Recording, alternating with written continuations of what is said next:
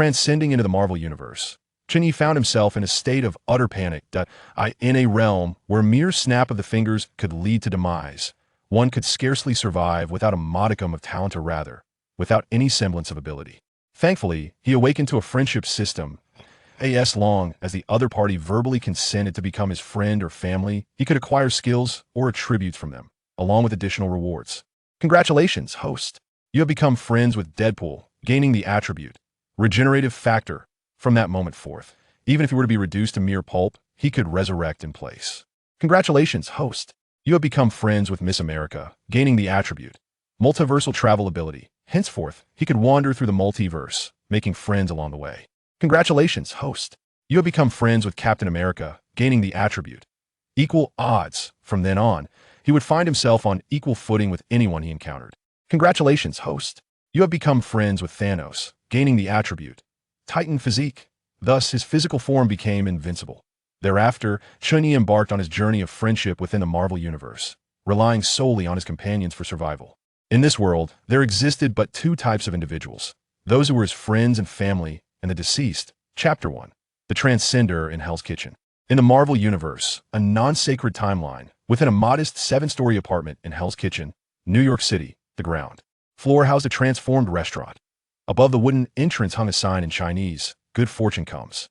Beneath, it was a banner proclaiming prosperous business. Flanking the entrance were red lanterns, emblematic of Chinese culture. Lying beneath one of the lanterns was a brown dog, marred in appearance, donning a red-eye mask. "Chun, are you done yet? I'm about to faint from hunger." A masked figure clad in a tight red bodysuit and red-eye mask leaned over the table, exclaiming, "Keep rushing me. You're not paying, yet you're so demanding. If you keep this up, I won't serve you at all, Wade," retorted a tall, well-built young man of Chinese descent, who emerged from the kitchen carrying dishes. He set the food before the glowing-eyed masked individual, none other than the infamous Deadpool. Turning to a white-haired youth standing by the bar, the Chinese young man said, "Pietro, bring out the leftover dishes from the kitchen." The white-haired youth raised his left hand in an okay gesture while donning goggles on his right. In an instant, he was seated beside Deadpool, pouring cola as 4 dishes and a soup materialized on the table. "Wow, Pietro, your ability never ceases to amaze me, regardless of how many times I witness it. If I had such power, I'd definitely make a couple of trips to the bank." Wade exclaimed dramatically. "Enough chatter, Wade. Wanda has matters to attend to today. Let's eat." "The 3 of us," the Chinese young man said as he observed the two indulge ravenously. His thoughts drifted. This young man, named Chen Ye, had traversed into the Marvel world 23 years prior and had since resided in Hell's Kitchen. The deceased patriarch met his end amidst a gang conflict, leaving behind a modest 7-story apartment. Having graduated from university just a year prior, he currently manages a restaurant, occasionally taking on part-time work. The individual before him, donned in a crimson mask, is a mercenary he encountered during one such part-time engagement. Due to certain systemic reasons, this mercenary has been provided with accommodations and sustenance at his apartment. Indeed, it is well known that a system is an essential asset for any traveler in alternate dimensions. Surviving for 22 years within the Marvel Universe without one is simply inconceivable, particularly in Hell's Kitchen. Chen Ye awakened a friend system, which allows him to receive random rewards from those who acknowledge him as a friend, encompassing wealth, attributes, items, and supernatural abilities. Furthermore, enhancing friendship levels yields additional attributes and further rewards. As for the 2 siblings, Wanda and her brother, they were rescued during a mission, and considering their lack of a place to stay, he has kindly offered them temporary shelter in his abode. Should a cataclysmic battle erupt in New York, they could safeguard the apartment. Otherwise, his aspirations as a landlord would be irrevocably shattered. Suddenly, a voice echoed in his mind. "Ding! Congratulations! Host Wade Winston Wilson's affinity level has increased to 3 stars. You have acquired the attribute Healing Factor. Would you like to fuse immediately?" The system prompted. At last, the Healing Factor had manifested, alleviating Chen Ye's concerns of becoming mere cannon fodder in the Marvel realm. He pondered, "System, I recall that in the original narrative, Deadpool's ability to endure the Healing Factor stemmed from his cancer. If I fuse, will I meet an untimely demise? Rest assured, host, this system will rectify any potential flaws. Please do not underestimate its capabilities." "Then let us proceed with the fusion at once." Fusion commencing. In an instant, Chen Ye felt a tremor within his body as countless cells transformed in an uncanny manner. Moments later, he slowly opened his eyes. Wade paused briefly, casting a puzzled glance at Chen Ye before shaking his head and resuming his meal with vigor. Chen Ye experienced an unprecedented surge of strength coursing through him. System, display my status. Name, Chen Ye. Race, human. Skills, combat skills LV10. Healing factor, constitution LV10. Rapid movement LV2, chaos magic LV1. Mastery of driving LV3, reflexes LV7. Swordsmanship LV5, marksmanship LV3, animal speech LV4, culinary arts LV5, lockpicking LV3, robbery LV2, zero cost acquisition LV3. System evaluation. You are no longer a mere weakling. You can barely hold your own against Captain America. However, should you encounter Thanos, it is advisable to immediately prostrate and plead for mercy. After reviewing the status panel, Chen Ye's fleeting pride quickly dissipated. He contemplated the nature of the cosmic entity known as the purple potato. Was it the royal variant or the cinematic universe's portrayal? The latter was somewhat more favorable. If it were the imperial purple sweet potato essence, it would not merely involve half the universe's existence. This represents the ultimate sycophant willing to annihilate the entire cosmos, including oneself, merely for a fleeting chuckle and death. Hence, sycophants are not afforded homes. However, time remains on our side. We have yet to conquer the trials of Hell's Kitchen, and our dear Tony, the dung beetle, has not yet ascended to the status of Iron Man. Before that moment arrives, I must forge numerous friendships, striving to elevate them to the status of family. I aspire to become a member of the Marvel family. Regrettably, were it not for my apprehension that the Ancient One might discern my identity as a traveler from another realm, I would have already sought her out in Kamartaj to establish a friendship. That I wonder whether this version of the Ancient One is a bald man or a bald woman. That if all else fails, perhaps with the capabilities of Miss America or Cable, I could traverse parallel universes to make acquaintances. In that case, I could confront the god of stories, Loki, with a punch, trample upon the imperial purple sweet potato essence, and compel death to kneel and sing conquer. Suddenly, having satiated his hunger, Wade, with a toothpick in his left hand and his right hand resting upon his belly, interrupted Chen Ye's reverie, saying, "There's a substantial job opportunity available. What do you think? Care to join me, Chen? How substantial? What's the task?" "You know, I am quite discerning when it comes to missions," Chen Ye replied, displeased at being interrupted. "It's not a hit on a black eye this time, it's a rescue mission," Wade continued. "Sometimes I think you're truly deranged, Chen. Every time you brandish a gun at a black guy, you inquire if they are good friends, then proceed to eliminate them. Do you realize that many African mercenaries outside harbor significant grievances against you, claiming you, as a Chinese, exhibit racial discrimination?" Rolling his eyes, Chen Ye retorted, "Please, in merely purifying the world. Okay, these individuals spend their days either engaging in $0 purchases or bullying innocent young women. As their good friend, I am simply facilitating their early arrival in paradise. All right? Remaining here is a waste of resources. I consider this an act of benevolence." $50 million, Wade exaggeratedly gestured with 5 fingers. Upon hearing such a staggering sum for the task, Chen Ye could not help but be momentarily taken aback.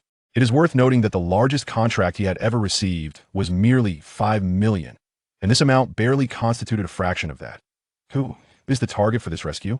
Chen Ye's expression shifted to one of gravity. This mission might not be as simple as it appeared. Wade pointed toward the television, which just then displayed the news, stating, "Globally renowned industrialist, playboy, billionaire, Tony Stark is missing." According to preliminary reports, Stark disappeared during a private trip, causing Stark Industries stock prices to plummet to "Oh, it's that murderer, Tony Stark. I refuse this contract. He deserves to die. That arms dealer," exclaimed Pietro from next door, rising in excitement. Chapter 2. The Friendship System. Do not be agitated, Pietro. The situation is not as you perceive, nor was it your adoptive parent's demise that he orchestrated. If you truly seek the truth, you should find him and understand his perspective, Chen Ye reassured. "Humph, I suppose I shall take on this task," Pietro responded thoughtfully. "Not an issue. Have the employer bring the deposit, and let us summon Wanda so the 4 of us may embark together," Chen Ye declared, raising the remote to switch off the television. "Quickly tidy the table, Wade. It is time to open for business, you rascal. Do not disturb me while I am making money. And remember to feed the leftovers to Wilson. I do not comprehend. Why does that dog outside share my name and sport the same mask? This is an affront to my esteemed identity as Deadpool. I could just stew that mutt for a hot pot." Wade lamented, exasperated. Chen Ye rolled his eyes. "Yes, indeed, the illustrious Deadpool. That dog outside might very well be a version of you from another timeline. You truly lack self-awareness. If you do not cease your incessant chatter, I shall dispose of you and let the vagrants outside feast upon you." You know well that those from Hell's Kitchen are not picky about their meat. In his mind, Chen Ye invoked the all-seeing eye, initiating a scan. Ding. The all-seeing eye is activated. You may view relevant information.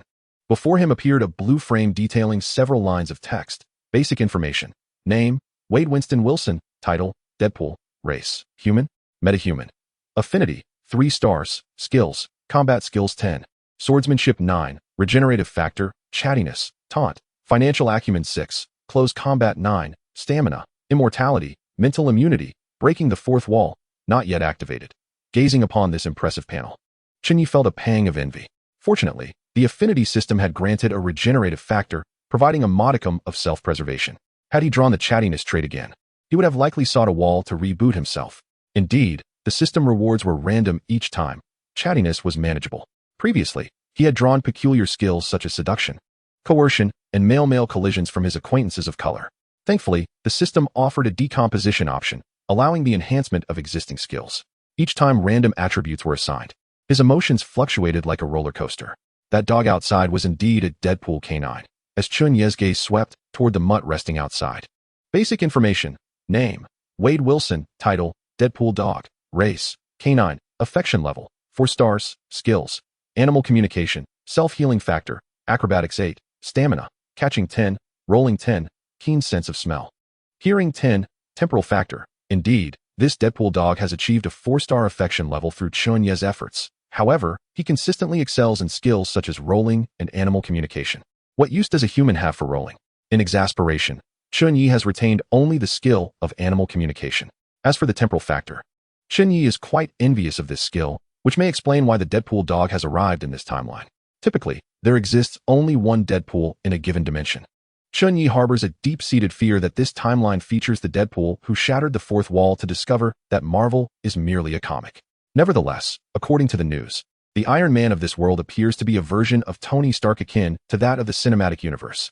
The pressing matter at hand is to rescue Tony Stark from Afghanistan and cultivate a friendship with him. Oh, how he longs to become one afflicted by the curse of knowledge.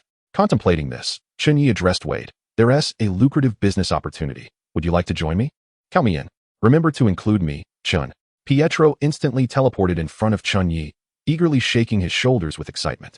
Chen Ye, somewhat annoyed, brushed Pietro's hands away and remarked, "Could you refrain from using your powers so liberally? Do you wish for the entire world to know you are a mutant? Thankfully, we are in Hell's Kitchen." Name, Pietro Maximoff. Title, Quicksilver. Race, mutant. Affection level, 5 stars. Skills, super speed, strength 10, high-speed particle vibration state, stamina 10, martial arts 3. Marksmanship 2. Chen Ye mused that it is a shame for such a remarkable superpower to be squandered in this manner. Yet achieving a 5-star affection level was not in vain, considering he had rescued this lad and Wanda. His combat skills are genuinely lacking. He must train diligently to prevent him from meeting the same fate as Quicksilver in the Marvel films, who was shot dead. This prompted Chen Ye to ponder whether Quicksilver's demise was merely a narrative convenience due to the exorbitant cost of special effects. Regardless, Pietro, relying on his super speed, neglects proper training, and Chen Ye must ensure he stays disciplined. What business? Forget about borrowing money, Deadpool lamented, lounging on the sofa with his hands cradling his head, one foot casually propped on the table.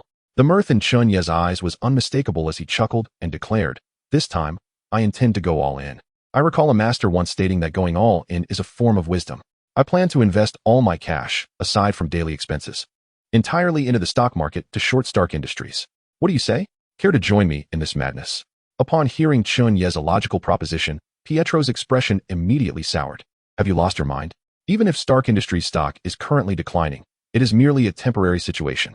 Waiting for Tony Stark's return, the stock prices will ultimately rebound. You are playing with fire." Deadpool turned his back, disregarding Chen Ye, and invested his entire fortune into the stock market. He still chose to be pessimistic about a giant like Stark Industries, believing that even without leverage, only a fool would make such a judgment. After observing this, Chen Ye smirked and remarked, unaware of goodwill, "Don't come crying to me for loans when I make my fortune." If they knew Stark would shut down the weapons division in the future, leading to a plummet in stock prices. Chapter 3, Natasha Romanoff Afternoon. "Miss, you shouldn't be here. I could have come to you. This is Hell's Kitchen, not a safe haven." A voice echoed from outside the door. Chen Ye and Deadpool turned to see a plump man in a suit entering, followed by a golden-haired woman with a worried expression, and a brown-haired lady dressed as a secretary. Deadpool hurried towards the trio, introducing one of the women. Chen, this is our esteemed benefactor. No, I mean our employer, Ms. Pepper Potts. The man appeared to be of little importance, likely just Ms. Pottsade. As for the beautiful lady, may I ask if you are here for me? Deadpool ignored the man and turned to present a rose to the brown-haired woman. You can call me Happy. I am Stark's bodyguard and the one who recommended Ms. Potts to you. The other lady is Ms. Rashman, Stark's newly hired secretary. The brown-haired secretary nodded in acknowledgement. Chen Ye promptly approached Ms. Pepper Potts to shake her hand, then gestured for them to sit. Please, Ms. Potts, take a seat. Pietro, quickly prepare tea for our guests. Enjoy your tea. No need to be polite. Pietro said just as 3 cups were already set before Happy and the others. Happy and Ms. Potts exchanged surprised glances, while the brown-haired lady remained expressionless, as if she had anticipated this. Chen Ye shot a disapproving glance at Pietro. Please don't mind him. It's just a small demonstration of our capabilities. How could we survive in Hell's Kitchen without some skills? Returning to the matter at hand, he continued, I am truly sorry to hear about Stark's disappearance. We will do everything in our power to assist in bringing him back. Could you share the specific details with us? Ms. Potts adjusted her composure and began to speak. A month ago, Tony Stark went to Afghanistan to deliver arms to the local U.S. military. After the transaction, on his way back to the military base, he was ambushed by unidentified armed forces. There was no sign of Tony's body at the scene. He is presumed kidnapped. I hope you can help me bring Tony Stark back, even if it is just his remains. As she spoke, her eyes glistened with tears, and she struggled to continue. Meanwhile, Happy frantically searched for tissues, and fortunately, the nearby secretary offered her handkerchief to Miss Potts. Upon hearing the plot, Chen Ye feigned a sorrowful expression while secretly reveling in delight. He hastily remarked, Miss Pepper Potts, I completely empathize with your sentiments, and I am truly sorry to learn of Mr. Stark's plight. However, I must point out that since Mr. Stark was attacked by unidentified armed forces, this rescue mission will likely entail confronting formidable firepower, which may require our team to engage in combat. Chen Ye paused, his countenance reflecting his inner conflict. We can hardly guarantee success. Furthermore, if Mr. Stark is still alive, we must safely extract him from the clutches of these armed forces, a task of considerable difficulty unless. At that moment, Deadpool, standing behind Chen Ye, brought his right hand together, forming a gesture that implied additional remuneration. Recognizing the implication, Pepper Potts responded, Money is not an issue. If you can locate Tony Stark and bring him back safely, I can offer an additional $50 million.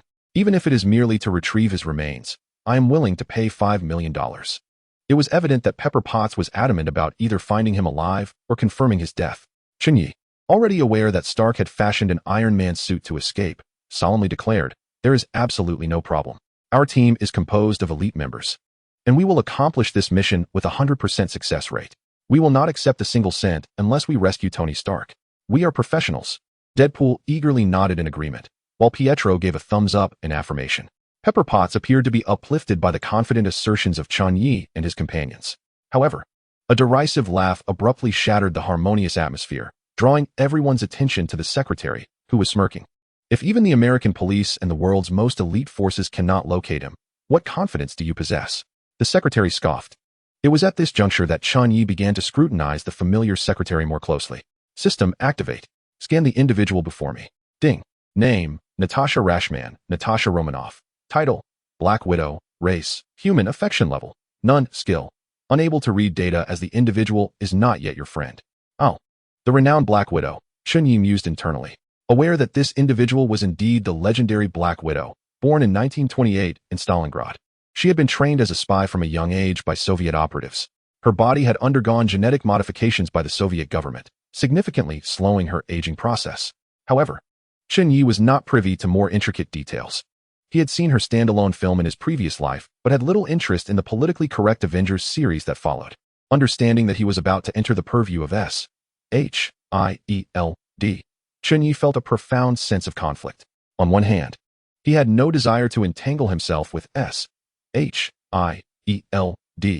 particularly due to his aversion to that insufferable character with the bald head. On one hand, there is a profound desire to befriend each member of the Avengers, as this seems to be the swiftest means of forming connections with such a multitude of superheroes. It is not that there are no other avenues, but the efficiency of befriending individuals one by one pales in comparison to the convenience of engaging with an entire team at once. However, these contemplations pertain to the future. For now, it is imperative to first establish a rapport with our Black Widow. Dear lady, you underestimate us greatly. Tony Stark is but a mere trifle. With me, Deadpool. At your service, he can certainly be retrieved. Just wait patiently for the good news. If we successfully bring your employer, Tony Stark, back, might we indulge in a romantic? Sniffed Deadpool quipped cheekily. I sincerely apologize, Ms. Rashman. Chen Ye hastily covered Deadpool's mouth, casting an apologetic glance towards Black Widow and Pepper Potts.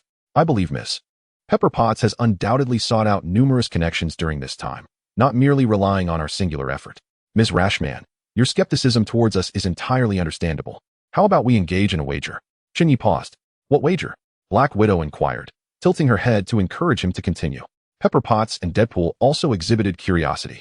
Chen Ye proceeded, Firstly, Ms. Pepper Potts, I do not intend to trivialize Tony Stark's situation with this bet.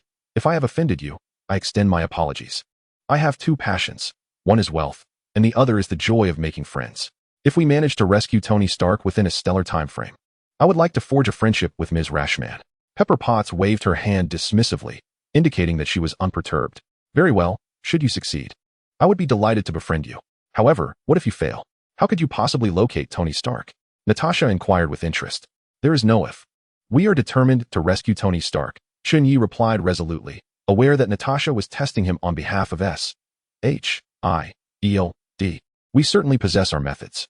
However, please ensure you bring along some personal items belonging to Tony Stark that he has used recently, preferably those with a strong scent.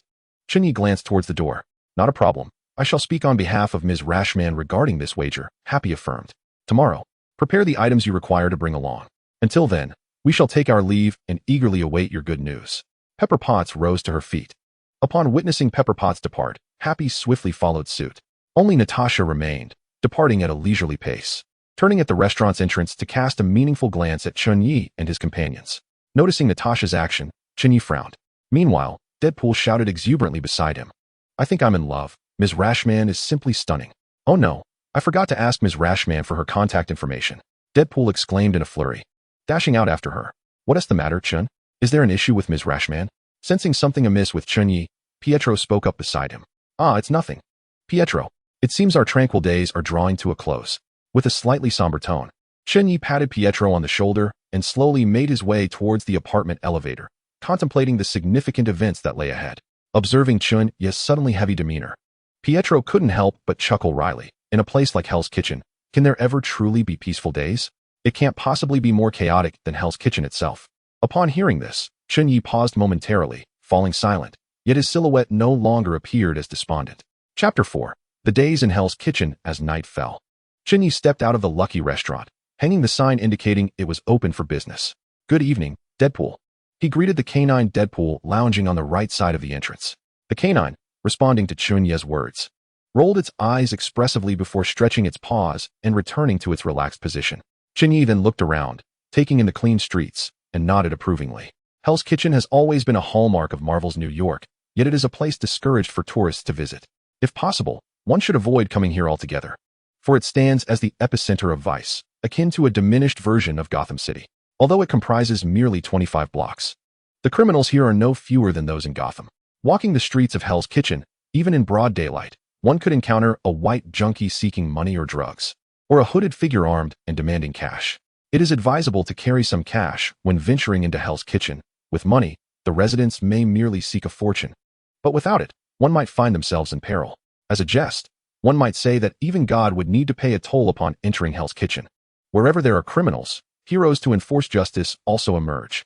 In the Marvel Universe, figures such as Daredevil, Spider-Man, Iron Fist, and Luke Cage roam these streets. In the past, the nights in Hell's Kitchen were filled with pimps, gangsters, and all manner of disreputable characters. It was inconceivable for an ordinary person to wander these streets at night unless they had a death wish. However, in recent years, since Chen Ye took over the Lucky restaurant, the nighttime atmosphere of Hell's Kitchen has grown more amicable, at least on this particular street. Occasionally, one might spot some defenseless individuals dining, though their numbers are few. This represents a small, yet significant, change brought about by Chen Ye within the Marvel Universe. Alas, he mused, I am not the protagonist, after all. I have yet to conquer even this modest Hell's Kitchen. An alien invasion is imminent. Chen Ye shook his head in self-deprecation.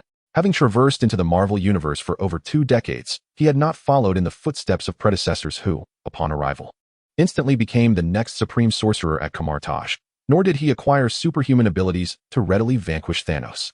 In his previous life, Chen Ye did not experience the misfortunes typical of other transmigrators. He was neither betrayed by a girlfriend nor faced business failures.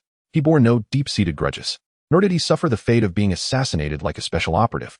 His parents were still alive, he had a lovely younger sister, and his family enjoyed a comfortable life. He was even a returee from overseas. Yet, in a moment of confusion, he fell asleep and found himself reborn in the Marvel Universe, specifically in Hell's Kitchen, a place that represents the lowest strata of society, particularly for a Chinese American. If one were to return to the United States of his former life, it would be as a mere underdog, at the very nadir of society. The narrative of high-flying billionaires like Tony Stark seemed far out of reach.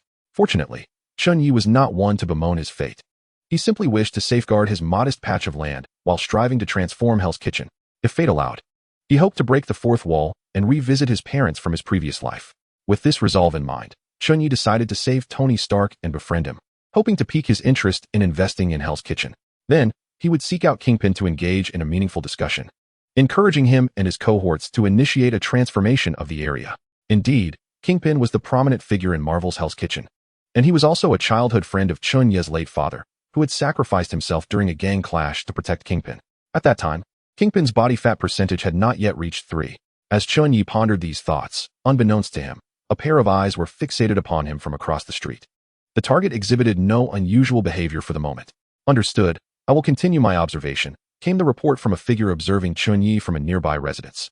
This individual was none other than Natasha, who should have already departed. Deadpool abruptly interrupted Chen Ye's thoughts. Hey, it seems someone is watching us. There are eyes on us from across the street and elsewhere, not just one. One of the scents is rather familiar. As if it belonged to someone who visited this afternoon, Deadpool remarked. Upon hearing Deadpool's words, Chen Ye furrowed his brow and let out a cold chuckle. He said nothing further and turned back toward the restaurant. Chen Ye had never harbored any fondness for S.H.I.E.L.D. in his previous life, as they were notorious for their surveillance. They often justified their actions as being for the peace of the earth, but in truth, it was a manifestation of their overpowering desire for control, seeking to regulate every aspect of life. Moreover, many of the troublesome incidents were instigated by S.H.I.E.L.D. agents, who often acted with a sense of unwarranted superiority. Chen Ye was not one to succumb to baseless desires, even if Black Widow were exceptionally beautiful. He would not tolerate the unwarranted surveillance of the good residents of Hell's Kitchen. He felt genuine disappointment that just as he had begun to connect with Tony Stark, he was already being watched. If their scrutiny escalated to impersonation or the fabrication of false charges against him, he would not hesitate to let them experience the warm hospitality of Hell's Kitchen. Gradually, more people began to populate the streets, and residents trickled into the lucky restaurant, while others strolled leisurely along the street. Natasha gazed at the bustling street before her, marveling at its unexpected tranquility. Were it not for her awareness of being in the notorious Hell's Kitchen, she would scarcely believe that such a street could exude safety and serenity, resembling an ordinary residential neighborhood. In typical Hell's Kitchen fashion, the streets would be nearly deserted after 8 o'clock, a phenomenon inconceivable in other parts of this infamous area. She sensed that the street's calmness was undoubtedly linked to the proprietor of the lucky restaurant she had encountered that afternoon. Almost everyone passing by would slow their pace to exchange a friendly greeting with the dog lounging at the entrance, affectionately named Wilson. This amused her greatly. She had not anticipated that undercover Tony Stark would yield such delightful surprises. Keep a close watch, Natasha. Observe the methods they employ to locate Tony Stark. It will take us some time to find him. The individual named Chen Ye is accompanied by 2 mutants, which poses a significant threat. He is reportedly somewhat prejudiced. Damn it. We may need to resort to certain measures if necessary. I will deploy 2 additional teams for surveillance. Your primary focus remains on Tony Stark, as he is a crucial element of my plan. Leave the rest to the other agents. A gravelly voice echoed in Natasha's earpiece. Understood, Director, she replied. Recognizing the voice of Nick Fury, the formidable leader of S.H.I.E.L.D. Chapter 5. The Rescue of Tony Stark Location. Afghanistan. The scorching sun cast its relentless rays upon the vast desert, transforming the landscape into a golden expanse. At that moment, 3 figures and a dog traversed the sweltering terrain. Chen Ye, is your dog even capable? Never mind. How long must we endure this search? Deadpool complained, exasperation evident in his tone. By the way, doesn't your mask shield against sand? At least have some protection. We're about to perish from the heat, Pietro grumbled, donning a pair of goggles. The dog, panting heavily, seemed on the verge of dehydration. Just hang in there. If it were easy to locate him, this money wouldn't be ours to claim, Chen Ye replied, resigned. Though he knew Tony Stark was in the arid Afghan desert, the expanse was simply too vast. The narrative returns to the evening of their initial meeting when Happy arrived once more at the Lucky restaurant, carrying a box. Mr. Chen, here are the items you requested. This contains articles recently worn by Tony Stark. Inside the box lay a pair of slippers, a wristwatch, and a small tuft of hair. Chen Ye examined these items with satisfaction and remarked, "No problem, this is sufficient. With these belongings, I shall be able to track down Tony Stark." It seemed that Pepper Potts was quite invested in Chen Ye's requests, or perhaps she was particularly concerned about Tony Stark's predicament. Not only did Happy deliver personal belongings, but he also collected the strands of hair that Tony Stark had inadvertently shed in bed. Truly, they are a perfect match in the Marvel Universe. Chen Ye couldn't help but express his envy. After confirming that Chen Ye had no objections, Happy visibly relaxed. He approached Chen Ye, patted him on the back, and then bowed deeply at a 90-degree angle. "I implore you, please ensure Mr. Tony Stark is brought back. I am utterly useless as Stark's bodyguard." Observing the guilt and sincerity etched on Happy's portly face, Chen Ye solemnly reassured him, "Rest assured, I will bring back good news. Mr. Tony Stark's disappearance is not your fault. You are a good person, a competent bodyguard. It's a pleasure to meet you, Mr. Happy. Indeed, even if you were present, can you truly contend with the 10 rings? Tony Stark possesses immense value, whereas you, Happy, seem to offer none at all. It wouldn't be surprising if you were swiftly dealt with by the 10 rings. Thank you for your comforting words. You are a good person, Chen. However, your fee is a bit on the high side," Happy remarked with a grin. At that moment, a melodious voice resonated in Chen Ye's mind. "Ding! Congratulations, host. You have successfully added Happy Hogan as a friend. Attribute gained, driving skill 6. Would you like to fuse immediately?" The system prompted. It seems Happy is not without merit after all. Fuse immediately, system. A surge of driving knowledge flooded Chen Ye's mind, as numerous professional driving techniques gradually surfaced. He felt a significant enhancement in his driving skills, and the once ordinary figure of the rotund Happy appeared far more endearing. After receiving Chen Ye's assurance, Happy promptly departed from the Good Luck restaurant. "Doc, it's time to get to work. I'll leave this here. Make sure to familiarize yourself with it over the next couple of days. You'll be instrumental in locating our wealthy benefactor," Chen Ye stated, picking up a box and striding towards Deadpool. At that moment, a scorching wind from the desert pulled Chen Ye back to reality, the heat bringing an overwhelming dryness. "By the way, doesn't tea wearing that tight suit feel unbearably hot?" Chen Ye teased, glancing at Deadpool, who appeared to be on the verge of collapse. "Shut up.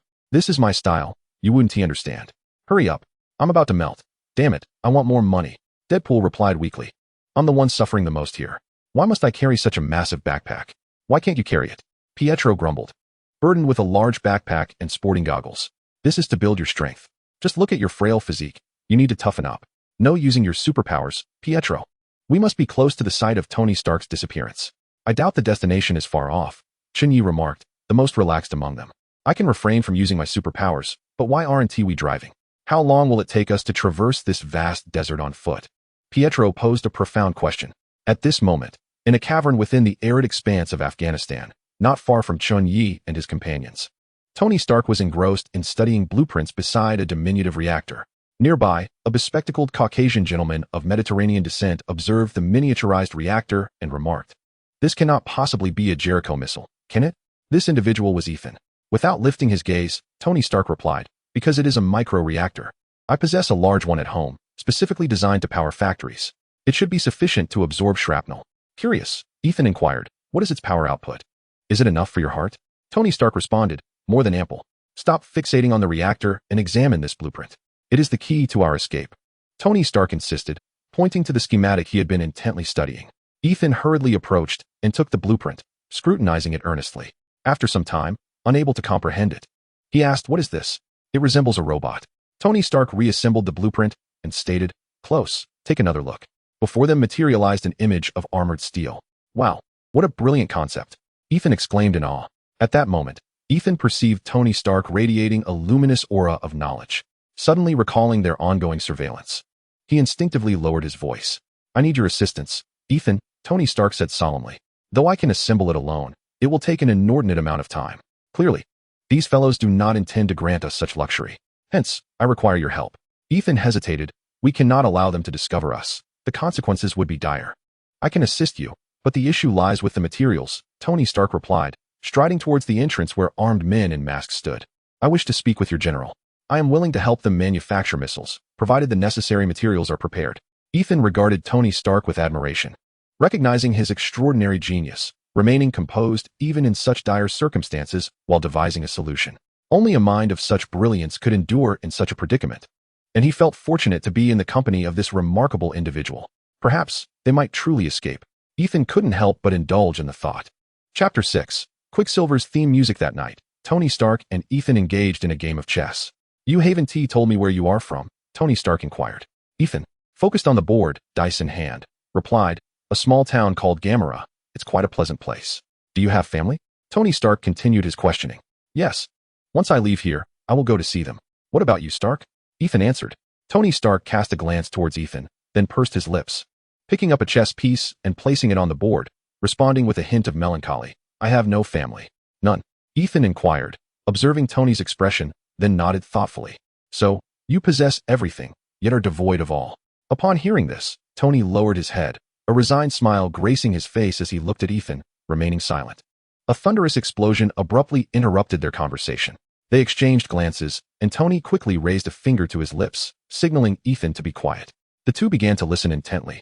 Outside, they faintly heard cries of enemy attack, eliminate the foes, accompanied by the sounds of gunfire and explosions. Then came a distant voice. "Where are you, Stark?" Along with the sound of music. "It seems someone is indeed concerned for your well-being," Ethan remarked with a smile at Tony. "But why do I still hear music? Am I mistaken?" "Perhaps," Tony shrugged, with Pepper Potts occupying his thoughts. Meanwhile, on the other side, Chen Ye and his companions, along with the dog, were embroiled in their own endeavors. It all began half an hour prior. "Woof! There's a strong scent of living beings ahead in the valley," Deadpool suddenly exclaimed, pointing towards the valley. "It seems we've located the stronghold of those armed militants. Let us hasten. I'd rather not spend the night here," Chen Ye urged. "Damn it! We finally found them after much searching. They must witness the prowess of the great Deadpool. If I stay here another day, I might just perish." With that, Deadpool unsheathed his dual katanas and began to dance them through the air. "Just watch my performance. I'll charge ahead." Impatiently, Piccolo donned his goggles. Evidently weary from a day spent in the desert, completely disregarding Chen Ye's instruction to refrain from using their powers. With a swift whoosh, Quicksilver vanished from sight. Noticing Quicksilver's absence, Chen Ye retrieved a pair of goggles from his trench coat, bidding farewell to Deadpool and the dog, and activated his abilities to move ahead. Leaving the pair exchanging glances. "Take us with you. Damn it. Why don't I have such convenient powers?" Deadpool exclaimed in frustration, throwing his sword to the ground and stomping on it in despair. Seeing no response from the duo, he begrudgingly picked up his sword, and along with the dog, hurried to catch up with the others. 10 minutes later, panting heavily, Deadpool and the dog spotted two figures leaning against a rock, each holding a bottle of cola. Casually chatting while observing a cave below, Quicksilver retrieved 2 bottles of cola from his backpack and tossed them to the duo. Just as they prepared to protest, they fumbled to catch the drinks. With a pop, Deadpool opened his cola and began to gulp it down eagerly. As a solitary figure and his canine companions savored their cola, Chen Ye addressed them. "Do you see that group of soldiers adorned with red scarves below? They are likely the armed faction responsible for the abduction of Tony Stark." He then gestured towards the cave deep within the valley, where Stark was presumably held captive. "Wait. You and the dog shall divert their attention, while I infiltrate to rescue him. Pietro, simply play some music, if you would. Is that acceptable?" Chen Ye commanded. "Burp." "No problem," Deadpool responded, inadvertently loud enough to catch the attention of the soldiers below, who shouted, "Who is it? Who's there?" Nearby soldiers, noticing the commotion, raised their weapons, becoming increasingly vigilant as they approached Chen Ye and his companions. Chen Ye and Pietro exchanged exasperated glances at Deadpool, who unabashedly flashed them a peace sign. "Since we've been discovered, let the show begin. Music on," Chen Ye shouted as he donned his goggles. Deadpool brandished 2 long swords and leaped into action, proclaiming, "Deadpool is here. Tony Stark, are you in there?" Meanwhile, Deadpool's dog tossed 2 grenades downwards before following suit with 2 guns drawn. "Enemy attack. Intruders." The armed men shouted as they opened fire. The sound of gunfire reverberated through the air. Quicksilver, donning his goggles, retrieved a small speaker from his backpack and activated it.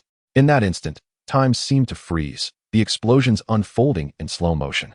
Deadpool and his canine companion appeared suspended mid-air, as if time had slowed for them as well. The music that played was the exclusive theme of Quicksilver from the previous life of Chen Ye, a request he had made, believing that without this melody, their battle would lack soul. As the rhythm resonated, Chen Ye and Quicksilver dashed forward, swiftly surpassing Deadpool and his dog. Pietro even took the opportunity to humorously reposition Deadpool, entwining his legs and aiming a knife at Deadpool's eyes. Chen Ye chuckled at this sight and promptly redirected the bullets aimed at them. although he knew that neither would be harmed even if hit. The kind-hearted Chen Ye chose to intervene and lessen their suffering. He also disarmed the soldiers by removing the red scars from their heads and binding their hands. Accelerating towards the cave's innermost depths, Chen Ye approached the heavily locked door. He slowly raised his right hand, which shimmered with a faint crimson glow. With his glowing fingers directed at the door, he gradually brought them together, causing the door to twist and contort like a pretzel. With a resounding crash, the door fell to the ground. Chen Ye observed the two individuals seated within, swiftly approaching to scrutinize them. The one with the luminous chest must be Tony Stark, while the elderly gentleman with a white beard and a hat is presumably the Ethan who was supposed to collect the meal box. Glancing at the unassembled original Mark I on the floor, Chen Ye felt relieved, realizing that the plot had not deviated significantly. The Iron Man would still come into existence. As he beheld the paused figures of Tony Stark and Ethan, Chen Ye confirmed their identities and promptly retracted his superpowers. Subsequently, the world seemed to resume its normalcy as if the play button had been pressed. Chapter 7. Stark, Be My Son from the perspective of Tony Stark and Ethan. They had just heard the sound of an explosion. Unexpectedly, the door of their confinement twisted into a chaotic tangle, and an Asian man clad in a black trench coat and wearing goggles appeared before them, smiling. "Hello, Tony Stark, would you care to be my son?" Chen Ye greeted with a friendly smile. Noticing the bewildered expressions on Tony Stark and Ethan, he recognized the awkwardness of the situation. He then awkwardly added, "Apologies for the interruption. Just a jest. My name is Chen Ye, and I am here on behalf of Ms. Pepperpotts to rescue you." Tony Stark, with a nonchalant gesture, pointed at Chen Ye and then towards the outside. "Was that magic? How did you suddenly appear before me?" "Just a minor superpower, nothing of great significance," Chen Ye replied, instinctively extending his hand to shake Tony Stark's, only to suddenly remember that Stark was not particularly fond of handshakes. "So are we safe now? We really don't need to worry about the outside?" Ethan, who had been overlooked, finally spoke up. "Rest assured, my companion will handle that," Chen Ye waved dismissively. At that moment, a figure dashed towards Tony Stark, Pietro. Upon seeing Tony, he was reminded of his adoptive parents and was about to charge in to throw a punch. "Stop!" Chen Ye interjected, positioning himself before Tony Stark, his right hand blocking Quicksilver's fist. "Whoa, whoa, whoa. What are you all doing?" "Chen, who is this white-haired fellow resembling a brain-damaged patient? And he is throwing punches? I'll dock your pay." Tony Stark's characteristic arrogance flared as he appeared unfazed by his imminent rescue. "You damned arms dealer, you murderous scoundrel. We should never have come to your aid," Quicksilver shouted. Restrained by Chen Ye. "Your adoptive parents. They perished in Sokovia due to missiles manufactured by your company," Chen Ye elucidated. "In this catastrophe, you obliterated his home." "I'm sorry, truly sorry. I had no idea that the weapons produced by the company were used in such a manner.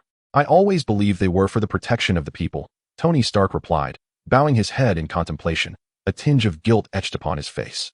"Not long ago, I witnessed a young man tragically perish beneath the very weapon I intended to wield for their protection. It dawned upon me that this was a grievous error.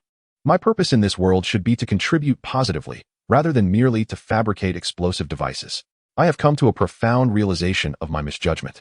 Upon my return, I shall provide you with an explanation, a reckoning, Mr. White-haired." Pietro, after absorbing this revelation, restrained his burgeoning fury, for the individual before him, Tony Stark, remained their charge. "Very well, Mr. Stark, are you still hungry? Would you care for a bite to eat? Please allow me a moment to resolve this inconvenience." Chen Ye inquired of Tony Stark.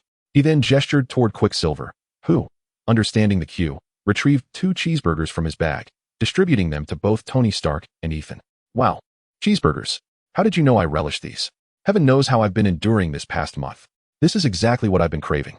For this burger alone, I shall count you as a steadfast friend," Chen Ye exclaimed with delight, a voice echoing in his mind. "Ding. Congratulations, host.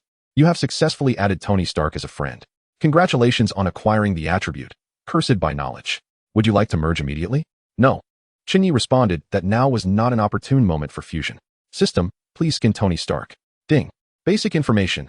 Tony Stark. Title, Iron Man. Race, human. Favorability, 1 star. Skills, Chemistry 7, Physics 10, Flirting 5, Truth, non-upgradable. Research ability 7, Cursed by Knowledge, Wisdom 9.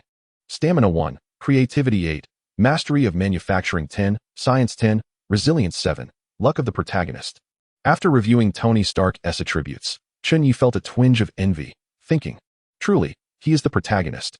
He observed Tony Stark and Ethan devouring their food voraciously, while Deadpool would take some time to tidy the battlefield. Chen Ye silently urged the system for fusion. In an instant, his mind began to ignite with activity, a beam of light racing through his thoughts. He felt as if his intellect had undergone a quantum leap, rendering the world more vivid and clear. It was as though a door had swung open in his mind. Ideas bubbling forth like a spring.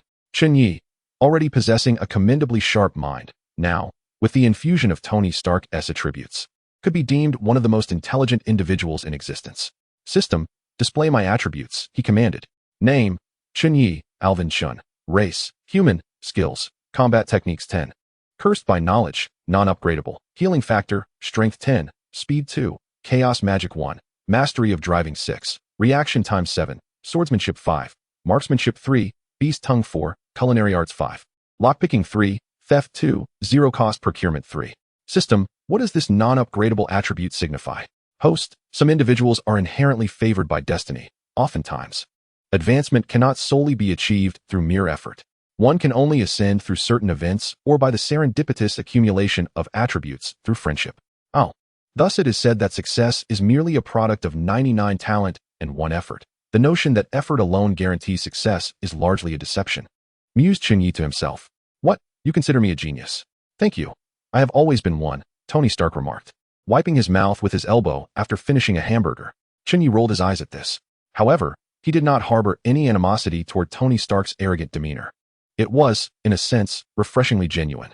After all, given his life experiences and status, there was no need for him to curry favor with anyone, thus shaping his sharp-tongued yet tender-hearted character. In his past life, while watching films, Chen Ye had always perceived Tony Stark as the quintessential warm-hearted hero of the Avengers. Someone who was prepared to sacrifice himself at any moment, leaving behind what others needed. Therefore, regardless of whether he possessed a system or not, Chen Ye yearned to befriend Tony Stark. After all, who would refuse the companionship of a generous billionaire? The sounds outside the room gradually subsided, leaving only the echo of footsteps. It should be over now. My companions must have tidied up, Chen Ye said to Tony Stark. You will soon be able to reunite with your family, Tony replied to Ethan. Ethan responded with a wry smile, his gaze vacant. The ruffians outside had been dealt with by the illustrious Deadpool. With such meager strength, how dare they kidnap my benefactor? What a pity you missed my valiant figure. In that moment, Deadpool swaggered in, swords in hand, accompanied by Dogpool brandishing guns, almost as if he were puffing on a cigar. Chun, your companions are quite unique, Ethan remarked, sizing up the pair.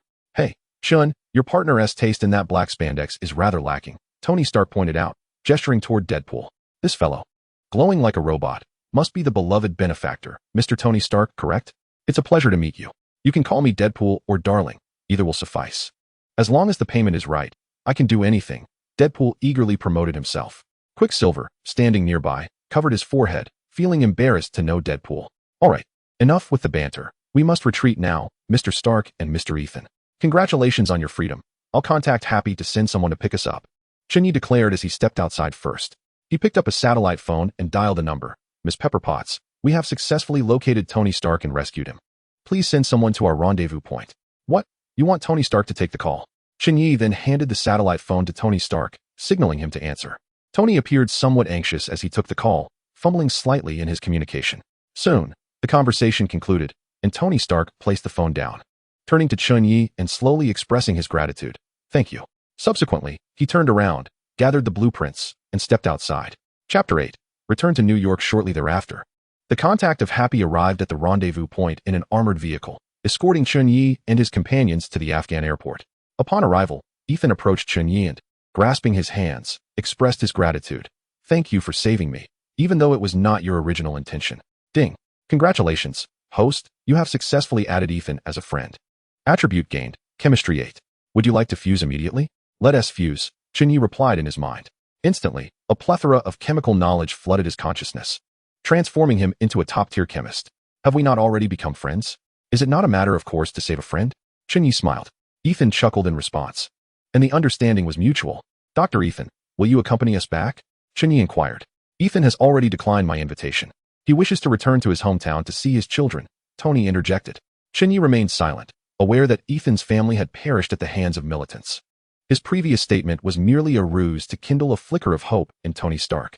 Tony, I must confess, I deceived you. My family has long been dead, slain by those militants. I was merely misleading you. Now, I find myself uncertain of where to go, Dr. Ethan said, his eyes devoid of life. Observing Ethan's troubled expression, Chen Ye gently patted his shoulder and tentatively suggested, I am planning to establish a community school in Hell's Kitchen. You could serve as our science and chemistry teacher. I have an apartment there, with meals and accommodation provided, along with comprehensive benefits. What do you think? Ethan, do not heed his words. Upon your return, come to my Stark Industries. I will arrange a laboratory for you in Stark Tower. You should not squander your talents at a mere community school, Tony interrupted. Mind your own affairs, and take a look at the little light on your chest. Should it ever extinguish, I need not elaborate on the consequences. Your survival would be in question, Chen Ye retorted, somewhat threateningly. Enough. Let us settle this for now. Should Ethan feel uncomfortable in Hell's Kitchen, I shall send him to your company, Chen Ye decisively concluded. In the end, Chen Ye and his companions boarded Tony Stark's private jet, greeted by Happy, his driver and bodyguard. The aircraft swiftly ascended, heading toward New York's Kennedy Airport. Inside, Pietro donned headphones to rest, while Deadpool indulged in a meal prepared by the flight attendant, occasionally teasing her. Dr. Ethan engaged in conversation with Happy.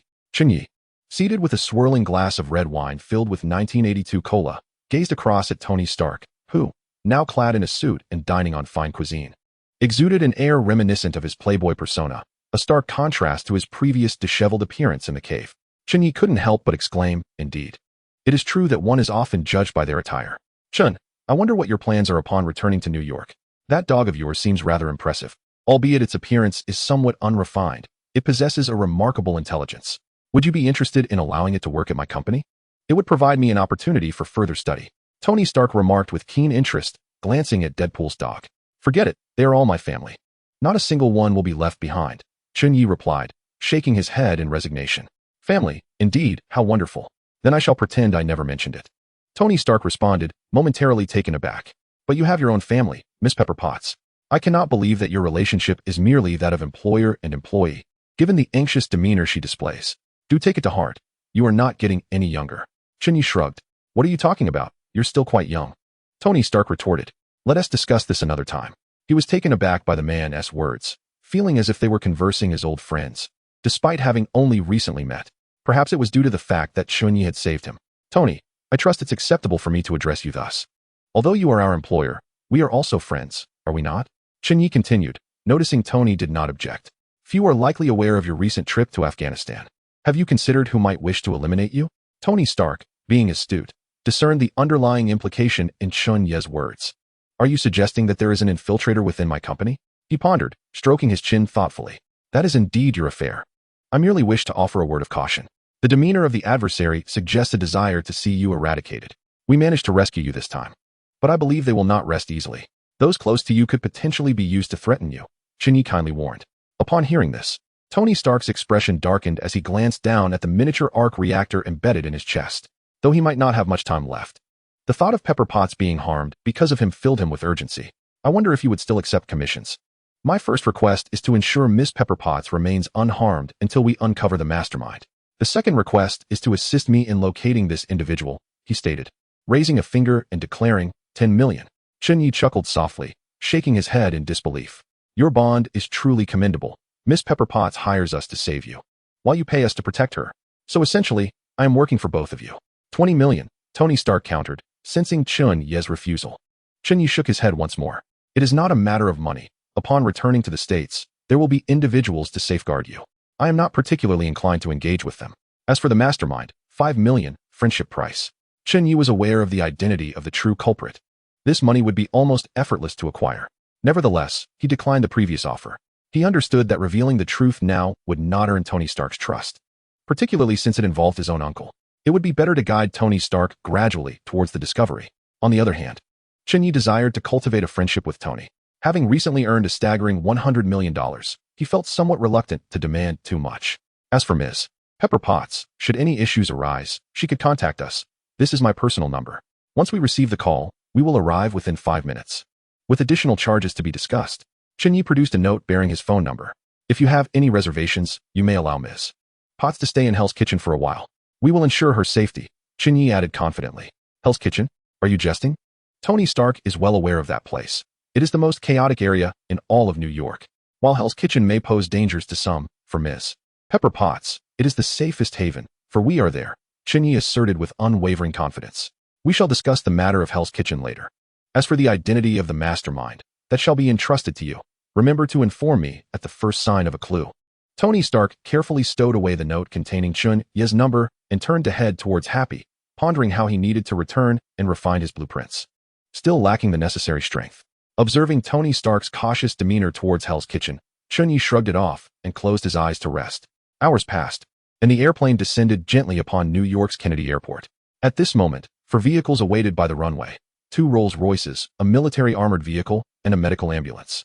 Miss Pepper Potts anxiously watched the approaching aircraft, flanked by Colonel Rhodes and a team of military personnel, with medical staff readying a stretcher nearby.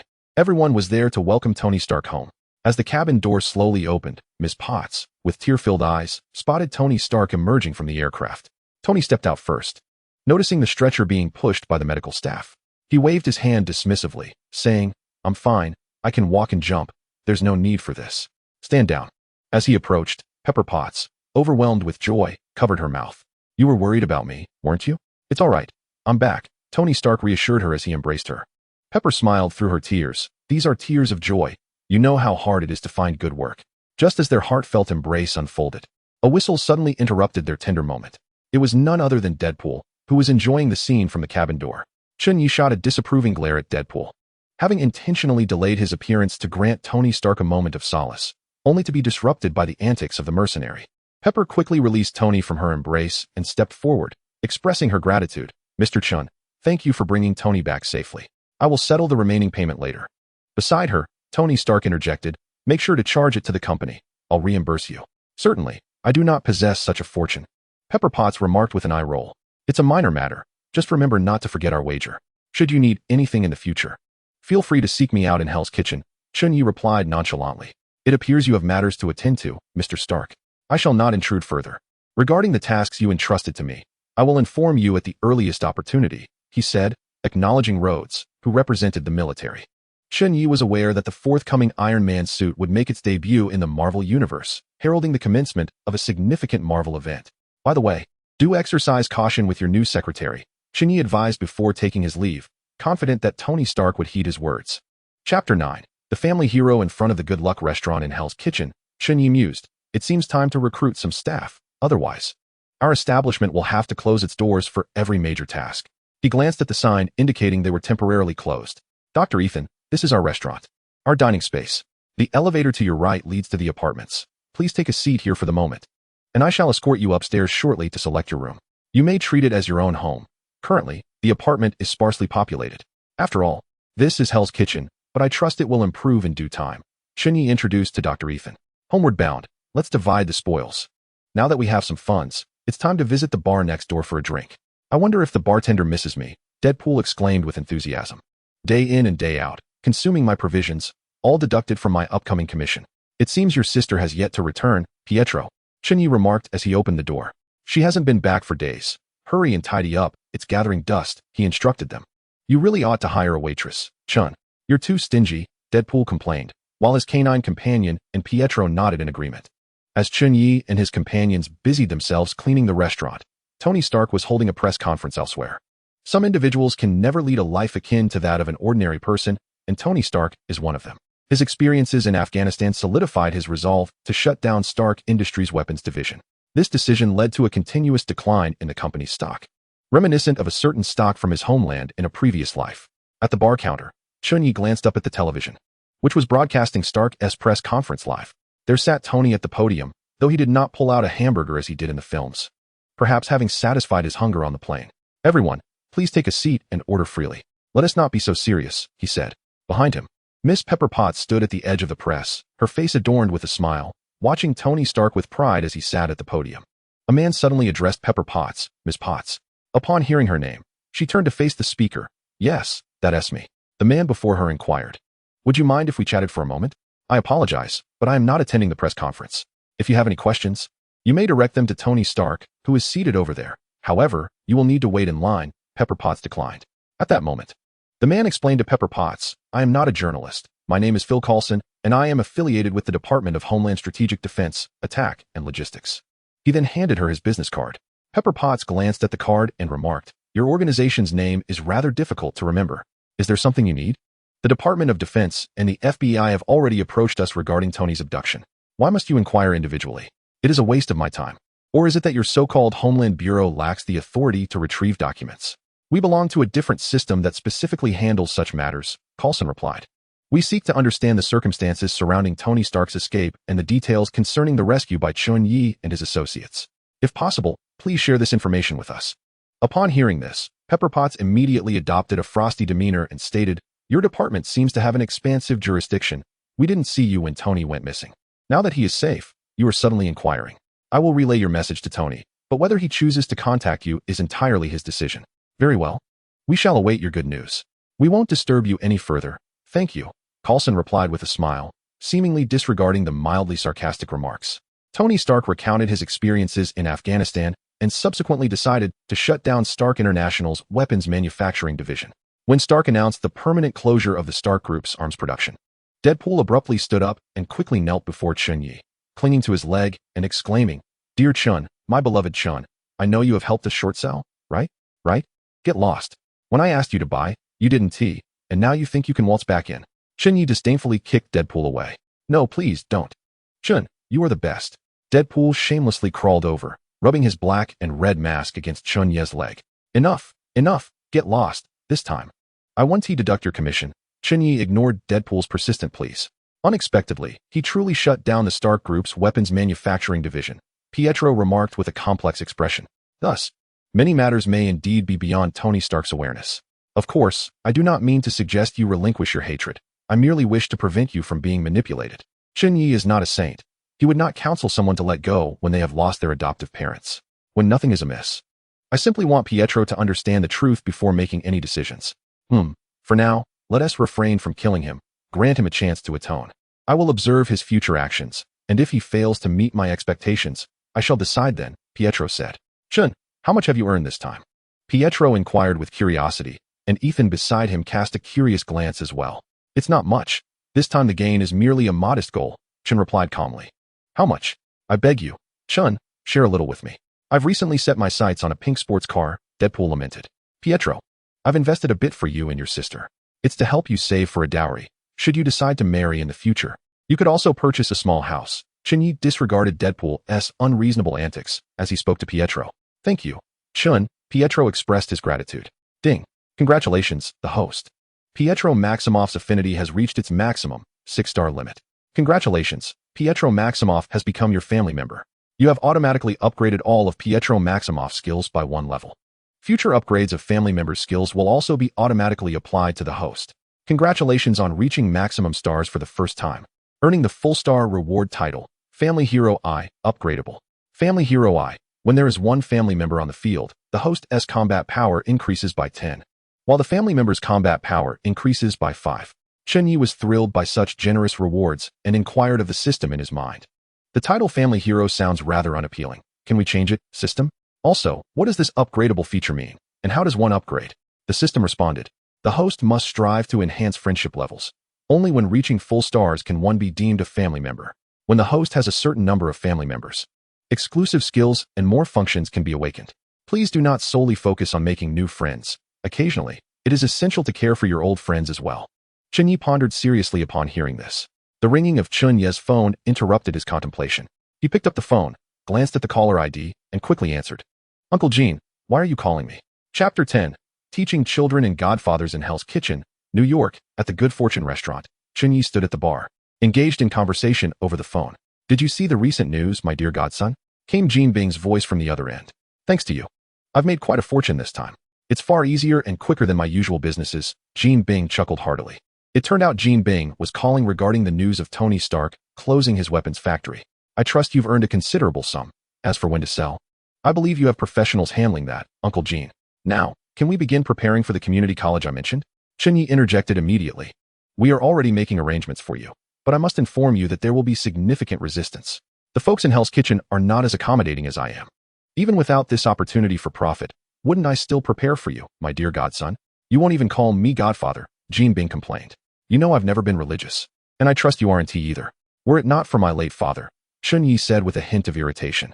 Upon hearing this, Jean Bing remained unperturbed. If the others in Hell's Kitchen were to witness Jean Bing chatting merrily on the phone, they would likely be astonished. Do not speak ill of your father. I believe his finest decision in life was to make you my godson. He continued.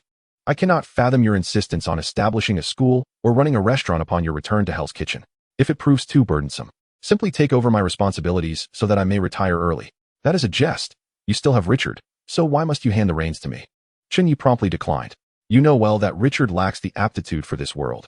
If he were to enter, he would be devoured whole. I merely wish for him and Vanessa to lead a peaceful life, Jean Bing lamented. Furthermore, if I were to take over, I would have to cut many of your ventures, as you are aware. Your subordinates might tolerate it. But I fear that it would not just be Hell's Kitchen that descends into chaos. The entire underworld would follow suit, Chen Ye elucidated. This weekend, I shall join you for dinner with Vanessa and Richard. It has been far too long since we last saw them. Vanessa mentioned she misses you. You little rascal. No refusals, it is settled, Jean Bing declared with unyielding authority. Indeed, Jean Bing, whose full name is Wilson Fisk, is the notorious villain of Hell's Kitchen. A towering figure with a mere 2% body fat. In the vast Marvel universe, at least 40% of the criminal undertakings are linked to him. When one mentions the heroes of Hell's Kitchen, names like Spider-Man and Daredevil come to mind. However, when discussing the villains, only one name resonates profoundly, Jean Bing. Other antagonists pale in comparison to his formidable presence. In truth, Chen Ye harbored no particular disdain for Jean Bing, as he was unlike other Marvel villains who sought to annihilate or conquer the world. Jean Bing simply aimed to earn a living, pursuing any profitable venture. Admittedly, his methods of acquiring wealth were not entirely commendable. Chen Ye felt he could not abide by the realms of gambling and drugs.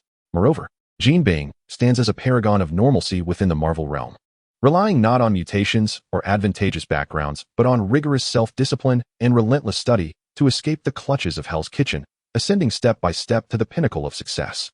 Unlike certain Spider-Men, who, despite dwelling in the slums and possessing extraordinary abilities, chose to flit about rather than strive for financial stability, ultimately losing their loved ones and their livelihoods, Chen Ye did not oppose their pursuits of justice. However, when one has not secured their own life and family, it is difficult to devote oneself to saving others of little consequence. Ultimately, when Chen Ye was born, his late father had sought out Jean Bing to become his godfather. Many may assume that the term godfather is synonymous with the concept of godfather in Chinese culture. In reality, the Western notion of a godfather is deeply intertwined with religious practices. In families with religious beliefs, shortly after a newborn's arrival, they are taken to a church for baptism by a clergy member. During this ceremony, the infant is pledged to remain forever loyal to God. However, since the infant lacks the ability to speak at that tender age, it is typically the child's biological parents who voice these vows. As time progresses, this duty often falls to a close friend of the parents, who then assumes the title of godfather for a male or godmother for a female. Notably, this role is not merely ceremonial. The godparent bears the responsibility of guiding the child's development. Furthermore, should the biological parents pass away, the godparent is expected to fulfill parental duties. Thus, a godfather carries more obligations than a mere dry father. However, given that Chen Ye had previously been steeped in a rich cultural heritage for 5 millennia and identifies as an atheist, preferring to believe in figures like the Monkey King or ancient Chinese deities, calling someone godfather proves to be a challenge. Kingpin, a staunch capitalist, does not impose this title upon Chen Ye, yet their bond remains remarkably close. Vanessa is Kingpin's wife, and Richard, whose full name is Richard Fisk, is their child. In various iterations of the Marvel Universe, Kingpin's wife and child often fall victim to his enemies, reminiscent of the tragic relationship between Spider-Man and his uncle, serving as sacrifices that propel the hero's growth. In alternate universes, Kingpin, after the loss of his child, abandons his retirement plans and descends into madness, nearly instigating a Fourth World War due to his extensive list of global adversaries. Ultimately, he comes to the realization that a ruler should remain unencumbered by attachments, leading him down the dark path of eliminating his wife, embodying the phrase "a heart devoid of women, the sword drawn naturally." However, now that Chen Ye has traversed into this realm and established a connection with Kingpin, such tragedies are unlikely to unfold. Under Chen Ye's influence, Kingpin has moderated his behavior, diverging from the cold-blooded ruthlessness exhibited in other Marvel narratives, and refrains from committing heinous acts that would weigh heavily on Chen Ye's conscience. Moreover, the comic book portrayal of Kingpin often depicts him as a significant troublemaker, drawing the ire of various superheroes, including the likes of Daredevil, the Punisher, and Spider-Man. Not to mention the X-Men and the Fantastic Four. If Chen Ye were not to rein in his actions, it is conceivable that 90% of the superhero community would find themselves at odds with Kingpin. Thus, Chen Ye has consistently advised Kingpin to amass wealth discreetly. By the way, Hell's Kitchen has been rather tumultuous lately. Just a few days ago, while you were away, A rat attempted to infiltrate your restaurant, but was intercepted by my associates. Additionally, there has been an uptick in the presence of individuals from the hand and the high table in Hell's Kitchen, seemingly searching for someone. Kingpin cautioned Chen Ye, urging him to remain vigilant. I will also inquire with my contacts. Humph, causing a ruckus in my territory without so much as a word? Do they truly believe I am a soft target? Others may fear the high table, but I remain unperturbed. It is merely a child's play organized by those unworthy of the stage. Very well, I shall be mindful. I am not afraid of their arrival. In fact, the renovation of the school necessitates substantial funds, remarked Chen Ye nonchalantly. Chapter 11. John Wick. Chen Ye ended the call and gradually closed his eyes. Those accursed rodents must surely belong to the S.H.I.E.L.D. agents who had previously surveilled him. This only deepened Chen Ye's disdain for the organization, solidifying his resolve that should there be a next time, he would not shy away from causing them a bit of trouble. Casting a glance at the clock in the restaurant, he noted that dinner service was soon to commence. It was time to prepare. Pietro, go fetch the ingredients. We are about to commence operations, Chen Ye instructed hastily. Chen, I won't be dining here tonight. I'm off to the bar next door to charm some ladies. Deadpool interjected promptly. It was indeed time to find a chef for the restaurant. Cooking alone was simply too exhausting. A server was also necessary, otherwise he would be overwhelmed. Chen Ye murmured under his breath. As night fell, the once desolate Hao Yunlai restaurant gradually began to attract patrons. Old Chen, the usual, one serving of General Tso's chicken, a plate of pan-fried dumplings and Yangzhou fried rice, called out Butler, a regular from Hell's Kitchen and a notorious smuggler. Accompanying him were two timid Asian girls. After a moment, Chen Ye brought out the dishes, then wiped his hands and turned to the two young Asian girls, saying, So, have you brought two more girls to pay their respects today? They just crossed over. They insisted on staying. They came here to earn money. So I brought them to pay their respects. Everyone knows that in Hell's Kitchen, you are the only one who can ensure their safety. Butler explained while deftly using chopsticks to pick at his food. Very well, let us take them to Ginny's. It's all trivial, Chen Ye responded indifferently. Upon hearing this, Butler gestured to the two girls, indicating that this arrangement had been discussed prior. The two girls produced a handful of crumpled bills from their bags, totaling less than $1,000, which they handed to Chen Ye. No need. Keep this money for yourselves. Do I appear to be in want of such a pittance? Chen Ye quickly waved his hand in refusal. The two girls, seemingly oblivious, insisted on pushing the money into his hands. Accept it. Others on the street take their share. If you refuse, they will harbor objections. Moreover, if you do not accept it, these girls will lack a sense of security. Think of it as a way to assist them, Butler remarked, picking up a piece of General Tso's chicken. Very well, I shall accept this money. I will hold on to it for you. When you have saved enough to leave Hell's Kitchen, come find me. Now eat up, you two. Is there anything else you desire? I shall prepare it for you. Chen Ye conceded, reluctantly accepting the money and signaling for them to enjoy their meal. Just as Chen Ye was conversing casually with the two young girls, a figure approached from the direction of the apartment towards the restaurant. Oh, if it isn't old ma. It's rare to see you in the restaurant today. Haven't you always been averse to Chinese cuisine? Pietro teased upon spotting Marcus. Upon hearing Pietro's voice, Chen Ye ceased his conversation with the two young ladies and lifted his gaze toward Marcus. It's not time to pay the rent yet, is it? What's the matter, old ma? Chen Ye inquired. Marcus took a seat at a location near the bar, his demeanor grave as he addressed Chen Ye. Chen, I require your assistance. Chen Ye sensed an unusual tension. He could detect a faint aroma of alcohol mixed with the scent of blood emanating from Marcus. Speak plainly. What issue could possibly surpass the capabilities of the Continental Hotel, compelling you to trouble your humble landlord? A sense of foreboding washed over Chen Ye. Marcus, a man past 50 and one of the assassins affiliated with the Continental Hotel, initially led Chen Ye to believe he resembled the Green Goblin from Marvel. It was only later that he realized it was merely a superficial resemblance. After a fateful encounter where Chen Ye saved him, Marcus had taken refuge in Chen Ye's apartment, leading a reclusive life with little social interaction. The Continental Hotel operated as a hub for various services, for a price. One could gather intelligence, hire assassins, or engage bodyguards. Naturally, transactions were not conducted in US dollars, but rather in a form of currency known as gold coins.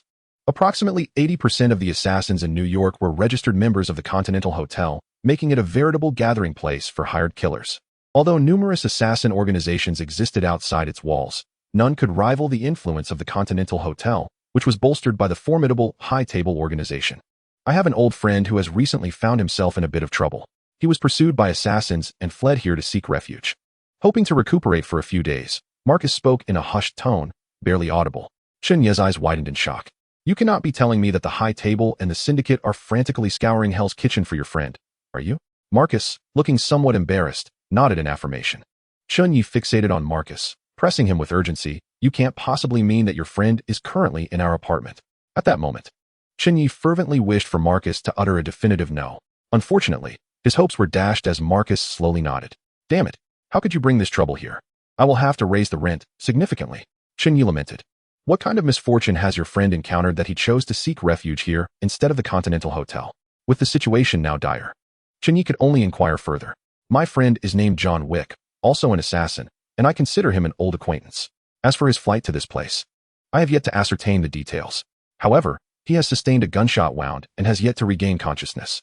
I rushed here to inform you, Marcus replied hastily. Chen Ye recognized the name, a flicker of familiarity igniting within him, as if he had once encountered it in a cinematic tale from a bygone era. After all, it has been over 20 years since I traversed to this place. No matter how astute or sharp Chen Ye may be, it is impossible for him to recall every detail. Chen Ye hesitantly inquired, does your friend have a middle part in his hair? Marcus nodded affirmatively. Chen Ye pressed on. Is your friend particularly fond of dogs? Marcus, resembling an unyielding nodding machine, continued to assent. The final query was, does your friend bear the title of the boogeyman? Observing Marcus's continued nodding, Chen Ye was convinced that this individual was indeed the protagonist of a relentless pursuit film. Petro interjected. That's the one who annihilated an entire Russian mob for the sake of a dog. Wow, how impressive. So, Chen, you will assist us, won't you? If it proves impossible, I shall take my leave immediately. I would not involve you in this, Marcus quickly added. Chen Ye fell into silence for a moment, while Marcus gazed at him with hopeful anticipation for a response. Chen Ye removed his apron and declared, where do you think you can go? The high table's agents are here to assassinate. It's evident that we've attracted the ire of their upper echelon. As for involving you, once you set foot in my territory, you implicitly become my responsibility. Old Ma, you are my tenant. For your sake, I shall indeed investigate that individual.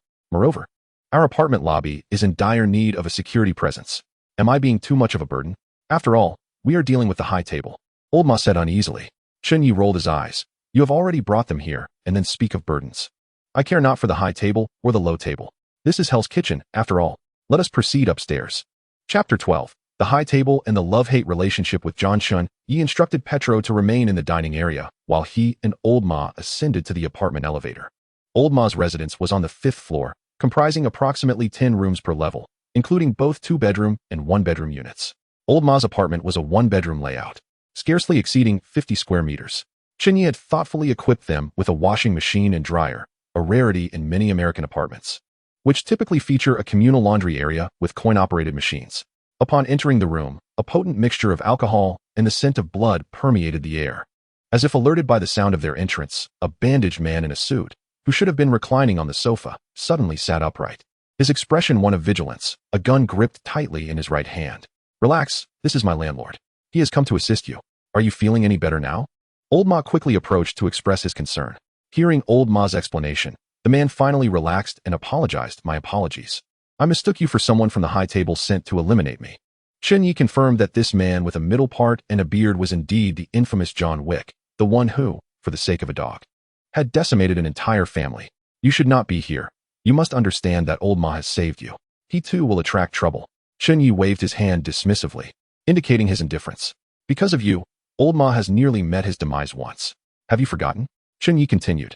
Upon hearing his words, John Wick's expression seemed to shift towards a semblance of guilt. It's nothing. After all, we are friends. What has transpired with you lately that has drawn the attention of the high table assassins? Old Ma inquired nonchalantly. John Wick hesitated, casting a glance at Chen Ye. It's fine, he's one of us. He won't betray you, I assure you. Old Ma recognized that John Wick still harbored distrust towards Chen Ye. If it weren't for the fact that Old Ma is my tenant, and my tenants are my friends, I wouldn't bother with your affairs. Chen Ye remarked with a cold smile. Reassured by Old Ma's guarantee, John Wick slowly recounted the events of the past few months to Chen Ye and Old Ma. So, the elder of the high table's New York division blew up your apartment, and then you eliminated the 2 siblings? Old Ma exclaimed incredulously. And you also violated the Continental's rules by committing murder within the hotel premises? Then Winston showed you mercy and allowed you to leave? Old Ma mused that John Wick's recent experiences could easily be adapted into a film. Chen Ye remained silent, his expression impassive as he pondered how to maximize the benefits from this incident. The high table's New York division was now lacking an elder. Perhaps Uncle Gene could take a seat. The high table is a coalition of the world's major crime syndicates, comprising 12 seats. with its headquarters located in the desert near Casablanca. These 12 seats constitute the governing body of the High Table, represented by members from the Mafia, the Honor Society, and the recently deceased siblings from the Antonio family. Though the High Table is steeped in familial lineage and adheres to strict protocols, it is the strong who establish the rules. Crafting a new one is entirely feasible. After all, both the High Table and the Continental are formidable forces, with the Continental's cleanup crew and intelligence operations, not to mention their bulletproof suits. The individuals within frequently engage in infighting, and Uncle Gene, being a part of the underworld, could easily fill a vacant seat. Observing Chen Ye's grave contemplation, John Wick mistakenly believed that Chen Ye was anxious about the troubles he had brought along, fearing the might of the High Table. Consequently, he quickly rose to his feet and said, "I sincerely apologize. I shall take my leave immediately. The High Table's assassins will not discover my presence and won't cause you any trouble." Chen Ye promptly pressed John Wick down, saying, "It's nothing. I fear no trouble. I was merely contemplating some matters. You didn't think I was afraid of the High Table, did you? I was simply considering how to ascend now that the elder of the New York division has been eliminated by you. Your friend certainly has a sense of humor. Old Ma, I should hasten to depart and seek others at the Continental in Osaka." Clearly, John Wick remained unconvinced by Chen Ye's words, perceiving him as a foolhardy individual. Just then, Chen Ye's phone rang. Chen Ye answered the phone with his right hand, raising his left finger to his lips, signaling Lao Ma and John Wick to remain silent. Confused, they exchanged glances while only Chen Ye's voice filled the air. "It's me. Yes, I'm here. A rat has arrived? Whose is it? The Continental Hotel in New York has been bombed. The elder from the High Table has been taken out. Investigate the situation and see if there's any room for maneuver." 3 minutes later, Chen Ye hung up. He then turned to John Wick and Lao Ma, stating, "Just now, the Continental Hotel in New York was destroyed, and because of you, Winston's housekeeper, Sharon, has also been eliminated." John Wick, upon hearing of Winston's fate, pounded his fist on the sofa in anger. "Who's doing?" "It was the Marquis, one of the 12 seats at the High Table. They have now detected your presence and dispatched assassins to this location," Chen Ye explained. "I must leave immediately to divert their attention. You are innocent." After hearing this, John Wick contemplated leaving alone once more. Meanwhile, Lao Ma cast a concerned glance at Chen Ye, as if silently pleading for assistance for John Wick. "Where do you think you're going? Do you believe that if you leave, the Count's men will spare us? Do not worry, this is Hell's Kitchen. If they dare to come, I shall ensure they rest here forever," Chen Ye replied calmly. Suddenly, Chen Ye sensed a surge of murderous intent. A gunshot rang out, and a bullet shattered the window, prompting the three of them to hastily take cover. As they surveyed the shattered window and the scattered shards of glass, Chen Ye's anger flared. He unleashed a beam of crimson light from his hand, which struck the sniper, instantly ending his life. "Who dares to damage my property?" Chen Ye muttered angrily. Lao Ma and John Wick stared in astonishment at Chen Ye's display of power. "Landlord, do magic?" Lao Ma stammered, pointing at Chen Ye with trembling fingers. "Is that so surprising? The cost of the window damage will be deducted from your deposit. If it's insufficient, you'll have to make up the difference. You two stay here. I will handle them." "Damn it. I can't allow them to ruin my house," Chen Ye said irritably. Meanwhile, John Wick was eager to assist, clearly doubting Chen Ye's capabilities. "Rest and recuperate. I won't let an injured person participate in battle, even if you are the boogeyman. Just watch my performance. It will be swift," Chen Ye stated, displeased. Chapter 13. The features of Hell's Kitchen as John Wick and Lao Ma watched in bewilderment. Chen Ye walked toward the window. "Chen, this is the 5th floor. You can't possibly be thinking of jumping down?" Lao Ma asked, astonished. "The elevator is too slow. Jumping from the window will be quicker. I cannot bear to let them damage my house. Not even a little," Chen Ye declared before leaping out of the 5th floor window. As Chen Ye was about to reach the ground, he enveloped his feet in chaotic magic, causing a faint red glow to emanate from them, which effectively slowed his descent before he gently touched down. Although he could have simply leaped down, given his self-healing factor, allowing him to survive a drop from the 20th floor, he refrained from doing so, mindful that such a dramatic entrance would create a deafening noise and disturb the other residents, which was not his intention. "Damn it, there's a Superman here," muttered a sniper, peering through an 8-fold magnification lens at the scene unfolding before him. John Wick and Old Ma hastily leaned out of the window, witnessing Chen Ye land unscathed and without a sound. They exchanged incredulous glances, their expressions reflecting disbelief. Even as seasoned assassins, they had never encountered such a spectacle. Had Chen Ye been aware of their astonishment, he would have dismissed them as Na'vi souls. Previously, he had seldom utilized his superpowers out of a desire to avoid complications, but after his encounter with Tony Stark, he realized that the era of superheroes was imminent. In the future, the high-stakes players would be gods like Thor and titans like the Hulk. Those who relied on mutation or advanced technology would dominate. Ordinary individuals would merely lurk behind, akin to Hawkeye, witnessing the spectacle, while even Black Widow seemed to merely play a supporting role, sacrificing herself for the greater good. Just as the dashing Chen Ye landed, poised to seek out the assassins, 5 more gunmen emerged, aiming their weapons at him and pulling the triggers with fervor. A torrential barrage of bullets erupted, forming a deadly rain. Chen Ye's instincts kicked in, urging him to evade, but a glance behind him revealed the entrance to a restaurant. Damn it, he cursed instinctively, then waved his right hand, sending forth a stream of red light toward the hail of bullets. Those struck by the crimson glow instantly lost their momentum, plummeting harmlessly to the ground. The assassins were taken aback momentarily, but quickly resumed firing. One of them, realizing the bullets were ineffective, produced a rocket launcher from seemingly nowhere. With a thunderous roar, a missile was launched toward him. In response, Chen Ye waved his right hand again, unleashing a flurry of red lines toward the missile, while his left hand directed another wave upward, enveloping the projectile in red light and sending it soaring into the sky. Just then, amidst his manipulation of chaotic magic, a Barrett bullet whizzed through the air, aimed directly at Chen Ye's head. In that fleeting moment, as the bullet hurtled toward him, Chen Ye remained unfazed, calmly remarking on the professionalism of his would-be assailants. In the next instant, a surge of red light erupted from his eyes, reversing the trajectory of the bullet. With a resounding explosion, the 5 gunmen and the sniper were struck down by their own projectiles, collapsing in an instant. "Daddy, look, there are fireworks in the sky," exclaimed a father and daughter from Hell's Kitchen, standing by the window and pointing skyward. As the last of the gunmen fell, the street fell silent, though the residents, drawn by the earlier commotion, began to gather in curious observation. If residents from other places were to witness such a violent confrontation, they might feel a sense of fear. However, this is Hell's Kitchen, where individuals grow accustomed to such an environment daily. It can be said that anyone who resides in Hell's Kitchen is not easily intimidated. Like now, they watch with keen interest, unfazed by the potential risk of being caught in the crossfire. Suit-clad assassins converged from all directions, prepared to launch an attack on Chen Ye, when a group of them inadvertently unleashed gunfire upon a BMW. A tattooed giant, observing from a window, bellowed in rage. "That's my car I just stole, you bunch of foolish suit-clad idiots." In response, the assassins shot a warning shot at the tattooed man, signaling him to silence. Although the bullet did not strike him, it evidently incensed him further. He shouted, "Damn it, you're provoking us from Hell's Kitchen."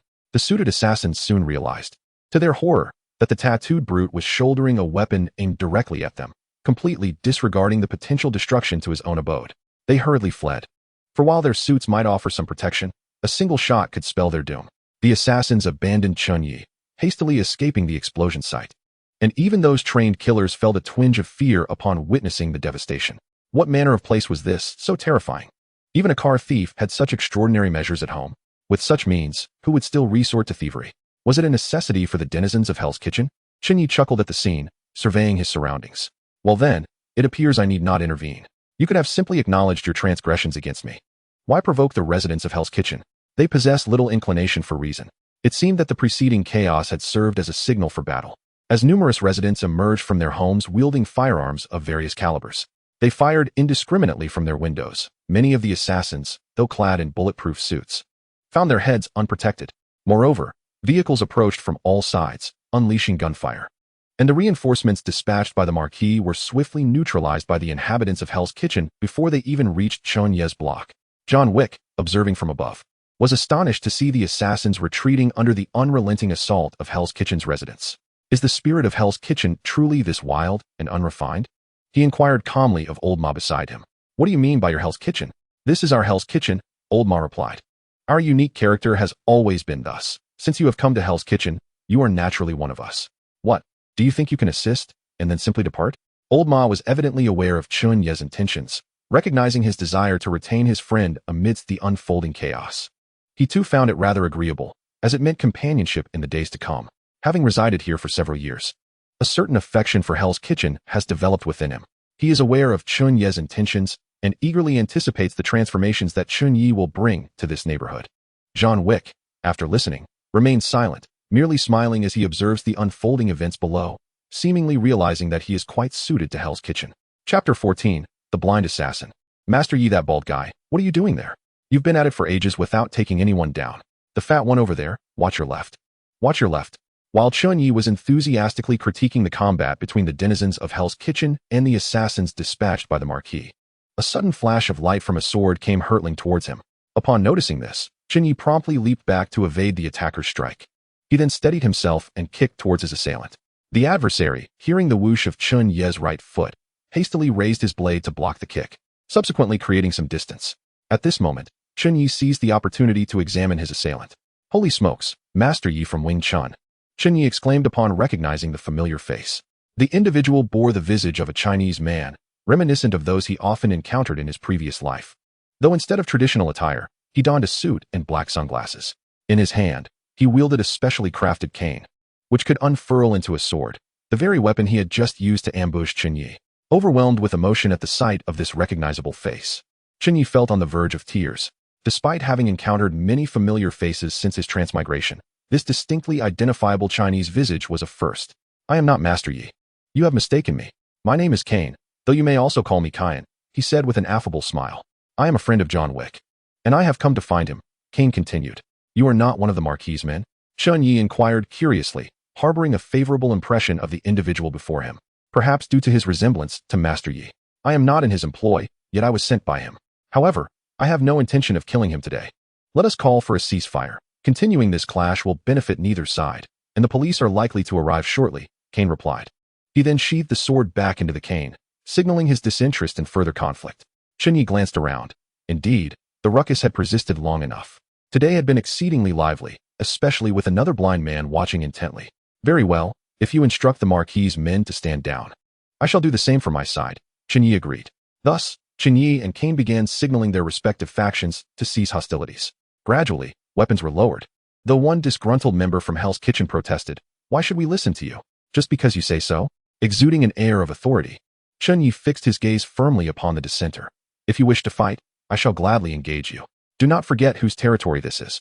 Should you refuse, I will summon Jin Bing's men to address you tomorrow. Everyone, stand down. Any losses incurred today must be reported to Jin Bing at Fisk Tower for reimbursement. Now, return to your respective abodes. I assure you, every individual will receive compensation today." After listening to Chen Ye's firm yet tactful approach, even the disgruntled denizens of Hell's Kitchen had no choice but to retreat to their abodes. Meanwhile, Kane ordered the assassins to withdraw.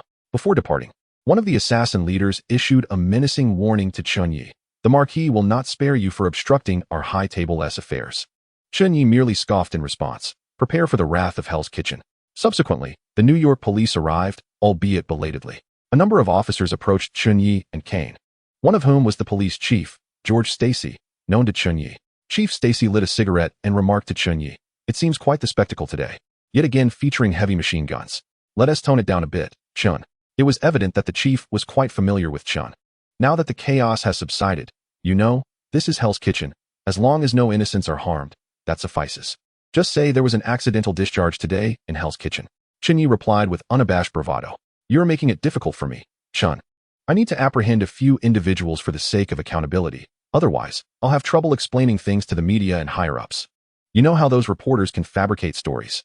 Tomorrow, they might claim that Hell's Kitchen is rife with terrorists in a shootout," Chief Stacy lamented.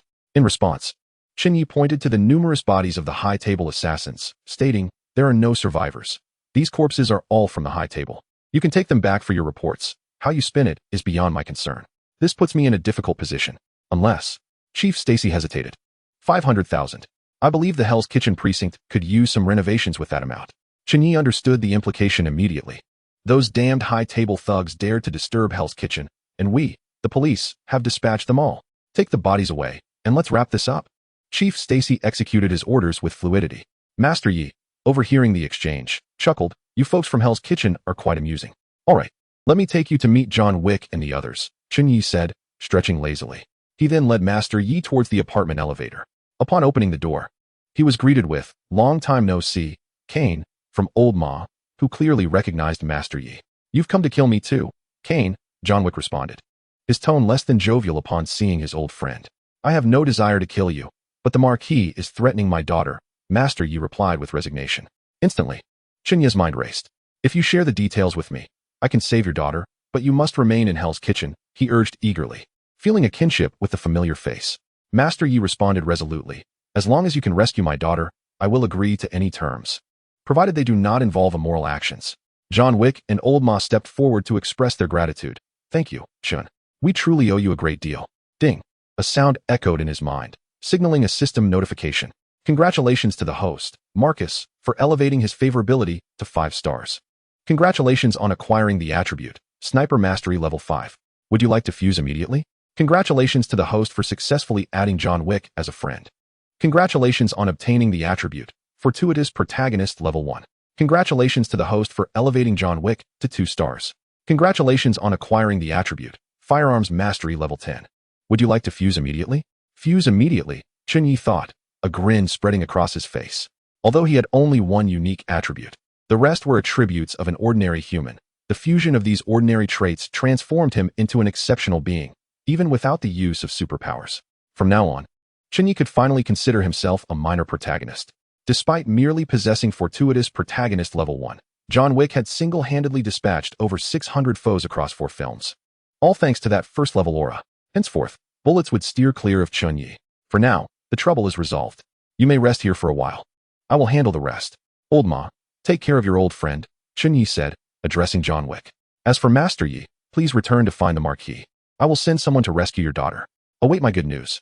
I shall not disturb your reunion any longer. With that, Chen Ye rose and departed, evidently preparing for a retaliatory strike. Chapter 15. Revenge from Hell's Kitchen in Fisk Tower. Kingpin, cigar in hand, gazed down from his office window at the commotion unfolding in Hell's Kitchen. What a lively day in Hell's Kitchen, Kingpin mused. Boss, do you want me to take care of them?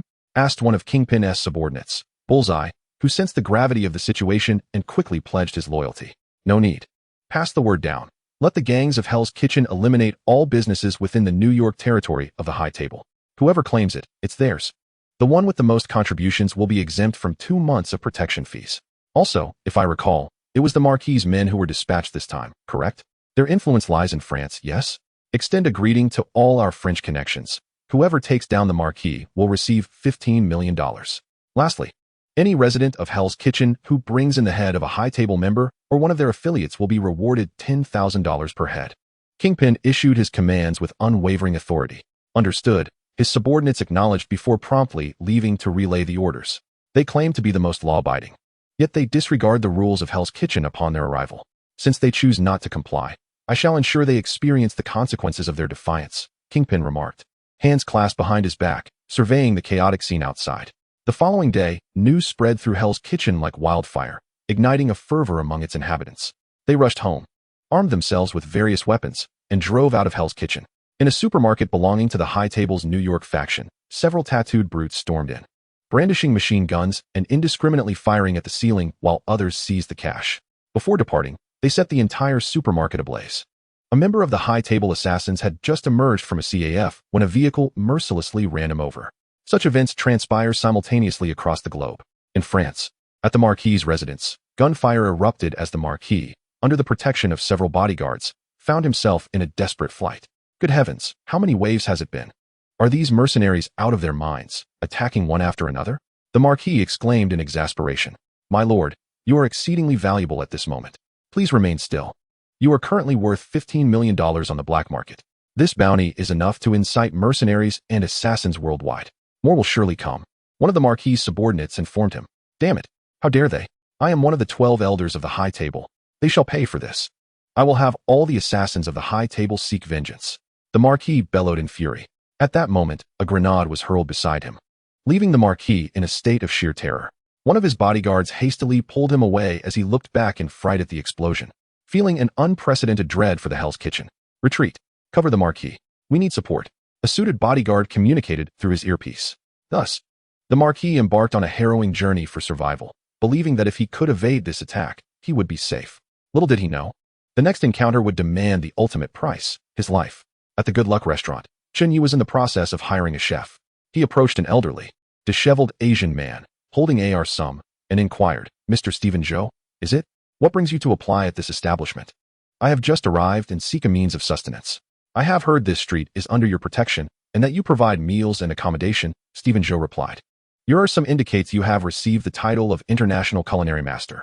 What circumstances have led to your current predicament, necessitating your humble application here? Chen Ye scrutinized the AR-some, feeling an inexplicable familiarity with this man's background. Ah, those are tales of yore. A true hero does not dwell on past glories.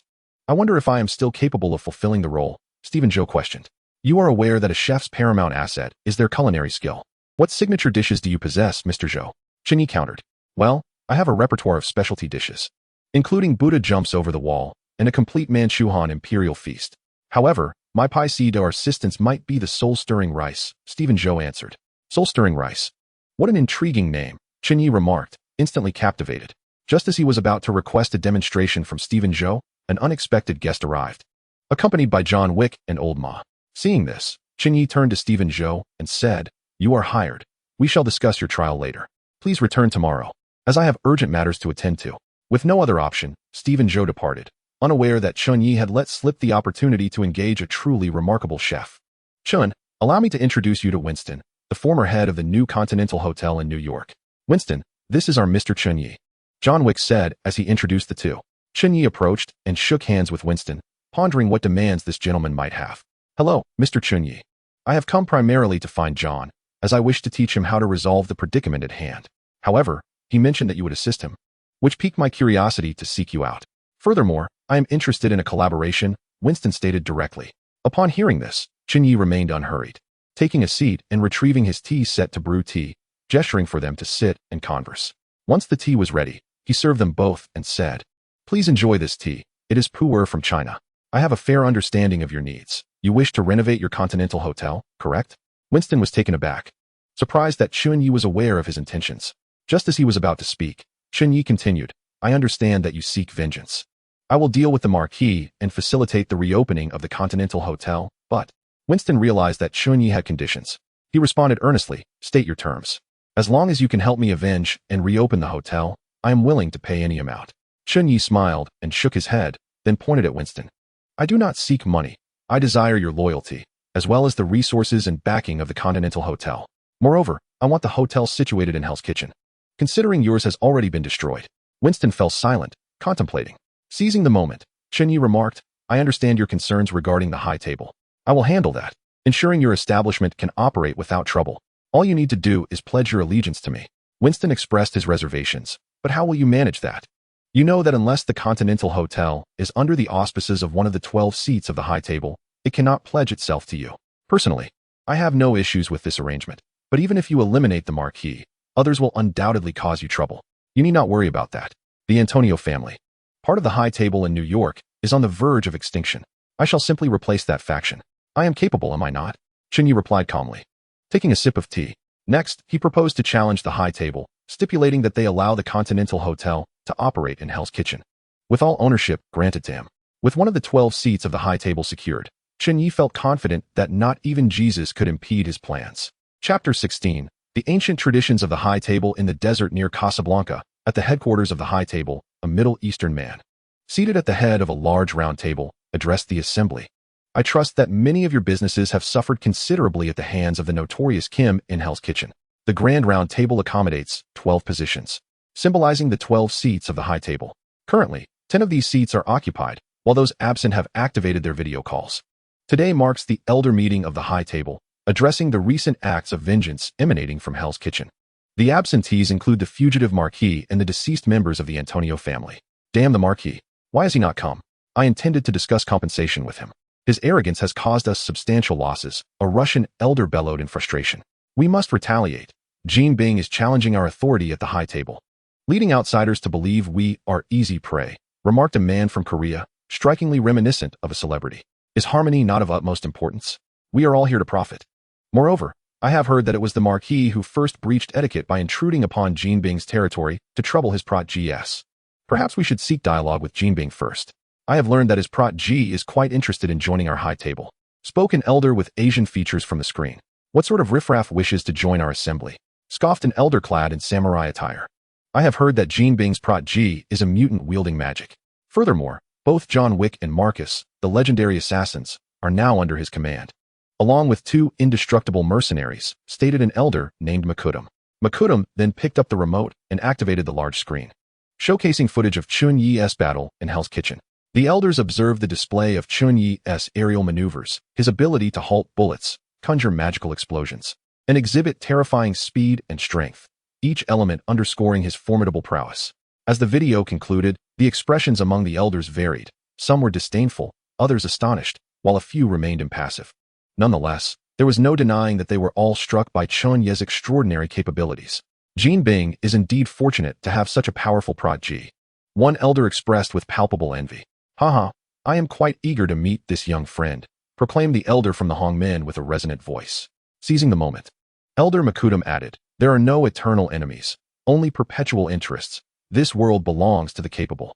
I propose we engage in discussions with Jin Bing. His strength is well known to all present, no need for me to elaborate. Thus, I shall negotiate a truce with him. Every day we delay incurs further losses. Let us commence voting, peace or war. Following the vote, Elder Makudam began to tally the results. 6 in favor of negotiation, 2 supporting conflict, and 2 abstentions. I will take responsibility for negotiating with Jin Bing. That concludes our meeting. In the Fist Tower, one could see Jin Bing's imposing figure seated upon an exquisite, custom-made Italian sofa, engaged in a telephone conversation. Jin Bing, it is time to reconsider your actions. Surely, your Hell's Kitchen has garnered enough attention these past few days. Do you truly believe our high table is an easy target? Is it worth risking everything for a mere disciple? Besides, your disciple is unharmed, is he not? As you well know, we at the high table have our own trained adjudicators, Elder Markudam threatened. Evidently, the high table was familiar with Jin Bing, as they were all prominent figures within the shadowy realm of the underworld, and it was not uncommon for them to engage in business dealings. Markudam, we are old friends. What do you mean by for the sake of a disciple? Fortunately, my disciple is safe, which is why I chose to impart a lesson to your high table. We in Hell's Kitchen come and go as we please. Should anything happen to my dear disciple, I would not hesitate to lay down my life to ensure that each and every one of you at the high table pays the price, Jin Bing declared, puffing on his cigar, seemingly unfazed by the threats from the high table. Moreover, do you truly believe you are worthy of such a fish or die scenario? Jin Bing scoffed. Upon hearing Jin Bing's derisive remarks, Elder Markudam sighed deeply. After all, it was indeed unwise to openly sever ties at this juncture. The high table was a coalition of 12 elite families, not an impenetrable fortress. Each individual harbored their own self-interests. It was implausible that they would jeopardize their own legacies for the sake of a marquis. Frankly speaking, there was no direct enmity between Jin Bing and them. There even existed some mutual interests. Should war break out, it was conceivable that a few families might even defect to Jin Bing's side. State your terms. What must be done to quell your wrath? Elder Markudam asked, exasperated. Quite simple. I demand a seat at the high table. The Continental Hotel in New York must be established in Hell's Kitchen, with the renovation costs covered by your high table, and my people will oversee it. Additionally, you are to compensate me for the emotional distress endured by both myself and my disciple, along with the labor costs of Hell's Kitchen. $500 million. Jin Bing declared boldly. Impossible, absolutely impossible. Setting aside the fact that each seat at the high table is backed by an ancient family, you cannot even fathom the costs associated with rebuilding a continental hotel, Markudam retorted, on the verge of losing his composure. Then let us prepare for war. Jin Bing replied nonchalantly as he poured himself a glass of red wine. But let us not rush. I am aware that your high table adheres to an ancient tradition, that of one-on-one duels. The victor may earn any promise from your high table. I could allow my disciple to challenge that marquis. Once the marquis is defeated, we can work together to dismantle their family's influence, and the assets obtained would suffice to fund the reconstruction of a continental hotel and cover the compensation. The others at your high table need not spend a single cent. Upon hearing this, Markudam's pupils widened in shock, realizing the extent of Jin Bing's ambitions. Not only did he seek a seat, but he also aimed to annihilate an entire family. Truly, he exemplified the dominance of Hell's Kitchen. However, you must understand that the prerequisite for initiating a duel is to first join a family. Chen Ye is not a member of the 12 families, Markudam cautioned. It is of no concern. I have dispatched individuals to eradicate the entire Antonio family in New York. This family no longer exists in the world, and coincidentally, Chen Ye represents my Fisk family. Furthermore, I shall take charge of the seat at the high table for my prodigy. I have grown weary and shall refrain from joining. Jin spoke with a nonchalant demeanor, as if the obliteration of the family held no relevance to him. Very well. I can grant you the seat for your prodigy. I will also inform you regarding the duel. However, the Marquis's influence is substantial, and we may not intervene. Makudam concurred. 60-40. I take 60, and how you divide the remaining 40 is beyond my concern. Jin interjected, offering his bid. We shall take action, provided your prodigy can prevail. Upon hearing Jin's offer, Makudam agreed. Chapter 17. In this game, one must understand power France. The Marquis's castle. The adjudicator of the high table approached the Marquis, who was engrossed in admiring a painting, and presented Chen Ye's challenge. This is a challenge from Chen Ye of Hell's Kitchen. According to the rules, you must accept. Initially indifferent, The Marquis reclined comfortably with his legs crossed, responding nonchalantly. According to the High Table's regulations, individuals not belonging to any family of the High Table should not be able to issue challenges. The adjudicator lowered his head and explained, as of today, the High Table has unanimously agreed that Jean represents a new family formed in place of the Antonio family of New York. Thus, Chen Ye is here on behalf of the Fisk family to challenge you. Upon hearing this, the Marquis's previously elated mood plummeted. Although he maintained a facade of composure, the oppressive aura represented by Chen Ye from Hell's Kitchen was unmistakable. The Marquis no longer exuded the same ease. He stood with his hands on his hips, his eyes vacant, likely recalling the humiliating escape he endured a few days prior. As the Marquis of the High Table, he was acutely aware that a challenge could not be declined. Moreover, the adjudicator stated the demands of Jean, or rather Chen Ye. Firstly, a compensation of $500 million, alongside the liberation of John Wick, and the reconstruction of the Continental Hotel in New York, with all expenses borne by the Marquis. Naturally, all of this hinged upon Chen Ye's victory.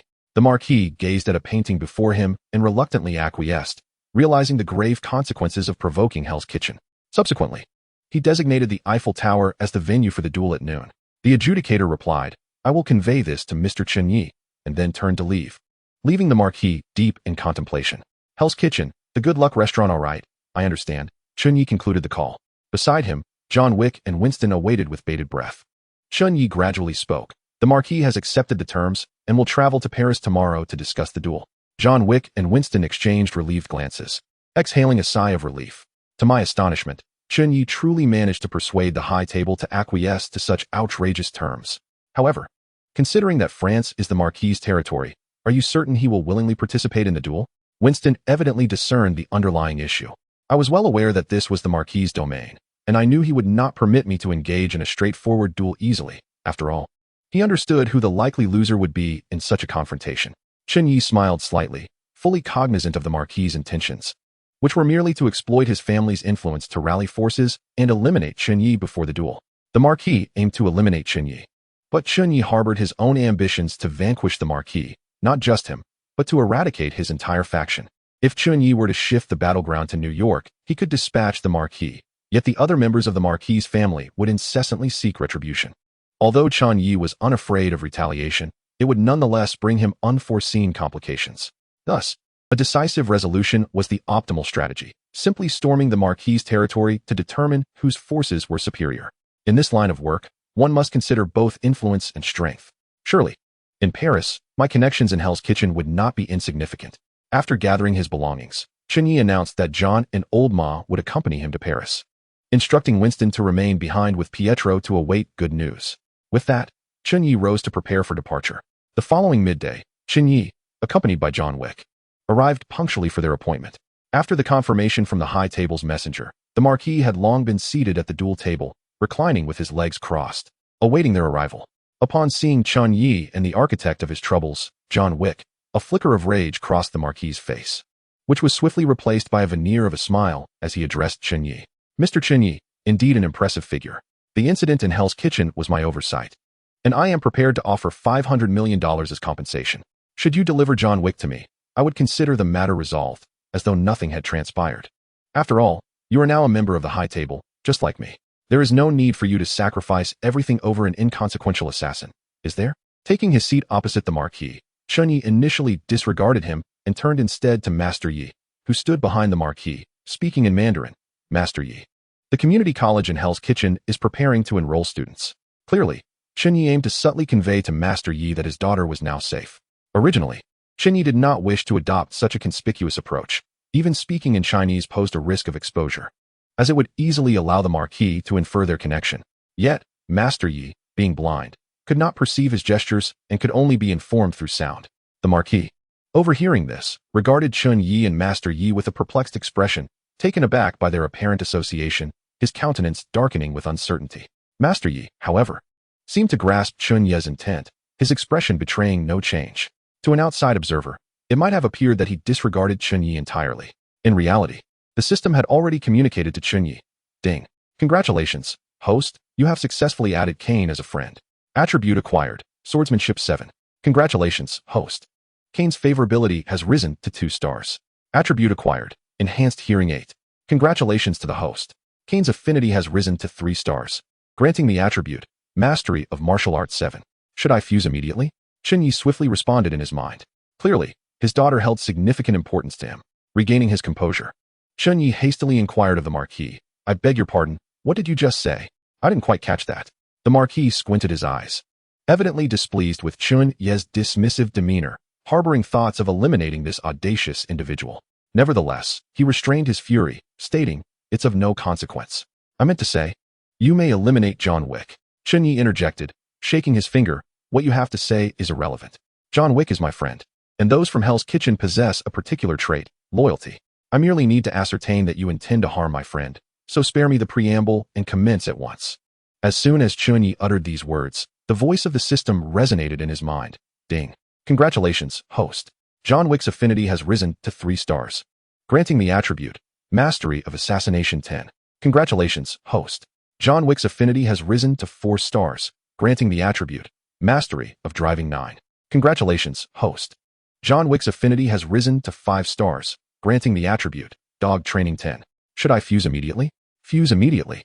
In an instant, Chen Ye felt the skeletal structure of the human body manifest in his mind, revealing the most vulnerable points for lethal strikes. Observing the newfound skill in dog training, he couldn't help but jest. John Wick truly adores dogs. His dog training skill is nearly maxed out, and I happen to have a dog at home. The moment Chen Ye saw the system notification, he realized that John Wick genuinely regarded him as a good friend.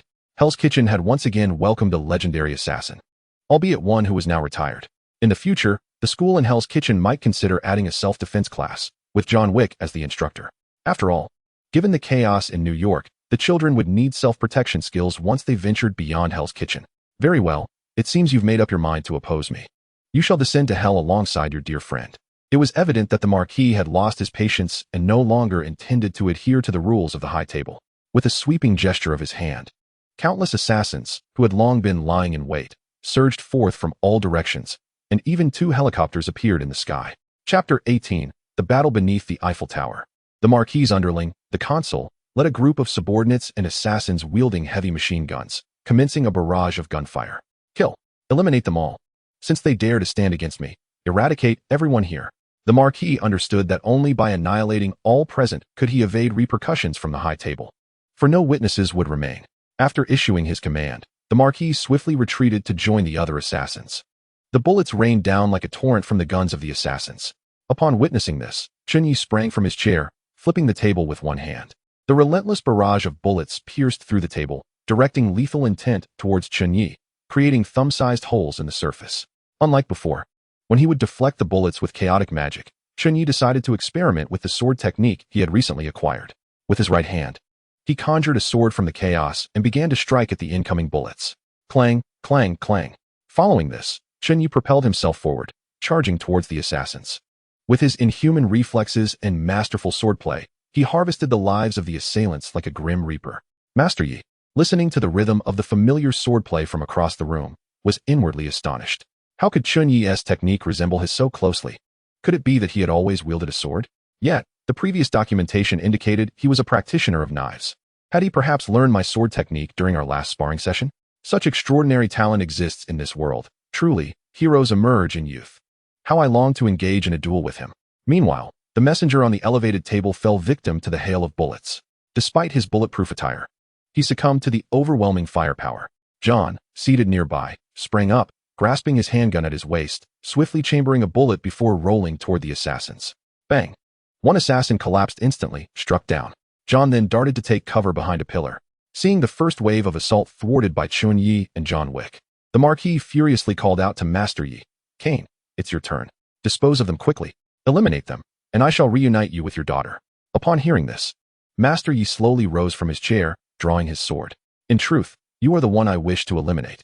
Suddenly, he erupted into action, his left hand wielding a gun as he fired rapidly at the Marquis' subordinates on either side, bullets piercing their heads, delivering instant death, while his right hand surged forward with his sword towards the Marquis. Caught off guard by the sudden assault, the Marquis was momentarily stunned. Just as Master Ye's sword was about to cleave through his head, the consul quickly stepped in front of the Marquis, raising his right hand to block the strike. Realizing his ambush had failed, Master Yi swiftly retreated, creating distance between himself and the Marquis' entourage. The Marquis, taken aback by Master Ye's sudden betrayal, especially considering his daughter remained in his grasp, exclaimed in frustration, "Cain, do you no longer desire your daughter? How dare you strike at me? Damn it, you shall join her in the afterlife." He commanded his assassins to open fire on Master Yi. As Master Yi evaded the bullets, using his suit and sword for cover, he smiled, saying, "You needn't concern yourself with my daughter. Rather, you should worry about your own fate." Observing Master Yi unscathed, the Marquis became frantic, seizing a weapon from a nearby henchman. He then launched a missile towards Master Yi. Boom. In that moment, as Master Yi struggled to evade the bullets, he found himself unable to escape the impending missile, the sound growing ever closer. Deep down, I understand that there is no escaping this fate. My only regret is not having seen my daughter before my demise. Nevertheless, with Chen Ye and John Wick by her side, I trust they will look after her. To hell with those who have betrayed me. The Marquis gazed with palpable excitement at Master Yi, who was about to be obliterated by a missile. Boom. Haraha. Yet, the Marquis's laughter abruptly ceased. For the anticipated explosion did not occur. In that critical moment, as the missile was poised to strike Master Yi, a crimson light froze it in midair. It was none other than Chen Ye, who had acted from behind Master Yi. "No, you dare to touch my people? Have you forgotten that firearms and artillery are of no use against me?" Chen Ye declared, his right hand splayed out. The missile, as if guided by an unseen force, veered back toward the Marquis's side. Having just dispatched the assassins around him, Chen Ye had intended to confront the Marquis when he witnessed the imminent explosion threatening Master Yi. He swiftly intervened to save him. "Master Yi, I've saved your life once more," Chen Ye teased, glancing at the disheveled figure of Master Yi. "Thank you," Master Yi replied, rising calmly and brushing off the dust from his attire. Ding. "Congratulations, host. Cain's affinity has risen to 4 stars. Attribute gained, Wing Chun 5. Would you like to merge immediately? Merge now." Chen Ye looked at Master Yi in astonishment. "You claim you're not Master Yi, yet you possess Wing Chun? Did you perhaps travel abroad and adopt local customs, abandoning the Zhongshan suit for a tailored suit instead?" Suddenly, the explosion erupted, flames soaring, debris and remnants scattering across the floor. Chen Ye instructed Master Yi, "You handle the other assassins. Leave the Marquis to me." With that, Chen Ye advanced toward the blaze. At that moment, the Marquis had lost all semblance of his former elegance. His white suit was stained with blood, and he collapsed to the ground, gasping for breath. Ding! The sound of an old-fashioned phone rang out. With great effort, the Marquis retrieved his phone from his pocket. "My lord, our various enterprises have come under attack from unknown assailants, resulting in significant losses. We require immediate assistance. Members of our family have also been inexplicably targeted, suffering heavy casualties. You must avenge us." A voice echoed, filled with sorrow and despair. Upon hearing this, the Marquis was consumed by rage, and he spat out blood. "Chen Ye," he cried in anguish. "What do you want? You were the one who struck first. If it were you standing here now, would you show mercy?" Chen Ye crouched slowly, looking down at the Marquis, who lay prostrate on the ground. Chen Ye was not one to show compassion. He understood that mercy towards enemies is cruelty towards oneself. He preferred to avoid trouble, but if trouble found him, it needed to be eradicated at its roots. Chen Ye reflected that he could not adhere to Batman's no-kill principle. That would be too idealistic. One often finds oneself entangled in an abundance of unnecessary troubles. Consider the scenario where Batman captures a villain and delivers them to Arkham Asylum, only for the villain to undergo a transformation, emerging stronger to confront Batman once more. It is an unending cycle, perhaps due to Batman's overwhelming wealth and lack of ambition, leading him to indulge in such pursuits. However, Chen Ye harbors no such inclinations. He believes in reciprocity, an eye for an eye. "If you wish to extinguish my existence, then let all accompany me to the grave." The Marquis, seemingly from nowhere, produced a small black box and pressed a button. Suddenly, Chen Ye's sixth sense warned him of impending danger, his right eyelid twitching uncontrollably. "What is that? What have you done?" Chen Ye inquired sternly. Given Chen Ye's current prowess, few ordinary individuals could threaten his life, unless... Guess, ha ha ha. You will all die. The entire city of Paris shall serve as my tomb. The Marquis cackled maniacally. In an unknown desert, a colossal mushroom was gradually launched, destined for Paris. "You madman, where did you acquire such a mushroom?" Chen Ye's expression darkened instantly. He had not anticipated that the Marquis's family possessed such formidable capabilities to procure such a device. He swiftly seized the black box, pressing down with all his might. Futile. Once launched, the mushroom cannot be halted. No amount of pressing will change that. The Marquis continued to mock. Chen Ye drew a firearm, aiming it at the prostrate Marquis. A series of shots rang out, silencing the Marquis forever. Chapter 19. Preventing the mushroom beneath the Eiffel Tower in Paris, chaos reigned. The air was thick with the acrid scent of gunpowder and blood. The ground littered with craters and shattered stones. The bodies of assassins lay strewn about, testifying to the fierce battle that had just ensued. John Wick and Master Yi, having dealt with their own adversaries, approached Chen Ye. As they drew nearer, they beheld the lifeless body of the Marquis and Chen Ye, whose expression was grave. Master Yi, with a beaming smile, expressed his gratitude. "Thank you, Chen. I appreciate your saving my daughter and eliminating the Marquis. At last, this ordeal is over. Let us go. I shall treat you to noodles." However, Chen Ye responded somberly, "It is not over. The Marquis launched a mushroom before he died, targeting the city of Paris. He intends for the entire city to perish with him." "Madman," was the immediate reaction of John Wick and Master Yi upon hearing Chen Ye's words. The thought of an entire city being sacrificed was unfathomable. "Is there a way to stop it?" John Wick inquired, his expression unyielding. Chen Ye felt a sense of relief upon hearing Wick's response. Their instinct was not to flee. Despite their cold and ruthless nature as assassins, they were unwilling to involve innocent lives in this calamity. Chen Ye valued friendship, yet he also upheld his principles. Firstly, one certainly does not wish for betrayal from a friend, and even less for the indiscriminate slaughter of the innocent. After all, in his previous life, Chen Ye was merely an ordinary individual. Ordinary people have already exerted every effort for survival, and in a world teeming with superheroes, their struggle becomes all the more arduous. It is conceivable that after a long day's work, the vehicle purchased through painstaking loans could be obliterated by the aftermath of a superhero's actions, or that while leisurely strolling through the streets, one could fall victim to an extraterrestrial assault. Thus, if possible, Chen Ye truly desires to avoid involving innocent lives. It is evident that the Marquis has crossed his threshold. The French government reported to the leader that a colossal mushroom cloud would strike the capital in 10 minutes. A military-clad official hurriedly burst into the leader's office to deliver the news. Upon hearing this, the French leader immediately rose to his feet and issued commands. Who is responsible? Are we on the brink of a fourth world war? Commence evacuation immediately and ascertain whether the intelligence agency can intercept this mushroom cloud. Leader, this place is no longer safe. We must retreat at once, urged the military official. Just then, another agent entered, revealing that the mushroom cloud originated from the Marquis Vincent de Graymont of the High Table, though its exact source remained unclear. Efforts were already underway to prevent the mushroom cloud from entering the urban area. If it were to breach the city, half of it would be devastated. With time running out, notifying the citizens to evacuate was futile. The military had organized a daring aerial squadron attempting to detonate the mushroom cloud mid-air. Leader, the situation is dire. We must retreat immediately. Let the military inquire about the intentions of the High Table, the leader said furiously. Meanwhile, SHIELD, the CIA, the Secret Service, and the Federal Security Bureau were all mobilizing to comprehend the unfolding crisis. In the desert near Casablanca, the headquarters of the High Table, an elder expressed his fury. What is the Marquis scheming? First, he executes the messenger representing the High Table, and now he employs a mushroom cloud. Is he intent on destroying us?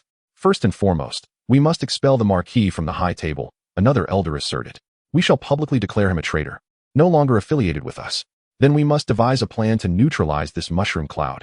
If we fail to do so, we are all doomed. Elder Makudum calmly proposed a strategy. At that moment, an elder from the Hung Min interjected. Isn't Jin Bing's disciple present? Does he not possess extraordinary abilities? Let us see if he can resolve this matter. If he succeeds, the entire High Table will owe him a debt of gratitude. The elders on the screen fell silent, seemingly acquiescing to the Hung Min's elder's suggestion. Elder Makudum remained taciturn, as if there were no superior alternatives at hand. He picked up his phone and dialed Chen Ye's number. Mr. Chen Ye, I am Elder Makudum of the High Table. In 9 minutes, a mushroom cloud will detonate in your vicinity. I am unsure if you can address the current situation, Makudum stated forthrightly. Greetings, Elder Makudum. I am also contemplating solutions at present. However, you need not worry for my own survival, which is entirely assured. It is merely my predicament that poses a challenge. Chen Ye remarked over the phone. If you can assist the High Table in resolving this considerable dilemma, every member of our organization shall owe you a favor. Elder Makudum articulated his conditions. Rest assured, even without your request, I shall exert every effort to thwart the impending catastrophe of the giant mushroom. I am equally disinclined to witness the loss of innocent lives. With that, Chen Ye swiftly ended the call. Subsequently, Chen Ye's mind raced with potential strategies. The chaotic magic proved unfeasible. It was both excessively large and Chen Ye's energy reserves insufficient to elevate the giant mushroom to a safe altitude. Rapid movement would not save the city's populace. Even if a rescue were possible, the aftermath of an explosion would be catastrophic, an outcome beyond Chen Ye's capacity to bear. In moments like these, he lamented his own limitations. Given that the arcane methods had failed, he pondered a scientific approach. An epiphany struck him. I happen to have a man cursed by knowledge at my disposal. He promptly contacted Tony Stark. Ah, is this not our illustrious Mr. Chen Ye from Hell's Kitchen? You seem to have garnered quite a reputation in the underworld of late. Was it not you who set off the fireworks in Hell's Kitchen recently? Have you finally tracked down the mastermind? Tony Stark teased, blissfully unaware of the gravity of the situation. To cut a long story short, I will divulge the identity of the culprit in a few days. For now, I require your assistance. In less than 10 minutes, a giant mushroom will detonate in the heart of Paris, and I am currently in the city.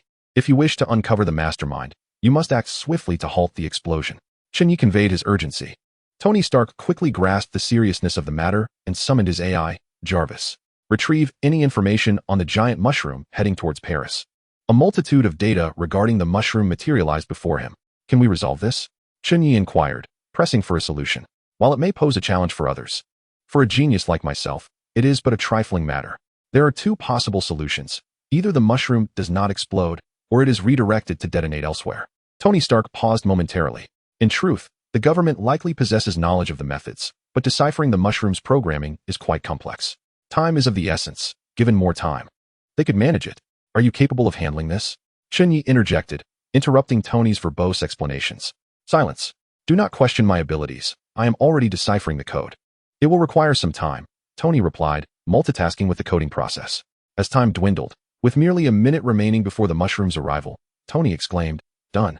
I have programmed it to detonate above the Pacific Ocean, where there is no one within a 100-kilometer radius. Chief, the direction of the mushroom has been altered. It is now heading towards the Pacific. Paris is safe. The leader, upon hearing the voice on the other end of the line, let out a sigh of relief. Connect me to the high table. I wish to speak with their representative, he commanded angrily. Chapter 20. The newly appointed elder of the high table, Chen Ye, New York. Hell's Kitchen, Good Fortune Restaurant. A week had elapsed since the tumultuous incident at the Eiffel Tower. The high table had expended considerable resources to appease the French leader, thus averting a catastrophic disaster.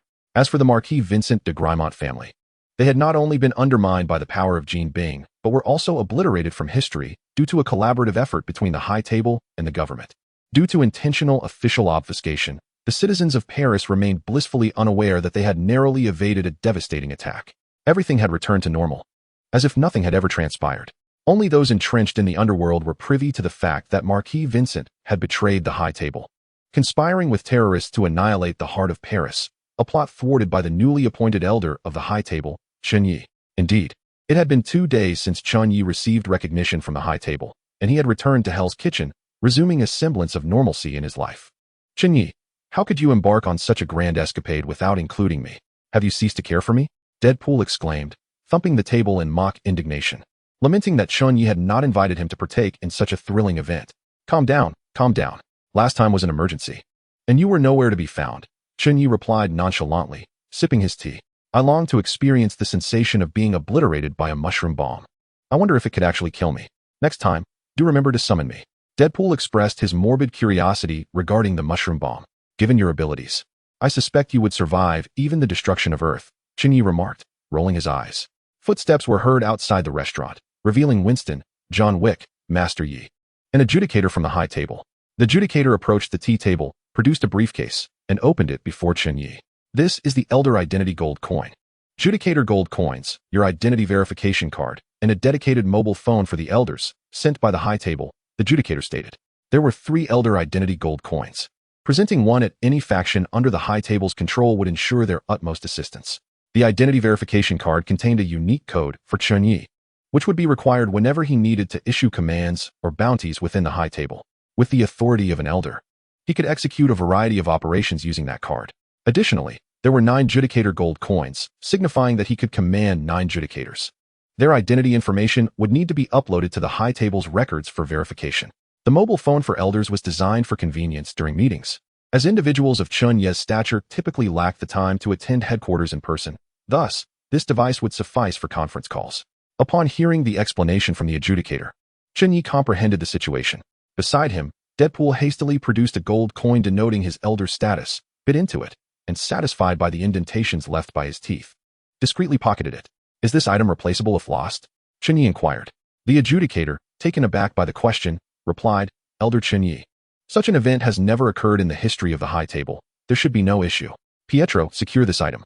We wouldn't wanted to fall into the hands of some red-masked thief, Chen Ye remarked, nearly naming names. Pietro stepped forward to retrieve the briefcase from the adjudicator, casting a wary glare at the covetous Deadpool. As for the elder coin that Deadpool had stealthily taken, both Chen Ye and Pietro tacitly chose not to pursue it. The adjudicator then unveiled another briefcase, revealing an array of densely packed document folders. Elder Chen Ye, within these documents lies the Marquis's legacy at the High Table. Considering your absence from Paris, the High Table has unilaterally arranged for its conversion into a more convenient form for you. It was apparent that this was both a hush payment and a token of gratitude from the High Table to Chen Ye. The first dossier encompassed properties across the United States, armories, and training facilities. The second comprised shares in the Marquis's investment company and various bonds. As for the third dossier, Chen Ye interrupted the adjudicator. That's enough. Just send everything to Fisk Tower. No need to elaborate. His indifference towards monetary matters stemmed not from a lack of interest, but from a fear that excessive detail might lead to complacency and a diminished desire for wealth. Moreover, in the Marvel Universe, even vast sums of money had little utility. Would it truly be effective to present Thanos with a check for $100 billion, demanding he vacate Earth? Furthermore, Chen Ye did not possess such a sum. If Thanos were to accept such an offer and depart, Chen Ye would certainly devise a plan to ensnare Iron Man or some other strategy. Ultimately, he recognized that he would never exhaust his wealth in this lifetime. The adjudicator, observing Chen Ye's disinterest in wealth, felt a deep admiration and continued, "Here is the roster of the High Table's enforcers stationed in New York, along with their detailed information. Originally, there were around 100, but after the recent incident in Hell's Kitchen, where you eliminated a portion, fewer than 30 remain. This contingent is a gift from the elders of the High Table. You may utilize them as you see fit." Chen Ye felt somewhat awkward regarding the gift from the elders and replied, "Let them return. After all, I've already taken down many of their number. It would be awkward for them to pledge allegiance after such near-catastrophic encounters. Even if they don't voice it, there must be some resentment lingering in their hearts. It's best to forego it altogether." The adjudicator seemed to understand Chen Ye's sentiments. "Elder Chen Ye, there is no need for concern. Should you decline their service, they would be compelled to commit collective suicide. Thus, by accepting them, you are, in fact, offering them salvation." After listening, Chen Ye could only nod in agreement, tacitly acknowledging the situation, which could be seen as a means of saving a life. As for their arrangement, once the school community reopened, a considerable number of security personnel would be needed to ensure the safety of the students. Thus, it would be prudent to have them stationed there, as the streets were in dire need of sanitation workers as well. Lastly, concerning the reconstruction of the New York Continental Hotel, the adjudicator inquired if there were any opinions on the matter. The location was just down the adjacent street when Winston approached. Chen Ye gestured towards Winston, who promptly stood up. Chen Ye introduced Winston to the adjudicator, saying, "I believe this gentleman requires no further introduction. He is Winston, the former head of the New York Continental Hotel, and now he serves as one of my adjudicators, fully entrusted with the hotel's reconstruction." Winston looked at Chen Ye with deep gratitude, expressing, "Thank you for avenging me and allowing me to reclaim my position at the Continental Hotel. I assure you, I will manage it well." His heart brimmed with appreciation, stemming from having served the High Table for so long, only to be ousted by the Marquis for breaching the rules, resulting in the destruction of his years of hard work at the New York Continental Hotel and the loss of his loyal steward. Chen Ye not only avenged him, but also entrusted the hotel to him so soon after their acquaintance. This trust deeply moved Winston, who had experienced the fickleness of human relationships. Determined to dedicate his life to Chen Ye, Winston then asked, "May I inquire if you have any specific requirements for the Continental Hotel, such as decor or layout?" Chen Ye replied with confidence, "I entrust it to you. I have full faith in your abilities. The remaining details can be discussed with the High Table members. My only request is that the entry-level positions at the Continental Hotel be prioritized for the residents of Hell's Kitchen." Winston paused, momentarily taken aback, uncertain if he had misheard, and quickly sought clarification. "Could you please repeat that?" Chen Ye, seeing his confusion, clarified, "You heard correctly. My sole request is that ordinary positions at the Continental Hotel, such as waitstaff, cleaners, and cooks, should be prioritized for the everyday residents of Hell's Kitchen." Upon receiving Chen Ye's affirmative response, Winston contemplated for a moment before gazing at him with admiration. He was astonished that Chen Ye was not seeking personal gain, but rather considering the welfare of the common people in Hell's Kitchen. He thought to himself that he had indeed chosen the right person to follow. Winston bowed deeply at a 90-degree angle, placing his right hand on his chest in a gesture of utmost respect, proclaiming, "Your wish shall be fulfilled. I pledge my life as a guarantee." Ding. Congratulations, host. You have successfully added Winston as a friend. You have acquired the attribute, Noble Etiquette Level 8.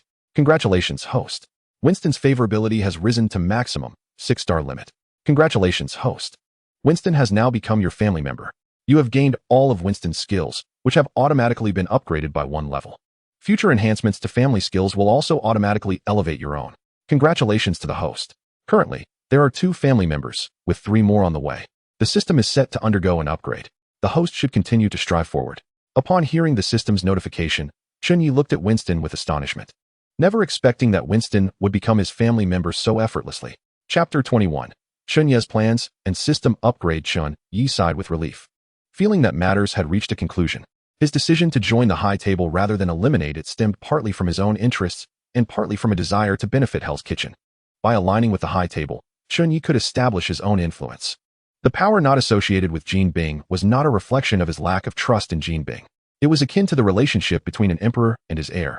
The emperor's loyalists would invariably heed the emperor's command over that of the prince, regardless of the latter's favored status, especially since Chen Ye was not the emperor's trueborn son.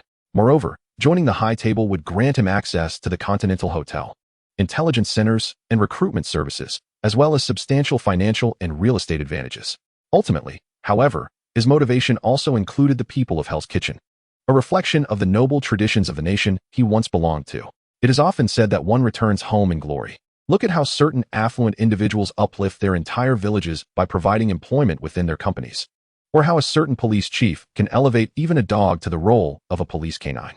While Chen Ye may not possess such noble awareness, he harbored a similar aspiration. Despite the chaos of Hell's Kitchen, it remained his homeland within this Marvel universe. The chaos, at its core, resulted from governmental inaction and intentional neglect. Chen Ye aimed to introduce the Continental Hotel as an industry to stimulate consumption in other sectors of Hell's Kitchen. First, ordinary residents of Hell's Kitchen could find employment at the Continental Hotel, whether as servers or cleaners, thus earning some income. Additionally, individuals with connections to the underworld could undertake tasks through Chen Ye's legitimate operations, as their previous earnings had likely been significantly siphoned off by intermediaries. If all else failed, they could join the cleanup crew or engage in arms production, both of which were relevant to Hell's Kitchen's existing expertise. While some individuals were inherently inclined towards wrongdoing, Chen Ye would deal with such cases decisively. The majority were left with no options. Did they not realize that theft, robbery, and drug trafficking were unlawful? The people of Hell's Kitchen were inherently disadvantaged. Many struggled to secure employment due to their undocumented status or the stigma associated with their origins. Thus, they resorted to theft and robbery merely to survive. Chen Ye believed there was no fault in their desire to live, yet he did not condone their methods. He hoped for a brighter future for them, which is why the Continental Hotel represented a choice for the ordinary residents of Hell's Kitchen, a chance to grasp a glimmer of hope. If the Continental Hotel serves as a beacon of hope for the ordinary residents of Hell's Kitchen, then the community school that Chen Ye is about to establish embodies the aspirations for the children of Hell's Kitchen. They can strive diligently in their studies, and through their own efforts, gain admission to esteemed universities, secure rewarding employment, and ultimately escape the confines of Hell's Kitchen. One symbolizes the present, while the other represents the future. Chen Ye asserts that he desires both the present and the future. His capabilities may be limited, and while he cannot entirely transform Hell's Kitchen, even the slightest change is a step forward. As for other considerations, Chen Ye does not dwell on them.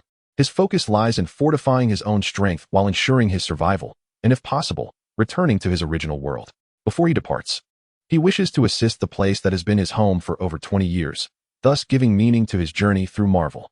Chen Ye then invited John Wick, Master Yi, and others to take a seat, and began, "Is there anyone who does not wish to become a judge? If there is none, I shall report everyone's information to the high table." Deadpool was the first to respond. "I want to, but isn't the title of judge a bit too modest? Elder would be more fitting. So, do judges get to stay at the hotel for free? Not only do they get to stay for free, but they also receive a salary," Old Ma explained. Upon hearing this, John Wick, taken aback, inquired, "Can I also become a judge?" The happiness was overwhelming.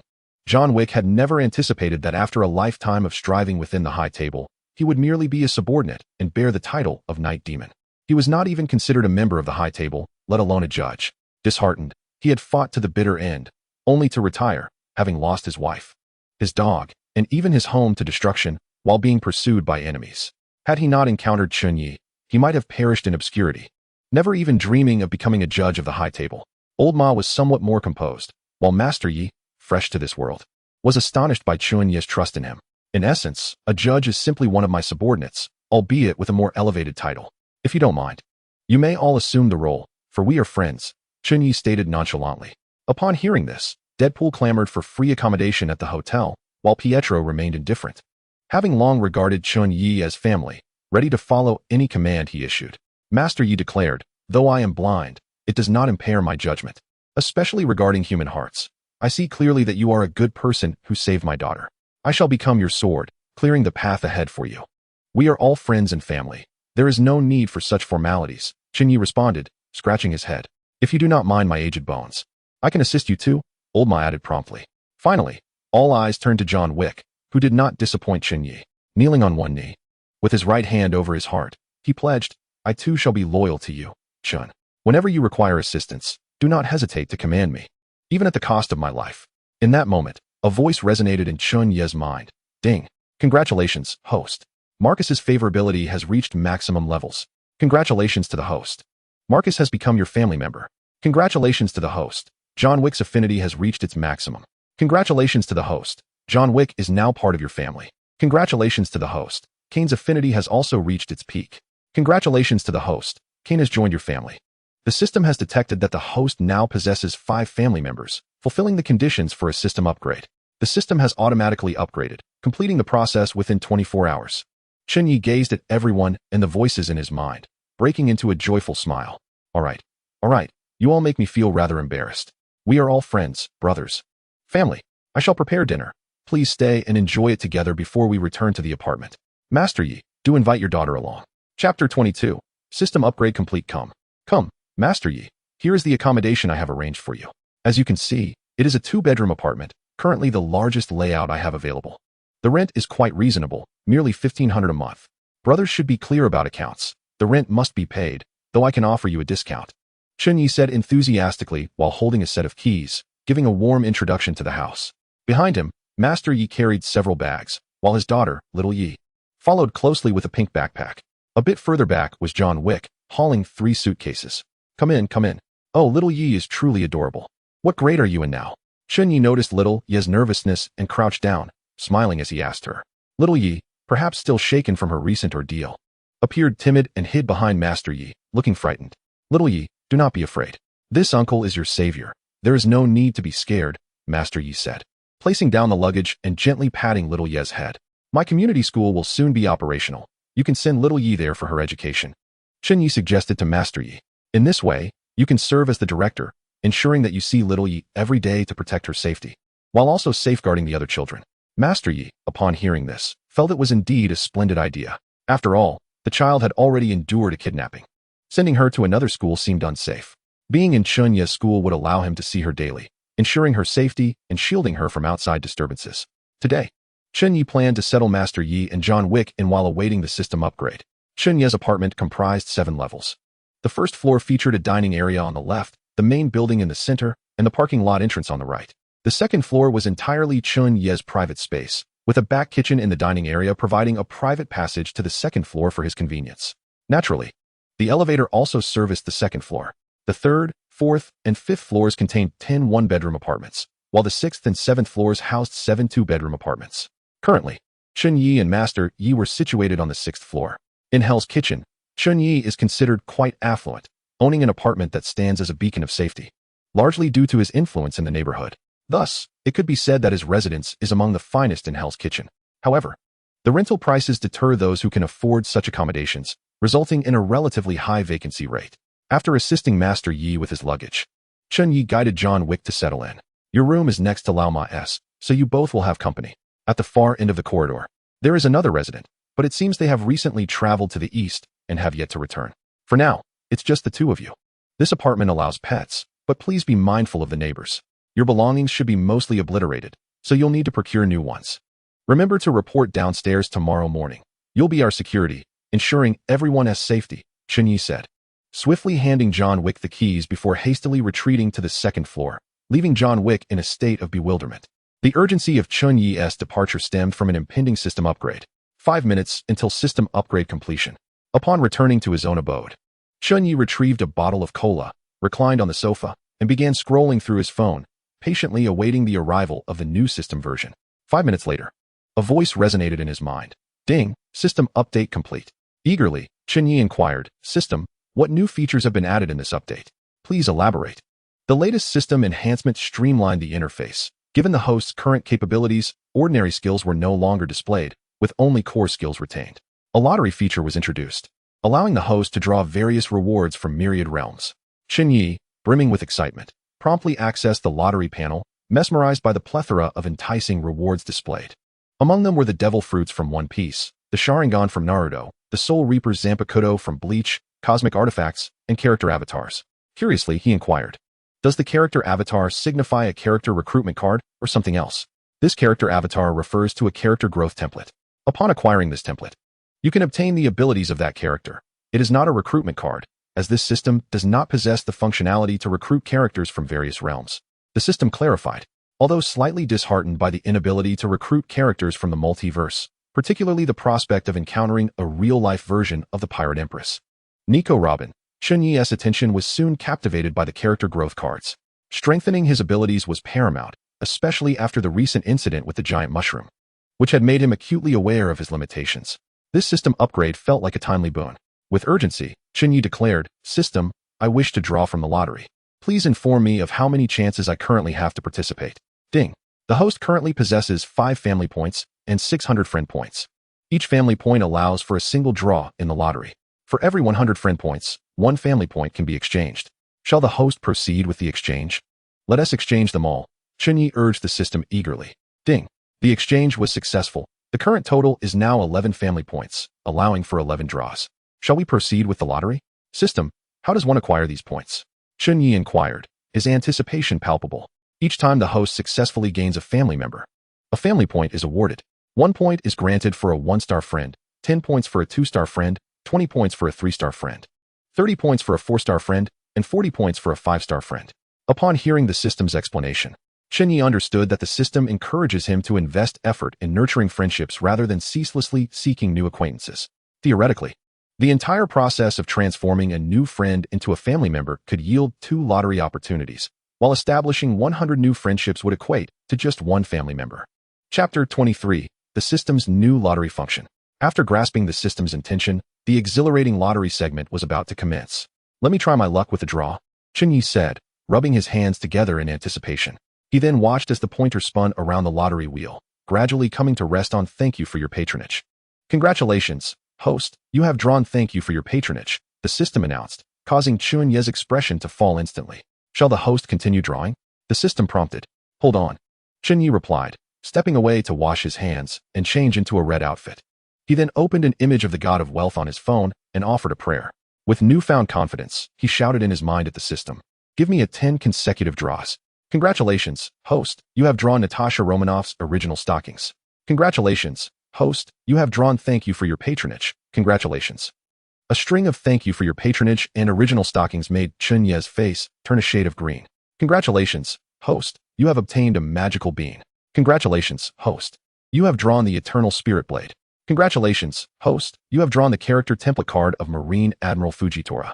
As the lottery concluded, Chen Ye burst into laughter. Although the success rate was only 50%, he still managed to acquire some valuable items. Holding the original stockings of the Black Widow in his hand, Chen Ye found himself at a loss for words, wondering why he couldn't simply retrieve what he desired directly. If he had to receive something, why not a pair of stockings from Nico Robin or the Pirate Empress? Disgusted, he casually tossed the stockings aside. Taking a deep breath, Chen Ye considered the earlier items merely appetizers. Albeit unappetizing, the main course promised to be delectable. He picked up the bottle containing the magical beans, noting there were 5 in total before stowing them away. The magical beans from Dragon Ball are indeed precious, as long as one has a breath of life. Consuming one can lead to almost complete recovery. Although Chen Ye, possessing self-healing factors, had no need for them, they could be beneficial for others, and perhaps even tested on Deadpool to see if they could restore his face. The Everlasting Blade, one of the 8 remarkable tools from the culinary realm of Chinese cooking master, stands as an exquisite kitchen implement. Gazing upon the Everlasting Blade, it appears no different from an ordinary chef's knife, its handle crafted in the shape of a dragon, capable of rejuvenating even the most aged ingredients. Chen Ye nodded unconsciously, filled with satisfaction. Although he could not wield the knife as a weapon, possessing such a proficient culinary tool brought him immense joy. Moreover, the presence of Admiral Fujitora from the world of pirates elicited further surprise from Chen Ye, as he was indeed one of the pinnacle forces within that realm, wielding the gravity fruit with remarkable prowess. System, Integrate the Fujitora template, Chen Ye promptly instructed. Ding. The host is unable to merge with this template. The template card can only be bestowed upon the host's family, the system responded. Chen Ye was momentarily at a loss for words, realizing that despite his efforts in forging friendships, the benefits seemed to be solely accruing to his family. Please do not worry, host. After bestowing the template card to your family, you will also acquire the same abilities, the system clarified, prompting a realization in Chen Ye. Ah, indeed. I can share my family's talents. This isn't a loss after all. Would the host like to utilize the template card? The system inquired. Chen Ye, seeing no other option, consented to its use. The system then automatically sought out family members with a high compatibility for the template card. Match successful. It has been detected that the host has a family member, Kane, whose compatibility with this template card is an impressive 90. Does the host wish to use the Fujitora template card? The system announced in Chen Ye's mind. What impact does compatibility have? Chen Ye asked, intrigued by this new terminology. The higher the compatibility, the greater the growth potential of the individual utilizing this template card, resulting in a more rapid enhancement of strength. Conversely, low compatibility may yield minimal effects or even carry the risk of failure in fusion. Then let us proceed swiftly, Chen Ye thought, finding the prospect of an alternate version of Fujitora rather captivating, especially as the impending battles promised increasing danger. Without the system's assistance, individuals like John Wick would gradually fall behind. Although Chen Ye was indifferent, he understood that their pride would drive them to distance themselves from him. No one wished to be a burden or a weakness to another. Congratulations. The system has successfully executed the integration. Kane has successfully fused with the Fujitora template. The host is now synchronized. Chen Ye closed his eyes, savoring the new changes brought about by the template card. Excellent. I can now wield 5 times the gravity. He mused, realizing that his mastery over observation hockey still required refinement. System, display my panel, Chen Ye requested, eager to observe the new developments. Name, Chen Ye. Race, human.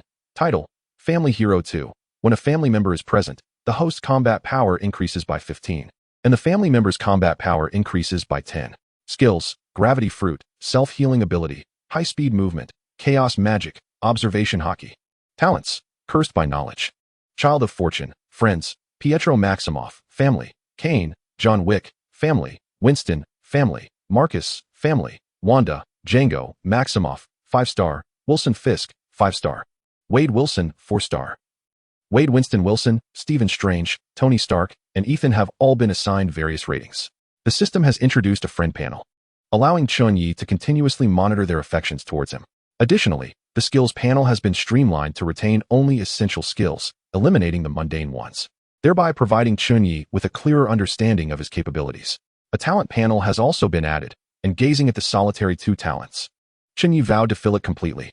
The prospect of exclusive skills ignited a sense of curiosity within him, leaving him eager to discover when he might acquire them.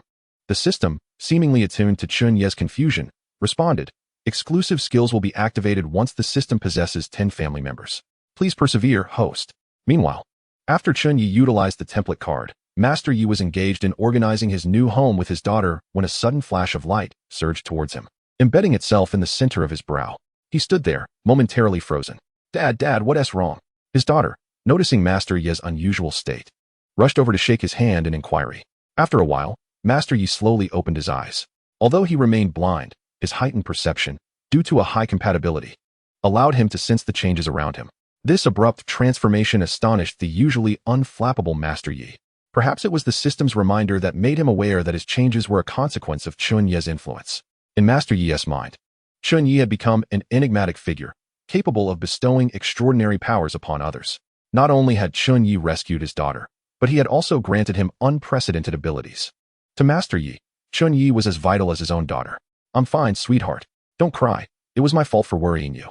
Master Yi reassured his weeping daughter, embracing her. Chapter 24, Agents of S.H.I.E.L.D. A few days prior, at the Strategic Homeland Intervention, Enforcement, and Logistics Division, also known as S.H.I.E.L.D., Agent Phil Coulson was briskly making his way to the Director's office, a tablet in hand. Director, we have identified the perpetrator behind the Paris incident from a few days ago. Please take a look at this video. The director, Nick Fury, took the tablet and examined it intently. The footage revealed an intense battle between Chen Ye and the Marquis beneath the Eiffel Tower, showcasing Chen Ye's remarkable speed as he wielded his sword to behead an assassin, the aftermath shattering the ground beneath them. The video concluded with the Marquis pressing a small black box. After viewing the footage, Nick Fury remarked nonchalantly, just a child's play fight, really. It poses no threat to us. Investigate where this Marquis obtained the mushroom. Indeed, having witnessed extraterrestrial events involving Captain America and Captain Marvel, such mundane conflicts among ordinary individuals were trivial in Nick Fury's eyes. Nick Fury once again scrutinized the video, particularly focusing on the speed and swordsmanship displayed by Chen Ye. Coulson, this Asian man in the video seems somewhat familiar. Have you managed to gather any information on him? Upon hearing Nick Fury's inquiry, Coulson promptly responded. The Asian man in the video hails from Hell's Kitchen. He is Chen Ye, the adopted son of Wilson Fisk. Not long ago, he was part of the team that rescued Tony Stark. Agent Natasha came into contact with him while undercover with Stark. You had previously instructed agents to monitor them, but since there were no significant findings, they were eventually withdrawn. As Coulson elaborated, Nick Fury experienced a moment of clarity regarding his ongoing superhero initiative. He had neglected Chen Ye and his associates, who had not surfaced in his awareness for some time. I recall that Chen Ye is a mutant, but I had not anticipated his prowess to be so formidable. I believe he is accompanied by 2 other mutants. However, those 2 in the video do not seem to fit that description. Nick Fury gestured towards the 2 individuals shown in the footage. Coulson quickly clarified. These 2 are merely skilled individuals, not mutants. The Asian blind man is named Kane. He was rescued by Chen Ye after his daughter was kidnapped by the Marquis, which led him to join Chen Ye. The other, named John Wick, is the catalyst for this incident. Chen Ye engaged in the duel captured in the footage to assist him. Both are legendary assassins associated with the High Table. As for the other 2 mutants, they are a brother and sister duo who, it appears, did not accompany them this time. Currently, they all reside in an apartment in Hell's Kitchen. Listening to Coulson's report, Nick Fury stroked his chin thoughtfully before dismissively stating, those 2 assassins are of no concern. What legendary killers they are, merely rats scurrying in the sewers, unworthy of the spotlight. I doubt even our S.H.I.E.L.D. Level 7 agents would struggle against them. Furthermore, they are rather aged, lacking the potential for development. However, Chen Ye and his 2 mutants warrant consideration. They are still in their 20s, possessing value for cultivation. Nick Fury expressed his disdain for the 2 assassins, deeming their age a hindrance to any potential indoctrination. Conversely, he showed keen interest in the identities of Chen Ye and his mutant companions, recognizing their youth and lack of familial ties as advantageous for potential recruitment and further examination of their abilities by S.H.I.E.L.D. researchers. Thus, Coulson, I would like you to engage with them to explore their willingness to join S.H.I.E.L.D. 3 mutants loitering in a restaurant is hardly acceptable. While Chen Ye may manage his business, it is concerning that he allows 2 siblings in their 20s to operate a restaurant without proper training. Additionally, if I recall correctly, there is also a mercenary who favors a red spandex suit, Deadpool, if I'm not mistaken. He is of no concern. His temperament is ill-suited for the role of an agent. Only by joining our S.H.I.E.L.D. can one truly harness their potential. Remaining confined within a small, hellish kitchen while gazing at the sky will not suffice. Here, they can flourish and better safeguard the world. Everything is for the sake of global peace. Nick Fury conveniently disregards the fact that it is S.H.I.E.L.D. that has instigated the most wars, always proclaiming a sense of righteousness. As for whether they will be nurtured properly or merely analyzed within the confines of a laboratory, that remains a matter of perspective. By the way, I recall that Natasha was recently uncovered by Tony Stark. Since there are no new missions at the moment, I shall bring Natasha along, given their prior acquaintance, Nick Fury added. Having received their assignment, Coulson greeted Nick Fury and departed the office to seek out Natasha for the mission. A few days later, in Hell's Kitchen, Chen Ye had just finished attending to his customers when he opened the door to find the stunning Natasha and Coulson entering the restaurant. This time, Natasha was not clad in her secretary attire, but donned a form-fitting black tactical suit. This ensemble accentuated her figure beautifully, showcasing her graceful silhouette, complemented by cascading red waves of hair and a flawless visage, truly the epitome of a gentleman's ideal companion. Chen Ye nodded in appreciation at Natasha's outfit, pondering how fitting it was for a Marvel character to possess such allure. Just then, the ever-enthusiastic Deadpool emerged from his idle state, producing a bouquet of roses from seemingly nowhere and kneeling. Dear Ms. Rashman, since our last encounter, I have been consumed with thoughts of you. This time, I shall not let go so easily. Accept my affections. At that moment, John Wick, currently working as a security guard in the apartment, approached Chen Ye discreetly and whispered, Are they coming for you? They carry the scent of authority. You know, in our line of work, we often cross paths with them. John Wick remained indifferent to Natasha, as his heart belonged solely to his late wife and his dog. His only concern now was his loyalty to Chen Ye. Chen Ye silently nodded, affirming John Wick's words.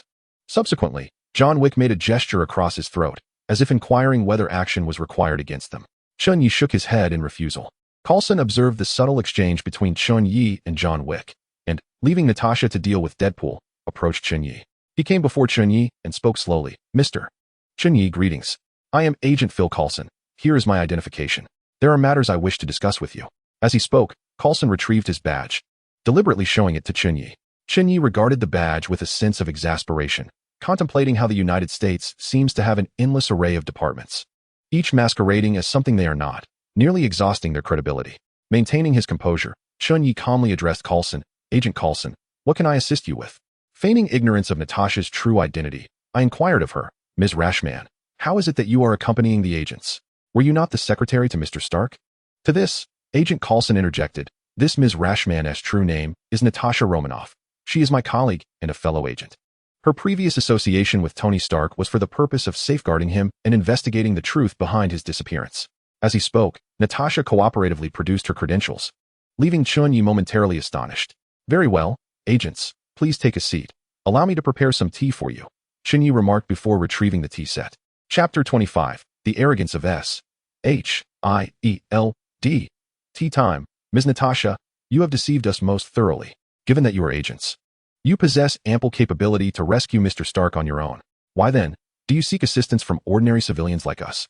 Chen Ye queried, pouring tea as he spoke. Natasha, not lacking in acumen, discerned the underlying tone in Chen Ye's words. Unperturbed, she sipped her tea and replied, Mr. Chen Ye, you jest. You are hardly an ordinary civilian. You have just thwarted a significant mushroom incident and saved an entire city as Elder Council. She continued, Mr. Chen Ye, do you recall our previous wager? I am primarily here to honor that agreement. Discussions are a matter for Agent Coulson. Upon hearing this, Chen Ye shook his head, saying, let us put that wager aside. I have no desire to make friends. He had reconsidered, realizing he did not need to forge friendships with just anyone, especially since the system imposed no mandatory tasks upon him. Chen Ye was unwilling to engage in actions that contradicted his own inclinations merely for the sake of the system, particularly given his strong aversion to S.H.I.E.L.D. Ignoring Natasha, he took a sip of his tea and turned to Coulson, saying, you don't come here without reason. Please, state your business. Typically, departments such as yours would have no cause to interact with me. Coulson began, Mr. Chen Ye, might you be interested in working for our department? Although he was aware that the likelihood of Chen Ye accepting was slim, Coulson still ventured to ask.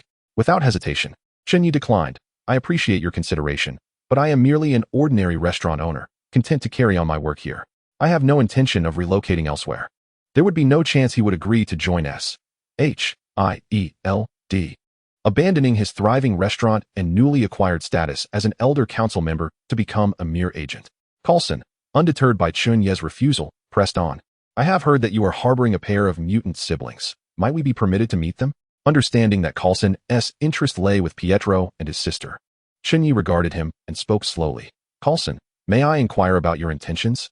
According to federal law, one is considered an adult at the age of 22. What do you intend to do with them? I am their brother and legal guardian. Any matters concerning them should be communicated directly to me, as I am able to make decisions on their behalf. Chen Ye is indeed the guardian of Wanda and Pietro. When Chen Ye was younger, he sought out Jean Bing to act as his guardian. However, once Chen Ye reached adulthood, the guardianship was transferred to him. Chen Ye, we need not elaborate on your identity. You are well aware that there is a global resistance against mutants, especially in a perilous place like Hell's Kitchen. It goes without saying how you came to be their guardian. Given your circumstances, it is improbable that you would be able to assume such a role. Should the federal government take action against mutants, do you truly believe you possess the capability to protect these two children? Frankly speaking, even with Jean Bing backing you, it would not suffice. They require a safe, serene, and healthy living environment, which you cannot provide. We are in a position to offer them that. Entrust them to us, and we will nurture them appropriately. Upon hearing this, Chen Ye let out a cold laugh. Just because you are from the S.H.I.E.L.D. agency, if it were not for me. According to the original narrative, Wanda and Pietro would indeed be trained by your organization into assassins, enduring a tragic existence. You may leave. We do not require your oversight in our affairs, Chen Ye asserted. At this moment, Coulson threatened, allow me to reintroduce myself. We are not mere agents. We are members of the Strategic Homeland Intervention, Enforcement and Logistics Division, commonly known as S.H.I.E.L.D., operating under the auspices of the World Security Council. Our primary responsibility is to address antisocial criminal behaviors or organizations that pose a threat to human safety. Feigning ignorance regarding S.H.I.E.L.D., Chen Ye replied, "So, this so-called S.H.I.E.L.D. believes it can intervene in my affairs. Perhaps you are unaware that our authority far surpasses what you might imagine. If we choose to, your guardianship can be revoked at any moment, including your residence and establishment. We have the power to seal your restaurant and detain you at our discretion. While others may fear Hell's Kitchen, we do not. If we so desired, we could easily dispatch forces to raze this area, leaving even your godfather in peril. This is the extent of our authority. We possess the right to eliminate any threats we perceive to the world." Coulson spoke with an ominous tone. Although Coulson is portrayed as a benevolent character in the films, his restraint in not directly apprehending the people of Hell's Kitchen is already a sign of restraint. "So, are you, who claim to be from S.H.I.E.L.D., attempting to fabricate charges to arrest me and demolish my apartment?" The moment Chen Ye's words escaped his lips, the atmosphere in the restaurant shifted dramatically. The gazes of all present turned from fervent to indifferent, as if they were ready to take action against Coulson and Natasha. Sensing the tension, John Wick called down Lao Ma and Master Yi from the apartment, preparing for a potential confrontation. Coulson noticed the change in the restaurant's ambience but remained unfazed, continuing, "You must understand that our presence here indicates we come with goodwill. We are here to negotiate. Since you are their guardian, why not allow them to accompany us?" If I were to refuse, Chen Ye slowly dismissed the threat, for the S.H.I.E.L.D. had always exhibited such behavior. Even Coulson, who consistently portrayed a benevolent image in films, displayed a certain arrogance. It was evident how tyrannical the agents of S.H.I.E.L.D. truly were. Thus, we must resort to action. Subsequently, Coulson and Natasha subtly placed their hands at their waistbands. Their small gestures did not escape Chen Ye's keen observation. "I am quite curious. What gives you the audacity to trouble me in Hell's Kitchen, to intrude upon my territory? Who instilled such confidence in you? Is it the agents outside? The snipers across the way? Or perhaps the man on the rooftop wielding a bow?" Chen Ye rose to confront them. He had long sensed the influx of unfamiliar faces encroaching upon his domain. Not only he, but also John Wick and others had noticed. The moment they stepped onto his territory, they had already been detected by Chen Ye's keen perception. Coulson and Natasha were taken aback, feeling the oppressive aura emanating from Chen Ye, causing their expressions to shift uncomfortably. They had not anticipated that Chen Ye would be so vigilant as to uncover their ambush. They exchanged glances, realizing that Chen Ye was more formidable than they had anticipated. Chapter 26. The arrival of Fujitora in Hell's Kitchen in the restaurant. Chen Ye and Agent Coulson stood in opposition, the atmosphere thick with tension. The establishment was encircled by layers of S.H.I.E.L.D. agents. While several snipers positioned themselves on the roof, alongside Hawkeye, who stood ready for action, awaiting Coulson's command, as if a grand confrontation loomed. Coulson sensed that Chen Ye was indifferent to S.H.I.E.L.D.'s presence, and he noted that Chen Ye's associates, including John Wick, had left the restaurant during their conversation, remaining unperturbed despite the sniper's aim. After a moment of silent communication, Coulson cautiously addressed Chen Ye. "Mr. Chen Ye, we come with good intentions. Outside are our agents, and should you refuse, we possess the authority to arrest you. Standard firearms may be ineffective against you, but..." Coulson glanced around the restaurant, continuing his menacing speech. "The people within your establishment and the residents of Hell's Kitchen cannot withstand our firepower. No one would care how many lives are lost in Hell's Kitchen. Do not entertain thoughts of retaliation, should you choose not to cooperate. The next visitors to Hell's Kitchen will not merely be our agents, but the federal forces themselves." Upon hearing Coulson's threat, Chen Ye chuckled, choosing not to respond. He returned to his seat, lifting his teacup to savor his tea. Although anger simmered within him, he refrained from impulsively dispatching them. Wiping out S.H.I.E.L.D. agents in this manner would undoubtedly lead to a myriad of complications. If Nick Fury were to summon Captain Marvel, it would be uncertain whether he could withstand such a force. It was likely that Hell's Kitchen would cease to exist. However troublesome it may be, with S.H.I.E.L.D. now at his doorstep, Chen Ye understood that silence could be misinterpreted by his subordinates and the outside world, leading to incessant troubles in the future. Observing Chen Ye's silence, Coulson mistakenly assumed he had acquiesced. Unbeknownst to them, Chen Ye was merely contemplating how to subdue them without inciting further complications. He then seated himself and, with a smile, said, "We generally refrain from employing force. I kindly request you to bring your people out." Rising, Chen Ye expressed his desire to cease communication with S.H.I.E.L.D., casting a glance at Master Yi before heading towards the kitchen. "No one shall take my family away. Master Yi, Please handle this. Upon hearing Chen Ye's refusal, Coulson and Natasha instinctively moved to draw their weapons, disregarding Master Yi, whom they had been informed was merely a blind assassin reliant on sensors for his lethal work, posing no genuine threat. Suddenly, an invisible force akin to a colossal hand pressed their heads firmly against the table. No matter how hard Coulson and Natasha struggled, they could not lift their heads. In an instant, they realized the presence of other mutants within the restaurant. You two need not exert yourselves. Simply remain there. The voice came from behind them, revealing Master Yi, who had stealthily approached. Recognizing the source of the voice, Coulson immediately understood that this was the handiwork of Master Yi. To think you are also a mutant, hiding for decades so skillfully, Natasha remarked coolly, her years as a seasoned agent allowing her to maintain her composure even in perilous situations. In contrast, Coulson was far less collected. Despite not knowing the specifics of Master Yi's abilities, he felt they were insufficient to contend with S.H.I.E.L.D. Release us at once, he demanded. There are individuals inside resisting arrest and causing disturbance outside. Meanwhile, Deadpool and John Wick stood by, bewildered by the inexplicable actions of the two agents, who had suddenly bowed to Chen Ye and commenced nonsensical chatter. Their words hinted that Master Yi was the orchestrator behind this chaos. Deadpool, ever the provocateur, leaned close to Master Yi and asked, "Hey, did you conjure this? Is it magic or some ability akin to those mutant scoundrels?" Though blind, Master Yi, utilizing his observation haki, noticed Deadpool's proximity and took a step back. "I am uncertain. Perhaps it is a form of superpower?" He replied. "Let us not dally. We must first resolve the situation outside." John Wick, though curious, recognized the gravity of the matter and nodded in agreement. Meanwhile, Hawkeye received the command to engage, signaling to the agents outside to raise their weapons and proceed. "Leave this to me. As a newcomer, I have yet to prove myself. Allow me to handle this situation," Master Yi said as he slowly opened the restaurant door and stepped outside with determination. Chen Ye saved his daughter and provided for them, endowing her with extraordinary abilities, without ever demanding anything in return. The S.H.I.E.L.D. not only insulted Chen Ye but also threatened innocent civilians, inciting Master Yi's anger. Outside, Hawkeye witnessed Master Yi opening the door and immediately issued the command to fire, unleashing a volley of arrows. The agents, upon hearing the order, swiftly drew their firearms. Yet, the sniper, receiving Hawkeye's command, refrained from firing and instead maintained his position. Hawkeye perceived this individual as blind to the overwhelming firepower surrounding them. Akin to a metaphorical elephant swatting at a mosquito, the sniper opted for a more adaptable approach. In an instant, a rain of bullets was directed towards Master Yi. Had it been the previous ordinary Master Yi, he would have been riddled with bullets. However, the situation had transformed. Master Yi, having a remarkable affinity with the template of the Vine Tiger, had adeptly harnessed the power of gravity within just a few days. Unfazed, Master Yi slowly drew his sword, pausing when it was a quarter unsheathed, before opening his clouded eyes and commanding the gravity to shift. In an instant, a vast, invisible gravitational force radiated from Master Yi, causing bullets to clatter harmlessly to the ground. The agents were then knocked to the ground as if struck by an unseen hand, seemingly under his control.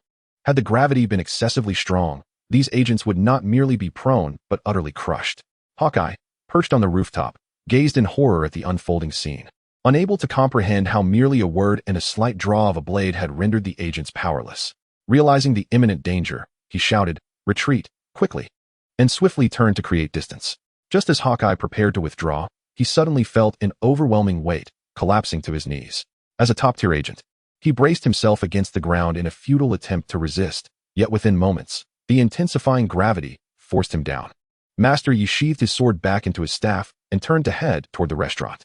"That was incredible. Your technique bears a resemblance to Chen's. Able to halt bullets mid-flight. Why are they lying on the ground? Do they not prefer their beds?" Deadpool marveled, poking at the agents pinned beneath the gravity. John Wick, observing the scene with mixed emotions, turned to Master Yi, who he had known for years. "You never mentioned possessing superpowers. You truly have remarkable restraint. Were you holding back when we fought?" "I did not intend to deceive you. I did not possess superpowers before," Master Yi replied calmly, before entering the restaurant to report to Chen Ye. This left John Wick pondering Master Yi's words. "You didn't have them before. What has changed now? Could it be because of..." Chapter 27. Welcome to Hell's Kitchen. Within the restaurant, merely a few minutes had elapsed. A fleeting moment for Master Yi and his companions, hardly sufficient even for a warm-up. Strictly speaking, only Master Yi had engaged in any physical activity, while John Wick and the others remained immobile, merely spectators to the unfolding drama. However, for Coulson and Natasha, Those brief moments stretched interminably, each passing minute akin to a torturous eternity. They could scarcely have imagined that just moments ago, they were extolling the formidable prowess of S.H.I.E.L.D., convinced that Chen Ye and his associates posed no threat. Yet, astonishingly, only a few minutes had passed before they found themselves firmly subdued by Chen Ye, or rather, by his subordinates. Coulson and Natasha had heard the gunfire erupting from outside, presuming that Chen Ye's men would soon be overwhelmed like a nest of hornets. Contemplating whether or not to spare Chen Ye's life upon the agent's arrival, while Coulson indulged in this hopeful fantasy, he suddenly realized that the gunfire had ceased. Confusion clouded his gaze as he turned to Natasha, who appeared equally perplexed. Just as Coulson contemplated peering outside to discern what had transpired, the oppressive force binding him rendered him immobile. He could only mutter a silent curse. Throughout this ordeal, they had never believed that Master Yi and his companions could possibly contend with Hawkeye and the cadre of S.H.I.E.L.D. agents. After a moment, they both heard the sound of the restaurant's door being opened, followed by the footsteps of Master Yi approaching the kitchen, leading them to mistakenly believe that Hawkeye had come to their rescue. Coulson hastily called out, "Barton, is that you? I knew they were no match for us. I don't know what abilities or magic they used to pin Natasha and me here. We need to think of a way to get us out. There are others in the kitchen. Be cautious, Barton. Chen Ye is in there too. He's a mutant." Natasha, ever the consummate agent, reminded him that the threat still loomed large. As Master Yi ambled over and overheard their conversation, he wore a sheepish smile. "I apologize for disappointing you, but I am not Barton." He then approached Coulson and inquired, "By the way, who is Barton? Is there an agent by that name outside? A friend of yours? Regardless, he is currently in the same predicament as you. You are fortunate, resting on the table while those outside are on the floor. How could this be? What have you done to the people outside? If you've killed them all, the denizens of Hell's Kitchen are in for serious trouble," Coulson exclaimed incredulously. Master Yi offered no response and walked into the kitchen, leaving Natasha and Coulson exchanging bewildered glances. With Master Yi's silence, Coulson could only vent his frustration with a futile shout. Conversely, Natasha remained remarkably composed, even jesting. "It seems we are destined to become someone else's captives. Hell's Kitchen truly is a place of hidden talents. Rest assured, he does not seem to harbor any intent to kill us. He likely wishes to avoid provoking the Federation." Natasha clearly discerned that Chen Ye did not wish to harm her or the others, but rather intended to impart a lesson. However, the display of power they exhibited left Natasha profoundly astonished. If one of Chen Ye's subordinates was this formidable, one could only imagine the prowess of Chen Ye himself. Natasha found herself contemplating the current inability of S.H.I.E.L.D. to contend with Chen Ye, while they were lost in their thoughts. Chen Ye emerged from the kitchen, adorned in a white apron and wielding a knife adorned with dragon motifs. "Master Yi," Chen Ye said nonchalantly as he took a seat. Master Yi, understanding the unspoken cue, promptly relieved Natasha and Coulson of the oppressive gravity that had bound them. As soon as he spoke, Natasha and Coulson felt the invisible hand that had pressed down upon them dissipate. Uncertain, they cautiously raised their heads from the table. Upon realizing her regained mobility, Natasha swiftly drew her firearm, aiming it at Chen Ye and Master Yi. "What are your intentions? How dare you openly assault a federal officer and obstruct official duties?" Coulson declared as he brandished his weapon. Chen Ye, unperturbed, gestured towards the camera in the corner of the dining area and remarked, "We have done nothing. It was you who suddenly chose to bow before us. If you doubt my words, feel free to review the surveillance footage. I suggest you step outside and reassess your approach before addressing me again." Chen Ye was genuinely exasperated with the agents of S.H.I.E.L.D. Could they not comprehend their current predicament? It was not that Chen Ye was afraid to kill them. Rather, he found the hassle unworthy. Of course, he had no intention of letting them go. Somehow, he must make S.H.I.E.L.D. pay a price. Upon hearing Chen Ye's words, Natasha and Coulson exchanged glances, after which Coulson turned and dashed outside, leaving Natasha, ever vigilant, to maintain her aim at Chen Ye while cautiously retreating. Chen Ye made no effort to stop her, showing no concern for their potential escape. As Agent Coulson opened the door, he was met with the sight of agents sprawled on the floor, initially believing them to be casualties. Approaching slowly, he noticed some of them still had the ability to move their eyes. After checking on one, he confirmed there was still breathing. Realizing the agents were merely incapacitated, Coulson let out a sigh of relief, though they were always prepared for the risks of sacrifice in their line of work. The thought of losing so many at once weighed heavily on him, as he would bear undeniable responsibility for the incident. Confirming the agents were merely immobilized, he also observed many residents of Hell's Kitchen watching from the periphery. Subsequently, Coulson realized that it was inappropriate to linger in this place. He turned around and immediately adopted the facade of an amiable man, addressing Chen Ye. Mr. Chen Ye, this is merely a misunderstanding. I will return and clarify to my superiors that this is all nonsense. Clearly, the relevant authorities provided erroneous information due to the involvement of Hell's Kitchen, which led to all of this. I will testify on your behalf and ensure that the relevant departments issue a personal apology. It was evident that Carlson recognized he was no match for Chen Ye and sought to shift the blame onto another department. Chen Ye observed this man, who changed his demeanor quicker than one could turn a page, with a mocking gaze. Indeed, he was the adhesive within the Avengers. Why do you think? After exerting your authority over me and threatening us, you can simply brush this aside with a few words? You yourself just stated that this is Hell's Kitchen, my domain. No one can enter here and leave without facing the consequences. As soon as Chen Ye's words fell, John Wick and others closed the door, effectively surrounding Carlson and Natasha. The feigned smile on Carlson's face vanished upon hearing Chen Ye's remarks, and sweat began to bead on his brow. I believe Mr. Chen Ye is not one to indiscriminately harm the innocent. Perhaps I should consult our director to see how he intends to handle this? Natasha, rather unfazed by Chen Ye's threats, responded with remarkable composure. I think that won't be necessary. I'll speak to him myself. Chen Ye produced his mobile phone. And at that moment, the device rang, displaying an unknown number. Chapter 28. Nick Fury's test inside the restaurant. Chen Ye calmly answered the call, observing the restless Natasha and Carlson across from him. Behind them stood four burly figures, an elderly man with a shock of white hair, a cane-wielding Master Yi, a Deadpool clad in a red mask desperately trying to take a photo with Natasha, and perhaps the only somewhat normal one, John Wick, dressed in a suit. To refer to these four as burly might even undermine the term. Amused by his own thoughts, Chen Ye chuckled. Hello, Mr. Chen Ye, allow me to introduce myself. I am Nick Fury, the director of the Strategic Homeland Intervention, Enforcement, and Logistics Division. The voice on the other end introduced itself.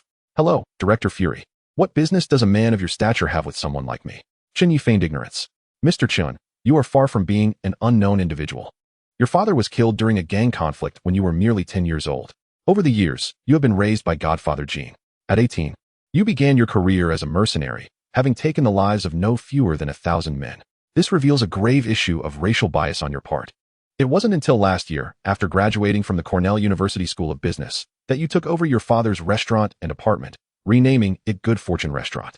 At the tender age of 18, while embarking on a part-time job, I encountered the siblings Pietro Maximoff and Wanda Maximoff, who were fleeing from the ravages of war. I took them under my wing. Within a mere year, I had established dominion over 5 blocks of Hell's Kitchen, a feat unattainable by many gangs. Recently, I rescued Tony Stark and reaped considerable profits in the stock market. I am intrigued about how you discerned the impending decline of Stark Industries shares. Subsequently, I ascended to become one of the elders of the High Table. Such accomplishments at a young age herald a boundless future. Nick Fury recounted my life story with remarkable detail. It seems you have encroached upon my personal privacy. I understood that this was Nick Fury's demonstration of power. He was indicating how formidable the SHIELD intelligence network is, should they choose. They could ascertain the color of my underwear and how many times I visited the restroom today. We are merely fulfilling our duty, he asserted. Our responsibility is to safeguard the world's security. It is imperative that we ascertain whether any individual poses a threat to the nation or the world. Every action we undertake is for the sake of global peace. Nick Fury's words carried an air of righteousness. It was the first time I had witnessed someone shamelessly justify the surveillance of personal privacy as a means of protecting the world. Truly, Nick Fury exemplifies the depths of moral ambiguity, a fitting reflection of Marvel's most cunning character. Are you attempting to label me unjustly? I am no racist. I harbor contempt solely for those who indiscriminately slay the innocent and lack any moral compass. Time and again, victims have approached me with evidence, yet I have never taken a life. Those individuals perished due to unfortunate accidents, so refrain from making baseless accusations. Coincidentally, many of those criminals happen to be African American. Those who err should be judged by the law, not executed by your hand. You are showing contempt for federal law, Fury admonished. If the federal system were truly effective, there would not be so many innocent people seeking vengeance, nor would Hell's Kitchen exist. Justice delayed is justice denied. I sensed the futility of this conversation and interjected. Enough of this meaningless discourse. You agents know your own worth. You are merely wolves disguised in sheep's clothing. Now, let us discuss the purpose of this call. Very well. My intent today is straightforward. I will help you conceal the whereabouts of those superpowered siblings. In exchange, you will release Agent Natasha and Agent Carlson, along with the agents stationed outside. I can act as if nothing has transpired. Nick Fury, at this moment, believed he was extending the utmost courtesy by personally negotiating with me, the director of S.H.I.E.L.D. Upon hearing this insincere proposition, I remarked, "It appears that Director Fury is not particularly invested in your subordinates. They seem to be quite comfortable lying here. Tomorrow, I shall summon a throng of media to photograph them, showcasing the true nature of federal agents. I am certain that, given S.H.I.E.L.D.'s unpopularity, many would relish the opportunity to see them fall." Subsequently, Chen Ye rose from his seat, exited the dining establishment, and activated the speakerphone on his mobile device. At that moment, the street was devoid of any individuals aside from the agents sprawled on the ground, rendering the sound from his phone audible to all present. After completing this act, Chen Ye once again inquired of Nick Fury, Director Fury, "Would you care to revise your offer? $1 million for such an agent seems rather reasonable. As for Natasha and Coulson, their verbal threats have inflicted considerable emotional distress upon my tender heart. Thus, I propose $10 million for each of them." On the other end of the line, Nick Fury pressed his hand heavily against his chest, as if struck by a powerful blow. Struggling to speak, he replied, "You must be jesting, Mr. Chen. $1 million for one person, and for two individuals. You demand $20 million? That totals over $100 million. The S.H.I.E.L.D. will not disperse such an exorbitant sum. Do not rush, Director Fury." Chen Ye interjected, "You seem to have forgotten to mention that I am using the speakerphone. Every word you utter has been inadvertently overheard by all the agents outside." He then squatted beside one of the agents and deliberately remarked, "Just look at how miserly your director is. You risk your lives for S.H.I.E.L.D. And in the end, you are worth less than $1 million in his eyes. I pity you all. If I were in your position, I would resign immediately." Nick Fury, taken aback by Chen Ye's malicious cunning at such a young age, found it difficult to catch his breath upon hearing this blatant incitement. Gritting his teeth, he retorted, "What do you truly desire, Mr. Chen? Do you wish for us to lay waste to Hell's Kitchen? Please offer a sincere proposal." Chapter 29, Compensation from S.H.I.E.L.D. Just as the two engaged in their telephonic exchange, the police from Hell's Kitchen arrived in their dilapidated cruiser, always appearing at the most opportune moments. The officer seeking information from Chen Ye was none other than George Stacy, Gwen's father. George Stacy approached Chen Ye, who was on the phone, and inquired, "What is going on, Chen Ye? Can't you stay out of trouble? How is it that yet another group has fallen at your restaurant's doorstep today?" Chen Ye, seeing no other option, covered the phone and replied to George Stacy, "This time, it was not I who instigated the conflict. A group claiming to be from S.H.I.E.L.D. insisted on taking the Maximoff siblings away. I am currently negotiating terms with their director, so please refrain from bothering me." Having heard this, George Stacy could only wait patiently for Chen Ye to conclude his call. On the other end of the line, Nick Fury, noticing Chen Ye's silence, was compelled to speak. "Mr. Chen, S.H.I.E.L.D. possesses an array of artifacts, some mysterious and others extraterrestrial. We could lend you one, and I can authorize a maximum of $5 million. Would that be acceptable?" Nick Fury's calculations were astute. After all, S.H.I.E.L.D. had a plethora of artifacts, many of which were not fully understood. Lending one would not be detrimental, and furthermore, it had not been specified when it would be returned. With the proposed $5 million in compensation, he could later report to the World Security Council that the losses amounted to several $100 million, thus securing funding for S.H.I.E.L.D. $20 million. 2 artifacts, and I wish to select them myself. I will visit you on a chosen day. Furthermore, I have 2 conditions. If you do not comply, I shall have the police escort you away," Chen Ye declared with unwavering resolve. Nick Fury discerned the finality in Chen Ye's words, realizing this was indeed the last offer. Moreover, Chen Ye's proposition was not entirely unreasonable. However, upon hearing the term conditions, Fury felt a sense of unease, akin to boarding a pirate ship. Nevertheless, he steeled himself and replied, "State your conditions, and I shall see if they can be accommodated." Chen Ye glanced at George Stacy nearby, then at the dilapidated police car, stating, "First, the equipment at the Hell's Kitchen precinct is rather outdated. Even if I donate funds, you can see our police vehicles have been in service for over a decade, worn and tattered. Surely, your S.H.I.E.L.D. has ample good equipment. A little sponsorship for them would not be too much to ask, just the gear, weapons, and vehicles you have retired." George Stacy, who had just gathered information from Master Yi and his associates, was taken aback by Chen Ye's request, realizing it was indeed for their benefit. The police chief, devoted to public service, felt a mix of gratitude and joy. He knew all too well the dire straits of the Hell's Kitchen precinct, which seemed forgotten by the city government, receiving only meager funding each year sufficient merely for salaries, with no provisions for promotions, bonuses, or equipment upgrades. They operated with the lowest wages and the most obsolete weapons against the most heinous criminals. This was the grim reality of the Hell's Kitchen police. Were it not for their sense of justice, who would choose to serve as a police officer in such a place? Thus, they harbored disdain for Hell's Kitchen and its inhabitants. Who would have thought that the very person they loathed would ultimately advocate for them? How could this not touch the heart of the police chief? George Stacy surveyed the surroundings and noted the respect in the gazes of the other officers fixed on Chen Ye. On the other end of the line, Nick Fury was momentarily taken aback by Chen Ye's conditions, expecting something far more outrageous. Yet this was manageable. No problem, I still have that authority. We retire a considerable amount of equipment each year, he replied. To his surprise, Mr. Chen Ye was more benevolent than he had anticipated. It seemed they might need to reassess his standing. Fury nodded in agreement, realizing that Chen Ye had a commendable side and was not merely self-serving. His previous judgments based on intelligence were somewhat narrow. Perhaps he could even be included as a reserve in their superhero initiative. Seeing Nick Fury's swift acquiescence, Chen Ye instructed Master Yi to release all agents from their burdens, allowing them to rise amidst a chorus of lamentations. At this juncture, Natasha and Coulson joined the ranks of the agents. Lastly, and most importantly, Chen Ye said gravely, scanning the faces of all present agents, "State that as long as it is not a grave matter, I shall acquiesce." On the other end of the line, Nick Fury learned that Chen Ye had already released the agents in his vicinity. Chen Ye glanced at Coulson and Natasha, then declared loudly, "I hope you can keep your distance from my territory in the future. It would be best if you never returned. Is that acceptable?" Nick Fury paused for a moment, having just begun to form a somewhat favorable opinion of Chen Ye, only to be thrown back into despair by his words. With a stern expression, Nick Fury replied, "I cannot guarantee that. I can only say that today's events will not be repeated, as long as you do not transgress. We will not trouble you unless provoked. That suffices. Remember to send the money," Chen Ye remarked, adding that he would visit to inspect his collection on a later date before hanging up. He then turned to Natasha and said, "I hope we never meet again. Every encounter brings misfortune. Agent Natasha, safe travels, no need for farewells." With that, Chen Ye strode into the restaurant without looking back.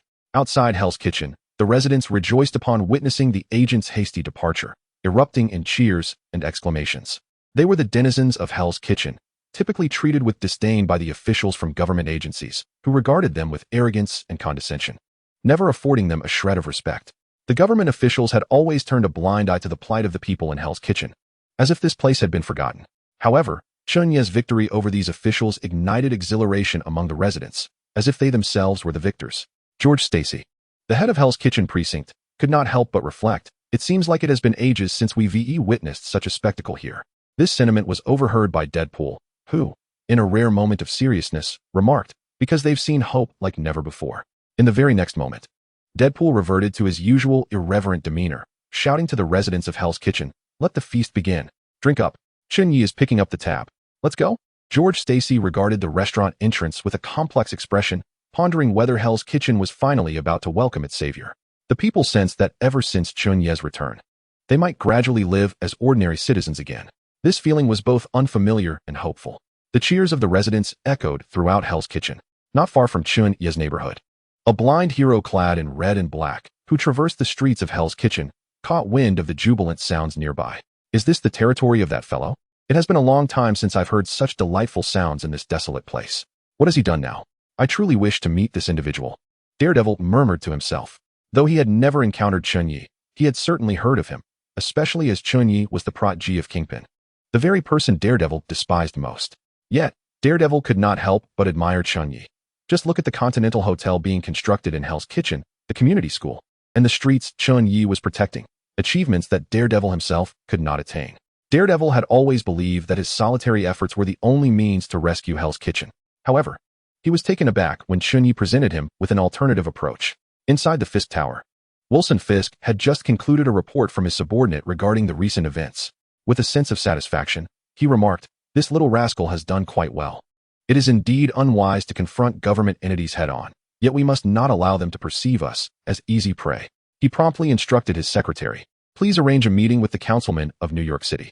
I have heard that he is in need of substantial funding for his mayoral campaign, and the Fisk Group is interested in offering our support." Turning to gaze out of the expansive floor-to-ceiling windows, he beheld the dimly lit Hell's Kitchen, and a heartfelt reflection emerged. Hell's Kitchen is gradually becoming more vibrant. Let us see how far you can go. Chapter 30. The Imaginative Hield. Just as Chen Ye returned to the restaurant, intending to rest, he was inundated by a series of notifications from the system. Ding. Congratulations, host. George Stacy's affinity has increased. Ding. Congratulations, host. A police officer has successfully added you as a friend. Ding. Congratulations, host. Another police officer has successfully added you as a friend. The notifications continued, each one increasing his irritation. System, could you please silence these notifications? He requested. The host has been placed in silent mode. The system replied mechanically. As Chen Ye observed the cascade of friend requests in his mind, he was momentarily stunned. Why is this different from before? Why are others adding me as a friend when I used to initiate the requests myself? Can one truly gain friends passively? He inquired further. System, I haven't actively sought friendships. How has this group become my friends? The host, the system has never stated that friendships must be initiated actively. If someone considers you a friend and a worthy companion, they will naturally become your friend. Sometimes, forming friendships is as simple as a glance or a gesture.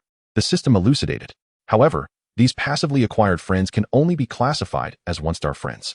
If the host wishes to enhance their friendship level, they must spend more time with them, it added. Upon hearing this, Chen Ye's mind raced with countless ideas for boosting his friend count. If I were to become a celebrity or a superhero and appear on television, wouldn't a plethora of people become my friends? The system seemed to perceive Chen Ye's thoughts. Only those who have met in person qualify as friends. For instance, while you may have seen Trump on television, he has not seen you, thus you are not eligible to be friends. The reason the host has gained a multitude of friends is due to the beneficial actions he has undertaken for them.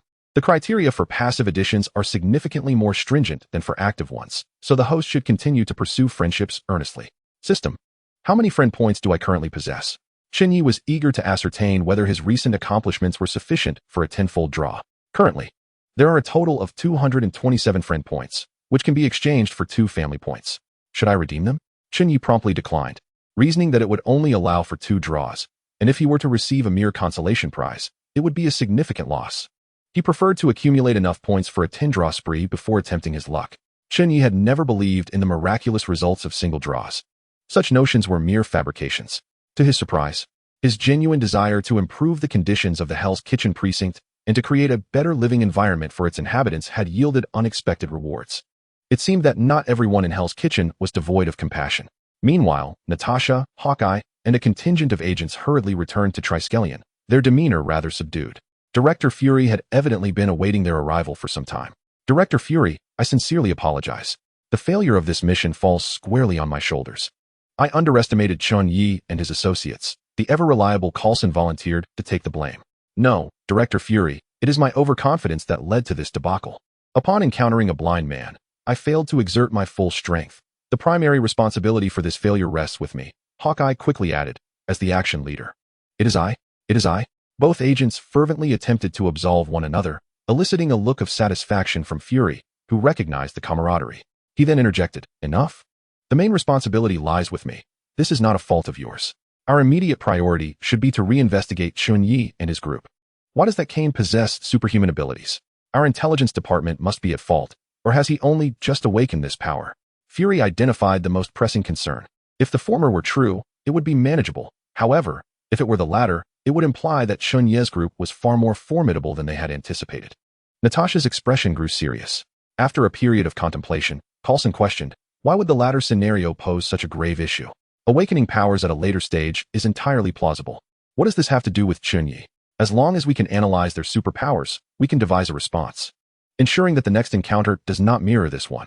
These individuals, based on intelligence, had been ordinary for decades, possessing no superhuman abilities. Yet, within less than a month of their arrival in Chen Ye's vicinity, they had transformed into mutants. Was this not sufficient evidence? Moreover, have you not noticed the increasing number of mutants emerging around Chen Ye? Natasha elaborated.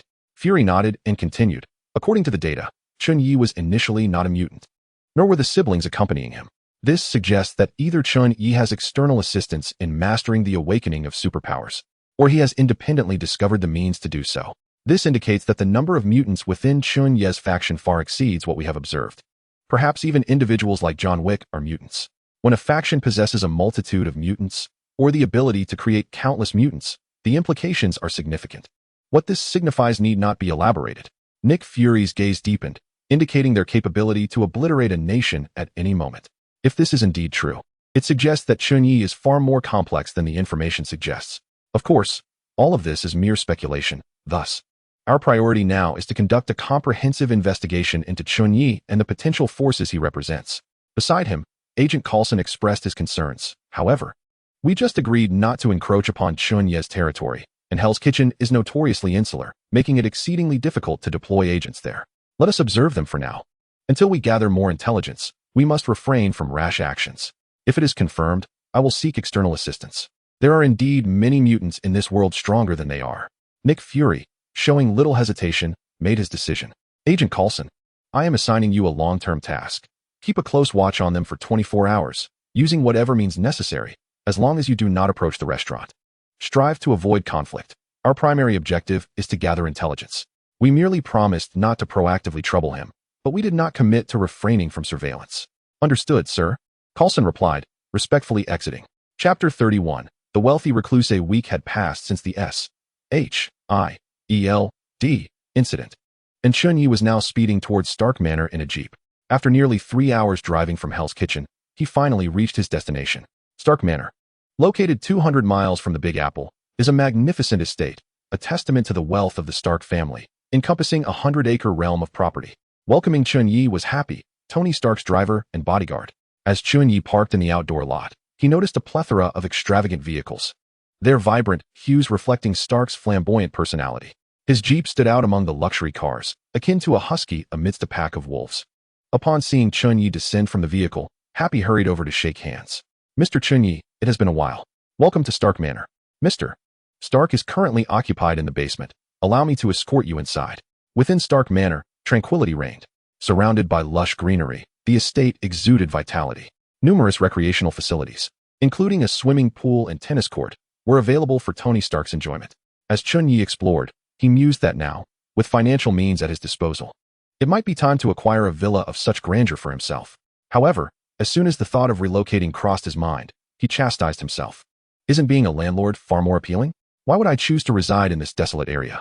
Just considering the property taxes on such a mansion is daunting. Yet, he entertained the idea of upgrading his vehicle. Chen Ye resolved to look for a new car upon returning to Hell's Kitchen, for the one he currently owned had been left to him by his late father and was older than he himself. Happy led Chen Ye toward the villa, where Stark was waiting at the entrance instead of working in the basement. Upon seeing Chen Ye, Tony Stark opened his arms in greeting, exclaiming, "Welcome to my home, Stark Manor. This place is truly vast. Without Happy, I would surely lose my way," Chen Ye remarked. With a teasing tone, he added, "As a single man, don't you ever feel lonely in such a grand abode?" Tony Stark, donning his customary cheeky expression, replied, "Because I am Tony Stark, a world-renowned millionaire. I've lived in a manor since childhood. Isn't this the rightful place for a person to reside? Are you not of the same opinion?" After hearing Stark's audacious remarks, Chen Ye fell momentarily silent, contemplating that the previously discussed commission fee had diminished. Nevertheless, he retorted, "Living alone must be quite lonely. Why not have Pepper move in? At the very least, you would have company. If that doesn't work, I have several vacant rooms in my apartment. I could rent you one to keep you company with Ethan." Stark's face contorted with evident discomfort upon Chen Ye's suggestion, and he proceeded to enter the villa without a word. Unfazed by Stark's silence, Chen Ye followed closely behind. Stark poured a bottle of red wine into 2 glasses, offering one to Chen Ye while keeping the other for himself. Chen Ye waved his hand, stating, "Drink and drive don't mix. I'll just have a bottle of cola." In response to Chen Ye's request, Stark grumbled, "Happy, fetch me 100 cases of cola for him to indulge in. If he can't finish them, let him take the leftovers as a reward for his previous reminder." After returning to the company, Tony Stark specifically researched Natasha and uncovered several business spies hidden within Stark Industries. "You really are something else. I kindly remind you, and you only offer me cola. I initially intended to provide you with some leads, but your undercover secretary delayed me," Chen Ye retorted, visibly irked. Upon hearing that there were leads, Stark immediately shifted to seriousness, eagerly asking, "Speak up. Who is it that intends to kidnap me?" Chen Ye, however, grew more composed, countering, "It has been a month. I find it hard to believe you haven't figured this out yourself. Or is it that you simply do not wish to investigate?" Stark was momentarily at a loss for words. With his intellect, it was improbable that he had found no clues. The answer was, in fact, rather obvious. If Stark were to meet an untimely demise, the primary beneficiary would undoubtedly be his uncle.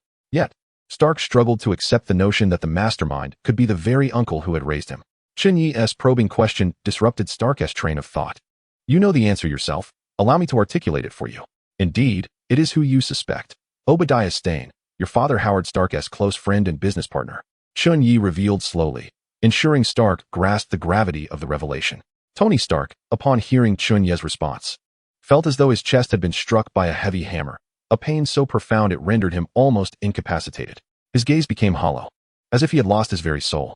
Memories of his childhood flooded back, of his uncle Obadiah visiting him frequently, always smiling warmly, brimming with patience and affection.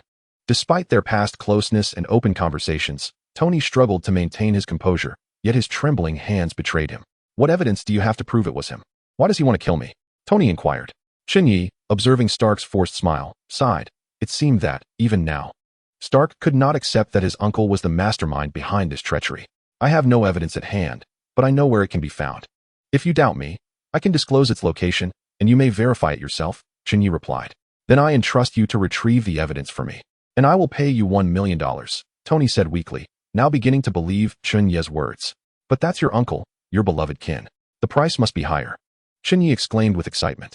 Yet, Stark was lost in the realization that Obadiah Stane was indeed the perpetrator and paid little heed to Chen Ye's comments. Seeing Stark's despondent state, Chen Ye's heart softened. All right, this time I won't charge you. The evidence you seek is on Obadiah Stane's office computer. It contains a video of him conversing with the leader of the armed group that kidnapped you. This group is known as the Ten Rings. Established nearly a century ago, it is a long-standing organization led by a figure known as Mandarin. This is not something you can contend with at present. As for the motive, your uncle has secretly been trafficking arms to various militant factions, including the Ten Rings. He has resented your control over Stark Industries and has long desired to eliminate you. Chen Ye explained. Be cautious. Your uncle will not rest easily. If anything arises, call me. A couple of days in despair is acceptable, but don't act as if the world has ended. This is not the Tony Stark I know, the renowned playboy. You still have Happy and Pepper. If you truly need assistance, reach out to me. After all, we are friends. I must take my leave now. Chen Ye recognized Stark's profound melancholy and empathized with him. Were he in a similar predicament of betrayal, his reaction might have been even more devastating. At this moment, Chen Ye understood that a man often requires no consolation, merely the presence of another in silence. All external reassurances are futile. Some realizations must be navigated alone. With a prudent farewell, he departed, knowing that his next encounter with Tony Stark would reveal the Iron Man of legend. Chapter 32. The completion of Hell's Kitchen Community College. Would you like to accompany me to see it today? Today, Chen Ye, unusually meticulous, adjusted his collar while inquiring of Deadpool. This day held immense significance for him, prompting Chen to dress in a more formal manner, donning a Zhongshan suit, as he deemed the conventional suit too constricting. For Hell's Kitchen, this occasion was equally momentous, as the community college, which he had sponsored, had finally completed its renovations. Deadpool, eschewing his familiar black and red spandex, revealed his scarred visage. His face bore the marks of cancer, which had led him to participate in a program that granted him regenerative abilities. Consequently, his appearance remained perpetually burned, a testament to a dynamic balance between his affliction and his newfound powers. Thus, it is accurate to say Deadpool is among the most unabashed characters in Marvel, for he possesses no semblance of a typical face. Reclining with his left hand cradling his head and the right clutching a remote, he languidly responded, I lack motivation today. Miss Belinda from the bar rejected me yesterday. I am not going anywhere. Upon hearing this, Chen Ye quipped, You were merely unilaterally rejected. When were you ever not? With that, he disregarded Deadpool's plight and exited. Chen opted not to drive. Given the community college lay within walking distance of his neighborhood, he intended to stroll there, surveying the streets under his purview along the way. As he walked, Chen observed the transformation of the streets he oversaw, now orderly and vibrant, with vendors selling authentic bags and breakfast items. He even spotted a Chinese merchant pushing a cart, serving soy milk and fried dough sticks. Gazing upon the tranquil neighborhood, Chen felt a profound sense of accomplishment. His efforts over the past year had not been in vain. A year prior, he might have witnessed gangsters clashing rather than this newfound serenity. The visible change inspired him to muse. Today is a day of leisure, perfect for enjoying the melodies of life. Before he realized it, Chen had arrived at the entrance of the community college. There, Kingpin was engaged in conversation with his secretary, Sharon O'Casey, while gesturing towards the entrance. Chen hurried over and greeted Kingpin. Uncle Kingpin, what brings you here today? Couldn't you have sent Sharon to keep me company? Huh, this is my esteemed Prod G's school, newly renovated. How could I possibly stay away? Besides, I am a board member, having contributed half the funding. Should any fool dare to cut corners, I shall ensure they meet their maker promptly. Kingpin appeared genuinely pleased, perhaps eager to contribute to the education of his hometown. He then turned to his secretary, saying, "Sharon, do provide us with a proper introduction." Nodding, Sharon stepped forward and began. Our community college comprises 3 distinct areas: the academic zone, residential zone, and activity zone. The academic zone features a teaching building and a library. The teaching building spans 3 floors and contains 36 classrooms, accommodating 3 classes per grade for grades 11 and 12. The living quarters consist of a dining hall and a dormitory building, which currently stands at 6 stories, each housing 20 rooms, with each room measuring 200 square feet, accommodating 4 individuals. Presently, 2 additional buildings are under construction. "Isn't 200 square feet a bit cramped for 4 people?" inquired Secretary Chen Ye. He stroked his chin thoughtfully and replied, "Let us change it to 6 individuals per room." Upon hearing this, the secretary gently raised a concern. "Mr. Chen Ye, wouldn't 6 people be too crowded?" Chen Ye turned sharply, narrowing his eyes at the secretary.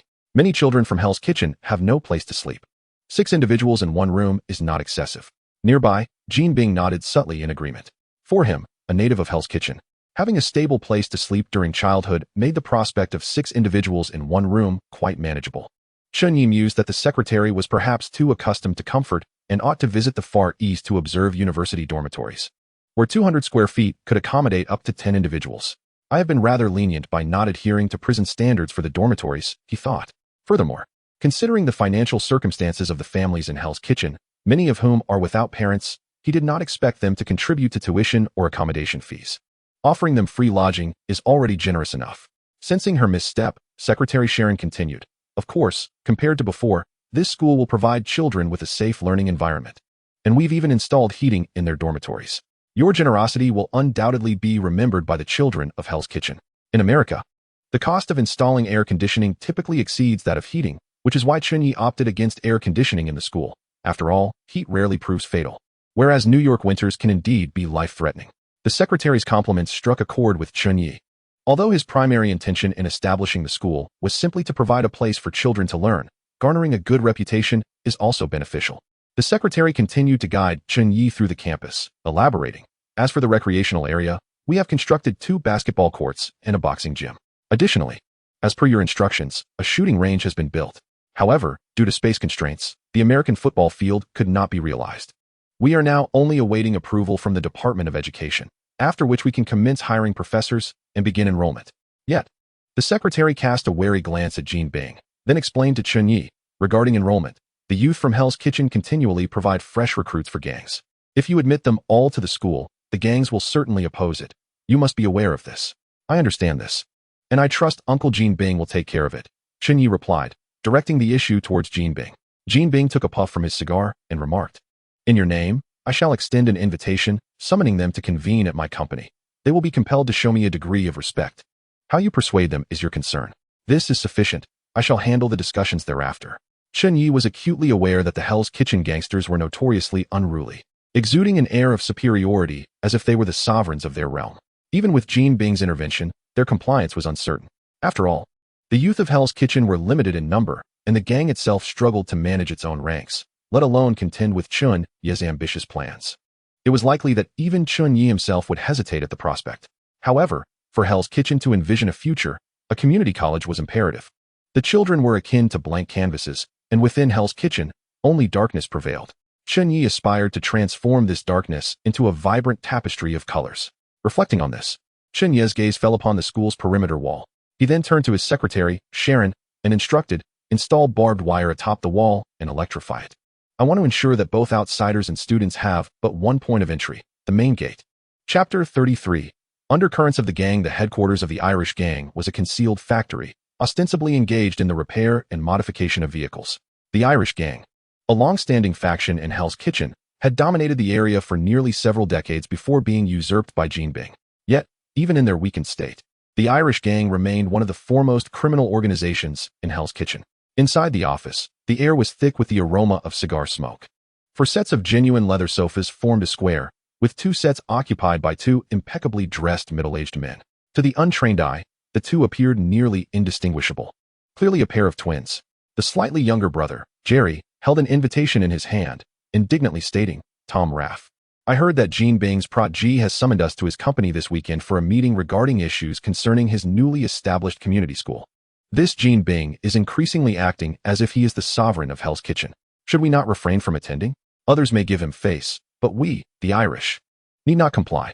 Handing the invitation to the other man, Tom Raff consoled his brother. How many times must I remind you not to call me by my full name? We must attend, and not only that, we should bring along everyone who has received an invitation. Brother, what do you mean by this? Are we so intimidated by him alone?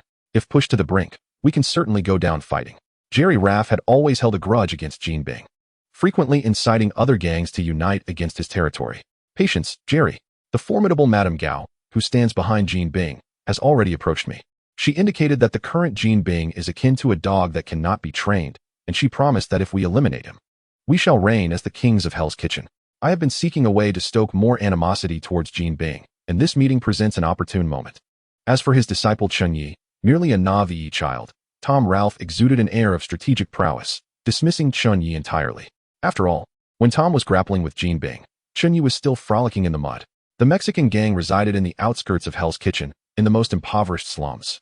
Their primary enterprises revolved around narcotics, predominantly drugs and marijuana, with a staggering 60% of Hell's Kitchen's narcotics emanating from their operations. The area was rife with dilapidated buildings, characterized by a convoluted terrain and an overwhelming population density, which rendered it exceedingly conducive for concealment and escape. Its inhabitants largely comprised addicts and homeless individuals who had migrated from various locales. The Mexican gang's stronghold lay deep within the slum, necessitating a passage through crumbling high-rises. The fetid stench of refuse and the despairing, bewildered gazes of the vagrants and addicts, akin to ravenous wolves. Deep within the slums, amidst a fade of decay, stood an opulent abode, where a group of Latin individuals donned flip-flops and Hawaiian shirts, each accompanied by several bikini-clad women, exuding an air of nouveau riche. At that moment, a trusted confidant bearing an AK-47 entered and respectfully addressed the leader. Jean Bing has sent an invitation. Gus, the leader of the Mexican gang, bellowed. Who? Jean Bing. Where's the letter? The confidant dutifully handed over the missive. Gus snatched it, swiftly tearing the envelope apart and perusing its contents. After reading, he crumpled the invitation into a ball and disdainfully tossed it to the ground, scoffing at Chen Ye. This insolent wretch, who has repeatedly opposed me, dares to invite me? I fear that upon meeting him, I might be compelled to put a bullet in him. He then commanded his confidant, I shall not attend. Instead, find a few addicts, rig them with timed explosives, and send them to the meeting place. I shall make my presence felt, but my gift will arrive. He instructed them to recruit mutant mercenaries, declaring that money was no object, as long as they could eliminate that scoundrel Chen Ye, fulfilling all demands. Chen Ye had consistently resisted the incursion of drugs into his domain, and Gus's subordinates had suffered repeated setbacks in the territory Chen was responsible for. This was an affront to Gus, as severing his financial streams was akin to a death blow. In Gus's eyes, wealth far outweighed parental ties. Gus understood that the human bombs might not succeed in killing Chen Ye, but the gathering would predominantly comprise ordinary individuals, and with a stroke of luck, they might eliminate a few significant gang leaders. This incident would surely mar the reputations of both Chen Ye and Jean Bing, entangling them in complications. Moreover, even in the event of failure, Gus bore no substantial loss. If one mutant was insufficient, he could always hire two. While Gus might lack certain resources, money was abundant. For drug traffickers were never short on funds. On the other side of Hell's Kitchen, adjacent to the affluent district, lay the territory controlled by the British gang, the Shelby family. Their reputation for violence stemmed from their penchant for concealed blades within their hats, which they would remove to employ as weapons during brawls, thus earning them the moniker the Razor Gang. The current leader of the Peaky Blinders is Tommy Shelby, following the tragic demise of his brother, Arthur Shelby, who lost his life in a gang war. The Peaky Blinders predominantly comprise white individuals who have immigrated from Europe, leading to tensions with two other rival gangs due to their differing ethnic backgrounds. However, the Peaky Blinders are known for their audacity and confrontation. And with the robust police presence near affluent neighborhoods and a scarcity of nearby gangs, they have managed to establish a firm foothold and swiftly dominate the area. In an English-style villa, Tommy Shelby is currently indulging in a traditional afternoon tea with an opened invitation letter laid upon the table. A war veteran, Tommy holds a deep admiration for Chen Ye's character and principles, wholeheartedly endorsing the idea of establishing a school in Hell's Kitchen. Yet, admiration aside, if Chen Ye fails to present sufficient conditions, Tommy Shelby is not one to easily commit his support. Hell's Kitchen is on the brink of chaos. Only amidst chaos do we find our opportunities, Tommy mutters to himself. The central district of Hell's Kitchen stands as the most vibrant yet tumultuous area, teeming with various gangs, each vying for supremacy. Within a bar in the central district, a young Asian man adorned in a black cloak and sporting a yellow hedgehog hairstyle is issuing commands to his subordinates. Understood, first of the Vongala. I will swiftly arrange for our newly acquired territory to be secured. One subordinate responds before taking his leave. This yellow-haired individual is none other than the rising star and leader of the Vongala family, known as the first of the Vongala. Chapter 34. The Vongala family. It seems Chen Ye has begun to take action. We must accelerate our pace. Our territorial expansion has not progressed swiftly enough. The first of the Vongala laments to himself. He and Chen Ye became acquainted as children in the orphanage of Hell's Kitchen. When Chen Ye's father passed away, he was sent to the orphanage by government officials, where he remained for a year until being taken in by Jin Bing. The orphanage, already in poor condition, was even worse in Hell's Kitchen, where the federal government withheld funding that was supposed to support the orphanage, disregarding the well-being of the children. After all, death was a commonplace occurrence in Hell's Kitchen, and these parentless orphans were even less likely to attract concern. What appeared to be an orphanage was, in reality, a breeding ground for human trafficking and organ trade. The caretakers treated the orphans as mere commodities, regularly selling promising children to gangs for fresh blood or trafficking their organs to those in need. Upon his arrival at the orphanage, the first of the Vongala was known as the king of the children. Chen Ye, finding a resemblance between him and a character from a certain anime, bestowed upon him this name, which the first of the Vongala embraced and has retained ever since. Throughout that year, Chen Ye became increasingly aware of the sinister realities of the orphanage, clandestinely teaming up with the first of the Vongala to investigate the truth. Later on, through a series of endeavors and with the assistance of Jin Bing, Chen Ye rescued the orphans in this region. The Vongala family was originally established by the children of an orphanage for their own protection. However, after the orphanage was consumed by flames, Vongala I was compelled to lead the orphan children in establishing a territory to survive in the Hell's Kitchen. The Vongala family comprises a total of 7 guardians, each representing one of the 7 attributes: sky, storm, rain, sun, lightning, cloud, and mist. This proposal was also put forth by Chen Ye, who did not take on the role of a guardian, but merely held the title of elder. While Vongala I represented the Sky Guardian and was the mightiest among the Vongala family. Although Vongala I did not fully grasp the significance of this attribute, he trusted that Chen Ye meant him no harm, and the notion sounded rather appealing, hence it has been perpetuated to this day. Of course, they do not possess the powers depicted in the comic. Most members of the Vongala family are ordinary individuals. At present, the Vongala family has established itself as a formidable force within the Hell's Kitchen area. It appears my friend requires my assistance. Join me this weekend. Vongala I addressed a man with red hair and a tattoo on the right side of his face. No problem. I shall protect you with my life, declared the Storm Guardian. As Vongala I's childhood companion and right-hand man, the Storm Guardian was instrumental in the founding of the Vongala family. Adept in the use of firearms and archery. Relax, we are merely going to support our old friend. No one can harm me, Vongala I replied with calm assurance. However, it seems the other gangs might not share that sentiment. We may need to prepare ourselves ahead of time.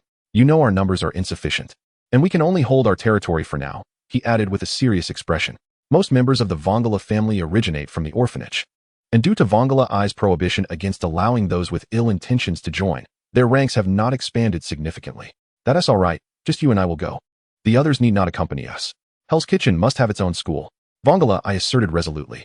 As an orphan himself, Vongala I understood all too well the significance of Chen Ye's school for Hell's Kitchen. How wonderful it would have been if such a school had existed back then. Perhaps his and his companions' lives would have taken a different path.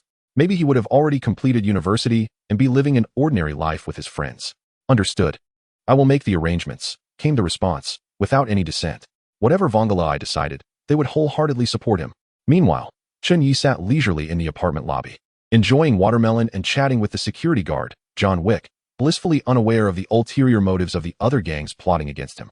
However, even if Chen Ye were to learn of their schemes, he would likely dismiss them. After all, in this land of freedom, danger unfolds every moment. Yet it merely seems more prevalent in Hell's Kitchen. Conversely, had those gangs not taken action, it would have been exceedingly difficult for Chen Ye to justify his moves against them. Chen Ye had long desired to eradicate unscrupulous factions like the Mexican cartel. He firmly believed these gangs would conspire to engage in underhanded schemes, even with a profound understanding of the vast disparity between allies and foes, who would willingly relinquish their vested interests. Moreover, these audacious gangsters, perpetually assuming an air of invincibility, would not grasp the enormity of their predicament unless they paid the ultimate price. Chen Ye was acutely aware that the forthcoming meeting ostensibly aimed to discuss enrollment and academic issues at the Hell's Kitchen Community College. However, in truth, it was a covert means for him to discern who among them still held promise and who was irrevocably lost. He scrutinized which gang leaders prioritized personal gain over the future of Hell's Kitchen. In Chen Ye's eyes, such individuals were inherently malevolent, beyond redemption, with only divine intervention capable of saving them. All he could do was facilitate their passage to meet their maker. "Do you require my presence at the meeting this weekend?" John Wick inquired, observing the youthful Chen Ye, whose immense ambition and willingness to shoulder considerable pressure to transform Hell's Kitchen was indeed admirable. "Is there something on your agenda this weekend? Perhaps a romantic interest that necessitates a date?" Chen Ye teased, his curiosity piqued. "Don't be shy. We're all men here, and I completely understand. After all, it has been quite some time since your wife passed," John Wick replied, attempting to deflect the banter. "Look at Deadpool. He seeks companionship every day, despite others' disdain for him." Amused by John Wick's perpetual somber demeanor, Chen Ye could not resist jesting. John Wick shook his head, managing a wry smile. "I merely encountered Deadpool recently and felt a yearning to adopt another dog, perhaps to keep him company.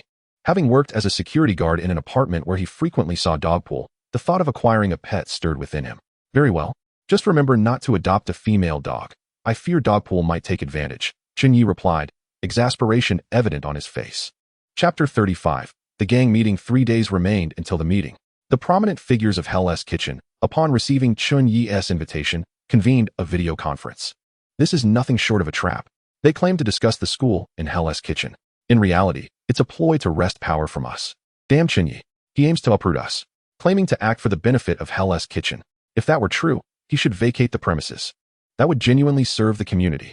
An inhabitant of Hell's Kitchen aspires to be a saint, establishing schools. Why not just hand us cash directly? During the meeting, the assembly hurled vitriol at Chen Ye and Jean, their cowardice preventing them from voicing their anger openly. Thus, they vented their frustrations online. A troop of fools. A band of weaklings. The leader of the Mexican gang, Guster, felt immense disdain towards the other gang leaders, who only dared to criticize Chen Ye and Jean Bin behind closed doors. So this gathering is merely an online slandering event? If that is the case, I shall take my leave. I have no time to play house with you timid souls, Guster declared loudly. Upon hearing Guster mock their cowardice, everyone fell silent. Tom, the leader of the Irish gang, secretly rejoiced at Guster's words, relieved that someone had finally drawn the ire of the room. After a moment, some began to level their guns at Guster, shouting, "Who do you think you are? While I was entrenched in the gang life, you were still playing in the mud. A mere drug dealer, what authority do you think you possess here? You hide away in the slums. Why not step out and face Chen Ye in a real fight?" The marquee of the high table was taken down. "Yet you, a lowly drug peddler, think you can compete? We are here to discuss strategies. No wonder you can only remain in your small, impoverished corner." Ever since Chen Ye eliminated the marquee of the high table, he had gradually gained notoriety. Many of the leaders present were aware of their own limitations compared to the marquis, who had also fallen to Chen Ye, who had subsequently taken control of the high table's influence in New York. Faced with the mockery from the gang leaders, Guster felt a surge of murderous intent. "You timid fools, why not surrender your territories to me? After all, you lack the courage to oppose Chen Ye. You might as well pack up and retire to Hell's Kitchen. As for the young ones in Hell's Kitchen, let them fend for themselves." Upon hearing Guster's remarks, the assembled leaders were immediately displeased. Someone promptly questioned him. "Let me ask you this. If you refuse Chen Ye and he forces all the youths of Hell's Kitchen to attend school, bringing his men to your territory, what will you use to stop him?" Guster, brimming with confidence, replied with a smirk, "Then I shall call the police." At Guster's response, an eerie silence enveloped the online meeting. No one spoke, and Guster momentarily thought the network had frozen. Observing the astonishment on their faces, he inquired, "What? Is there something wrong with this approach?" Soon, laughter erupted in the video conference, gradually growing louder. A drug dealer turning to the police for help? Are you intending to turn yourself in? Do you believe the police will apprehend you first, or will they capture Chen Ye? The established rule of Hell's Kitchen dictated that its affairs be resolved internally, an unchanging decree through the ages.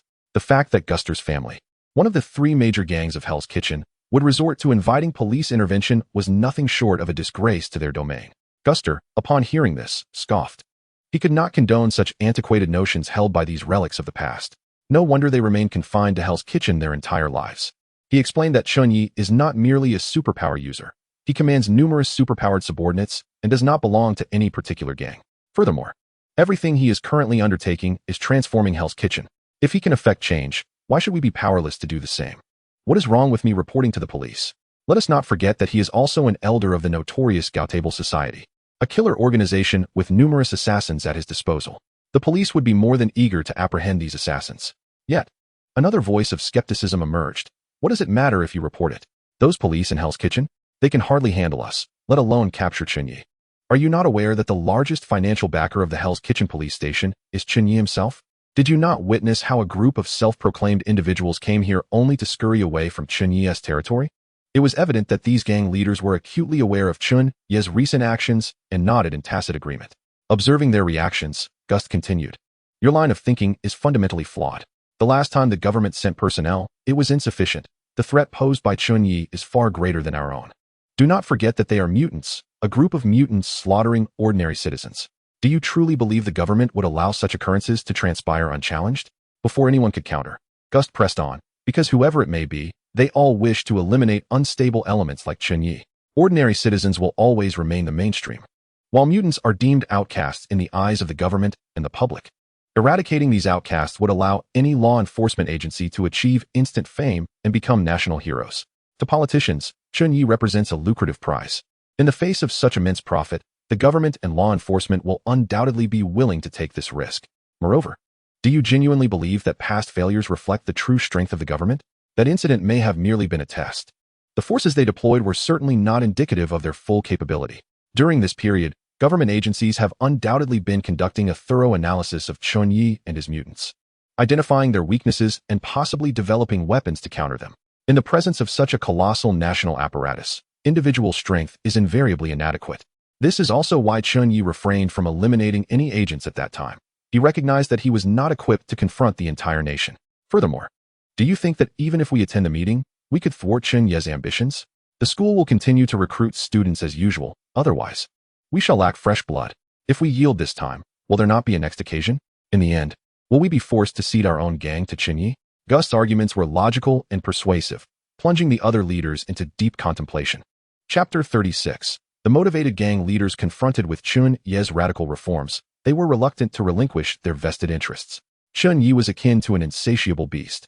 Ever since his return to Hell's Kitchen, particularly the eastern region, his territory, many gangs suffered significant losses. Now, he was once again extending his reach, competing with them under the guise of school recruitment. If this matter were to be consented to, the organized crime syndicate would gradually be devoid of new blood. Over time, would it really come to the point where we, the elderly gentlemen in our 50s and 60s, would have to engage in gang conflicts? For them, this would be a slow death. Thus, it is imperative to prevent this occurrence. Although Gust's method may appear somewhat dubious and overly idealistic, it indeed presents a viable solution. Should Chen Ye disregard the counsel of the gang leaders and insist on establishing a school, they would have no choice but to rise in opposition. Initially, they would let the government take action. If the law enforcement succeeds, it would be a cause for collective rejoicing. Conversely, if the government refrains from intervening, there would be no evidence linking these gang leaders to any wrongdoing. In this way, regardless of whether Chen Ye and the government find themselves at odds, it would not affect them directly. Within mere seconds, everyone had clarified the stakes involved in this matter, abandoning their previous sarcasm to lavish praise upon Gust. To their surprise, the Mexican leader displayed a glimmer of intellect. Seeing the change in demeanor among the group, Gust erupted into laughter. Gust, however, harbored another reason for not disclosing everything. As the individuals present were not exactly virtuous souls, one must always hold a trump card. As a notorious drug lord from Mexico, he had long been accustomed to bribing government officials and police, ensuring these authorities provided him with cover. Otherwise, he would have been apprehended by the authorities long ago. Upon arriving in America, Gust continued to uphold this fine tradition, having bought off countless officials, the most significant being the mayor of New York City. According to the intelligence gathered by the Gust family, this mayor was known for his extravagant lifestyle, engaging in improper dealings with numerous entrepreneurs in New York City, and had even accepted bribes from Gene Bin. Where others might abandon this line of approach, Gust was not an ordinary man. He declared that with sufficient financial persuasion, even Gene Bin's associates could be brought into his fold. Consequently, he promptly dispatched associates to engage with the mayor, expending vast sums to procure luxury vehicles and opulent residences for him. After an expenditure of $300 million, Gust successfully won over the mayor, securing a powerful ally for his family in New York. Gust was acutely aware that ordinary individuals posed no threat to Chen Ye or Gene Bin. They were utterly insignificant. Therefore, he planned to call the mayor as soon as the video concluded, requesting the deployment of military and special forces support. After all, one must fulfill their obligations when compensated. Meanwhile, Tom from the Irish gang seized the moment and remarked, "We need not fear Chen Ye or Jean Bin. Even if the government does not intervene, others will certainly take action. Hence, I believe we must attend this meeting." Upon hearing Tom's words, the group ceased their flattery. Gust shot an irritated glance at Tom in the video, for it was he who had interrupted his momentum. Nonetheless, he curiously inquired, "I wonder which faction is also contemplating action against Chen Ye and his crew?" At this moment, Tom began to tease the crowd. "Have you heard about how Jean Bing came to prominence?" The audience shook their heads. Though they were aware that Jean Bing had some powerful backing, otherwise, it would have been improbable for him to ascend so rapidly to the throne of Hell's Kitchen. Curiosity sparked, and they turned their gaze towards Tom, the leader of the Irish gang. Noticing their ignorance, Tom inquired, "Have you heard of the Hand Association?" Suddenly, enlightenment dawned upon them. It was no wonder Jean Bing had risen so swiftly, for he had secured the support of the Hand Association. This organization, composed of ninjas, thieves, and assassins, boasted a history spanning over a century. Gustav quickly grasped Tom's implication. "So, you mean to say that the Hand Association is about to target Chen Ye and his associates?" Tom nodded affirmatively. "Madame Gao, a member of the Hand Association, is primarily responsible for the illegal research of pharmaceuticals and narcotics in America. She is quite displeased with Chen Ye's prohibition of drug trafficking in Hell's Kitchen and has recently dispatched an assassin to eliminate him and his crew." Tom refrained from elaborating too much, simply stating that Madame Gao aimed to resolve the issue with Chen Ye rather than Jean Bing, while assuring the latter's ascension as the ruler of Hell's Kitchen. Upon hearing this, the gang leaders became increasingly agitated, eagerly questioning Tom if he knew Madame Gao, all wishing to establish a connection to her drug operations in hopes of reaping some rewards. The Mexican gang leader, Gustav, who had risen through the ranks as a drug dealer, felt his expression darken as he observed the other leaders' reactions. Those who had just been flattering him suddenly disregarded him at the mere mention of Madame Gao. Unable to contain his frustration, Gustav abruptly exited the video call, embracing a nearby woman and venting his anger. Tom, witnessing Gustav's exit, smirked slightly, thinking him still too young, with merely a small maneuver. He had redirected the attention of the other leaders towards himself. He then addressed the group. "Do not be hasty, as long as we unite. Neither Chen Ye nor Jean Bing poses any threat.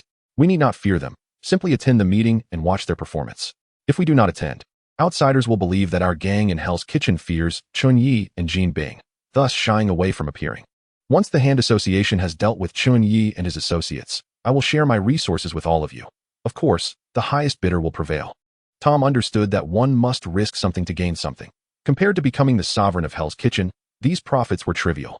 Furthermore, he could eliminate them later, and the wealth they amassed would ultimately revert to him. The atmosphere of the meeting instantly became lively. "Rest assured, we will certainly contribute to taking down Chen Ye. We face no opponents ahead," they declared. "We must participate in this meeting and let Chen Ye witness the might of our gang in Hell's Kitchen." The gang leaders erupted in boastful proclamations. Observing this, Tom quietly exited the meeting, ignoring the foolish revelry of the participants in the video conference. One cannot help but wonder how many unfortunate souls will perish in this event. Tom, unwilling to witness this foolish assembly, finds them all too easily swayed, naively believing that the predicament concerning Chen Ye and his associates can be resolved so simply. However, for Tom, the objective has been achieved. He has successfully incited animosity between the gang leaders and Chen Ye, instilling in them a sense of profit and confidence that emboldens them to confront Chen Ye's faction. The goal has thus been accomplished. Chapter 37. The Hand Association and Hydra in the Hell's Kitchen, a clandestine gathering unfolds. This locale serves as one of the strongholds of the Hand Association in the Big Apple, which traces its origins back to the feudal era of the Eastern Land several centuries ago. A number of oppressed citizens fled to the regions of Iga and Koga, where they honed their skills, likely influenced by the teachings of Sun Tzu's art of war from the Middle Kingdom, ultimately giving rise to ninjutsu. Over the subsequent century, they continually learned and trained, with members mastering various skills such as hand-to-hand combat, swordsmanship, disguise, concealment, and evasion, while also possessing extraordinary willpower, endurance, and combat prowess. They became adept spies and assassination experts, often providing their specialized services to the affluent or warlords. The Hand Association also wields formidable magical secrets, capable of resurrecting the dead, gradually evolving into a notorious international organization. The human hand comprises 5 fingers, mirroring the Hand Association's 5 leaders, each corresponding to a finger. They are Alexandra, Lady Gao, the Gambler, Soanda, and Murakami, all elders hailing from Kunlun, who were exiled for attempting to use dragon bone fossils to prolong their lifespans. At this moment, Lady Gao leisurely sips tea on the rooftop of a skyscraper. A grandmother well past her prime, had Lady Gao been seen alone on the street, no one would suspect that this kindly, gentle old woman is the leader of a globally renowned assassination syndicate. Suddenly, the phone rings. The caller is none other than Tom, the leader of the Irish gang. During the call, Tom conveys the details of a conference and expresses the growing dissatisfaction among many gangs towards Chen Ye and Jean Bing. Requesting the assistance of the Hand Association, Lady Gao places her teacup down and answers the phone. All right, I understand. Chen Ye is indeed a nuisance. I have lost numerous clients because of him. I will send someone over, rest assured. You attend the meeting first and observe what Chen Ye and his crew are plotting. After hanging up, a chill washes over Lady Gao's demeanor. The amiable, grandmotherly figure transforms into a cold, venomous serpent. Sitting across from her, Murakami curiously inquires about her sudden change in expression. What happened? A mere phone call, and your face has altered. It's those ungrateful hounds, Jean Bing included. This leader of the Irish gang has the audacity to negotiate terms with me before resolving his issues. He ought to reflect on his own worth, Lady Gao retorts. Her frustration evident. After all these years, can you not discern the hearts of men? The desires of humanity are insatiable. Each individual remains perpetually unfulfilled, yearning for more. Look at us. We, too, aspire for immortality. Murakami gazed at the sky, reflecting deeply. Upon hearing his sentiments, Madame Gao realized her own lapse in decorum and swiftly regained her demeanor as a benevolent grandmother. In truth, she was indifferent to who reigned over Hell's Kitchen. For someone of her longevity, no longer placed much value on wealth or power. Her singular obsession now seemed to lie in uncovering the fabled dragon bone, the key to eternal life. However, it was imperative to deal with Jean Bing and Chen Ye at this juncture. Ever since Chen Ye returned to Hell's Kitchen, Jean Bing's desire for retirement had intensified, leading to a diminishing grip on his dominion. This resulted in Madame Gao's goods becoming increasingly difficult to sell, a situation she found far from desirable. Allow me to take action. I am quite intrigued by Chen Ye's extraordinary abilities, Murakami interjected eagerly. Given your rare enthusiasm, I shall not refuse. I will dispatch someone to confront Jean Bing. I recall he holds a significant attachment to his wife. We could capture her and their child as leverage, Madame Gao responded, her eyes alight with renewed hope at Murakami's initiative. I will personally involve my apprentice, Xian, Murakami added. Madame Gao's spirits soared, envisioning Jean Bing and Chen Ye as fish upon the chopping block, with their hand associations 2 fingers directly involved. Along with Murakami's apprentice Xian and several hundred station ninjas from Big Apple City, defeat seemed improbable. Meanwhile, the reckless Gust had contacted the mayor, requesting the deployment of elite forces for support. Although corrupt, the mayor maintained a sense of professional integrity. He promptly acquiesced to Gust's request, arranging for specialized personnel to provide assistance. Reclining deeply into his plush sofa, he lit a cigar, inhaling deeply before exhaling slowly, accompanied by enchanting music as he envisioned a prosperous future for his family. At that moment, the mayor also placed a call, exclaiming, "Hail Hydra!" It turned out that he was a member of Hydra. "Hail Hydra!" responded Director Pierce on the other end, cautiously surveying his surroundings to ensure he was unobserved. Pierce held the position as the highest-ranking leader of Hydra within S.H.I.E.L.D., his authority comparable to that of the elusive Black Egg. "Unless there is an urgent matter, you typically do not contact me." "Speak," Director Pierce initiated. "Recently, a particularly unruly mutant in Hell's Kitchen has come to my attention, and I have received word of an impending gang war in the coming days. Your assistance will be required," the mayor stated, framing his request as a necessity for the safety of Big Apple City rather than admitting to having accepted a bribe from Gust. On the other end of the phone, Pierce, upon hearing his colleague's intentions, promptly declined. "If there are issues, you may consult the police. Such minor skirmishes are not our concern." The mayor recognized that the bald-headed Pierce was subtly rebuffing him. However, having received such a substantial sum of money, he feared that failing to take action might lead to a lack of future tributes. Thus, he hastily responded, "I am considering the organization's interests. If we can resolve the situation with Jean Bing and that mutant, my people can subsequently seize control of Hell's Kitchen. At that point, Hydra would gain an additional stronghold there, a place where deaths go unnoticed." Upon hearing this, Pierce felt a flicker of interest but maintained, "We already have bases worldwide. The fate of a few gangs is inconsequential, unless..." The mayor, grasping the implication, steeled himself. 50 million, deposited into your private account. "And the territory of Hell's Kitchen will belong to you." "Agreed. I will dispatch Brock Rumlow to lead the operation." "All for Hydra." Director Pierce promptly acquiesced. "All for Hydra." The mayor swiftly hung up the phone. "Damn, This is a significant loss, he cursed under his breath. In truth, the loyalty within Hydra was scant. Most joined solely for self-interest. Meanwhile, Gust anxiously awaited the mayor's call. On the line, the mayor stated that Gust would need to provide an additional 100 million as a retainer, claiming that the matter had been taken over by SHIELD. This was an exceedingly enigmatic agency. With their involvement, Gust could rest easy. Naturally, upon receiving such news, Gust was overwhelmed with excitement. Although the $100 million retainer stung, he deemed it worthwhile as long as he could eliminate Chen Ye and Jin Bing. Chapter 38. The calm before the storm one day remained before the meeting.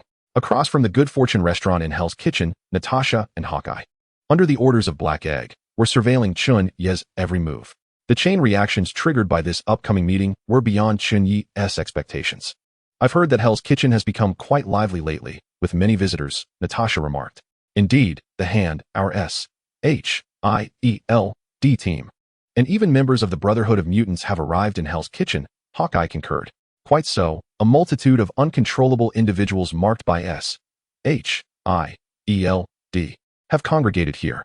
Chen Ye truly wields considerable influence, stirring such diverse powers with a single meeting.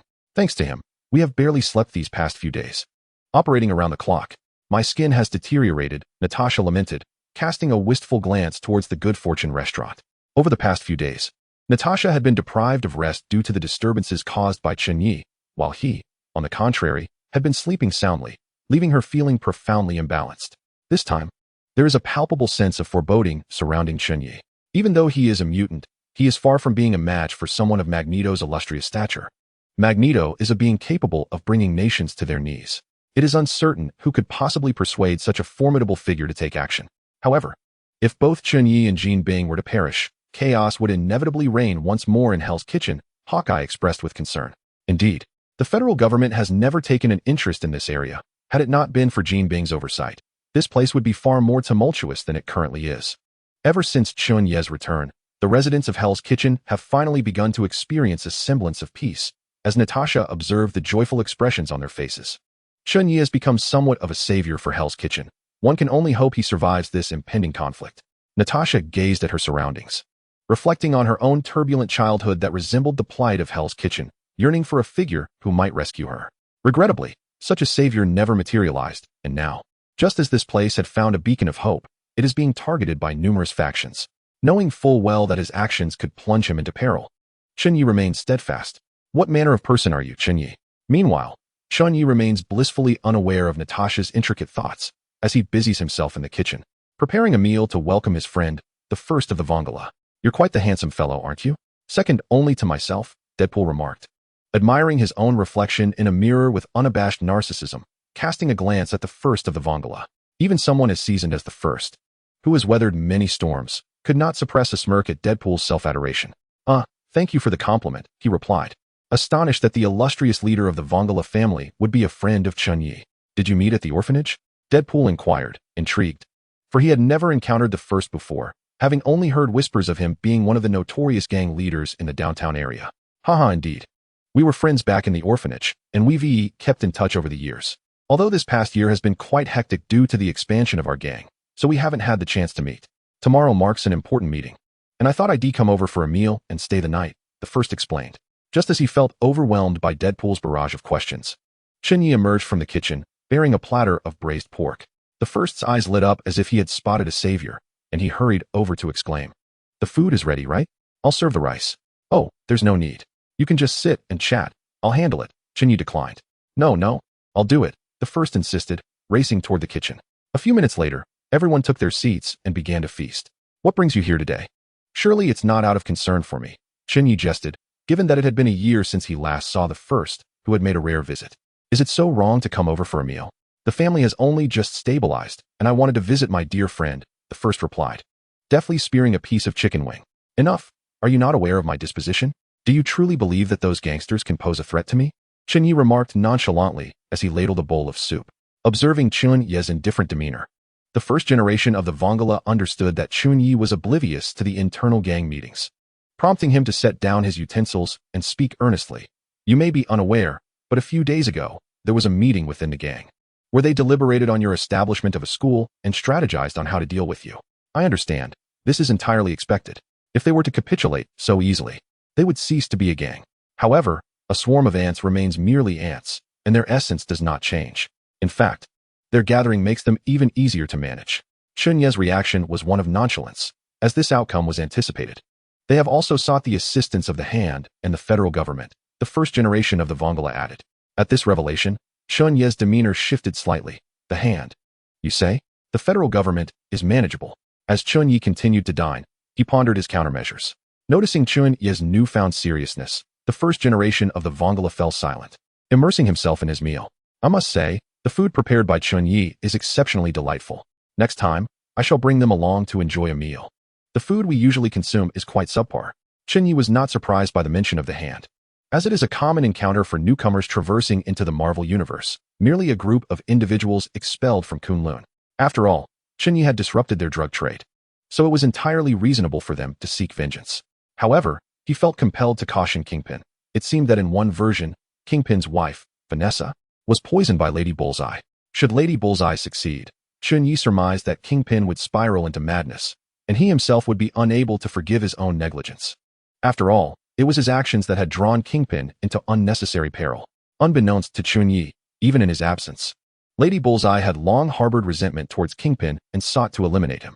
Subsequently, Chen Ye retrieved his phone and dialed Kingpin, warning him that Hell's Kitchen was currently unsafe and advising him to protect his wife and child. He expressed that if the situation became dire, they could come to his apartment, where they would be safeguarded. After imparting this warning, Chen Ye promptly made a second call. The next moment, a voice resonated from the other end. This is the High Table Information Center. Chen Ye spoke slowly. I wish to issue a composite bounty across the entirety of the United States. Indeed, this marked Chen Ye's inaugural use of the authority bestowed upon him as an elder of the High Table. Chapter 39. The Decadence of Hell's Kitchen. The administrator on the other end maintained a calm demeanor. Please provide your identification number. High Table Elder, 9527, Chen Ye responded, subsequently issuing his command. I require the complete roster of the Hand's members in New York City, along with the bounties. A reward of 50,000 for ordinary members, 100,000 for senior members, 500,000 for the Hand's ninjas, 1,000,000 for key operatives, and a bounty of 10,000,000 for each of the 5 fingers. A total of $100 million. Chen Ye had never contemplated that the 5 fingers of the Hand Association would be eliminated. He merely approached it with a sense of experimentation. Those truly capable of executing such a feat would disdain the mere $10 million, while those who would covet it lack the ability to take down the likes of Madame Gao and her associates. As for the bounty, it is naturally not a burden for Chen Ye to bear, as the High Table bestows an annual bounty allocation to each elder, rendering his expenditure inconsequential. Regarding the rationale for not placing bounties on other gangs, Chen Ye deemed it unnecessary, considering that these individuals reside in Hell's Kitchen, and with diligent effort, he could handle them. Your request has been received. Please hold on. On the other end of the line, the information center of the High Table paused the call. Then the administrator began to inquire about the member files of the Hand Association in Big Apple City. Moments later, a staff member clad in a secretary's attire emerged from the archives, presenting the latest member file of the Hand Association to the administrator. Upon receiving the file, the administrator perused the initial pages, which contained photographs of Murakami and Madame Gao's 5 fingers. After confirming the accuracy, the administrator affixed the red seal of the High Table's bounty. Subsequently, he picked up the phone and replied to Chen Ye. The information has been duly recorded and will soon be broadcast globally. This bounty will be visible in hotels across the continents.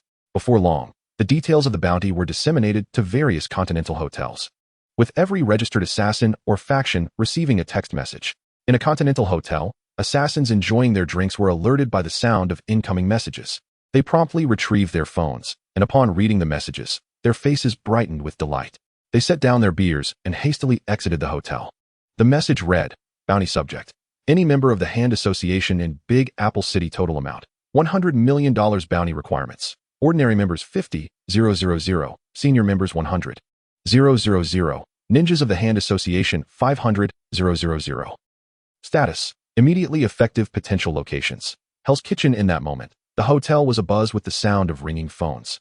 Each assassin who saw the information was electrified, as if the promise of dollars beckoned them. $100 million, a multitude of targets to hunt, instantaneously detonated like a great mushroom in the world of assassins. An influx of assassins began to surge towards Hell's Kitchen, fearful of missing this grand feast. Flights to Big Apple City were swiftly sold out worldwide. Meanwhile, local assassins in Big Apple City were already preparing their gear for departure. At that moment, Winston, overseeing the Hell's Kitchen Continental Hotel, also received the message, exclaiming, "Are we finally revealing our fangs?" Winston had long believed that Chen Ye had forgotten his status as an elder of the High Table, as Chen Ye had never utilized or managed any affairs or benefits of the High Table since assuming the role. Little did he expect that this first use would be on such a grand scale. Nick Fury of S.H.I.E.L.D. received the news without delay, never underestimating the intelligence of the Federation. This Chen Ye must be unhinged. Can he not refrain from causing chaos for a single day? Immediately dispatch our agents to keep a close watch on the individuals in Hell's Kitchen. To this, Coulson replied, "We have already sent agents." Fury's voice rose in anger. "Then send 2 more teams. I want to be acutely aware of every movement made by the inhabitants of Hell's Kitchen." Coulson, witnessing Fury's wrath, acquiesced to the order, mumbling under his breath, "If we send out more teams, we will have exhausted all our agents. One might wonder whether this is the headquarters or Hell's Kitchen itself. Have you lost your mind? $100 million. Chen Ye, I implore you to retract this bounty and return that sum to me. Spare me your nonsense about the hand. I can retrieve the American leader for you." Deadpool lamented loudly, despite the absence of tears in his eyes. Beside him, the first of the Vongala nodded in agreement, though his character forbade him from wallowing in self-pity like Deadpool. Nevertheless, he resonated with Deadpool's sentiment. If granted that $100 million, he too could assist Chen Ye in dealing with this so-called hand. After all, the Vongala had a multitude of dependents awaiting sustenance. While their family may appear influential, every member requires food and shelter, and these expenses originate from the Vongala family, rendering them rather impoverished. Enough, enough. This money is not coming from my pocket. Let us not forget that I am an elder of the High Table, and each year I have a certain allocation for bounties. I am merely utilizing those funds now. Anyone can partake in this opportunity. The money is available for all." Chen Ye remarked, bemused by their expressions. Upon hearing Chen Ye's words, Deadpool promptly set down his bowl and ascended to change into his red spandex suit. Observing Deadpool's readiness for action, the first of the Vongala shed his reservations, placing his utensils aside to request leave from Chen Ye. Noticing the Vongala's intent to depart, Chen Ye quickly approached and grasped him. "You shall not flee. It has been ages since we last met. Stay with me tonight. We must converse." Reluctantly, the first of the Vongala complied, informing Chen Ye that he would make a phone call. Chen Ye observed the Vongala, who was fervently engaged in his phone call, with a bemused expression, unable to fathom that a family leader would fret over such a sum.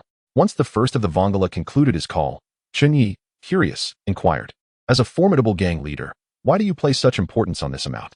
To this, the first of the Vongala replied, somewhat irked and with a hint of resentment, "You speak so lightly. You established this self-defense force at the orphanage and then left, leaving me to manage the ensuing mess."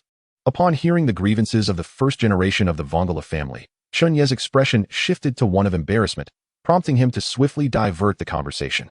"Did I not just provide you with funds? Have you exhausted them so soon? Expanding territory requires no cost, training them incurs no expense, and their basic needs are not our concern.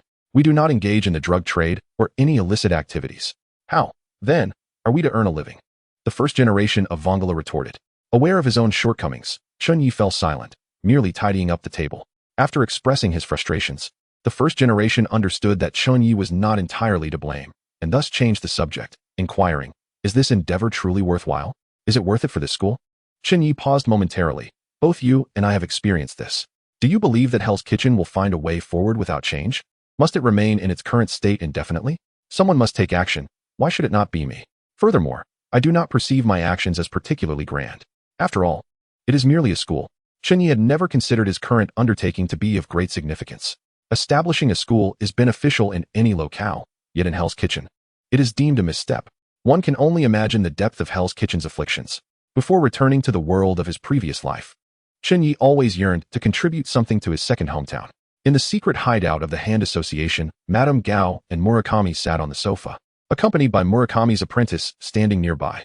The countenances of the three displayed palpable anger, and the atmosphere was decidedly oppressive. They all had seen the bounty issued by the High Table and were astonished that a mere Chen Ye dared to wage a full-scale war against the Hand Association.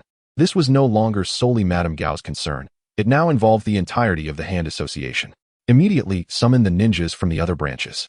I want this reckless young man to understand the might of the Hand Association. Madame Gao seethed, striking her cane forcefully against the ground. Chapter 40. The frustrated gang leaders in Hell's Kitchen.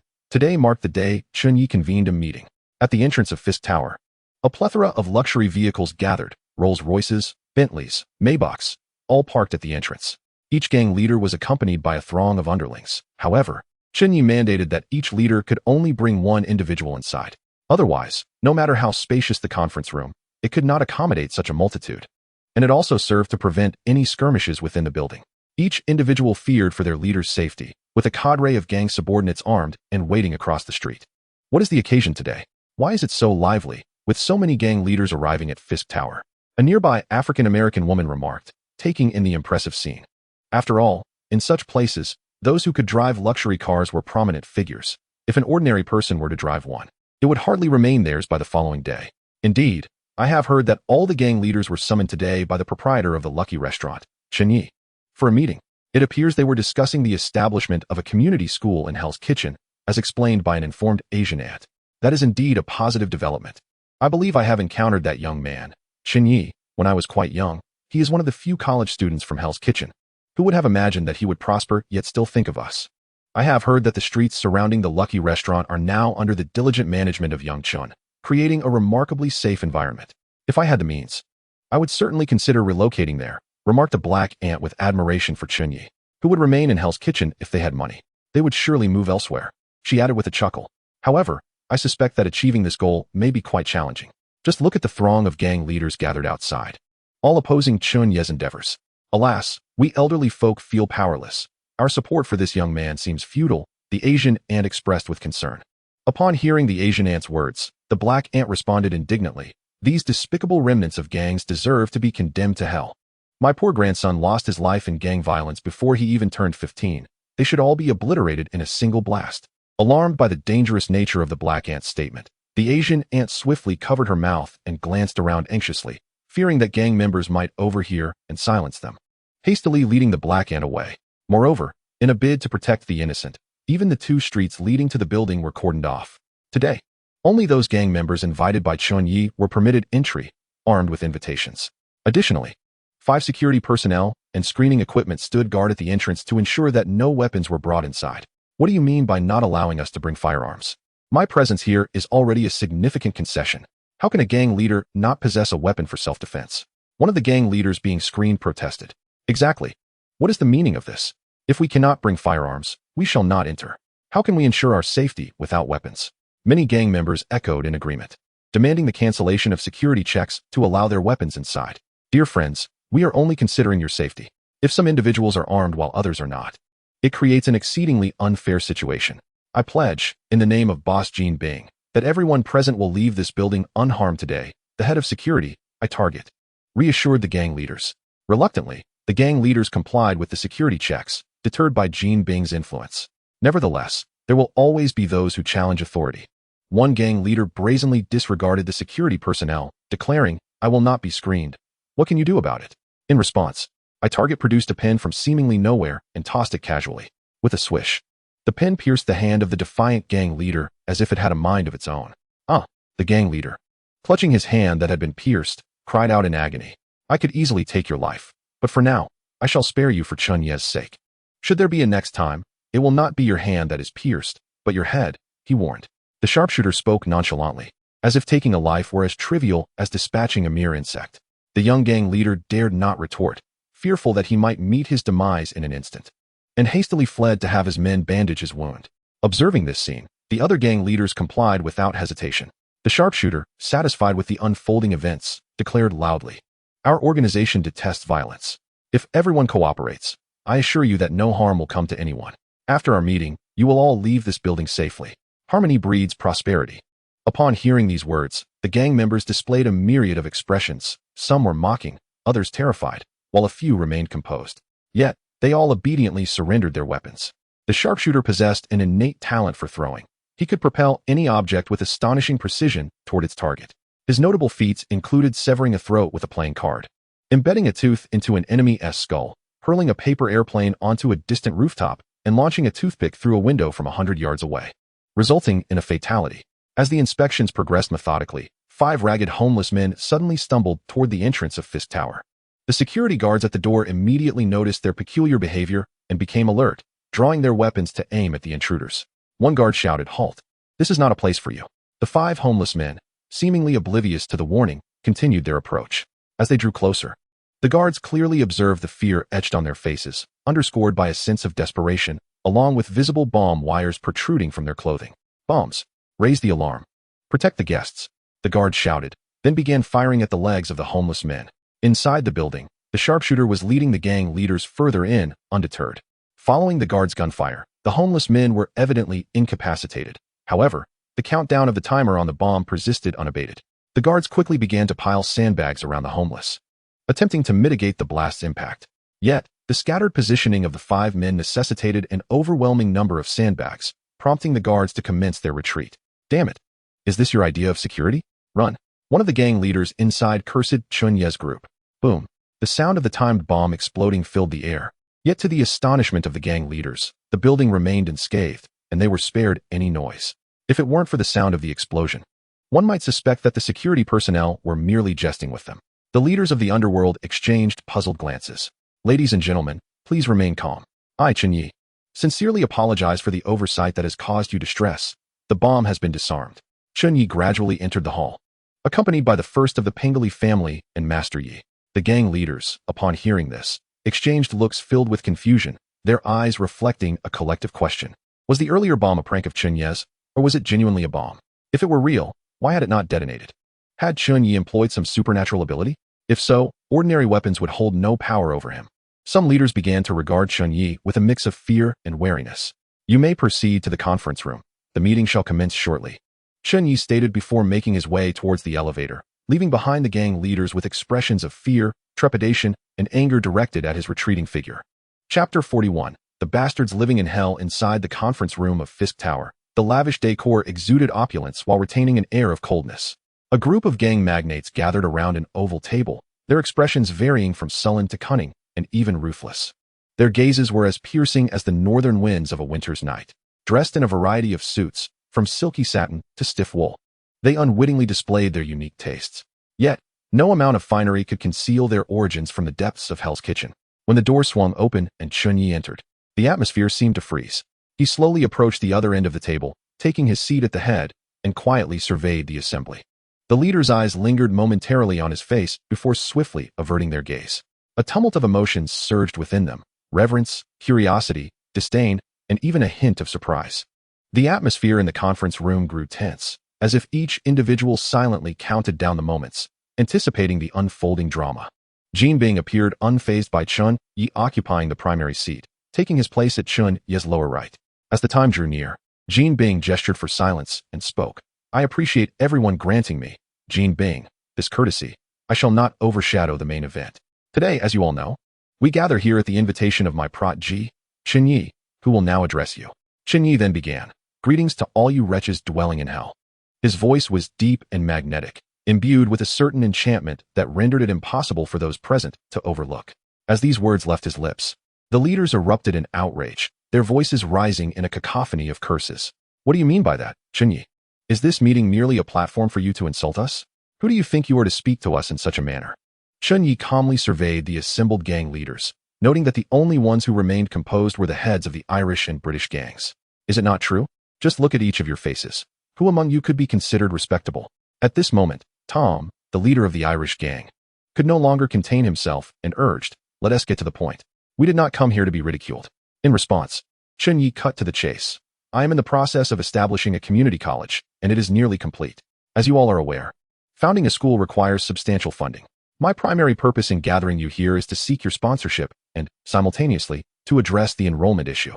Chen Ye paused, casting a discerning glance around the room, observing the hesitance etched on their faces. Most importantly, he continued, "I hope that all minors under the age of 18 in Hell's Kitchen will attend this community college, including the family members and younger associates of your gangs." This proclamation was met with a chorus of derisive laughter in the conference room. "School? You must be joking. Asking gangsters to pursue education is akin to asking a sow to climb a tree. I have never set foot in a classroom and yet have managed to survive until today." At that moment, the gang leaders felt that Chen Ye's aspirations were utterly fantastical, and many began to contemplate leaving the meeting. Curiously, Tommy Shelby inquired, "I might consider your proposition, but what will you offer in return?"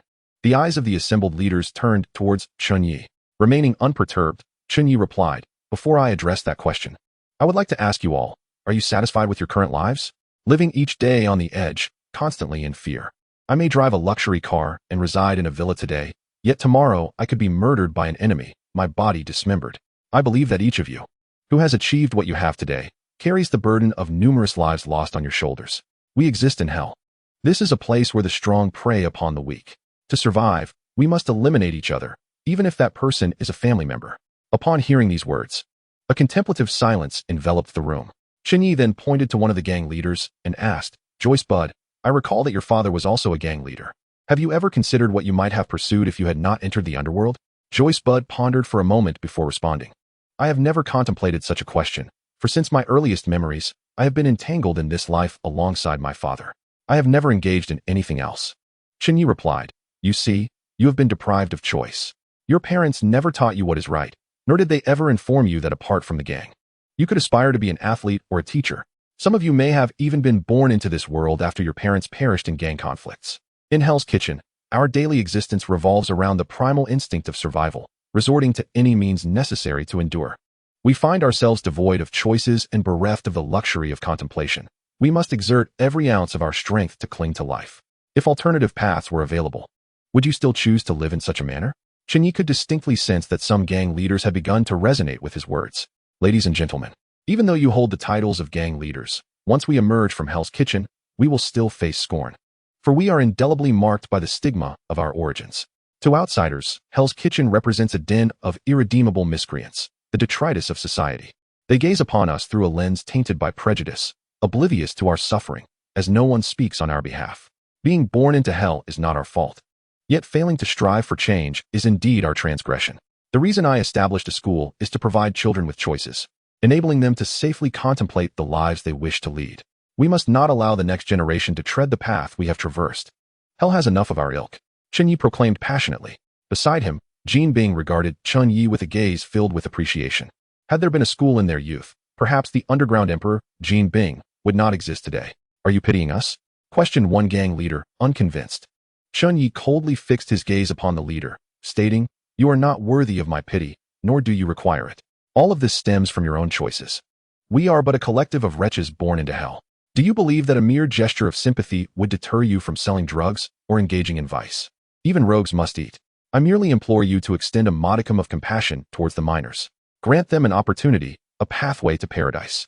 As for their future choices, whether they aspire to enter heaven or remain in hell, that is theirs to make. I am no saint, nor do I wish to be. I am, like you, merely a wretch dwelling in hell. The sole distinction may lie in the fact that I possess a fraction more conscience than your lot. Upon concluding his remarks, Chen Ye surveyed the expressions of the gang leaders present. Some appeared shamefaced, others contemplative, yet many exhibited unmistakable impatience. After all, those who ascend to the rank of gang leaders tend to be iron-hearted and ruthless, unlikely to be swayed by Chen Ye's eloquence. Their primary concern remains their own interests. Chapter 42. The Rules of Hell's Kitchen. Guster, the leader of the Mexican gang, had grown weary of Chen Ye's incessant monologue, his rugged visage twisted in irritation. With a gaze as sharp as a blade, he fixated on Chen Ye, the depths of his dark eyes glinting with perilous intent. Enough of this prattle, it is exasperating. He rudely interrupted. I could not care less about whether those children attend school. They can earn substantial sums by selling drugs alongside me. There is no need for any frivolous education. Anyone who dares to challenge me will face my wrath. Gust's voice resonated with a palpable threat, as if anyone who dared to cross his boundaries would be met with relentless retribution. I am too, echoed a few gang leaders, who began to murmur their discontent with Chen Ye's admonitions. As some began to openly confront Chen Ye, others joined in agreement. Yet amidst the rising dissent, Chen Ye remained unflinching, his gaze piercing through the gang leaders with an unspoken authority. Before he could utter a word, Tom, the leader of the Irish gang, chuckled softly and addressed Chen Ye. Young man, you are still too naive. Do you truly believe you can pry our interests from us without consequence? To us, profit is more precious than life itself. Here, human life is the least valuable currency. This is Hell's Kitchen. Your lectures hold no sway here. We have risen from this inferno through ruthlessness, having long since sold our souls to the devil. You, too, hail from this hell. Do you not understand its rules? Tom's voice dripped with mockery and disdain. Chen Ye paused, then calmly replied, I do not wish to be your adversary. I merely hope you comprehend that education is the true pathway to altering destinies. The children are innocent, burdened with the sins of the world from birth, condemned by outsiders without knowledge of their transgressions. Have they erred simply by being born? They cannot even speak or walk, yet are branded with the Hell's Kitchen label, scrutinized with judgmental eyes. It is profoundly unjust. I recognize the inherent unfairness of the world. I do not naively seek to alter it. I simply wish to offer them an opportunity to prove that their existence in hell is not their fault. They lack the power to choose whether to be born in paradise or perdition. Yet we can grant them the agency to decide. Remain with us in this brutal hell or escape the mire of Hell's Kitchen and never return. His voice was resolute and powerful, even though he understood such sentiments might fall on deaf ears in this violent and bloody realm. Chen Ye had said what he needed to, uncertain of how much the assembled gang leaders would absorb. He had done his utmost. The rest would be settled through strength. Rising to his feet, he surveyed the room with an imposing demeanor and proclaimed, "Furthermore, this is not a discussion. I am merely informing you all, should you refuse. We shall abide by the rules of Hell's Kitchen, one-on-one combat." Chen Ye paused for a moment, extending his finger to gesture at the assembled leaders, declaring, "I shall face each of you alone. Those who dare not comply may return whence they came. Tonight, in Hell's Kitchen, we shall determine our victor. Rally your supporters if you must. I am aware that each of you possesses your own contingencies. It is best to summon them now, lest you find yourselves bereft of opportunity in the future. Furthermore, those leaders willing to sponsor, let us remain and discuss the matter of school funding." Chen Ye's words ignited the ire of the gang leaders present. Gust, pointing at Chen Ye, retorted, "Very well, you possess courage. Await my arrival tonight. I have harbored disdain for you for quite some time. Hell's Kitchen does not permit rule breakers to exist." The other gang leaders rose in unison, incensed by Chen Ye's provocation, each asserting their intent to confront him. They were convinced that a mere youth like Chen Ye could not contend with their collective might. Unfazed by the wrath of the gang leaders, Chen Ye understood the necessity of proving his strength. He prepared to withstand the onslaught from the multitude of gang leaders, knowing that he must exhibit extraordinary power and cunning to survive such a conflict. This battle transcended mere personal honor. It bore significant implications for the school he represented and the future of the children therein. Beside him, Jean was acutely aware that a grand spectacle was destined to unfold in Hell's Kitchen that night. He had witnessed the rise and fall of numerous gangs and recognized that the leaders opposing Chen Ye in this meeting would stand in their current capacity for the last time. His gaze carried a hint of pity as he surveyed those on the precipice of an irrevocable path. Jean comprehended that the gang leaders' rebellion against Chen Ye was akin to striking a stone with an egg. Resigned, he shook his head, watching their indignant departures. He knew they would return to rally their subordinates, preparing for the impending confrontation, a battle in which they held no favorable odds. "With that, I bid you farewell. I shall await your esteemed presence in Hell's Kitchen," he stated. Within the conference room, Chen Ye maintained an air of calm. He discerned the intentions of the gang leaders and understood their fury and disdain towards him. It was also clear to him that their opposition would not solely stem from the gangs. The forces behind them would surely intervene.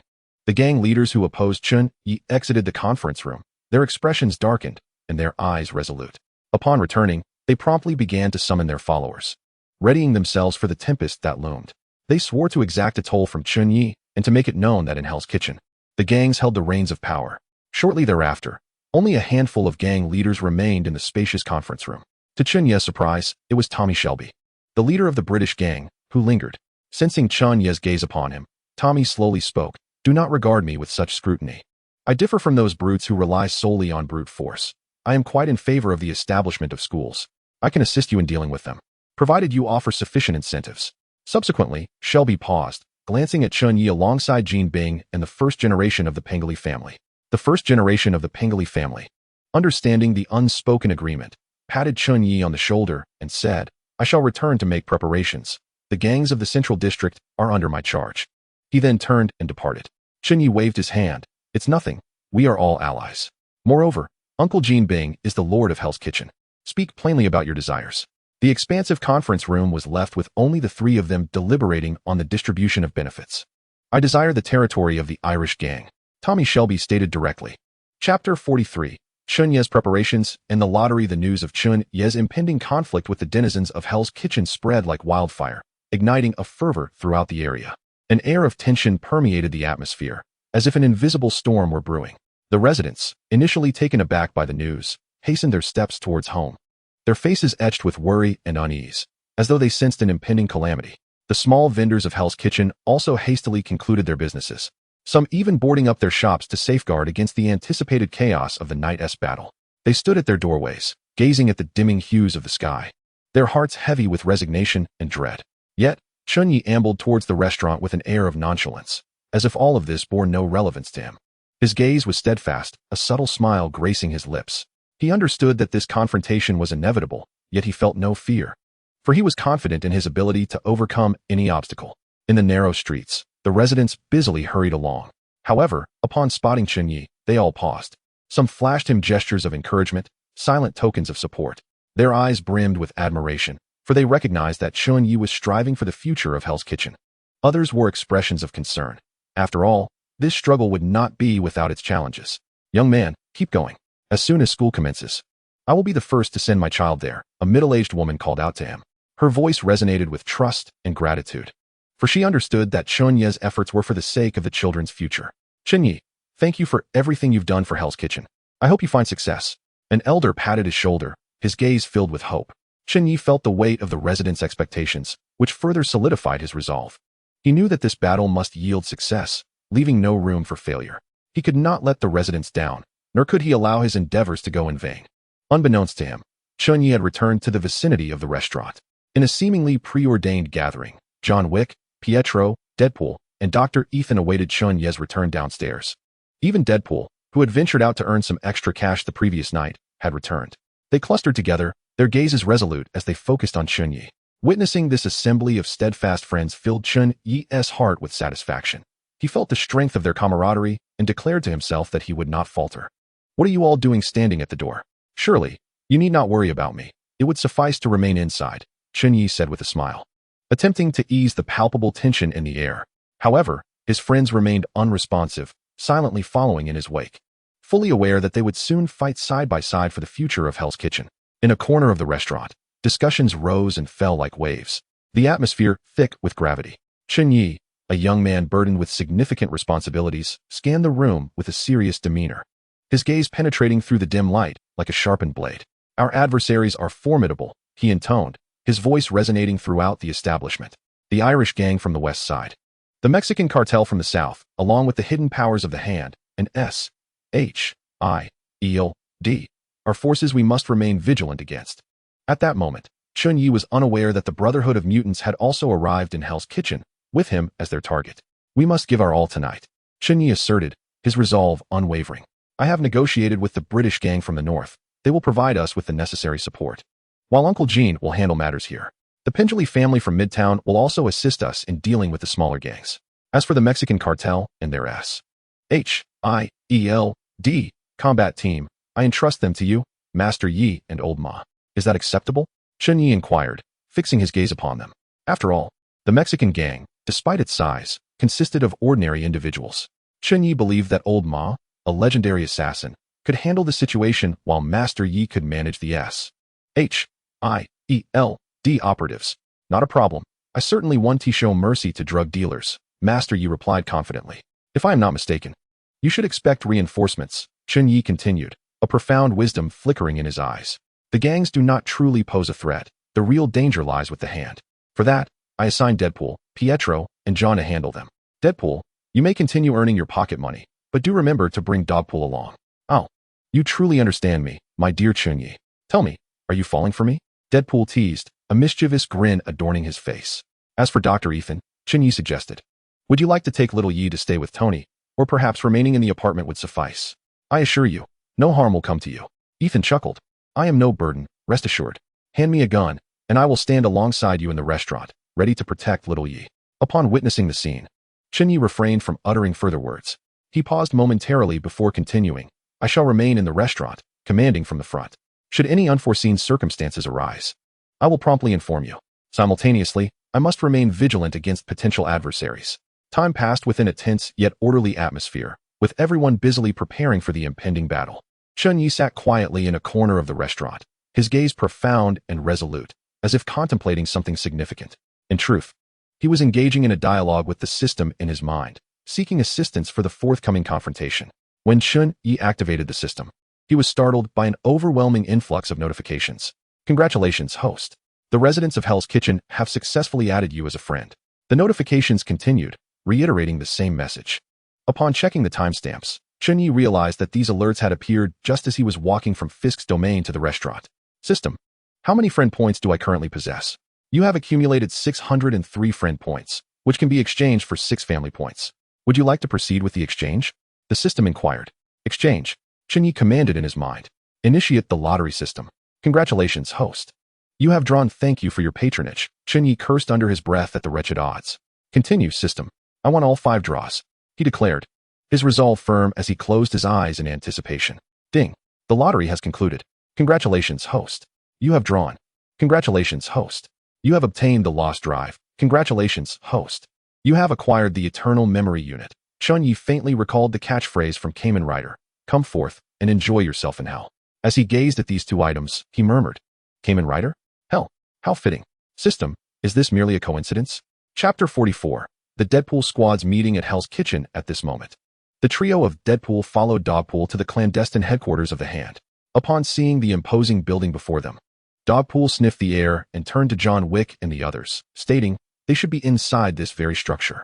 John Wick, the legendary assassin seasoned by countless battles, was preparing to devise a strategy when Deadpool's actions startled him.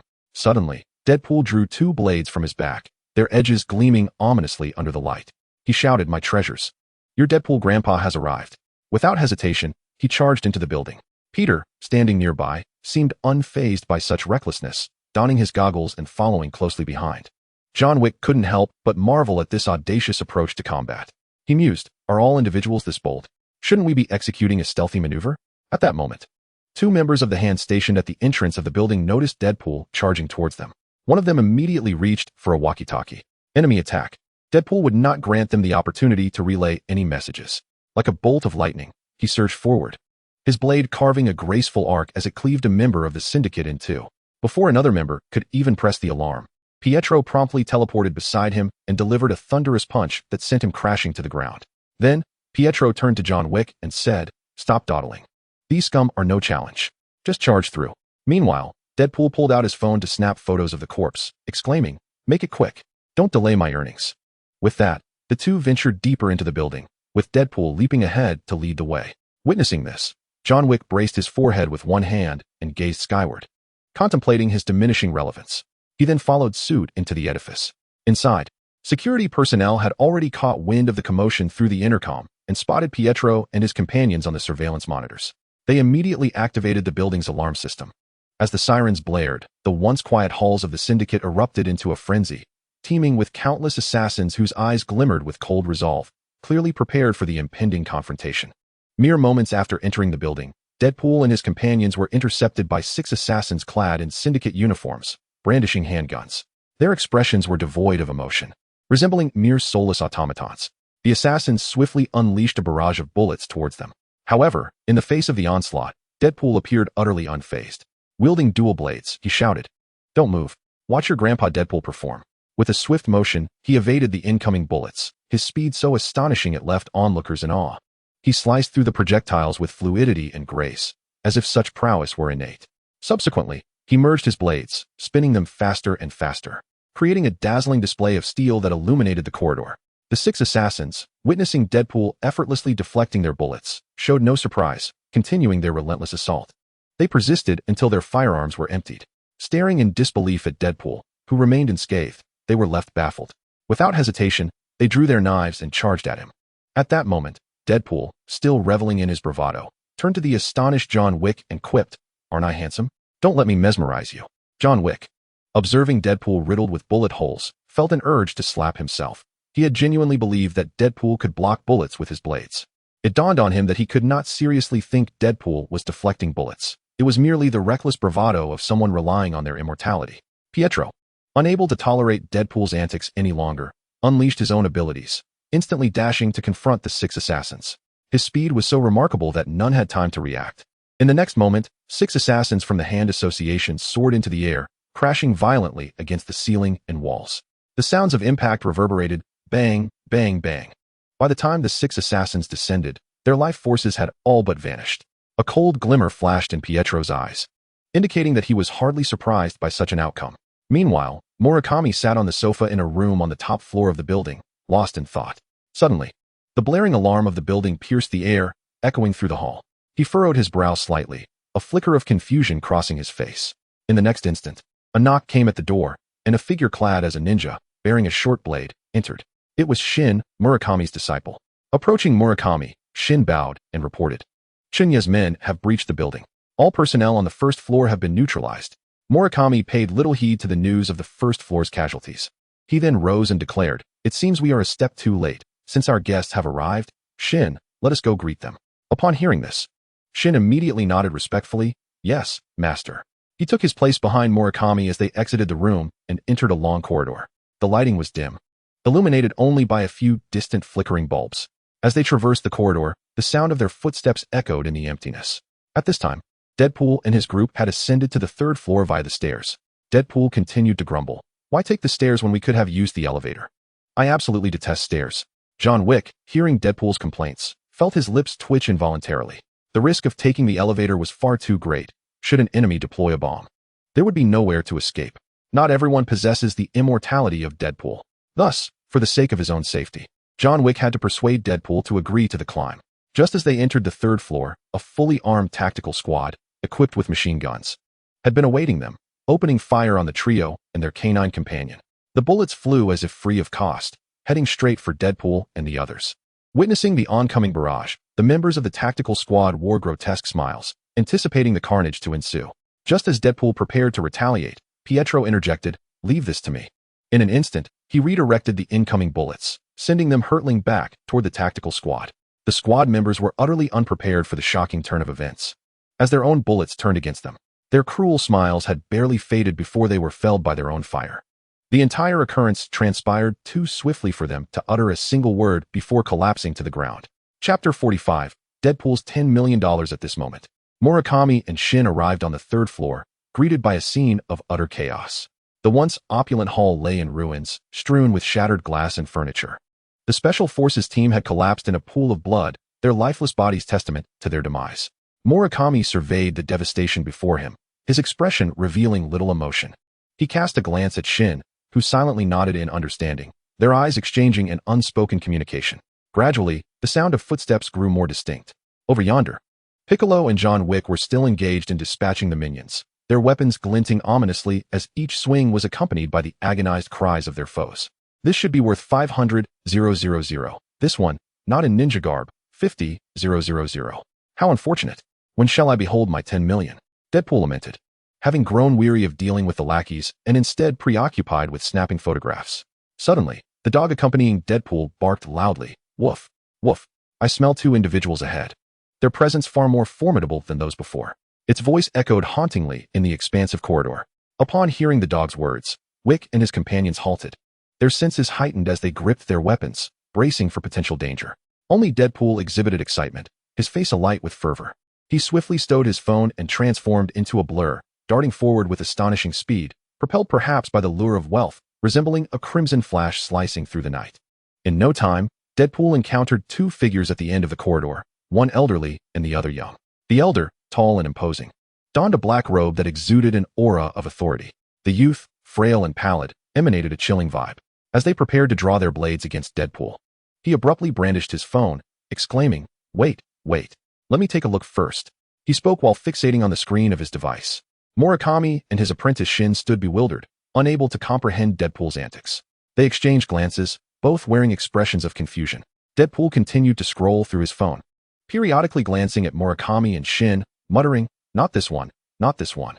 He then raised his phone, directing it towards Murakami, and proclaimed loudly, "Found it. You are my 10 million. The screen prominently displayed Murakami's photograph. Murakami and Shin, bewildered by Deadpool's declaration, soon realized he was mocking them. Shin tightened his grip on his blade, fury igniting in his gaze as he glared at Deadpool and then swung his weapon with ferocity. Yet, Deadpool effortlessly evaded the attack with an astonishing swiftness that rendered the strike futile.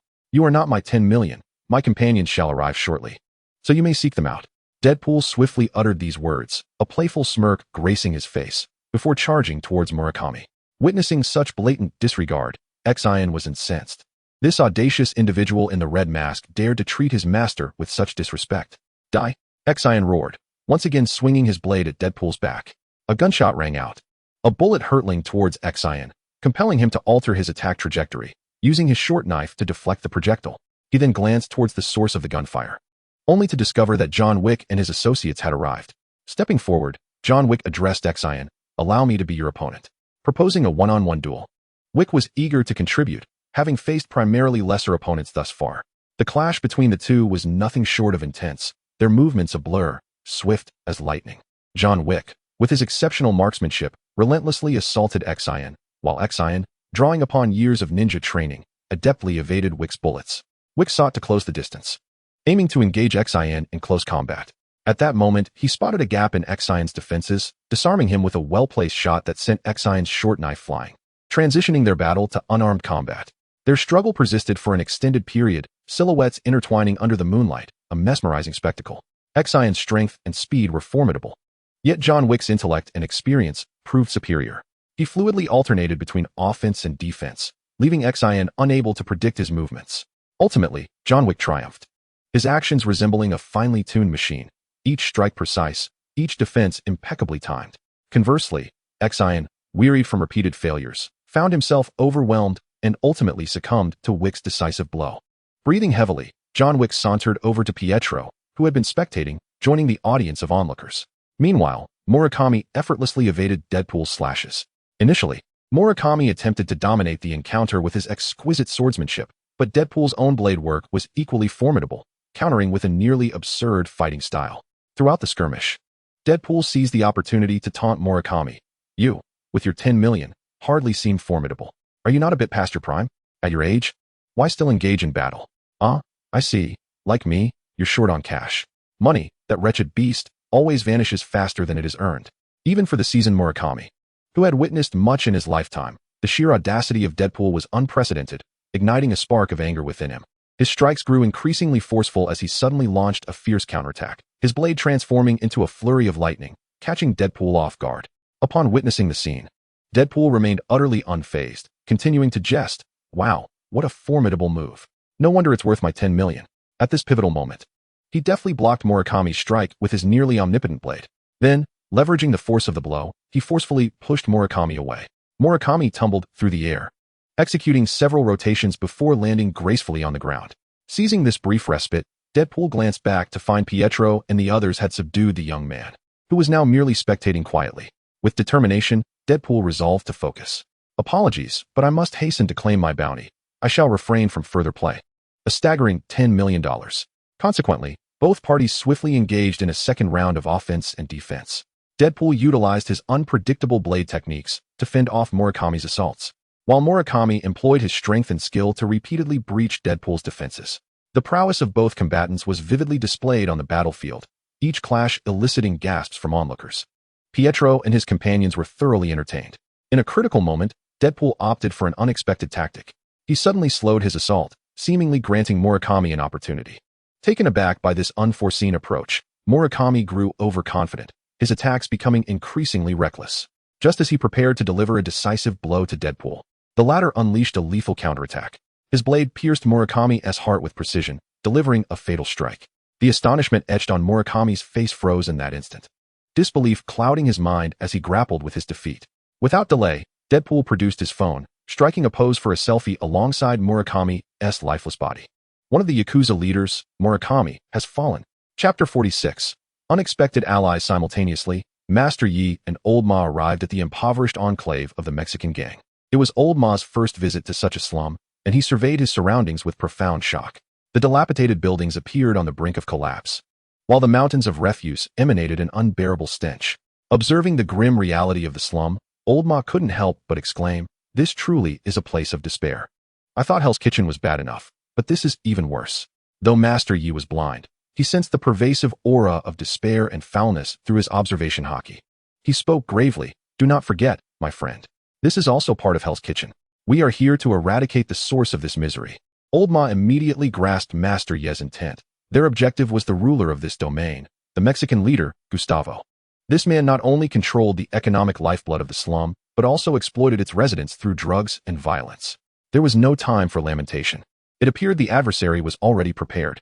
In the realm of perception afforded by his observation hockey, Master Yi felt as though he could perceive all that surrounded him. He discerned that an increasing number of armed individuals were drawing near. The sounds of their footsteps, their labored breaths, and even the clinking of weapons could not escape Master Yi's keen ears. Among them stood a particularly formidable presence at the center.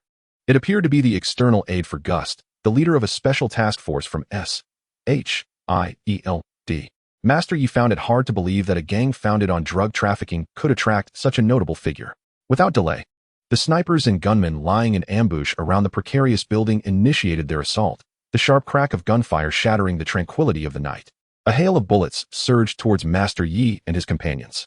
Instinctively, he raised his hand, intending to utilize the powers of his gravity fruit to neutralize the gunmen.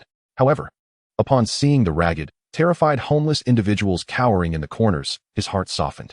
Reluctant to harm the innocent, he retracted his hand, opting instead to evade the bullets with his observation haki and swiftly charged towards the gunmen. Simultaneously, Lao Ma darted towards cover, leveraging his exceptional marksmanship to intermittently fire upon the adversaries, creating chaos among them. Before long, Master Yi and Lao Ma had dispatched the first wave of enemies.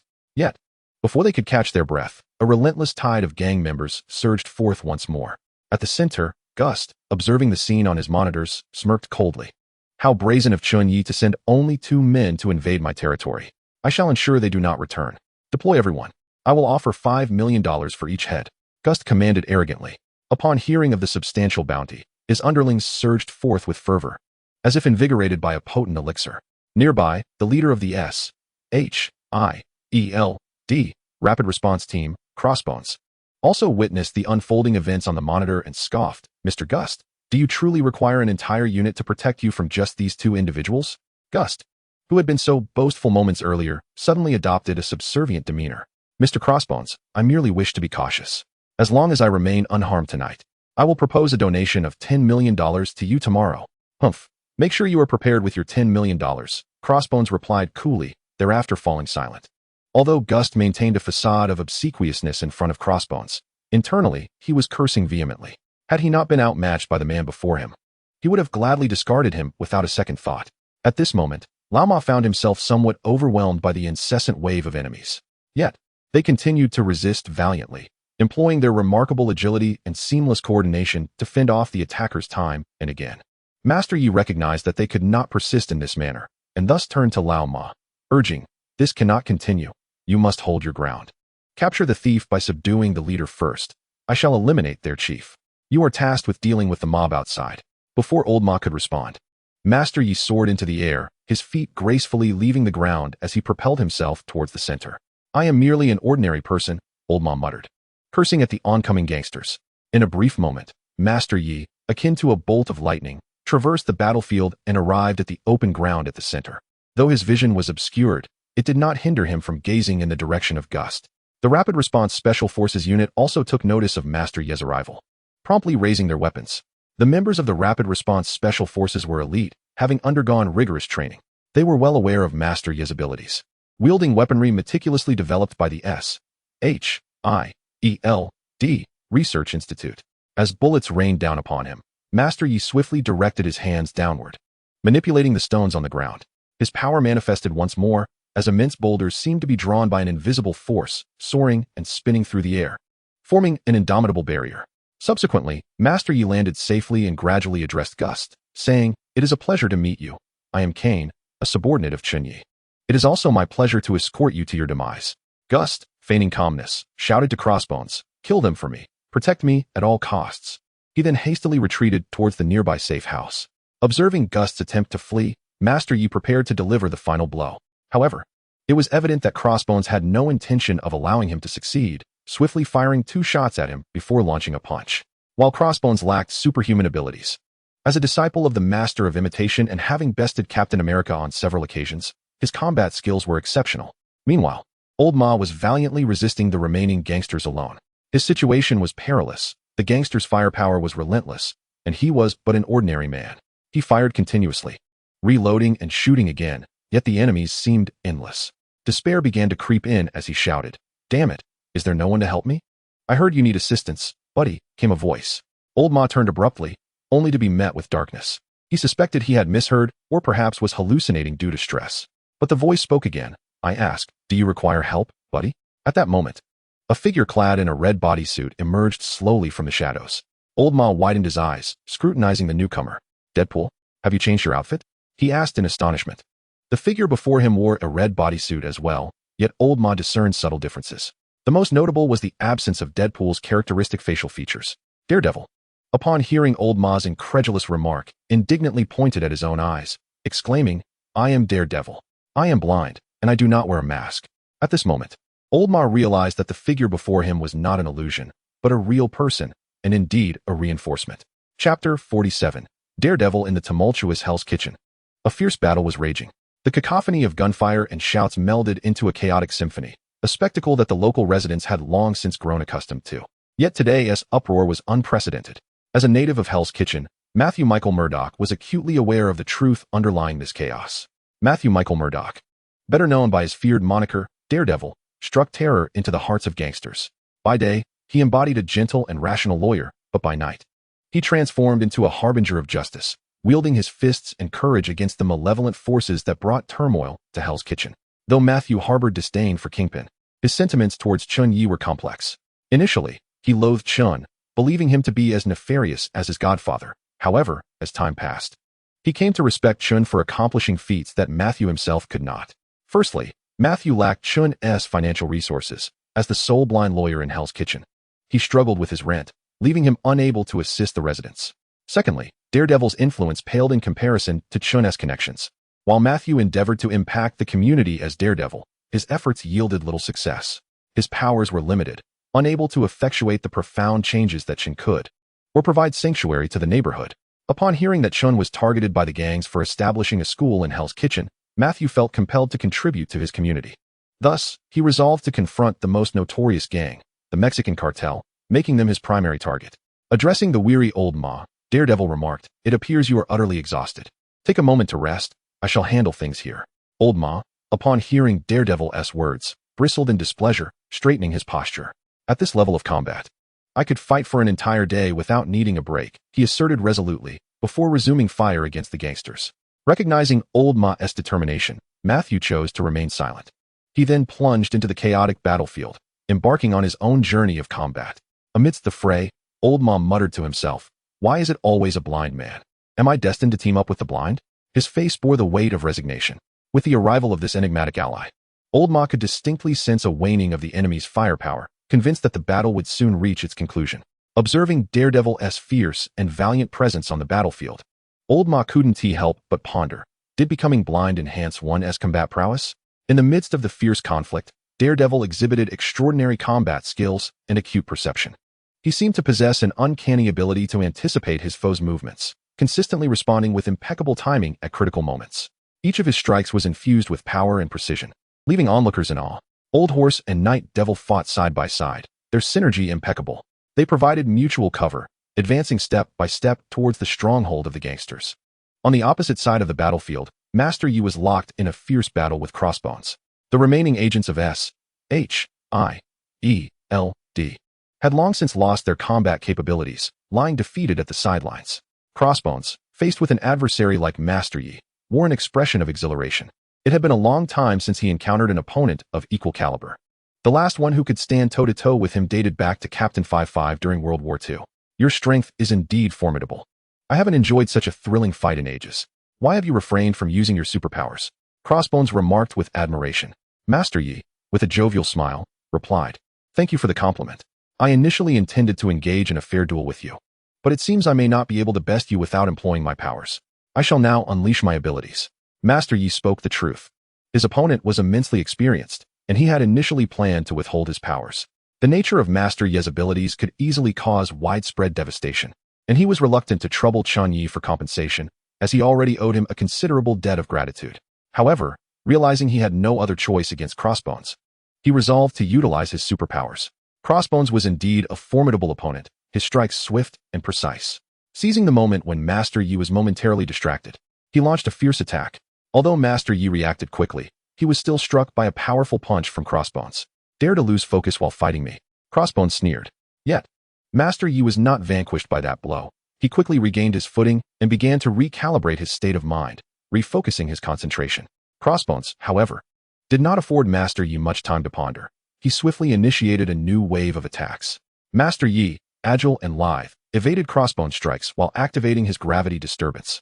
This ability caused the opponent to experience erratic fluctuations in gravitational force. Although Crossbones possessed specialized equipment, he still felt his body alternately lighten and weigh down, struggling to maintain his balance. The gravity disturbance plunged Crossbones into profound disarray.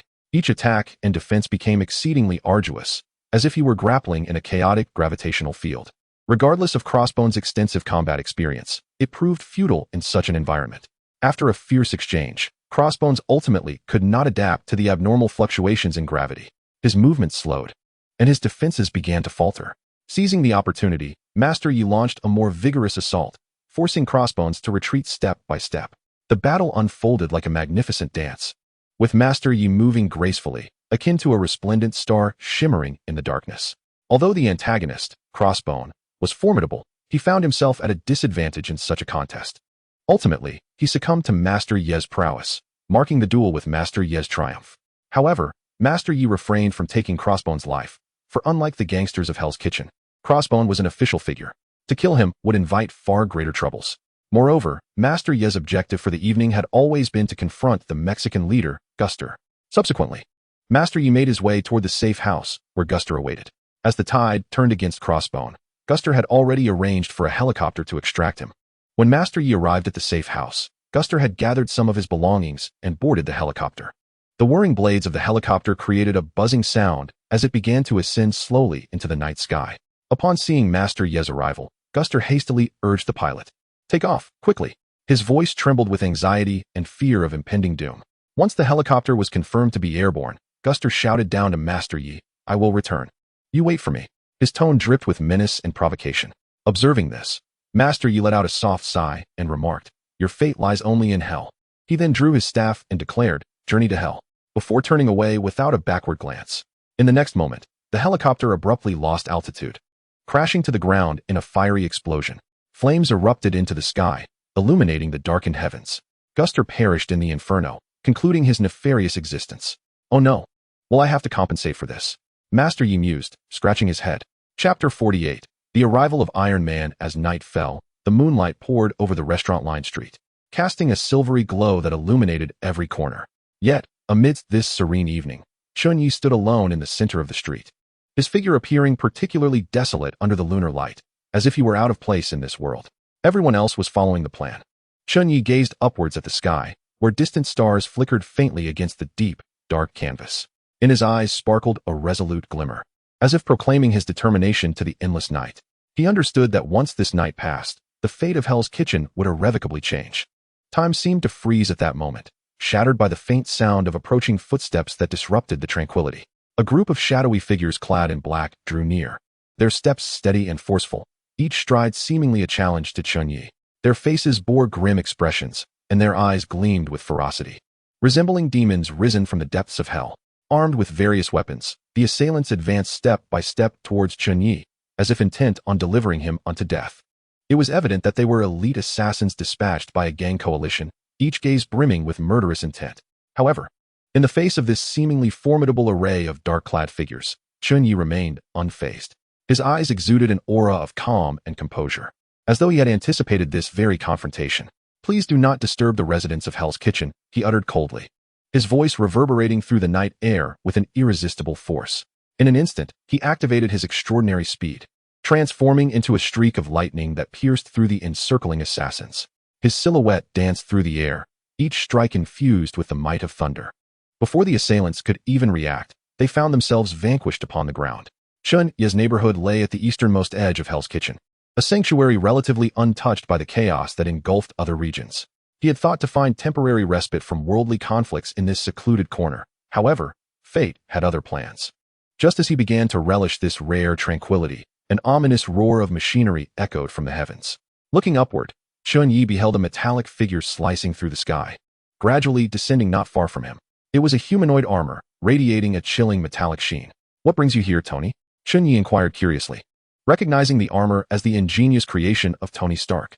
Within the armor, Tony Stark emerged, wearing a faint expression of disappointment and wariness.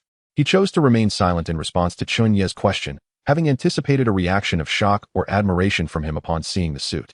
Yet, Chen Ye's curiosity regarding his presence was the only response he received. Through the iron visor of the armor, Tony felt as though Chen Ye could peer into his very soul.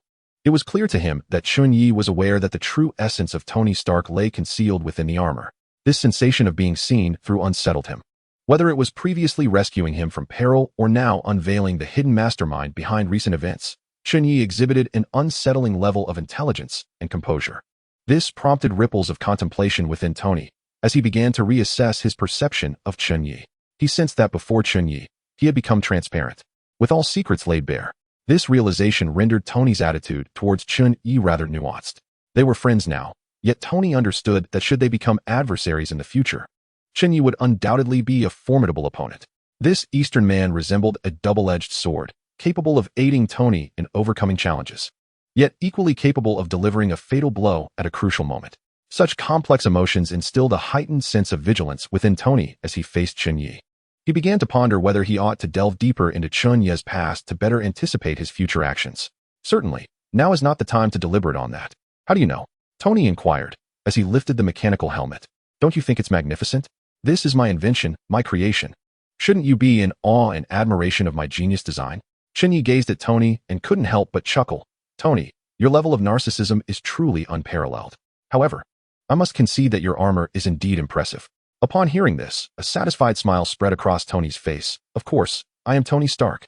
My inventions are second to none. It was Ethan who contacted me, mentioning that you were encountering difficulties and required my assistance. Hence, I made my way here. But it seems you have already resolved the issue. You still haven't told me how you recognized me within the mech. Tony inquired with curious intrigue. Chen Ye pointed to the glowing device on Tony's chest. Who else possesses a glowing chest? Who else has the capability to forge this mech? And in such a flamboyant red? Tony glanced down at his chest and narcissistically remarked, "Come on, this color scheme is stunning and cool." Tony never believed he could be in the wrong. Observing Tony's self-satisfied demeanor, Chen Ye couldn't help but burst into laughter. Yes, you share a color scheme with Deadpool. Shouldn't you form a duo? He is called Deadpool, and you can be Iron Dead. No. Iron Dead sounds utterly unremarkable and unworthy of me. Tony disdainfully shook his head. Iron Man, yes. From now on, please refer to me as Iron Man, Tony suddenly proclaimed with pride. Chen Ye, observing the pride in Tony's expression, was reminded of the confident and humorous hero he had seen in the movies. He suddenly realized that although the real Tony Stark bore many similarities to the cinematic Iron Man, there were also many differences. They both exuded confidence and pride. Yet Tony's confidence and pride were imbued with a touch of authenticity and warmth. Tony, do you believe yourself to be Iron Man? Chen Ye unexpectedly asked. Tony paused for a moment before laughing. No, I am not Iron Man. I am Tony Stark. Iron Man is merely one of my inventions. But I know that there is only one Iron Man in this world, and that is me. As Chen Ye and Tony conversed, they were interrupted by the slow approach of a figure. An elder adorned with an ancient helmet appeared, his gait steady and composed, accompanied by a man and a woman. This individual was Magneto from the Brotherhood of Mutants, with his two subordinates, Pyro and Shadowcat, trailing behind him. Pyro possesses the ability to control flames within a certain range, although he cannot create fire, which is why he is often seen with a lighter. Shadowcat is a mutant capable of short-distance rapid movement and possesses an acute awareness of mutant genes. Magneto, embodied by the charismatic and confident Chen Ye, interjected. It seems I have interrupted your gathering. I have heard you are also a mutant. Would you be interested in joining our Brotherhood of Mutants? Chen Ye, upon encountering the newcomer, furrowed his brow and inquired, Are you Magneto? Agents Natasha and Hawkeye from S.H.I.E.L.D. had been closely monitoring Chen Ye's movements, and at this moment, they too took note of Magneto's arrival. It was unexpected for Magneto himself to seek out Chen Ye. Should Chen Ye join the Brotherhood, it would significantly bolster their ranks. I must report this to Director Fury immediately, Hawkeye remarked, his brow knitted in concern. I suspect that, given Chen Ye's nature, he is unlikely to align with Magneto's faction. However, based on the intelligence we possess, Chen Ye may not stand a chance against Magneto. Natasha calmly assessed. This could work in our favor. Perhaps they will mutually annihilate each other, she added with a faint, cold smile. Let us not kid ourselves. I do not underestimate Chen Ye, but I doubt he possesses the strength to contend with Magneto. Hawkeye, informed by S.H.I.E.L.D.'s intelligence, recognized Magneto as a formidable mutant with the ability to manipulate magnetic fields, nearly invincible. Those who opposed him either met their demise or became his subordinates. Chapter 49, Come. Relish the pleasures of hell. Tony Stark, the billionaire genius inventor, had always been the center of attention. In the limelight of business, technology, and entertainment, every move he made sparked a sensation. Yet, in this instance, he found himself overlooked, which irked him considerably. Naturally, the astute Tony noticed Chen Ye's heightened vigilance. He was not his usual nonchalant self, suggesting that the elderly figure before him was no ordinary individual. It seems he is an adversary, not an ally, Tony mused. Subsequently, Iron Man donned his helmet and addressed Magneto. Jarvis, please scan to identify this individual, his tone tinged with seriousness and alertness. Chen Ye, equally intrigued, pondered why Magneto had taken an interest in him. He regarded Magneto and calmly stated, I'm afraid I have no interest in your brotherhood, Magneto. His voice, though tranquil, resonated with undeniable conviction. In that instant, the atmosphere thickened with tension between Chen Ye and Magneto. Before Magneto could respond to Chen Ye's refusal, one of his henchmen, Fireman, launched an attack. Our boss invites you to join. It seems you are too foolish to recognize a good opportunity. Flames surged toward Chen Ye, an intense heat enveloping him. However, as Fireman initiated his assault, Tony Stark, a.k.a. Iron Man, swiftly reacted. He ascended into the air, deftly evading Fireman's attack. Simultaneously, Tony's right gauntlet transformed into a formidable weapon. A laser cannon erupted from his hand, aimed directly at the Human Torch. The powerful energy beam extinguished the flames of the Human Torch in an instant.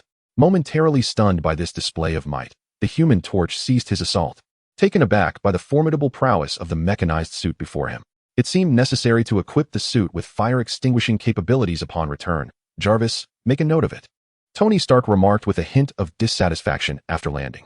Nearby, Nightcrawler, recognizing Tony's extraordinary abilities, joined the fray. In an instant, he teleported, appearing before Tony like a phantom, and without hesitation, delivered a swift kick towards him. Although Iron Man's armor was powerful, it was caught off guard by this sudden attack, forcing him to be propelled backward. At that moment, Chen Ye stood by, observing the clash between Tony and the two mutants with keen interest. He refrained from intervening. On one hand, he needed to remain vigilant against Magneto, and on the other, he had faith in Tony's capabilities. The Human Torch and Nightcrawler executed their attacks in perfect synchrony, one from a distance, the other in close combat, making it quite challenging for Tony to cope. This was Tony's first experience battling in the suit, and he found himself steadily retreating under their relentless onslaught. Nevertheless, Tony exhibited no sign of panic. Drawing upon his exceptional intellect and Jarvis's analyses, he diligently searched for the adversary's weaknesses. While the Human Torch's flames were fierce, their attack patterns were predictable. Conversely, Nightcrawler was agile but lacked significant strength. Within the confines of his suit, Tony meticulously analyzed every detail, leveraging his extensive combat experience to identify a breakthrough. As the fierce battle progressed, Tony exhibited remarkable prowess and ingenuity. Under Chen Ye's watchful gaze, Tony gradually devised a strategy. He utilized the suit's rapid response capabilities to successfully shield himself from the Human Torch's flames while deftly exploiting Nightcrawler's physical shortcomings to subdue her. As the confrontation intensified, the Human Torch and Nightcrawler began to falter. At this juncture, Magneto finally reacted. Observing the unfolding scene with a furrowed brow, he was reluctant to lose his subordinates. The Human Torch and Nightcrawler. His expression darkened as he sensed a formidable threat looming. With a slight tremor of his hand, a powerful magnetic force erupted, surging towards Tony like a raging torrent. Having kept a close watch on Magneto, Chen Ye immediately intervened. He extended his right hand towards Tony, unleashing a beam of red light that countered Magneto's magnetic force. Old man, ambushing is hardly your forte. Your opponent is me, Chen Ye jested, a playful smirk gracing his lips. Meanwhile, Tony sensed the shift in the tide and swiftly retreated to distance himself, returning to Chen Ye's side. Let me deal with this old man. How dare he attempt to ambush me? Tony Stark declared, his vigilance evident. Allow me to handle it. You are no match for him. With that armor of yours, you would merely be offering yourself up. Chen Ye gazed at Tony's mech with a look of exasperation, especially after witnessing Magneto effortlessly crush it with a mere hand gesture. Undeterred, Chen Ye approached the scene.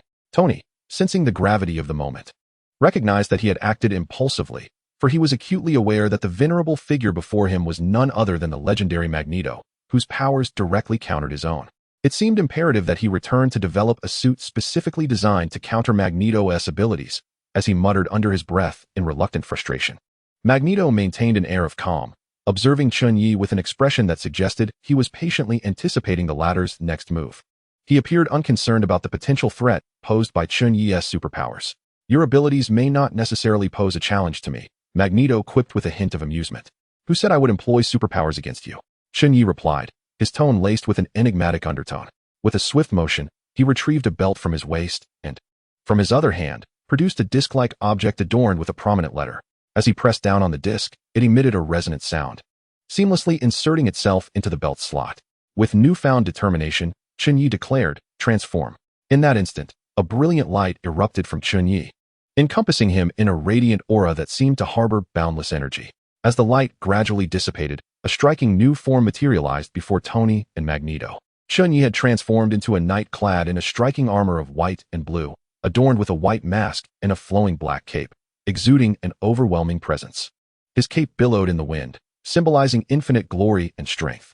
Tony and Magneto's subordinates watched in wide-eyed astonishment, having never anticipated that Chen Ye possessed the ability to transform.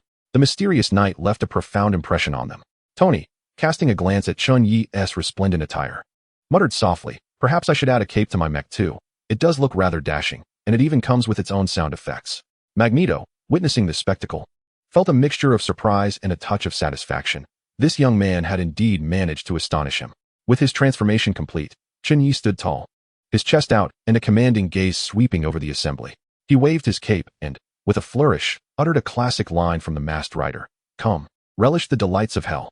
Meanwhile, in another realm, a man adorned with a magenta camera leisurely sipped his coffee. Suddenly, a flicker of awareness washed over him, and he smiled with mischief. "Ah, how intriguing. It seems I sense the birth of a new Masked Rider in this world," he mused. Chapter 50. It is well known that all riders are donned in suits. I have yet to fulfill my wishes, so I shall not descend into the abyss just yet. While the appearance is quite appealing, I wonder about the strength behind it. Do you not realize that my powers are tailored to counter these metallic machines? Magneto inquired. Curiosity etched on his face, yet he chose to strike first. He slowly extended his hand, releasing a formidable magnetic force in an attempt to manipulate Chen Ye. Yet, no matter how hard he tried, Chen Ye stood immovable like a statue. Observing Magneto, Chen Ye displayed a look of astonishment, which caused a faint amusement to bubble within him. It seemed that Chen Ye discerned Magneto's confusion.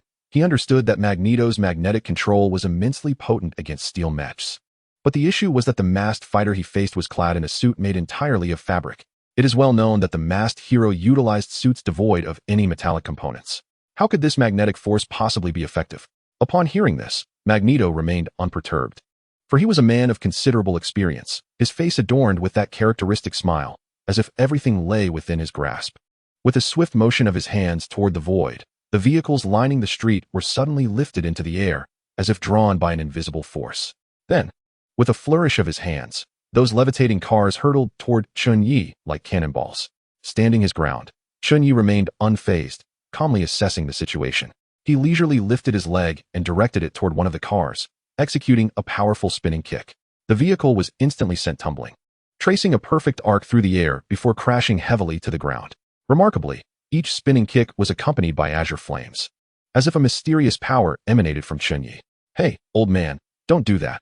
This is my territory," Chen Ye exclaimed, evidently distressed by the destruction of the cars, unwilling to see his domain left in disarray. He pressed a button on his belt. With his words barely spoken, a beam of light erupted from the device, coalescing in his hand into a sharp dagger.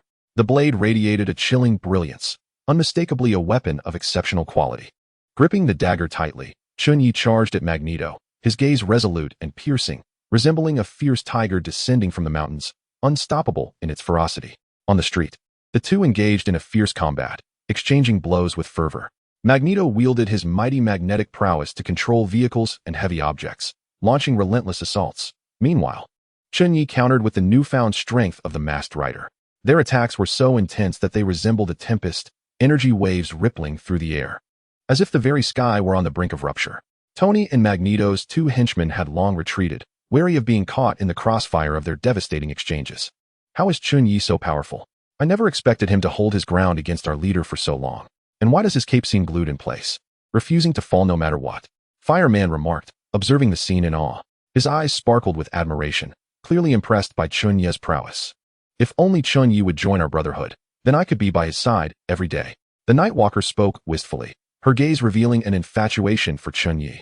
Humans are invariably drawn to strength, and the formidable prowess exhibited by Chen Ye undoubtedly stirred her heart.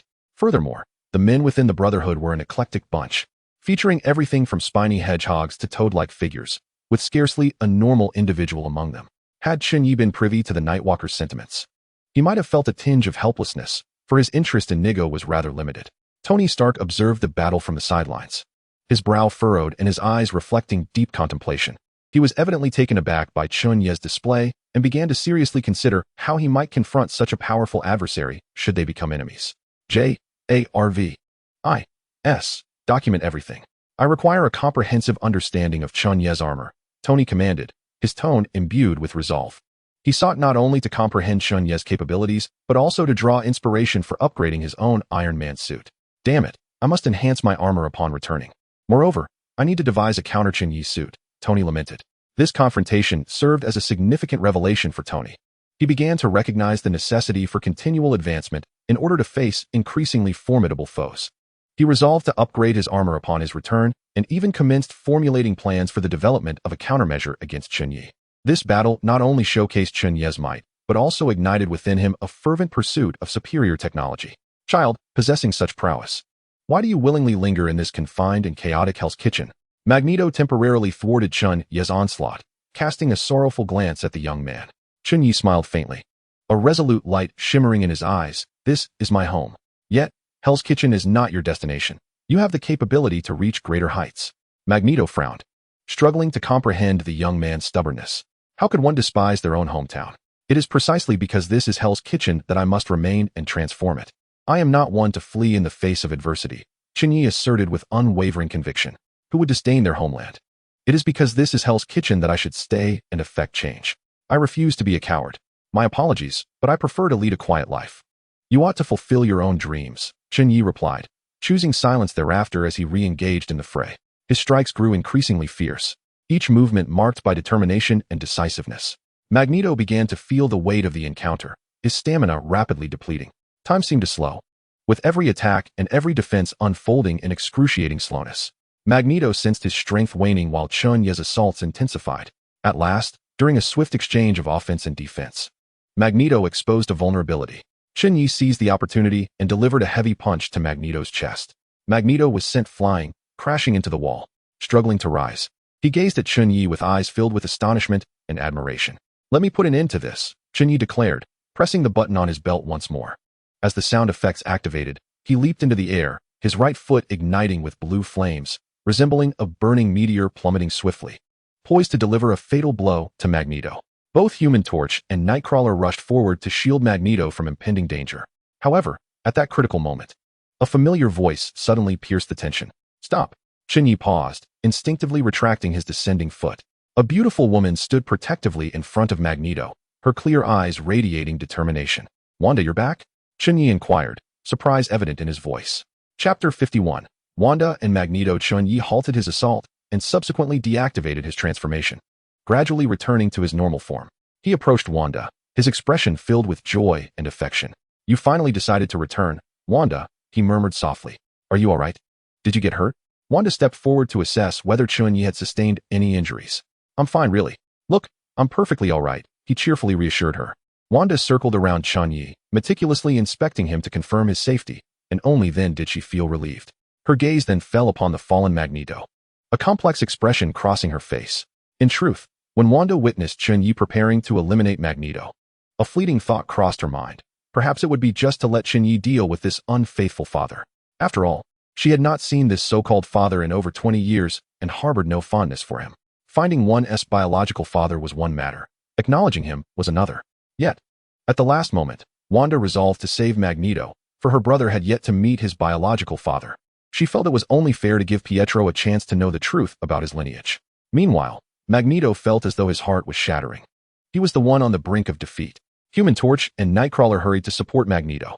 Tony approached Chen Ye, teasingly remarking, "Ah, Chen Ye, is this your little sweetheart? Quite nice." His tone carried a hint of jest and mockery. Chen Ye chose not to respond to Tony, his gaze unwaveringly fixed on Wanda. Their eyes met in the air, silently conveying a profound emotion. Ahem, ahem, ahem. Hey, mind the presence of others, Tony interjected, unable to endure the couple's intimate exchange any longer. Chen Ye, feeling somewhat embarrassed, turned his gaze away, searching for something. How about we head inside the restaurant for a moment? He suggested. Chen Ye understood that during this period, Wanda had gone in search of her biological father, ultimately finding Magneto. This revelation clarified why the seemingly unrelated Magneto would come to them, and why Chen Ye sensed no murderous intent during their confrontation. Wanda, upon hearing this, promptly entered the dining hall, followed shamelessly by Magneto and his two subordinates. Chen Ye glanced at Tony, who declined, stating, "I'll pass. I have a multitude of matters to attend to. Since this place is secure, I shall take my leave." He then donned his armored helmet, preparing to take flight. Chen Ye quickly called after him, "Wait." "Thank you." Tony shot Chen Ye a brief look before soaring into the sky. However, Chen Ye noticed a system notification. Ding. "Congratulations, host. Tony Stark's favorability has increased to 3 stars. Congratulations, host. You have obtained an item, new elemental blueprint. Congratulations, host. You have gained 20 friendship points." Chen Ye was somewhat astonished by the rewards. This time, it was not a stat boost, but rather a blueprint. He intended to pass this blueprint to Tony for his own study later, though Chen Ye felt somewhat shortchanged by this reward. Knowing that the latest element was contained within a video from Tony's father, he reminded himself that the pressing matters at hand were of utmost importance. And thus he made his way into the dining hall. In the heart of Hell's Kitchen, within the headquarters of the Vongala family, stood the formidable leader, Vongala I. His adversaries were all rival gangs within the district, and his goal was unequivocal: to purge Hell's Kitchen of all organized crime, rendering them incapable of establishing a foothold. Thus, the Vongala family was fully mobilized. Of the 7 family guardians, apart from Vongala I who remained at the headquarters, the others were dispatched to various battlefields throughout the district, each leading a team prepared for a life-and-death struggle against their foes. Seated on an opulent sofa, Vongala I possessed a gaze that was both steadfast and penetrating, as though he could pierce through the veils of obscurity to grasp the essence of all matters. His countenance bore an air of calm confidence, a unique aura bestowed upon him by the passage of time and experience. His fingers lightly tapped against the armrest of the sofa, silently conveying his resolve and determination. This time, he believed he could fulfill the promise made to Chen Ye. In their youth, Vongala I and Chen Ye had made a naive pact to eradicate all gang influences from Hell's Kitchen, restoring peace to the tumultuous area. For Vongala I, this promise was not merely a commitment. It represented a belief and an aspiration. Chen Ye, his dear friend, had managed to cleanse the eastern district of all gang activity within a mere year, bringing a long-awaited tranquility to Hell's Kitchen. Yet, Vongala I found himself unable to fulfill their shared goal. With the strength of his family, he had made some progress in the district, but the complete eradication of the gang presence remained elusive. It became a heavy stone in his heart, suffocating him. He was aware that Chen Ye bore him no ill will, yet he felt he had lost the face to meet Chen Ye. Thus, despite knowing that Chen Ye had returned to Hell's Kitchen, he still dared not approach him. Were it not for the gang gathering a few days prior, the first of the Vongala would have felt too ashamed to confront Chen Ye. However, after today, everything would change for the better. The first of the Vongala took a deep breath and spoke resolutely. His eyes sparkled with determination and hope, as if he could already envision the triumph of the future. In every corner of the central district, chaos reigned, and smoke filled the air. Members of the Vongala family displayed unwavering courage, their weapons glinting coldly in the flames. In contrast, the rival gang resembled a disorganized mob. Despite their numbers, they lacked cohesion and soon found themselves scattered by the warriors of the Vongala family. In another corner of the city, the Cloud Guardian Arnold stood alone atop a high-rise. He was a proud figure, having undertaken the task of eliminating the rival gang single-handedly. Speaking into his phone in a deep voice, he stated, "If the next task is of such low caliber, do not call me back." His tone was laced with impatience and dissatisfaction, as if such missions were beneath him. Meanwhile, on another battlefield, the members of the Vongala family triumphed over the other gangs without relying on the Guardian's powers. Their leader, the Lightning Guardian, Blue Gem, lay quietly on the ground, completely indifferent to the battles surrounding him. Eventually, the Mist Guardian, Speed, returned to the headquarters with several other Guardians after completing their mission. Casually sitting beside the first of the Vongala, he remarked, "The central district is still far from sufficient. Why don't we annex the other regions as well?" His eyes sparkled with ambition, as if he held the entire world in his grasp. Thus, the Vongala family emerged as the most formidable underground force in the central district. Before Chen Ye could even glimpse the system notification, it proclaimed, "Congratulations, host. The affinity with the first of the Vongala has reached its peak. Congratulations, host. The first of the Vongala has become your family. Congratulations, host. You have obtained 1 family point. Congratulations, host. You currently have 610 family members." Chapter 52. Wanda and Pietro's choice at the Lucky Star restaurant. Chen Ye feigned surprise as he looked at Wanda. "So, during your time away, you discovered that your biological father is Magneto." In truth, Chen Ye was well aware that Wanda's father was indeed Magneto, and that Polaris was also his daughter. Magneto was truly a scoundrel. Wanda nodded in affirmation. Chen Ye, somewhat displeased, interjected, "So you knew Wanda was your daughter, yet you were unaware that I am Wanda's savior? Do you think I'm easy to bully?" Hurry up and leave, and stop following me into my restaurant. In his heart, Chen Ye pondered whether Magneto was somewhat unhinged.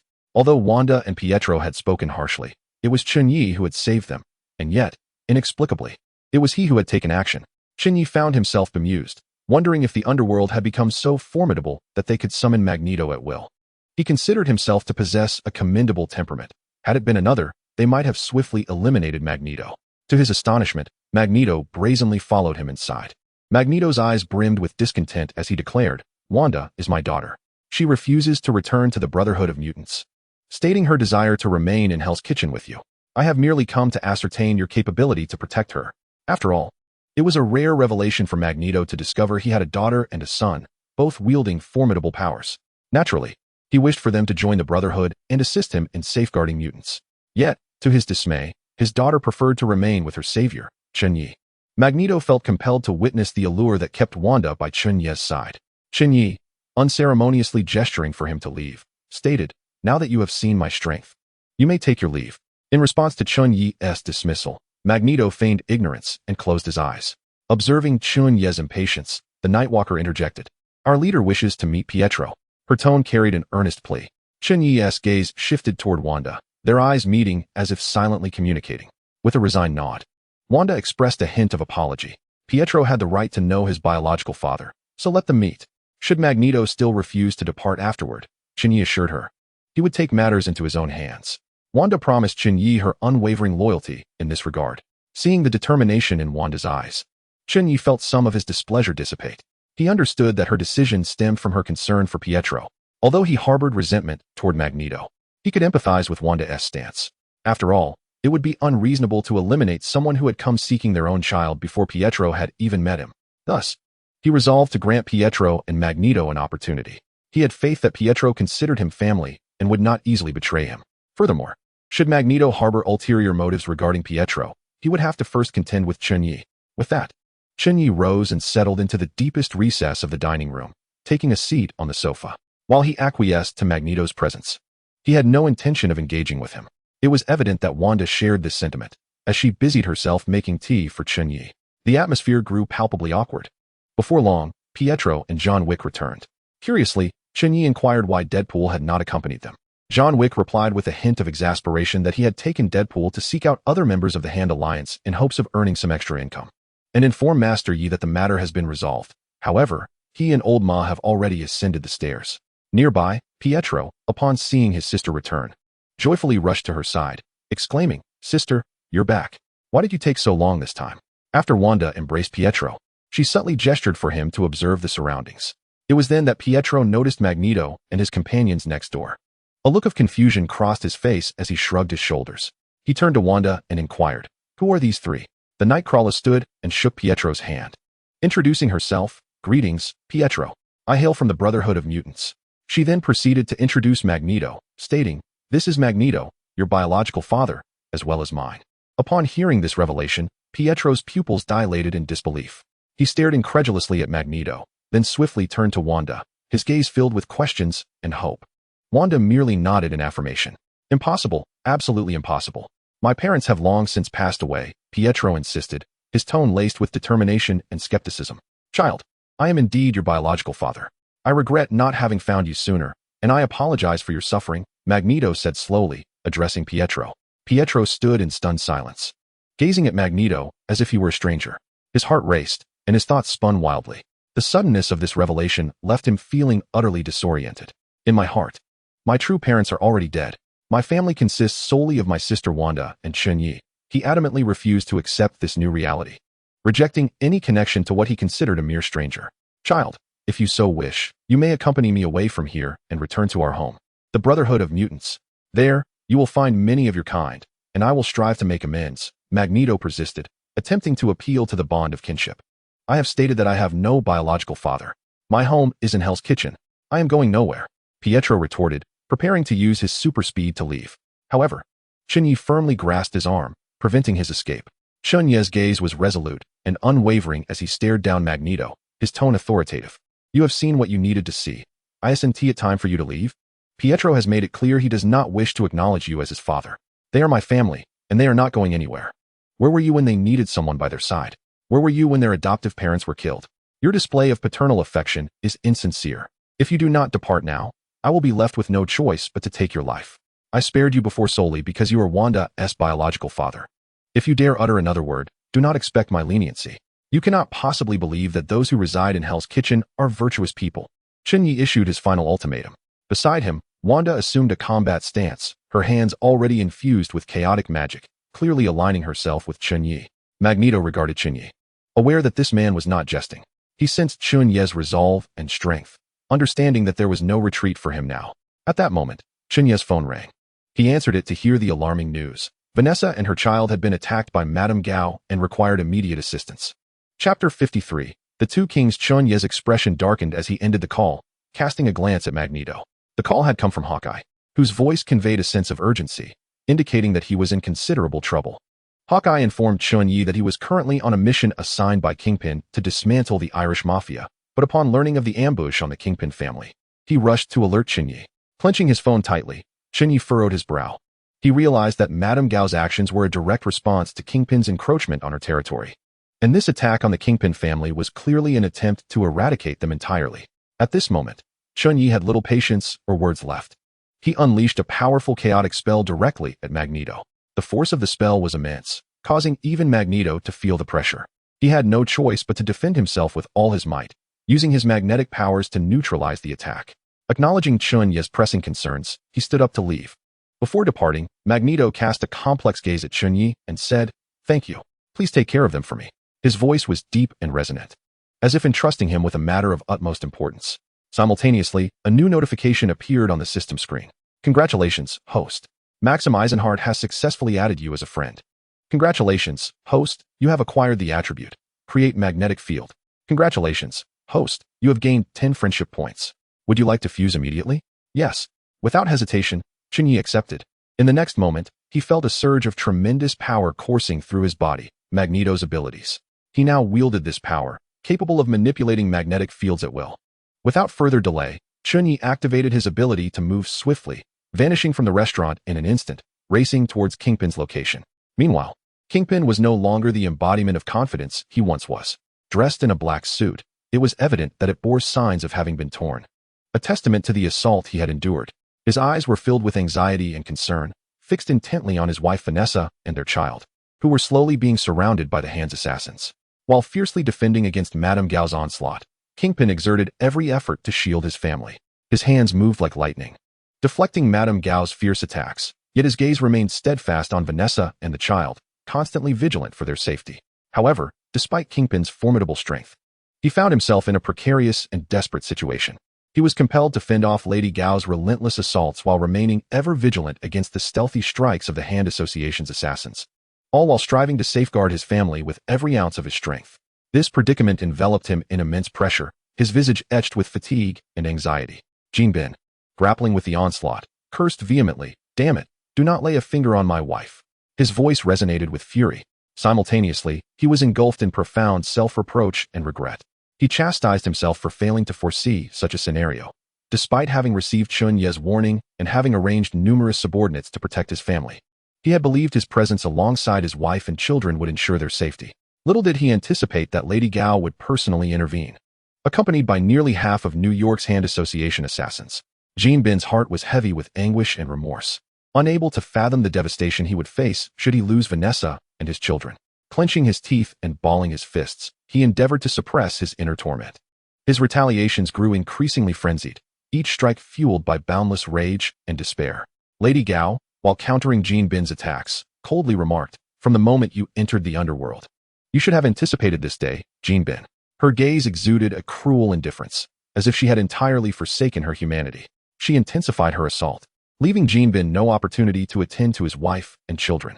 At that moment, the assassins of the Hand Association were drawing perilously close to Vanessa and Richard.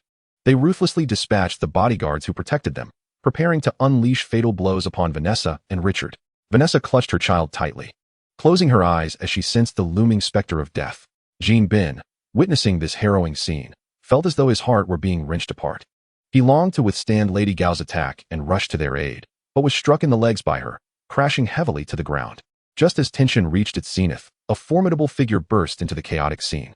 A surge of potent energy emanated from this stranger as he swiftly moved to Vanessa's side, delivering a powerful blow that felled the assassin intent on her demise, then rapidly dispatching all the assailants surrounding her.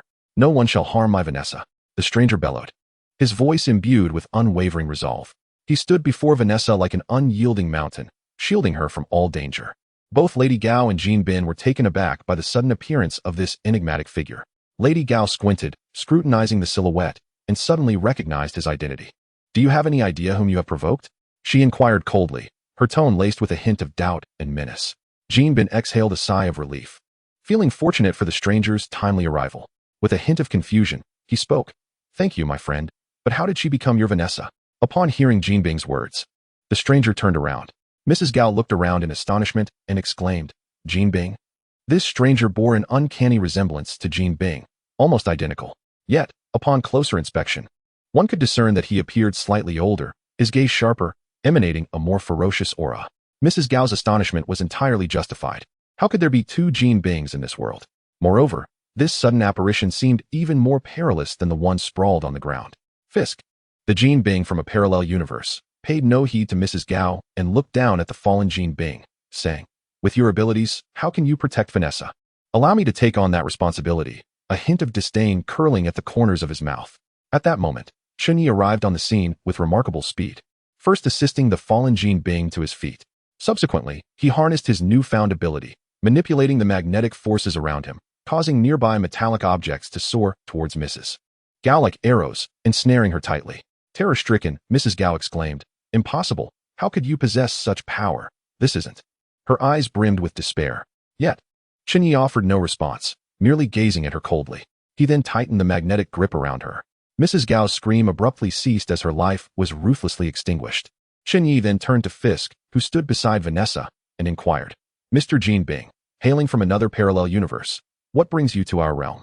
Chapter 54. The Jean Bing and Spider-Man from a parallel universe. Jean Bing, standing nearby, looked at the weathered and older Fisk with a complex expression, muttering to himself. Fisk disregarded Jean Bing's bewilderment and slowly turned, crouching down to gaze tenderly at the frightened Vanessa and Richard. His eyes brimmed with warmth and affection, as if they were his kin. "Do not be afraid, I mean you no harm. I have finally found you, Vanessa." Fisk's voice trembled with emotion, a manifestation of his excitement.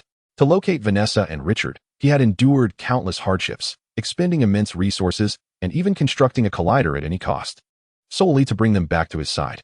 Fisk attempted to embrace Vanessa, but this action instantly provoked Jean Bing's ire. He surged forward, swinging a fist at Fisk. However, due to his injuries, the force behind the blow was significantly diminished. Fisk easily sidestepped, swiftly retaliating with a kick that sent Jean Bing hurtling through the air, tracing an arc before crashing heavily to the ground. "You pitiful creature, how can you protect Vanessa?" Fisk coldly remarked. "This world is truly unfair. How is it that someone as insignificant as you can possess Vanessa, while my own Vanessa has already departed from this realm?" His expression twisted into a grotesque snarl, his eyes flickering with a mad glint. Chen Ye's gaze was ablaze with uncontrollable fury. He could no longer tolerate Fisk's arrogance. With a gentle gesture of his hands, a powerful magnetic force surged from his fingertips, instantly attracting the surrounding steel bars. These bars, as if drawn by an invisible force, rushed towards Fisk, binding him tightly. He then signaled Jean Bing to escort the mother and child away. Although Jean Bing was profoundly astonished and perplexed by the sudden appearance of his parallel universe counterpart, he understood that the safety of Vanessa and the child was of paramount importance. "Thank you, child. I owe you my gratitude today, Jean Bing." The once formidable and domineering gangster displayed an unusual sincerity of appreciation on his face. Standing beside him, Vanessa and Richard also gazed at Chen Ye with eyes brimming with gratitude. Thus, with a heart full of complex emotions, he embraced Vanessa and the child tightly and swiftly departed from this perilous place. As they left, Jean Bing's heart was tumultuous. He looked at his wife and child in his arms, feeling an overwhelming sense of pain and guilt. He had always strived to protect them, yet this time, he had nearly led them into despair. The mere thought of losing Vanessa and Richard due to his negligence was unbearable. Perhaps the Jean Bing of that parallel universe had once felt similarly. He too may have experienced the anguish of losing loved ones, may have tasted the bitterness of failure. Vanessa, let me go. I must find Vanessa." Fisk raged like a madman, utterly consumed by his obsession for Vanessa, even while bound. Chen Ye observed this parallel universe's Jean Bing and recognized that he had traversed countless realms in search of Vanessa. A silent sigh escaped his lips. Indeed, without him, Jean Bing's wife and child would surely meet a tragic fate. Tell me, from which parallel universe do you hail? Despite his suspicions, Chen Ye asked uncertainly. Fisk gradually regained his composure, scrutinizing Chen Ye intently. His eyes were filled with confusion and wariness, clearly unaware of such a formidable presence by his side. Who are you? I do not recall having someone like you around. It seems you are quite close to this Jean Bing, Fisk inquired. I am his protege, Chen Ye replied. Ha! I never imagined someone like me would have a protege. Go ahead, kill me. Fisk erupted into laughter upon hearing this response, his voice laced with mockery and self-derision. As if he could scarcely believe Chen Ye's words. Chen Ye did not respond immediately. Instead, he began to carefully observe Fisk's expressions and reactions. He noticed a complex emotion reflected in Fisk's gaze, which piqued his curiosity, prompting him to inquire, are you truly willing to die? You have yet to find Vanessa. Upon hearing Vanessa's name, a flicker of tenderness and sorrow flashed across Fisk's eyes. He bowed his head and fell silent for a moment before raising it to meet Chen Ye's gaze, offering a bitter smile. I am the Kingpin. Do you truly think I would beg for mercy? And even if I did, would you let me go? I should have perished long ago. Yet, to see Vanessa once more before my demise is enough to satisfy me. Here, Vanessa possesses her own Kingpin. It is time for me to seek my own Vanessa. Make your move. Did not your Kingpin teach you to eradicate threats thoroughly? Chen Ye fixated intently on Fisk, having discerned the resolute intent to die in his eyes. He ceased to waste words. With a sudden, forceful grip, the steel rods binding Fisk seemed to respond to his will, converging to form an iron cage. Fisk's vitality gradually waned, his gaze becoming hollow, transforming him into a statue devoid of soul. Chen Ye remained vigilant, his eyes scanning the surroundings like a leopard in search of potential prey. You hide well, but it is time for you to reveal yourself, he declared coldly, his voice echoing in the vast space, yet met with silence. Do you think you can evade my perception by cloaking yourself? Chen Ye's lips curled with disdain. Shall I invite you to show yourself? With that, Chen Ye unleashed a chaotic spell against an empty wall. Wait. I mean no harm. Please do not attack. A youthful voice responded. As the words faded, the seemingly ordinary wall began to ripple, as if disturbed by a stone cast into a still lake, the waves spreading outward. Gradually, a figure emerged from within.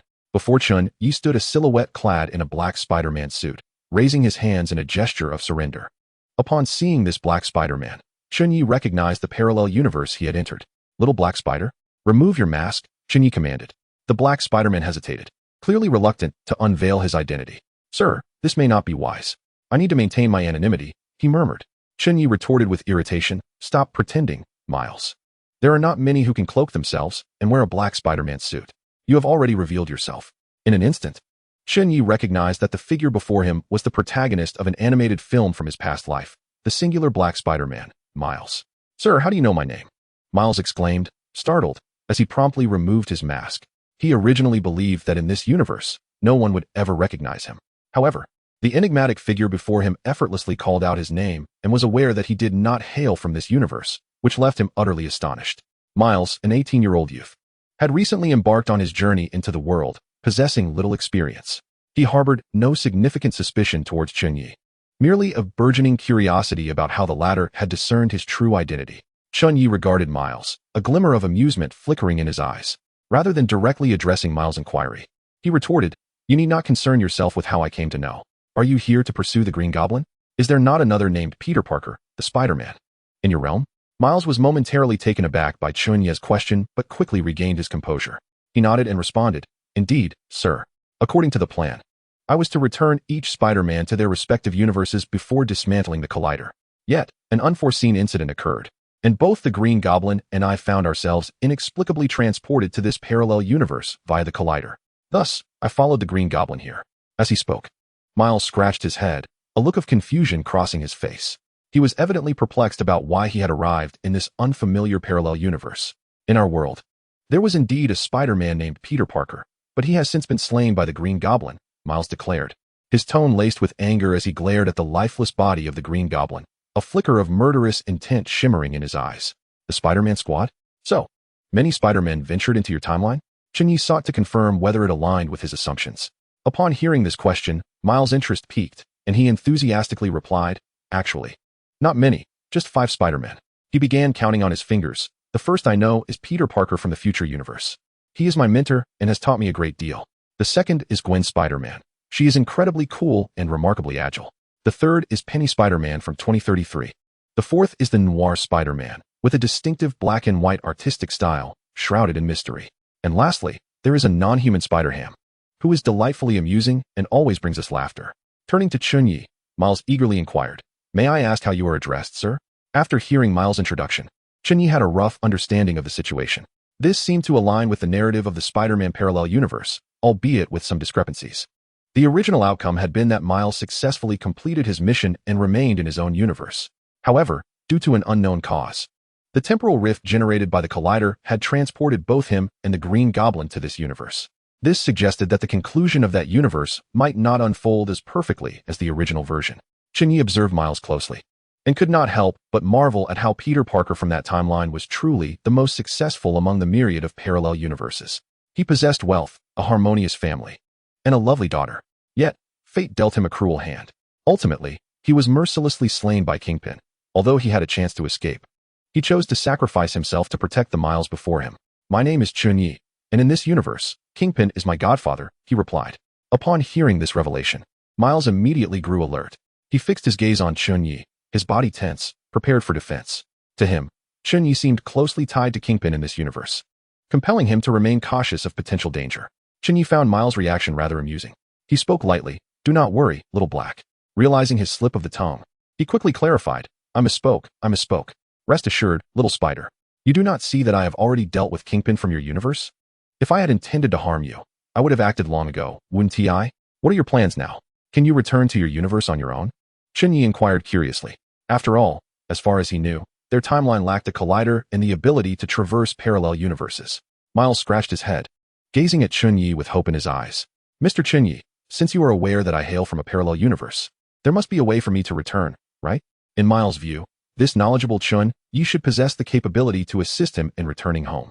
"I know the method, but I lack the ability, or rather, I cannot locate them," Chen Ye confessed. Indeed, figures like Master Ancient One, Captain America, and Doctor Strange possessed such capabilities. The issue was that Captain America might not even exist in this timeline, and Chen Ye had no desire to seek out Master Ancient One. Currently, Doctor Strange in this universe was still practicing as a doctor. "What about your Spider Squad? Can't they help you return?" Chen Ye remarked, observing Miles, whose form intermittently flickered like a mosaic. He was acutely aware that Miles could not linger in this universe for too long, or he would face mortal peril. Chen Ye recalled that without Miles' unique wristband, he would not survive long in a parallel universe. However, it seemed that this wristband would only be provided to him later. Chen Ye was also eager to seize an opportunity to witness the Spider-Man headquarters, where no less than 1,000 different Spider-Men from various parallel universes resided. It would surely be a delight to make friends there. Yet, it appeared that only Spider-Man could access that realm, and he needed to devise a plan. Upon hearing this answer, a flicker of disappointment crossed Miles' eyes. They all returned to their respective universes via the collider. Unless this universe has a collider, I have no idea how to get back. Chen Ye patted Miles on the shoulder, offering consolation. "Do not be too disheartened. There is always a solution to every problem." Miles lifted his head, his eyes shimmering with hope. "Really? Do you have a solution?" he inquired. "Why don't you stay with me for a while? I have plenty of vacant rooms at home. You must have nowhere else to go." Chen Ye extended the invitation, knowing that as long as Miles was present, they could surely await the arrival of other Spider-Men for assistance, and together they would find a way to traverse to another universe. Gratefully, Miles nodded, fully aware that Chen Ye was considering his well-being. After all, he was currently homeless, without acquaintances in this universe, and Chen Ye stood as his sole beacon of hope. "Let us go. Come back with me," Chen Ye urged, turning to leave, with Miles closely following behind. At that moment, the system interface displayed new notifications. "Congratulations, host. You have successfully added Miles Morales as a friend. Congratulations, host. You have acquired the attribute, invisibility. Congratulations, host. You have received 10 friend points. Would the host like to fuse now?" Immediate fusion. Chapter 56. The existence of the multiverse becomes known. Chen Ye scrutinized the rewards with a furrowed brow, filled with confusion and dissatisfaction. This cursed randomness had bestowed upon him a skill he deemed unnecessary, invisibility. To him, this ability was utterly useless. Was it intended for eavesdropping on others? He shook his head, attempting to dispel such thoughts. He did not consider himself a paragon of virtue, yet he certainly held disdain for such base actions. Moreover, if he wished to observe, his mastery of observation hockey would allow him to see through anything. What Chen Ye truly desired was spider sense, enabling him to masquerade as Spider-Man and immerse himself in the Spider-Verse, where he could meet a multitude of Spider-Men. Before long, he led Miles back to the restaurant. At that moment, the exterior of the Lucky restaurant was besieged by bodyguards of Kingpin, each wearing a serious expression, as if bracing for an impending battle. Bullseye stood among them, stationed at the entrance, diligently guarding the door and ensuring that no one approached with ease. Upon spotting Chen Ye, Bullseye's face instantly transformed into one of desperation. He appeared somewhat helpless and slightly embarrassed, akin to a trapped child who had just seen a savior. Observing Bullseye's demeanor, Chen Ye could not help but jest. "Have you been put on punishment? Standing at the door like a security guard?" This remark seemed to strike a chord within Bullseye. He stepped forward, gripping Chen Ye's shoulders tightly, his expression fervent as he exclaimed, "Brother, I'm in dire straits. I was clearly assigned to another battlefield, intending to complete my mission flawlessly without asking for any reward. But that damned Lady Bullseye executed a feint. If something happens to the boss lady, you want to see your brother today? You must help me plead for leniency later." Chen Ye reassured him, "All right, enough of the complaints. If Uncle Kingpin truly wanted to punish you, you would already be a corpse. Come along with me." He then turned around and addressed the figure behind him. "Miles, keep up." Miles nodded and silently followed in their wake. It was then that the target I noticed the small figure of Miles trailing behind. His pupils widened in shock as he pointed at Miles and glanced at Chen Ye. "Brother, aren't you the one who despises? But he's just a child, and he hasn't committed any wrongs. Besides, he has his uses."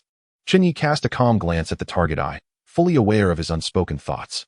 While he harbored a disdain for certain individuals of African descent, his animosity was not indiscriminate. He detested those who willingly succumbed to degradation and acted recklessly, yet he excluded Miles, a minor who remained innocent. In Hell's Kitchen, there were many orphan children of color whom Chen Ye had taken in. However, should any of them choose a life of crime, he would not differentiate between minor and major offenses. Death would be the consequence. Chen Ye did not harbor hatred for all individuals of African descent. For instance, he held great respect for a certain deceased basketball legend. Moreover, the small black spider represented a singular existence within the entire multiverse, meriting preservation, provided, of course, that this little one behaved. Otherwise, Chen Ye would not hesitate to take action. The trio navigated through the protective circle of bodyguards and entered the dining room. The target eye regarded Chen Ye with eyes full of gratitude and trust, confident that Chen Ye would advocate on his behalf. Inside the dining room, they found Kingpin seated alone on a sofa, contemplatively puffing on a cigar. Wanda was gently comforting the visibly distressed Vanessa, her hand softly patting the girl's back in an effort to quell her fears. Meanwhile, Pietro was engrossed in playing video games with Richard, as children are easily captivated by games, quickly forgetting their earlier anxieties. As Chen Ye and his companions stepped into the dining area, all eyes turned to him. Wanda swiftly approached, concern etched across her face. "Are you hurt? What happened? I heard there's another Kingpin? What is the multiverse?" Although Kingpin remained silent, his gaze conveyed a sense of inquiry. He sat upright on the sofa, hands folded across his chest, fixated on Chen Ye as if anticipating an explanation. Overwhelmed by the barrage of questions, Chen Ye gestured to Miles, pulling him forward. Amidst the astonished stares, he introduced, "This is Miles, Spider-Man from the same parallel universe as the other Kingpin. He will now elucidate the situation." Miles felt somewhat flustered under the weight of so many gazes, particularly when he encountered the identical Kingpin, whose familiar visage momentarily stunned him. Chen Ye gently patted Miles on the shoulder, signaling him to remain at ease. Taking a deep breath to steady himself, Miles began to recount the astonishing tale to the captivated audience. Half an hour elapsed, and at last, the group had processed the information shared by Miles. The story was profoundly shocking, leaving them with the sensation of having opened a portal to another realm. The existence of parallel universes was an astonishing revelation, prompting Quicksilver to inquire curiously, his eyes shimmering with keen interest in this newfound concept. Meanwhile, Gambit gazed tenderly at his wife and child, his heart a tumult of emotions. The thought of Vanessa's fate in the ordinary universe filled him with dread. He empathized with the version of himself in the parallel universe, recognizing that he might have made similar choices under comparable circumstances. Yet now, this decision was being undermined by the presence of the young spider, igniting a fiery wrath within Gambit as he glared at Miles. "Do you have any idea whose hands took my wife and child in that parallel universe?" Gambit asked Miles in a low, menacing tone laced with threats. Should it be Miles who was responsible, Gambit would not hesitate to seek retribution for his parallel self. Miles was taken aback by Gambit's sudden ferocity. "Uncle Gambit, don't frighten the child. It wasn't his doing. It was all an unfortunate accident," Chen Ye interjected, attempting to diffuse the tension. He understood Gambit's anger and pain, but also recognized that Miles was not to blame. Upon hearing this, Gambit took a deep breath, retracting his murderous intent. His expression shifted to one of complexity as he focused on Chen Ye, seemingly awaiting an explanation. Observing Gambit's determined demeanor, Chen Ye sighed in resignation and resolved to disclose the truth. The Gambit from that parallel universe revealed to me that his wife and child perished in a tragic car accident. He refrained from divulging the full circumstances, which involved that universe's Gambit battling Spider-Man Peter Parker, while Vanessa, unable to bear witness, commandeered their son's escape only to meet with a fatal accident. As Chen Ye spoke, Gambit's expression grew more perplexed. He could sense that Chen Ye was withholding part of the truth. Miles, confused, looked at Chen Ye, recalling that he had been present at the time. Yet he had not heard the Gambit from that universe mention such details. Chen Ye quickly turned to Pietro, instructing, "Pietro, please fetch the keys from my room and take this young fellow upstairs." Although Pietro initially hesitated, the looks exchanged between Chen Ye and Wanda compelled him to comply. He understood that it was prudent not to oppose their wishes at that moment. As he departed, Pietro muttered, "My sister could have taken him too," but was met with indifference. Chapter 57. To your right. Gambit noted that it was growing late and, with a firm pat of his thighs, seemed to be preparing for the significant address ahead. "Then we shall take our leave. After all, Vanessa is quite exhausted this evening." He instructed Bullseye to wait outside with the vehicle. Before exiting, Gambit cast a profound glance at Chen Ye, his eyes filled with a mixture of complexity and gratitude. He solemnly declared, "Child, the future of Hell's Kitchen is entrusted to you. You have blossomed into an exceptional leader, and I firmly believe in your capacity to guide this place towards a brighter future." Following recent events and learning of the tribulations from parallel universes, Jean Bing has resolved to retreat from the fray, choosing instead to cherish moments with Vanessa and Richard. After all, Chen Ye possesses greater capability and excellence than he does. Upon hearing Jean Bing's words, Chen Ye replied, "Please, I merely wish to lead a quiet life as a landlord in my restaurant." With a weary smile, he expressed the exhaustion that had enveloped him during this tumultuous period, yearning for a life of simplicity. However, Jean Bing, with an air of undeniable authority, declared, "This is a command, you must comply. Wanda will assist in managing affairs here, and I trust her competence for this role. I shall send word to the underworld shortly to introduce the new leader. My child, I have grown old, and there is no longer a place for me in this new era. It is your time now." Without allowing Chen Ye to respond, he took his leave alongside Vanessa and Richard. As Chen Ye contemplated making another effort, a notification from the system echoed in his mind. "Congratulations, host. Wilson Grant Fisk's affinity has reached its zenith. Congratulations, host. Wilson Grant Fisk has become your family. Congratulations, you have earned a point towards family. Congratulations, host. Richard Fisk's affinity has reached its zenith. Congratulations, host. Vanessa's affinity has reached its zenith. Congratulations. Congratulations, host. You currently have 910 family points. Keep striving. You are just 1 point away from unlocking a unique skill." Upon reviewing the system's notifications, Chen Ye comprehended Jean Bing's intentions and refrained from further comment. Subsequently, a sense of heaviness settled upon him as he gazed at the system interface, letting out a sigh of resignation. He felt a pang of melancholy knowing he was just shy of unlocking a unique skill due to one family's affinity. Just as he became lost in contemplation, the system chimed again, presenting him with a new message. "Congratulations, host. Wanda Django Maximoff's affinity has reached its zenith. Congratulations, host. Wanda Django Maximoff has become your family. Congratulations, host. You now have 1010 family points. Congratulations, host. You have leveled up to Family Hero 3. Congratulations, host. You have unlocked a unique skill, to your right one." Staring at the cascade of notifications, Chen Ye's mouth fell agape in astonishment. He could scarcely believe his eyes, hastily looking around in search of Wanda. He found her quietly seated nearby, gazing at him with a smile that radiated contentment and peace, as if she had discovered her true sanctuary. In that moment, their eyes met, and Chen Ye seemed to grasp an epiphany. Observing Wanda, a wave of warmth surged within him as he realized she had been offering her unwavering support and care all along. "Not leaving?" he gently inquired, his tone imbued with tenderness and a hint of reluctance. "I shall not depart," Wanda replied with a smile. "For I have found my biological father and uncovered the truth of my lineage. There is no longer any regret. This is my home, and here are my family. Why would I leave?" Wanda gazed at Chen Ye as she spoke. Subsequently, she rose from the dining table and cast a glance at Chen Ye, smiling as she said, "It is getting late. You should rest early. You have worked hard today." Chen Ye watched Wanda leave, then turned off the lights in the restaurant and ascended to his room on the second floor. In the spacious chamber on the second floor, Chen Ye settled into a comfortable chair, finally finding the time to meticulously examine the newly acquired title and skills. He opened the system interface and diligently read each piece of information. Family Hero 3. When a family member is present on the battlefield, the host's combat power increases by 20, and the family member's combat power increases by 15. Exclusive skill.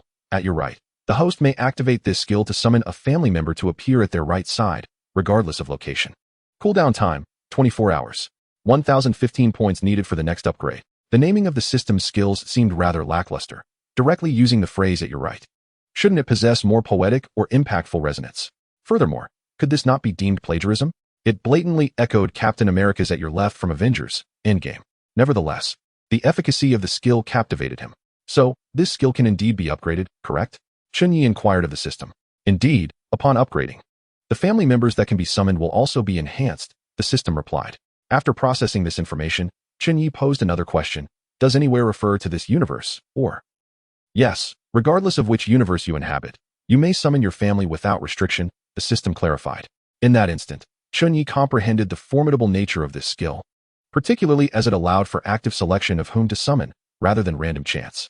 Should he inadvertently summon an ordinary individual like Vanessa, it would be of little use. However, if he could deliberately choose the summoned individual, he would be able to call upon the most suitable ally in critical moments. Thus, should he traverse to another parallel universe, such as that of Spider-Man, he could summon aid at will.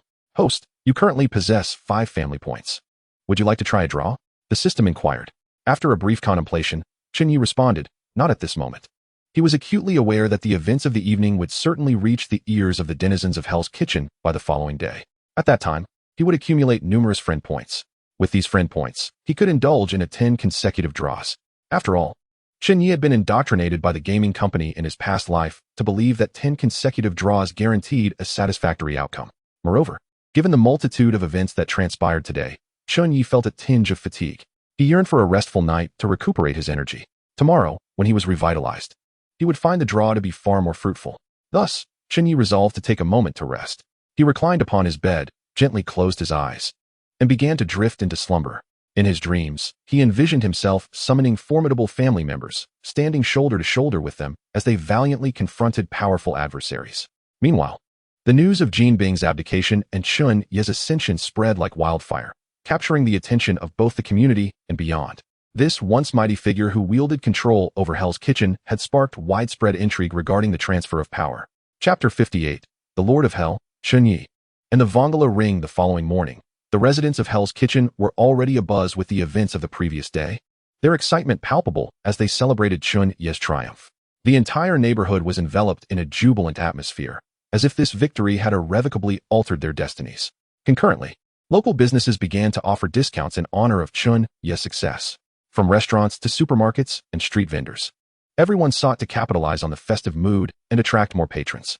People flocked to the shops, eager to purchase their desired goods, resulting in a remarkable surge in commercial activity throughout Hell's Kitchen. Some even paraded through the streets, brandishing photographs of Chen Ye, fervently chanting his name in a display of admiration and gratitude for their hero. The procession grew longer, with more individuals joining in to share in the joy and pride. Among the crowd, an elderly man, once a victim of the Hell's Kitchen gang, clutched Chen Ye's photograph tightly, tears glistening in his eyes. At last, I see hope for our Hell's Kitchen. Chen Ye is our true hero, he proclaimed, his voice raspy yet imbued with strength and resolve. As time passed, an increasing number of people joined the parade. Though some may have harbored doubts about Chen Ye in the past, they were now willing to place their faith in him, eager to follow him towards a brighter future. They chanted that Chen Ye was the Lord of Hell, a slogan that seemed to possess an enchanting power, drawing even more individuals together. Meanwhile, system notifications continued to accumulate. Congratulations, host. The residents of Hell's Kitchen have added you as a friend. Congratulations. Matthew Michael Murdoch has added you as a friend. Unbeknownst to Chen Ye, who had just awakened from his dreams, the world outside was teeming with activity. Still lost in the remnants of his dream, he recalled a peculiar vision where a horde of Deadpools relentlessly pursued him, as if intent on annihilation. This unsettling dream left him with a lingering sense of unease, his heart racing even after waking. He made his way to the bathroom, splashed cold water on his face, hoping to regain clarity. Subsequently, he opened the system panel to ascertain the current state of affairs, only to be astonished by the multitude of friend requests flooding his screen. Has an extraordinary individual infiltrated this scenario? Chen Ye pondered aloud as he gazed at a familiar name. Why has this daredevil added me as a friend? Deciding to seek out Daredevil for a conversation at a convenient time, Chen Ye reasoned that the Hell's Kitchen team was still lacking personnel. After all, Daredevil is a lawyer, a rare talent indeed for Hell's Kitchen. The thrilling moment has arrived. System, how many friend points do I currently possess? Chen Ye rubbed his hands together, nervously inquiring. The system's prompt echoed once more. You now possess 552 friend points. Would you like to convert them into family points? This figure elated Chen Ye, confirming his expectations. At last, he had enough for a tenfold draw. Convert immediately, he exclaimed eagerly. Conversion successful. You now have a total of 10 family points. Shall you participate in the lottery? Let us go for a tenfold draw, Chen Ye declared with confidence. As his words settled, the wheel began to spin slowly, each rotation tugging at Chen Ye's heartstrings. He focused intently on the wheel, as if searching for something. Congratulations, host. You have drawn the template card of the first generation of the Vongala family. Congratulations, host. You have drawn the Sky Ring. Congratulations, host. You have drawn the Ring of Storm. Congratulations, host. Congratulations, host. You have drawn the template card of Koyata Stark. Congratulations on drawing the Horse Charm. Chen Ye's emotions surged like a roller coaster, soaring high one moment and plunging down the next. The results of this lottery were a blend of love and frustration. System, couldn't you just present all the rings at once? Must you draw them one by one, wasting my 7 chances? Chen Ye complained. He gazed at the 7 rings before him, feeling a tinge of irritation. However, the system seemed oblivious to his grievances, remaining persistently silent. Chen Ye shook his head in resignation and began to meticulously assess his rewards. First, the template of the first generation of the Vongala family was undoubtedly intended for his dear friend. Chen Ye suspected that the lottery was not entirely random.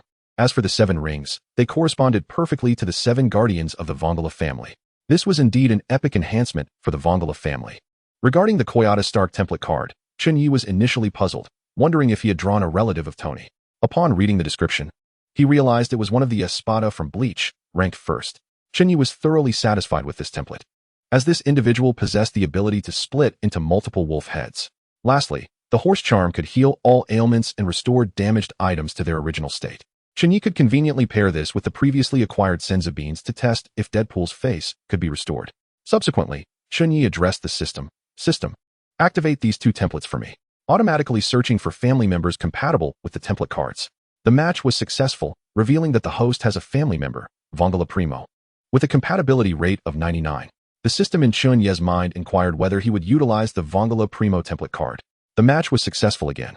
Detecting that the host has a family member, John Wick, with a compatibility rate of 75. The system asked if he would use the Koya Stark template card. Use it, Chen Ye replied, slightly surprised. He had no unexpected feelings towards Vongala Primo, but was astonished that John Wick had such a high compatibility rate of 75 with the Decade Blade. Congratulations. The system has successfully executed the fusion. Vongala Primo and John Wick have been integrated into the template card. The host has successfully synced. The system opened Chen Ye's panel, which he was eager to examine for any new changes. Name, Chen Ye.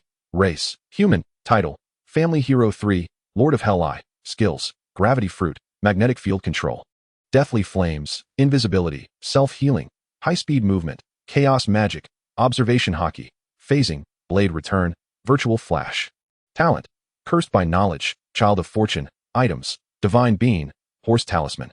Eternal Spirit Blade, Lost Drive, Eternal Memory, New Elemental Blueprint, 7 Vongala Rings. Friends, Pietro Maximoff Family, Kane Family, John Wick Family, Winston Family, Marcus Family, Wanda Django Maximoff Family, Wilson Fisk Family, Vongala Primo Family, Wade Wilson, 4 stars, Wade Winston Wilson, 3 stars, Tony Stark, 3 stars, Ethan, 3 stars, Stephen Strange, 2 stars, Matthew Michael Murdoch, 1 star, Miles, 1 star.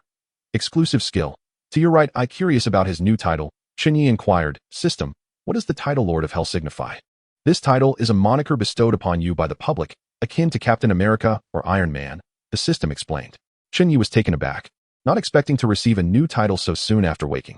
However, he found the title Lord of Hell quite commendable, certainly more impressive than Spider-Man or Deadpool. He decided not to dwell on it further, and instead felt a sense of pride in his current panel. Not only was it visually splendid, but it also boasted a comprehensive array of functions, embodying a perfect balance of ranged capabilities, defense, and speed. A veritable hexagonal warrior. Eager to test the effects of the Horse Talisman, Chen Ye hurried downstairs to seek out Deadpool and see if it could restore his face. Chapter 59. Horse Talisman and Handsome Deadpool. As Chen Ye descended the stairs, Deadpool rushed over, animatedly flailing his arms while exclaiming, Chen Ye. You guys had such an exhilarating time yesterday, and didn't he invite me? A parallel universe. Oh, how I wish to see what I look like in another universe. Am I even more handsome? Chen Ye shook his head in mild exasperation. Come on. You chose to go make money. Don't blame me. If you want to know if you were there, go ask Miles. Chen Ye was certainly aware that in the realm of parallel universes, there exists not just one Deadpool, but a multitude of eccentric and diverse incarnations. He recalled that there was indeed a version of Deadpool in one universe who was quite handsome and unscarred, though he could not quite remember which universe it was. Upon hearing the phrase making money, Deadpool instantly perked up, playfully draping an arm around Chen Ye's shoulder. Hey there, brother. Thanks to you. I made a whopping $20 million yesterday. I can finally hit the dating scene again. Chen Ye, when shall we embark on an adventure across the parallel universes? Deadpool inquired with genuine curiosity. We need a way to traverse to a parallel universe first. Enough chatter. Here, take this. Swallow it. This little thing can heal your face. Chen Ye remarked, tossing a magical bean to Deadpool. Catching the bean, Deadpool regarded it with skepticism. This tiny object can truly mend my visage. It isn't poison. Is it? Chen Ye rolled his eyes. Poison wouldn't be able to harm a resilient fellow like you. Just ingest it, and I guarantee you'll return to your former self. With a dramatic and earnest expression, Deadpool replied, if it's from you, I would even consume poison. He then swallowed the magical bean in one gulp. In the next moment, the bean began to work its miraculous effect. The pockmarks on Deadpool's face gradually smoothed out, his skin regaining a refined and delicate texture. Overjoyed, he leaped about, frequently checking his reflection and posing. He could hardly contain his excitement as he rushed to the street, asking passers-by, am I handsome? However, the residents misinterpreted his enthusiasm as bizarre behavior, retaliating with punches and kicks. After a while, Deadpool returned, wearing a look of sheer satisfaction. Brother, thank you. He expressed gratefully to Chen Ye. Yet before Chen Ye could respond, his countenance shifted dramatically. He noticed Deadpool's face beginning to revert to its former pockmarked state. He surmised that this was due to the conflict between Deadpool's healing factor and his cancer cells, creating an adverse effect. The magical bean could only remedy transient injuries, not provide ongoing healing. Realizing his predicament, Deadpool's smile faded. Brother, I know I might become ugly again, but at least I'm happy for now. A hint of bitterness tinged his voice, revealing an unmistakable anguish. The once dashing man who had captivated countless hearts now found himself troubled by his appearance. Nevertheless, he maintained his trademark irreverent grin and attempted to depart. Seeing this, Chen Ye quickly interjected, wait. I have another solution. This should resolve your issue. His voice resonated with unwavering determination, as if assuring Deadpool that he would not yield easily. Suppressing his frustration, Deadpool continued to jest. The great Deadpool shall remain the most handsome. After all these years, I've grown accustomed to it. No need to comfort me. He endeavored to mask his unease with humor, yet his eyes betrayed his true feelings. He believed that Chen Ye's words were mere lies intended to comfort him. Thus he maintained his usual flippant demeanor to prove he was unaffected. Chen Ye then produced the horse talisman and handed it to Deadpool. Curiously, Deadpool toyed with the talisman and inquired, how does this thing work? Chen Ye explained, perhaps you should try sneezing. This talisman can eliminate the cancer cells within you. It has the potential to cure all ailments, provided you carry it with you at all times. Upon hearing this explanation, Deadpool was momentarily taken aback. He gazed at the talisman in his hand, his eyes filled with both confusion and astonishment. Could it be true? Could he genuinely rid himself of this demonic affliction? Soon, the talisman emitted a beam of light, and moments later, Deadpool transformed back to his original appearance. The pockmarks on his face vanished. The insidious cancer cells were no longer invading his body. He had reverted to the dashing man he once was. Unlike before, he did not bounce around exuberantly, but stood quietly before the mirror, scrutinizing the changes with care. His heart swelled with a mix of anxiety and hope, fearing that this miraculous transformation was merely a dream and that his face might revert at any moment. Chen Ye sat nearby, silently observing the scene. He understood Deadpool's emotions and the worries that plagued his heart.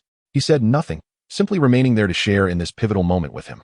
Time seemed to stretch infinitely, each minute an endless torment. After half an hour, Deadpool finally exhaled in relief. He realized that his face had indeed not reverted, and he felt no discomfort within his body. He had at last escaped the torment of illness and rediscovered his once handsome self. In that moment, Deadpool's emotions were complex. He felt euphoric, yet more than anything, he was filled with gratitude. This talisman must be incredibly precious, he thought, having sought countless remedies to no avail. He marveled at how effortlessly this talisman had restored him. You should keep it safe. There is only this one in the entire world, Chen Ye remarked, waving his hand dismissively. It pales in comparison to family. Thank you, brother, Deadpool replied, his voice trembling. From now on, my life belongs to you. This was a heartfelt promise, a profound expression of his gratitude towards Chen Ye. He was astounded that such a valuable item was so casually bestowed upon him, leaving him profoundly appreciative. Deadpool had always been a person who laughed and joked, using humor and jest to mask his inner pain and sorrow. Yet, in this moment, he refrained from his usual antics and expressed his gratitude in the most sincere manner. Everything had changed. He had finally broken free from the shackles of illness and rediscovered his charming self. He felt an unprecedented sense of relief and freedom. Congratulations to the host. Wade Winston Wilson's affinity has risen to 4 stars. Congratulations once again. Wade Winston Wilson's affinity has reached its maximum. Chen Ye sincerely felt elated for Deadpool. For this was not merely a cinematic plot, but a vivid reality. He could scarcely fathom enduring life with the visage that Deadpool once bore. It would likely lead him to contemplate an untimely end, albeit with the irony that such an escape might remain elusive. Deadpool's previous existence was truly a fate worse than death. Now that Deadpool had become family, should Chen Ye ever traverse to a parallel universe, he could take this Deadpool along, as the latter's social prowess proved quite advantageous. At that moment, Miles Morales, the little black spider, descended. Chen Ye, care to join me tonight for some escapades? To express my gratitude, the evening is on me. Deadpool reverted to his familiar, frivolous demeanor, instantly dissipating the warmth Chen Ye had just felt. Moments ago touched by Deadpool's transformation, Chen Ye now merely wished for him to vanish. Thus, Chen Ye ignored Deadpool and turned to Miles, newly arrived from upstairs. Hurry and have breakfast. Today, I will introduce you to someone who may have a way for you to return. Miles appeared intrigued and inquired, "Who is it?" "A playboy," Chen Ye replied succinctly, not sparing Miles a second glance. Chapter 60. The Avengers Initiative commences. Meanwhile, Hawkeye and Natasha had emerged from Hell's Kitchen, knocking on Nick Fury's office door. Inside, Nick Fury was assigning tasks to Coulson. Upon their entrance, both Nick Fury and Coulson ceased their discussion. Recognizing the cue, Coulson discreetly exited the office, leaving Hawkeye, Natasha, and Nick Fury to deliberate. Hawkeye and Natasha proceeded to report all pertinent information and details from Hell's Kitchen, including Chen Ye's performance and his transformation into Kamen Rider Eternal. Nick Fury, after absorbing the information, rubbed his temples and slowly articulated, "Even Magneto could not contend with Chen Ye? And what is this Kamen Rider Eternal business? How is it that Chen Ye possesses such technology, of which we remain entirely unaware? Have you not been monitoring him closely? Did you not discover any dubious individuals in his company? It is crucial to recognize that such a complex mech cannot be solely designed by Chen Ye." He unleashed a barrage of questions, seeking to unravel the enigmatic shroud surrounding Chen Ye. The threat he posed loomed larger in Nick Fury's mind, akin to an invisible specter, instilling a sense of frustration and loss of control. This feeling of helplessness was something Nick Fury detested with fervor. In response to the director's inquiries, Natasha pondered momentarily before speaking. "We have been diligently monitoring Chen Ye and have not detected any suspicious figures in his vicinity. The sole anomaly was when he returned yesterday with a young boy. Unless we can infiltrate Chen Ye's core team, we stand little chance of uncovering these secrets. However, both Hawkeye and I are acquainted with Chen Ye. Ordinary agents cannot penetrate Chen Ye's ranks. It appears that Chen Ye possesses an uncanny ability to see through people's hearts. His talents are indeed manifold." Natasha spoke with a grave expression. "Have we discovered the identity of that young boy?" Black Egg inquired. "Yes, we have identified him as Miles, a boy from a destitute family. It seems that Chen Ye took him in out of pity for a day," Hawkeye responded hurriedly, unaware that he was referring to this universe's Miles. Black Egg rapped the table forcefully and presented a recent report to Natasha and Hawkeye. "Take a look and share your thoughts." His gaze flitted between the two, imbued with a sense of seriousness. Hawkeye picked up the report, his eyes scanning it swiftly. Upon encountering the name Lord of Hell Chen Ye, a smirk of jest curled at the corners of his mouth. Lord of Hell Chen Ye, that's quite an imposing title. Far more formidable than my own moniker, Hawkeye. He attempted to lighten the mood, yet the humor fell flat, met with silence save for Black Egg's piercing stare. Feeling a chill run down his spine, Hawkeye quickly adopted a serious tone. "Director, I believe this is a positive development. Chen Ye's ascension to take over Jean Bing's position could bring greater stability to the chaotic Hell's Kitchen. Moreover, I sense that Chen Ye harbors a disdain for drug trafficking and other illicit activities. He even funds education for children." Hawkeye genuinely held this belief. However, scarcely had his words left his lips than Black Egg slammed the table and rose to his feet. "You are all exceedingly naive." Black Egg's voice brimmed with indignation. "The threat posed by Chen Ye far surpasses that of Jean Bing. Jean Bing was merely an ordinary man. We refrained from eliminating him because he was useful and manageable. But now, with Chen Ye in control of Hell's Kitchen, who will hold him accountable? Will Hell's Kitchen belong to Chen Ye or the federal government? Nonetheless, Chen Ye's actions do seem to be in the interest of ordinary people. Furthermore, should Chen Ye truly intend to enact change, we appear ill-equipped to thwart him. Natasha attempted to counter. After all, she had witnessed firsthand Chen Ye's myriad of tactics, from initially underestimating his capabilities to realizing the breadth of his methods. He might possess even more strategies, yet untapped. Acting solely on his personal volition, consider how many lives were lost in Hell's Kitchen yesterday, Black Egg continued, his tone laced with reproach and dissatisfaction. If Chen Ye genuinely deemed these individuals to be in the wrong, he should approach the federal government rather than take matters into his own hands. This is a blatant disregard for the authority of the federal government. The chilling voice of Black Egg reverberated through the air, imbued with palpable hostility and discontent. Thus, it is imperative that our S.H.I.E.L.D. possesses sufficient strength to confront individuals like Chen Ye. After making this declaration, Black Egg activated the screen, revealing the prominent words Avengers Alliance. The Avengers? Hawkeye and Natasha exclaimed in astonishment.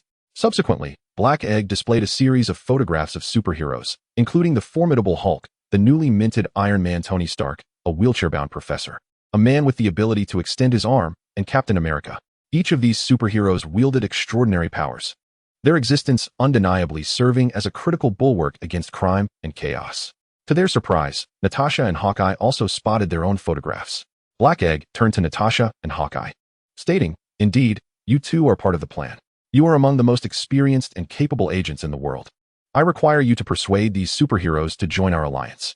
Hawkeye gazed at Captain America's photo, his expression a mixture of shock and disbelief. Pointing at the image, he spoke with incredulity. "If I am not mistaken, this should be Captain America. Was he not already deceased? How could he be part of this plan? Has S.H.I.E.L.D. mastered the technology to resurrect the dead, or have they simply found someone else to take on the mantle of Captain America?" Hawkeye found it hard to believe that the director would include a deceased individual in the initiative. Captain America's story was well known. Every citizen was aware of his ultimate sacrifice. Nick Fury displayed a mysterious smile, saying, "You need not worry about that. During your surveillance of Chen Ye, we recovered Captain America, who had been encased in ice at a location in the Arctic. He is currently undergoing rehabilitation, and I will take you to meet him soon." Nick Fury continued, a hint of pride in his voice. Upon hearing this news, a look of incredulity washed over Hawkeye's face. His mouth agape, he struggled to find words. This was utterly unbelievable. Captain America had come back to life. It was simply astounding. Thus, the immediate priority was to gather these individuals. Nick Fury declared earnestly. Hawkeye and Black Widow responded in unison, acknowledging the directive before departing without hesitation. As he watched the two leave, Nick Fury stood in his office, gazing out at the scenery, his thoughts drifting far away as he murmured, "I hope we won't have to call Danvers back." Chapter 61. The perilous situation of Tony. Meanwhile, within the confines of the S.H.I.E.L.D. headquarters, in Alexander Pierce's office, a secretary-clad agent presented a dossier to Pierce.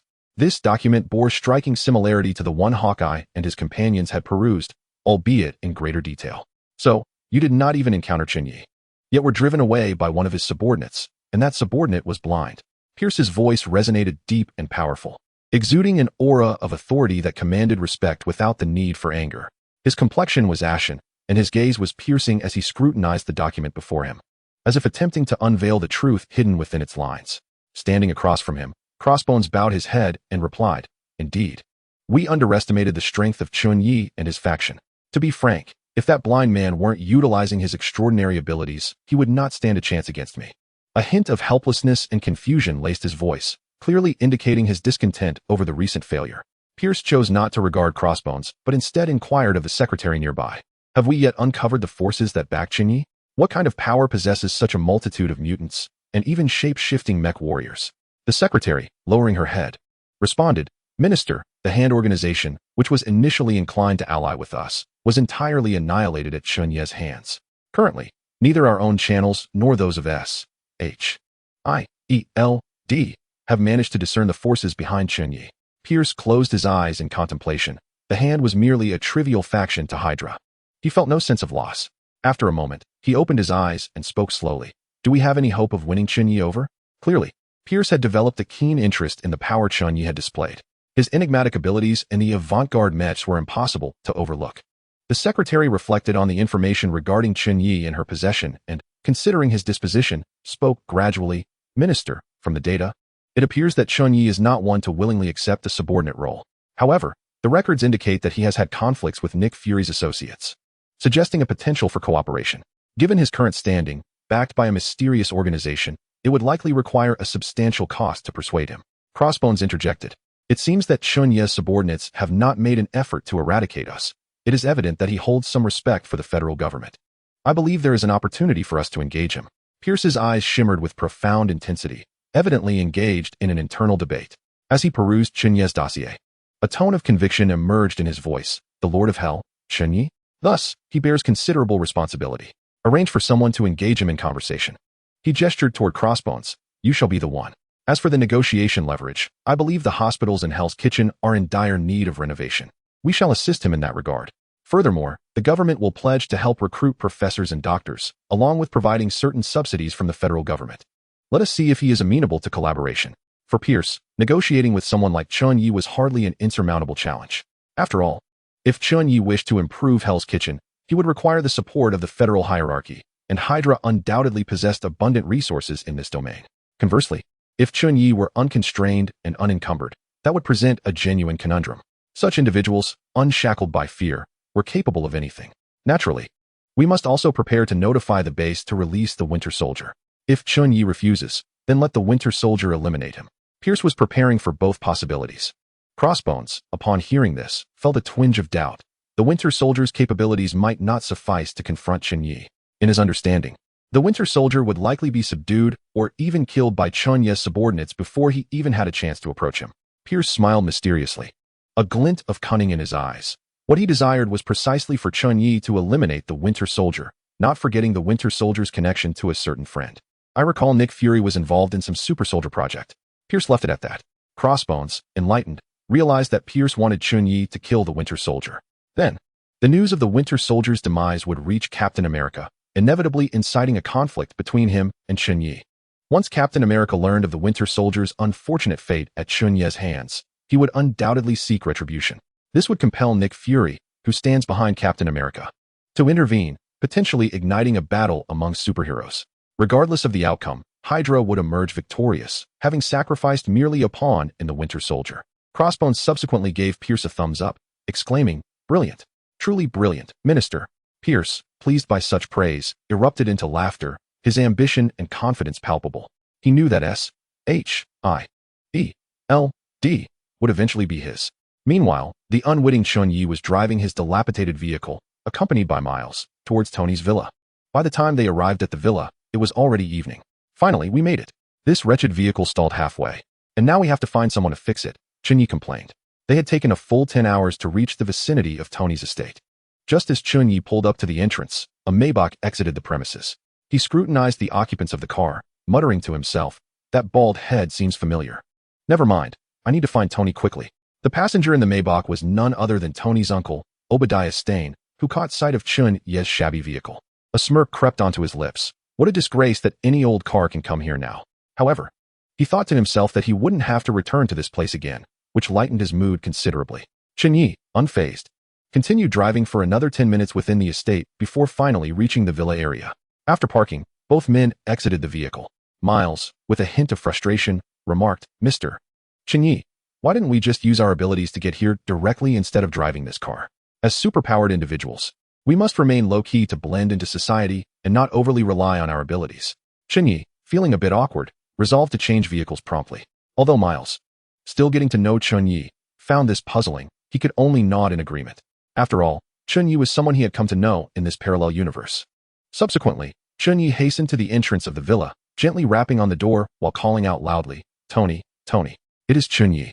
I have come to find you." His voice reverberated through the night sky, yet no one responded. Time passed slowly, and after 5 minutes, the door remained firmly shut. With no sign of anyone coming to answer, Miles observed from the side, furrowing his brow as he addressed Chen Ye. "Perhaps Mr. Tony is not at home? Why not give him a call?" Chen Ye's gaze remained fixed on the villa, noticing that the lights within were still aglow, indicating that someone was indeed inside. He retrieved his phone and dialed Tony's number, only to be met with a persistent busy signal. A sense of foreboding began to wash over Chen Ye as he recalled the bald man he had encountered earlier on the road. He pounded on the door with renewed vigor, shouting, "Tony, open up. It is Chen Ye." Yet still, there was no reply. In that instant, Chen Ye sensed that something had gone amiss with Tony. His unease intensified, prompting him to take a deep breath and deliver a powerful kick to the door. Miles, witnessing this, instinctively moved to intervene, feeling that such behavior was inappropriate, but it was too late. With a forceful kick, Chen Ye sent the door crashing open, swaying precariously as it revealed the interior of the villa. Upon entering, the sight before him left Chen Ye momentarily stunned. There lay Tony, pallid and breathless, the small reactor in his chest conspicuously absent. Chapter 62. Tony's desperate quest to save his wife. Seeing Tony collapsed on the ground, Chen Ye hurriedly produced a magical bean and placed it in Tony's mouth. Miles stood by, his expression betraying panic as he helplessly regarded Tony, contemplating whether they should call the authorities. Sir, should we perhaps contact the police? Miles's voice quavered, clearly shaken by the unfolding situation. Chen Ye offered no reply, his focus unwaveringly fixed on Tony.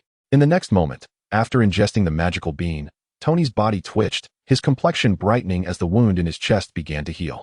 Chen Ye felt a flicker of concern. What if, upon recovery, this version of Tony lacked the small arc reactor? Would he still be able to transform into Iron Man? As Tony regained consciousness, he immediately cried out, "Pepper, where's Pepper?" Ignoring his own condition and the circumstances of Chen Ye's intrusion, his only concern was for Pepper's safety, fearing that his uncle might have harmed her as well. Understanding the gravity of the situation, Chen Ye swiftly dialed Pepper's number. Moments later, the call connected. "Miss Pepper, hello? This is Chen Ye." Before he could finish, Tony snatched the phone away. "Pepper, are you all right?" he inquired urgently. On the other end, upon hearing Tony's voice, Pepper responded with equal fervor. "Tony, are you safe?" "I am fine. I am currently en route with agents to apprehend Obadiah. This morning, I uncovered evidence of his treachery on his computer." On the other end of the line, Tony learned that Pepper was heading to confront Obadiah and urgently exclaimed, "Do not go. You are no match for him. Turn back immediately." Tony was acutely aware that Obadiah had completed his war machine, rendering ordinary individuals utterly powerless against him. "However, we had already arrived downstairs," Pepper replied, somewhat perplexed. After all, she perceived Obadiah as merely an ordinary man, and with federal agents present, she felt assured of her safety. "In any case, trust me and leave at once. I am coming to find you right now," Tony insisted, hanging up the phone and rising to rush outside. His sole desire was to reach Pepper and ensure her safety. Only Chen Ye and Miles remained, exchanging bewildered glances. Miles, feeling utterly lost, had been left in the dark and could only follow Chen Ye. Chen Ye, feeling helpless, had no choice but to accompany him. He had come merely to chat with Tony, only to find that Tony's uncle had seized the small arc reactor to create his own mechanical monstrosity. If Chen Ye's conjecture was accurate, a confrontation between Iron Man and this mechanical behemoth was imminent. "Are you truly disregarding your savior like this?" Chen Ye complained in the car. Yet, he understood that Tony was consumed by a desperate urgency to save his wife. "I'm sorry, I need to find Pepper urgently," Tony replied dismissively, his focus entirely on the road as he sped forward. His heart raced with anxiety and concern. He could not allow Pepper to take any risks, and he had to reach her as swiftly as possible. "I know, you should marry Pepper sooner," Chen Ye lamented. "If I had known, I wouldn't have come today. And I wouldn't have wasted a magic bean." Miles, seated in the back, expressed his frustration, having spent the entire day in the car. The pressing matter at hand was that Tony truly had urgent business, and they could only discuss Pepper's situation once this crisis had been resolved. Observing Miles' evident exasperation, Chen Ye hastily reassured him, "It's all right. Once this matter is settled, I will speak to Tony." Tony seemed to sense that the two had something substantial to discuss. But at that moment, his singular focus was on reaching Pepper. "Why are you driving there? Wouldn't it be faster to don your armor and fly?" Chen Ye inquired curiously, noticing a stark departure from the narrative he recalled, where Tony would typically soar through the skies in his Iron Man suit at this juncture. "If only I could," Tony replied with a sigh. "Do you think I haven't noticed that my chest wound has healed? How can I utilize the small arc reactor? I must create another one." Tony wished he could retrieve his suit, but with his injury mended, he could only await the conclusion of this ordeal to return and upgrade his armor.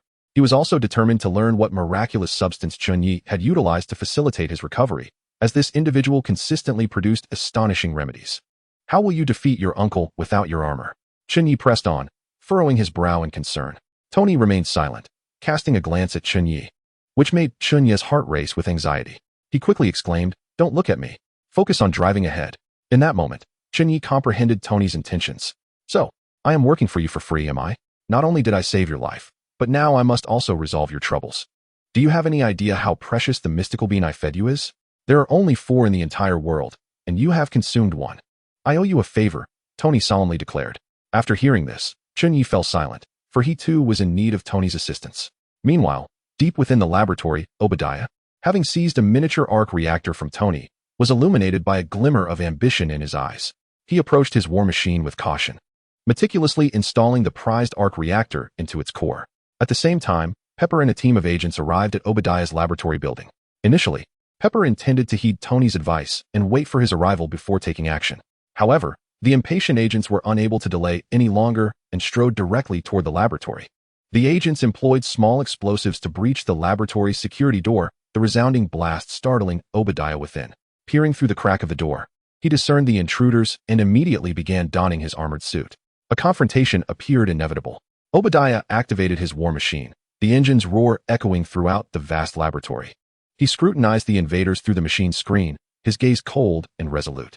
Pepper and the agents cautiously entered the laboratory, only to discover a heap of experimental blueprints and the absence of the armored suit. He may have already left, Pepper murmured. At that moment, Pepper finally grasped Tony's warning and silently hoped that Obadiah had indeed departed. The agents, armed and vigilant, searched every corner of the laboratory, attempting to uncover any trace left by Obadiah. Their expressions were tense, and the weapons in their hands felt like their sole lifeline. An invisible sense of oppression pervaded the air, as if danger could strike at any moment. Suddenly, a colossal figure descended from above, landing near Pepper. Her eyes widened in terror as she barely managed to scream before turning on her heels and fleeing in her high heels. Her heart raced like a drum, each step trembling beneath her. The battle erupted in the laboratory, bullets and explosives leaving their marks on the machine, yet Obadiah's war machine remained unscathed, as though the attacks were utterly ineffective. One by one, the agents fell beneath the machine's iron fists, blood and shattered limbs strewn across the floor. Only Pepper managed to escape outside the building, and just as she thought she was safe and prepared to call Tony, a suit emerged from the ground behind her. Pepper turned to see the mech, her heart racing with terror as she stumbled backwards. Obadiah, controlling the colossal machine, coldly declared, "You are of no further use." In that moment, Pepper felt an overwhelming despair wash over her, realizing there was nowhere left to escape. Confronted by the war machine commanded by Obadiah, she perceived herself as a minuscule ant, vulnerable to being crushed at any moment. At that instant, she deeply regretted not heeding Tony's advice, pondering whether he would mourn her if she perished. Just as despair enveloped her, a voice echoed from the heavens, "Stan." Obadiah looked up to find Chen Ye, using magnetic force to levitate Tony and his vehicle high above. Chapter 63. Tony's affection soars. Chen Ye deftly landed the vehicle before redirecting his attention to the imposing mech controlled by Obadiah. With a swift gesture, he seized control of the massive machine. As soon as Tony alighted from the car, he rushed towards Pepper, his eyes filled with concern. He enveloped her in his embrace, as if to shield her beneath his protective wings. A wave of anxiety washed over Tony. Had he arrived just a moment later, Pepper would have met a tragic fate. He could scarcely fathom a life devoid of her presence. Pepper returned his embrace tightly, clinging to him as though he were her lifeline. A flicker of disbelief lingered in her eyes. She could hardly accept that she was safe, if not for the warmth of Tony's body and the rhythm of his heartbeat. She might have doubted the reality of her situation. Hey, why not just get married right here? In the midst of all this, are you really displaying affection? Chen Ye approached, a hint of playful mockery in his gaze, yet his primary focus remained on the mech before him. Should I handle this, or will you take care of it yourself? Chen Ye inquired, directing his attention to Tony as the monstrous machine loomed. Tony temporarily set aside his emotional turmoil, turning his furious gaze towards Obadiah. Why have you done this? I never believed you would betray me like this. Obadiah, cold and unyielding from within the mech, retorted. I've had enough of you. Why should this company belong to you? It's all your fault, you wretched mutant friend. I could have succeeded long ago. Since you thwart my ambitions, let us perish together. Obadiah's voice rose in a desperate crescendo as he activated the mech's self-destruct mechanism, intending to take down those who disrupted his plans. Upon witnessing this, Chen Ye immediately employed his magnetic powers to elevate the mech, suspending it in midair. He fixated on the mech, which was gradually turning red, fully aware of the impending explosion. With a decisive thrust, he propelled the mech into the sky. In that instant, a deafening explosion shattered the tranquility of the night. Flames erupted skyward, and a scorching wave surged forth. The entire city was engulfed in the aftermath of the blast. Residents fled their homes, gazing upwards at the magnificent fireball illuminating the sky. Once the explosion subsided, Chen Ye descended gracefully, having resolved the crisis with poise. He gazed at the dissipating smoke and remarked softly, "In truth, without me, your plans would not have succeeded." Clearly, these words were directed towards the now inaudible Obadiah. Standing still, Miles watched as Chen Ye soared gracefully through the sky, deftly resolving the mech crisis with unparalleled elegance, his heart swelling with envy. He had long yearned for such remarkable abilities, to address challenges with such poise. Silently, he vowed to learn from Chen Ye in the future, continuously enhancing his own skills to become an exceptional individual like him. Meanwhile, Tony observed the exploding mechs in the sky, his emotions a tumultuous mix. Despite the existing tensions with Obadiah, they had once been partners, and now, with Obadiah's passing, he couldn't help but feel a profound sense of reflection. All right, we should head back. There are matters to discuss, Chen Ye stated, recognizing that the crisis had been resolved. Tony stepped forward to address Chen Ye, saying, "Thanks, buddy. I owe you one today. By the way, could you spare me another of those miraculous beans? I'd like to study it further." It was evident that Tony had developed a keen interest in Chen Ye's mystical beings. "Let us focus on the matter at hand, Tony. I suspect you might be more intrigued by this gentleman's story," Chen Ye said, pulling the daydreaming Miles into the conversation. Tony scrutinized Miles from head to toe, finding nothing remarkable about him. Furrowing his brow, Tony suggested, "Let us discuss this in the car. We can't just stand here. I still need to drop Pepper off." Just as the four were about to board the vehicle, federal support arrived, led by Tony's good friend, Rhodes. Rhodes hastily approached Tony, gripping his shoulder and examining him closely. "You seem fine, but you had me worried the whole way here." Ever since receiving Pepper's distress signal, Rhodes had been preoccupied with Tony's safety. Upon arriving at Tony's residence only to find him absent, he had tracked him down to this location. Seeing Tony unharmed finally eased his concerns. "However, you have a press conference tomorrow. The explosion has drawn significant attention from the residents," Rhodes reminded Tony. This news caused Tony to frown. He had always detested press conferences, especially having to explain the incident. Yet, Rhodes was correct. It was his duty and responsibility. Pepper, noticing Tony's agitation, quickly resumed her role as his assistant. "No worries. I'll arrange for the team to prepare for tomorrow's conference. Tony will be there on time," she assured him. Tony looked at her, feeling a slight alleviation of his frustration. He knew that with Pepper around, everything would be organized efficiently. "If there's nothing else, we'll take our leave," Tony said, glancing at Chen Ye before addressing Rhodes. Subsequently, Rhodes and Chen Ye exchanged a glance, nodding in acknowledgement before remaining behind with the agents to tidy up the aftermath. Along the way, Chen Ye encouraged Miles to recount his tale of traversing parallel universes to Tony. Beside them, Pepper was nearly incredulous, as such a notion was exceedingly difficult for an ordinary person to fathom. In contrast, Tony listened intently, his eyes shimmering with intellectual brilliance. The notion that this young boy had been transported to a parallel dimension due to a temporal rift created by a collider sparked Tony's admiration. He yearned for a profound discussion with the doctor who conceived such a brilliant machine. "Is there a way for this lad to return?" Chen Ye inquired. "I cannot guarantee it, but I shall return to my research. If I can acquire the collider schematics, I might be able to construct one for you," Tony replied. Casting a glance at Miles, he was confident that, given a modicum of time, he could devise a solution, although lacking the necessary blueprints would prolong the process.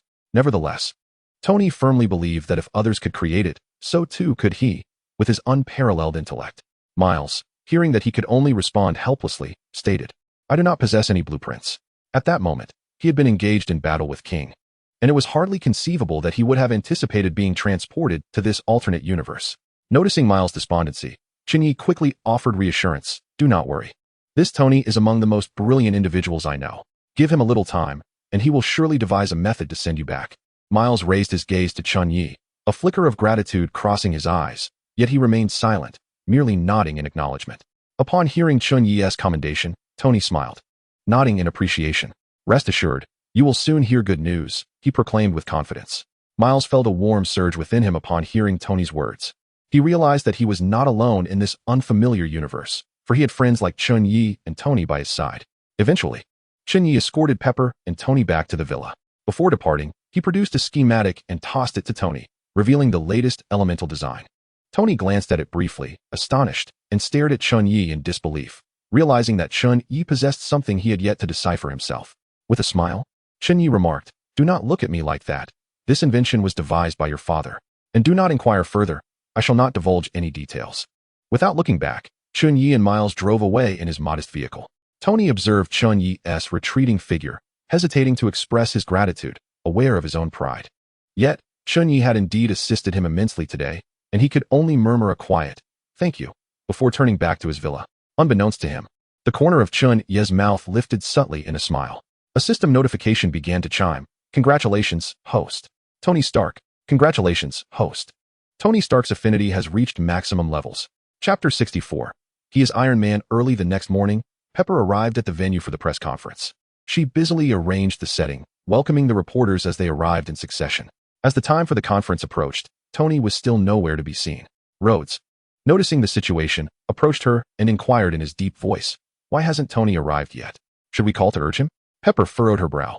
She had already attempted to contact Tony several times, yet he remained unresponsive. Striving to maintain her composure, she replied to Rhodes, "There is no need for concern." Tony promised he would come. However, uncertainty gnawed at her. After all, Tony frequently absented himself from press events. Would he abandon them once again? What would happen if he failed to show up? Such questions echoed relentlessly in Pepper's mind. As the moments ticked by, the atmosphere in the venue grew increasingly tense. The reporters were in position, eagerly awaiting the arrival of their subject, Tony.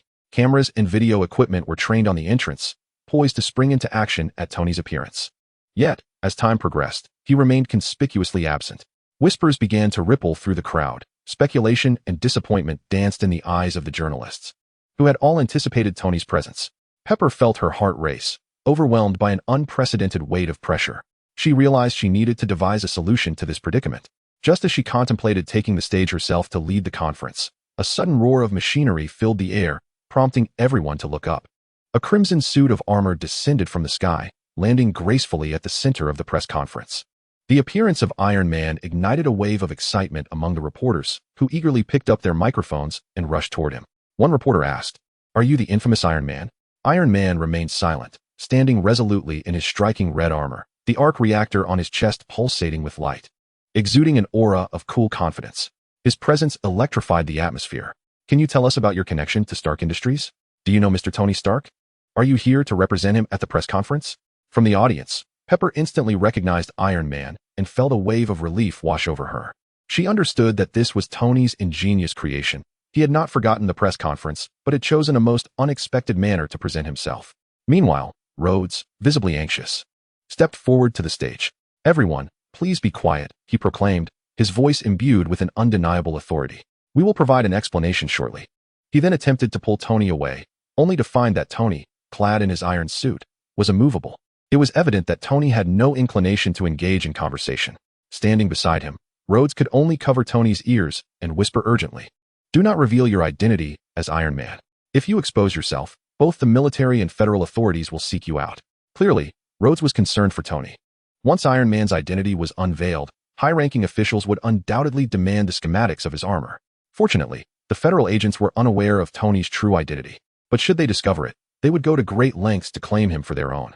Before Rhodes could hear Tony's response, the restless journalists below pressed on with their inquiries. After a brief moment, Tony's helmet retracted automatically, revealing the face known to the world. A hint of a rebellious smile adorned his lips, and his eyes sparkled with intellect.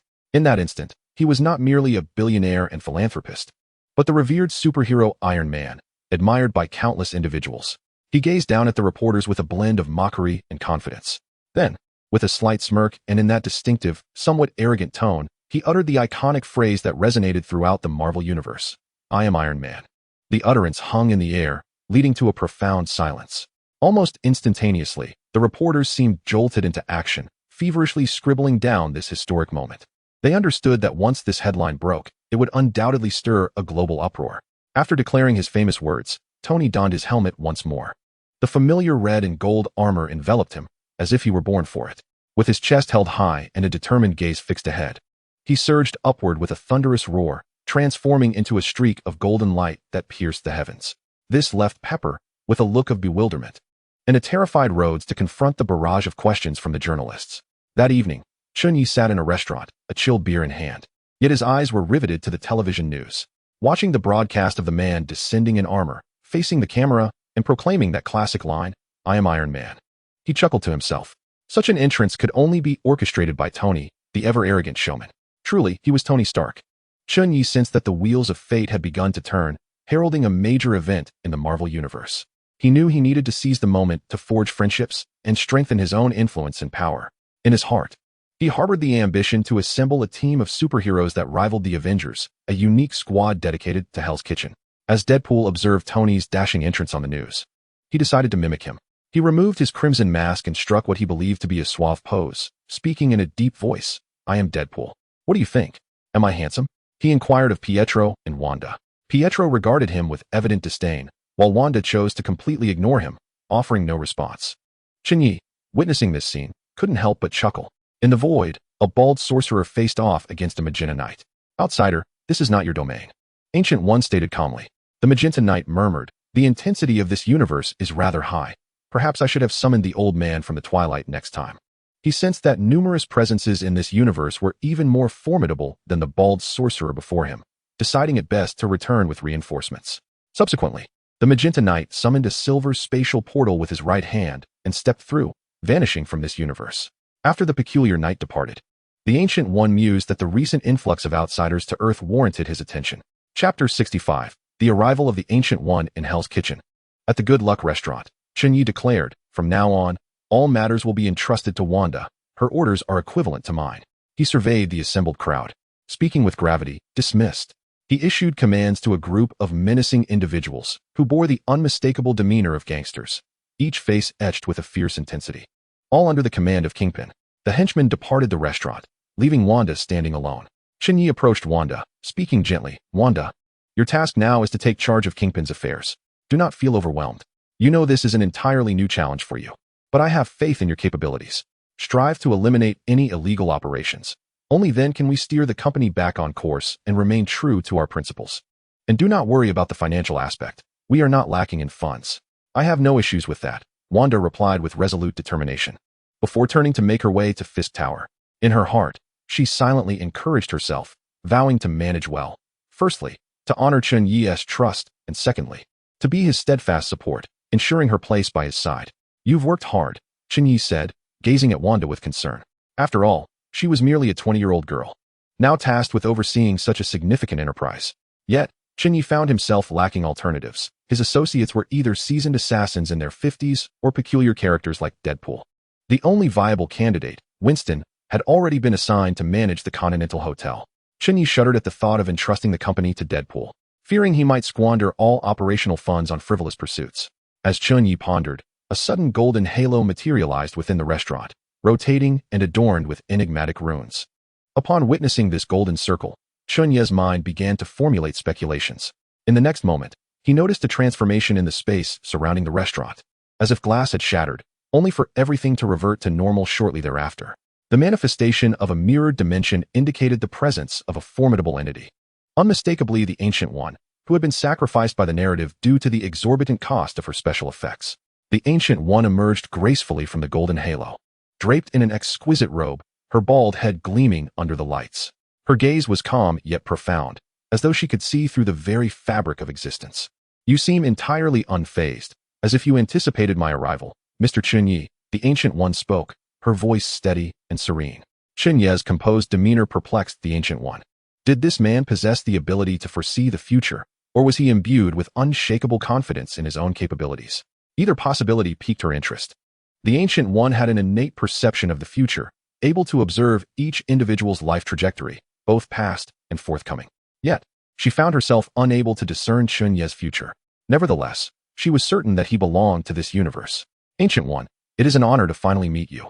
Chen Ye acknowledged, no longer feigning ignorance of her identity, expressing his sincerity.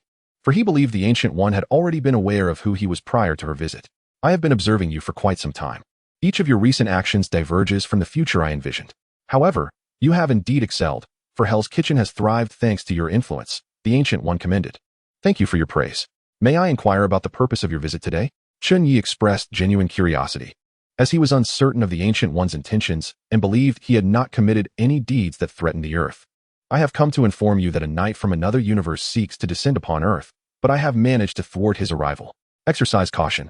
The Ancient One explained, having recognized a striking resemblance between the knight and the one Chen Ye had transformed into recently, suggesting trouble was brewing. Furthermore, I am here to assist in returning another guest from a different universe to their rightful domain, and that guest is currently with you, the Ancient One added, gazing intently at Chen Ye. Upon hearing her words, Chen Ye hastily inquired, might I ask, Ancient One, what color is this knight? After a moment of reflection, the Ancient One replied, pink.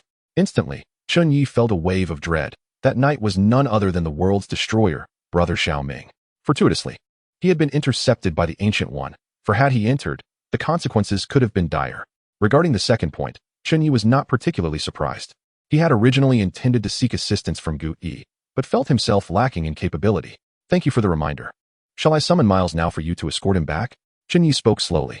Not so fast. There are still matters I wish to discuss with you. Are you aware of the origins of your guest? Gu Yi inquired with a serious demeanor. Chen Ye's guest had significantly impacted the multiverse, causing varying changes among the Spider-Man of each universe. Observing the grave expression on Gu Yi's face, Chen Ye pondered the ramifications of Miles' presence. Suddenly, a realization struck him. Are you implying that this Miles, who was never meant to become Spider-Man, is an anomaly, leading to unforeseen events across other parallel universes? After all, according to Miles' life trajectory, he was destined to become a Prowler, not a Spider-Man. Gu Yi affirmed. Indeed, a universe can harbor only one Spider-Man, and each must endure the pain of loss. That is the fate of Spider-Man. Moreover, the spider that granted him his powers does not belong to his universe, but rather to Earth 42. In that parallel universe, Peter Parker's failure to become Spider-Man resulted in his untimely demise, triggering its destruction. The adjacent Spider-Man universes are now in disarray, and I am unable to leave Earth, thus necessitating your intervention. Gu Yi spoke with deliberation. Currently, she could not afford to stray, as numerous variables had arisen, and she needed to ensure the flawless succession of the next Sorcerer Supreme. Time was of the essence, and her focus must remain on Earth. Her search for Chen Ye stemmed from his potential for boundless possibilities. But the obliteration of two parallel universes does not affect ours, does it? Why should I intervene? Chen Ye questioned, genuinely perplexed. He felt no concern for the lives of those in other universes and was reluctant to take on this burden. Due to their proximity, the destruction of a universe will create temporal rifts, leading some individuals to our universe, much like your guest. These newcomers could pose significant troubles for us. Gu Yi explained calmly. There was a critical point left unspoken, the dire possibility that our universe might face erasure. If the sky were to fall, would you not be here, Master Gu Yi? Besides, I cannot traverse parallel universes, Chen Ye replied, wishing to disengage from such complications, yearning instead for tranquility in Hell's Kitchen. Observing Chen Ye's indifference, Gu Yi remained composed, as if she had anticipated his thoughts. She then tossed a floating ring to him, declaring, as compensation, I shall teach you the art of the portal. Chapter 66. If Peter Parker had not become Spider-Man, Chen Ye accepted the ring, examining it closely. A surge of joy filled him. He had not expected to acquire the skill of portal creation so effortlessly. I am not one to concern myself with rewards. For the sake of universal peace, I am duty-bound, ever ready to strive for the tranquility of the cosmos, Chen Ye proclaimed passionately, almost stumbling over his words. This elicited a hint of helplessness from the usually composed Master Gu Yi, making him question whether it was truly wise to entrust such a significant task to this individual. However, I seem to recall that the portal cannot directly transport me to a parallel universe, Chen Ye inquired earnestly, as he had no recollection of the portal's ability to traverse into parallel realms. Many presumed that the Spider-Man from the multiverse, Tobey and Garfield, were summoned through the portal by that chubby fellow. In truth, they were brought forth due to a rift in space-time. Master Gu Yi nodded in acknowledgement. Indeed, I never claimed that the portal could send you to a parallel universe. However, since these universes are adjacent, I can locate a rift in space-time and facilitate your passage. Gu Yi possessed the means to transport Chen Ye, for she had lived in this world for an extensive period, acquiring nearly all the magic worth knowing. There was no spell beyond her grasp. The distinction lay solely in her willingness to employ them. Upon hearing this, Chen Ye experienced a moment of enlightenment. Realizing the wisdom of age and longing to be like family with her, to benefit from her vast magical prowess. At that moment, Master Gu Yi suddenly inquired, Chen Ye, do you know why there are rifts in space-time within this universe? Chen Ye was taken aback. He had never contemplated this question. Now, intrigued by Gu Yi's mention of it, he listened intently. Countless parallel universes exist within this cosmos, adjacent yet non-intrusive. However, exceptions arise, such as this instance. When a variable occurs, a butterfly effect ensues, resulting in the formation of rifts that connect these parallel realms, Gu Yi elucidated.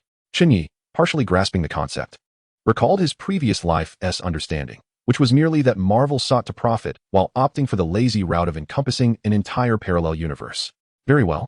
Master Gu Yi, may I inquire how I shall return upon completing my task? Chen Ye remained concerned for his safety. Gu Yi seemed to have anticipated this question. Responding slowly, I have cast a spell upon your pendant. Simply activate it to return. However, it is a one-time use. When you wish to venture forth again, seek me out, and I shall bestow another. This method also served to encourage Chen Ye to report on his progress. Understood, I shall assist with this task. Primarily, I wish to forge a friendship with you, Master Gu Yi. It is only natural for friends to support one another. I trust you would not mind having me as a friend? Chen Ye suddenly adopted a tone of sincerity. Hearing this, a faint smile graced Gu Yi's calm visage. After all these years, it was unexpected that someone would propose friendship. You are quite intriguing. The Ancient One did not provide a direct answer, but instead conveyed her perspective through a more nuanced expression. However, Chen Ye had already received an answer from the system. Congratulations, host. You have successfully added the Ancient One as a friend. Congratulations, host. You have acquired the attribute, portal. Would you like to merge it immediately? Merge it at once. Chen Ye silently affirmed. In an instant, a deluge of knowledge and experience regarding portals surged into Chen Ye's mind, making him feel as though he had mastered the art of portal manipulation. It felt as if he had been practicing for 2.5 years. Chen Ye had not anticipated the system's thoughtfulness. He had been pondering how much time it would take to learn about portals. Now, with the system's assistance, he was already proficient in their use. As Chen Ye communicated with the system, the Ancient One had already dispelled the mirrored space. You may now invite the guest from the parallel universe to descend. It is time for me to send him back, she spoke gently. Upon hearing her words, Chen Ye hurried upstairs to find Miles. For the young man had yet to discover how to return to his own universe. A few minutes later, Chen Ye descended the stairs with a perplexed Miles and approached the Ancient One. He then turned to Miles and introduced, "This is the Ancient One, who will escort you home." Miles nodded respectfully at the Ancient One, saying, "Greetings, Ancient One. My name is Miles." His emotions were tumultuous. The experiences of the past few days in this peculiar world had stirred a whirlwind within him. He had once believed he would never return to his universe and would be forever separated from his parents. Yet now, with Chen Ye's sudden appearance and the promise of a way home, he felt both excitement and trepidation. He feared another disappointment, yet his heart brimmed with hope and exhilaration. "Child, you are very brave. Rest assured, you shall soon return home," the Ancient One said with a kind gaze. Recognizing the courage of one so young who had averted a cosmic crisis, she understood that this child, an unintended hero, would face many more trials ahead. "Do you realize how special you are?" the Ancient One gently prompted. Miles looked at her, bewildered, pondering for a moment. "Perhaps it is because I am black?" The Ancient One shook her head. "You see, in nearly every universe, there exists only one Spider-Man, and each Spider-Man typically endures the anguish of losing a loved one. Yet, your parents are still alive, do you understand? This is an inevitable result." Chen Ye nodded unconsciously at her words. Who could say how many times Uncle Ben had met his demise? The combined graves of Uncle Ben across the multiverse could likely encircle the Earth. After contemplating the Ancient One's words, Miles asked, "So, my parents will be in danger?" The Ancient One shook her head once more. "Your parents are safe, but you must exercise caution. Now, it is time for you to return home." Ancient One seemed to glimpse Miles' future, yet some events, as she stated, are inevitable outcomes. With a gentle wave of her hand, a mysterious force surged from her palm, enveloping Miles. His body began to undergo a wondrous transformation, his skin gradually becoming translucent, as if merging with the surrounding air. Sensing the change within him, Miles waved farewell to Chen Ye. "Thank you, Chen Ye. Do visit my universe someday. I shall treat you to a meal." "Thank you, Ancient One." As his words faded, Miles' figure slowly vanished, ultimately transforming into a beam of light that dissipated into the atmosphere. Once Miles had completely disappeared, Chen Ye curiously inquired of the Ancient One, what would happen if Peter Parker never became Spider-Man? Chapter 67. Ancient One's astonishment. Originally poised to depart, Ancient One found Chen Ye's query intriguing. She gently closed her eyes, as if attuning herself to the melody of time. The time stone around her neck emanating a faint purple glow. Chen Ye surmised that she was observing the future, exploring the myriad possibilities that lay ahead. Noticing that Ancient One seemed momentarily lost in her contemplation, he moved aside and seized 2 bottles of chilled soda from the table, drinking heartily. After finishing the second bottle, Ancient One finally opened her eyes, their depths shimmering with wisdom, as if she had discerned the myriad potential futures. "It appears you have arrived at an answer. Might you share it with me?" Chen Ye expressed his curiosity regarding the alternate reality where Peter Parker did not assume the mantle of Spider-Man. Ancient One regarded him with a fleeting glance, a hint of contemplation flickering in her eyes. She envisioned countless timelines of Peter Parker, each with distinct life trajectories, some as scientists, others as entrepreneurs, and a few even as villains. Nonetheless, regardless of the paths they traversed in their respective realities, their fates were often grim. Some fell victim to nefarious forces, others perished in accidents, while some ended their days in solitude. Of course, a few did emerge as superheroes beyond Spider-Man. Why not witness it for yourself? With a casual gesture, Ancient One beckoned, and Chen Ye observed as the surrounding space began to shift. It felt as if he had entered the river of time, surrounded by countless luminous screens. Perhaps you should see it firsthand, Ancient One remarked softly, waving her hand once more. The space around them warped and transformed, transporting him into a realm of mystery. Chen Ye perceived the atmosphere shrouded in a delicate mist, obscuring clarity as myriad screens materialized before him, resembling a cosmic stage. Each screen represented a distinct universe, chronicling the life of an individual named Peter Parker. He witnessed the early years of Peter Parker's life, indistinguishable from that of an ordinary person. He witnessed the childhood of Peter Parker, observed his mischievous antics at school, experienced his romantic saga with Mary Jane, and felt the sorrow of Uncle Ben's demise. However, the pivotal moment hinged on the fateful bite from a spider that transformed Peter Parker into Spider-Man. In some narratives, Peter was not bitten. Instead, he met with an untimely death, leading to the erasure of the entire universe. In other instances, Peter became various other superheroes through diverse means. Chen Ye saw through the shimmering screen a Peter who became a member of the new Fantastic Four, one who transformed into the Human Torch, and another who assumed the mantle of the Hulk. Most absurdly, one who became Captain America. Some iterations of Peter Parker fell into villainy, becoming the Green Goblin or one of the four horsemen of Apocalypse, Pestilence, or even the Lizard. Yet, Chen Ye uncovered a startling truth. Regardless of which superhero Peter Parker became or how extraordinary and thrilling his life appeared, the universe he inhabited could not escape the fate of annihilation. It seemed that only one path was deemed right, the path of becoming Spider-Man, embracing the responsibility to combat evil. After perusing the materials presented by the Ancient One, Chen Ye closed his eyes tightly, plunging into profound contemplation. He began to ponder whether he, like Peter Parker, was merely a character within someone else's script. The Ancient One had been observing Chen Ye's reactions, and upon seeing his anxious demeanor, she silently nodded in approval. Her extensive efforts to show Chen Ye these scenarios were intended as a caution against recklessly altering the lives of others, particularly that of her future disciple, Stephen Strange, who happened to be Chen Ye's university classmate. The Ancient One could not allow Chen Ye to interfere with the trajectory of Stephen Strange's life. Thus, she orchestrated a convoluted plan to place Chen Ye in alternate universes, hoping that by the time Chen Ye completed his mission, Strange would have already arrived at Kamartaj. At that moment, Chen Ye opened his eyes, gazing at the Ancient One, and suddenly smiled. "Thank you. I understand." He had grasped the Ancient One's earnest intention. He too was an anomaly. The Ancient One's message was clear. He must strive to alter the tragedies of those around him. All Chen Ye could do was to change the misfortunes of his friends, and fortuitously, Strange was indeed his university roommate.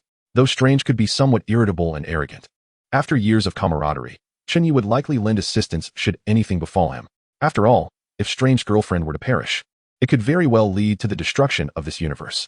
If the Ancient One were to realize that Chen Ye had misconstrued her meaning, she would likely regret her visit today.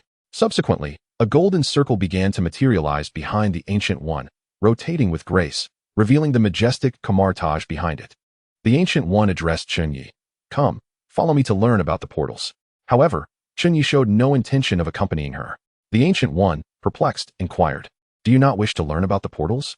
Chen Ye smiled slightly, adorned his right hand with a floating ring, and subsequently traced a circle in the air. Instantly, a golden halo materialized, unmistakably reflecting the essence of Kamartaj. "Master Gui, I have mastered it. There are matters I must attend to. Once I have concluded my tasks, I shall personally pay you a visit before venturing into other parallel universes," Chen Ye replied with calm assurance. Master Gu Yi's tranquil gaze widened in astonishment. Evidently taken aback by Chen Ye's remarkable feat, "Did you truly learn it from just a single observation? Or have you studied it previously?"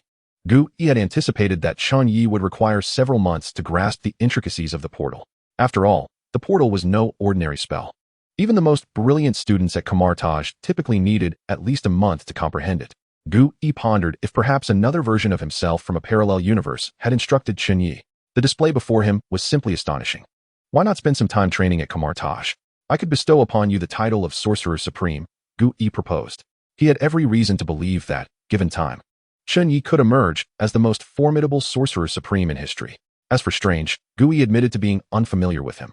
Chen Ye politely declined, saying, "Such an opportunity is better suited for Strange." He was acutely aware of his own limitations. Without the aid of the system, he could not fathom the extensive time it would take to master magic. By the time he emerged from his training, it was likely that the world would have changed significantly. Seeing Chen Ye's resolution, Gu Yi refrained from further persuasion and stepped into the halo, returning to Kamartaj. Meanwhile, Chen Ye had to finalize matters in Hell's Kitchen before embarking on his journey to the Spider-Man parallel universe.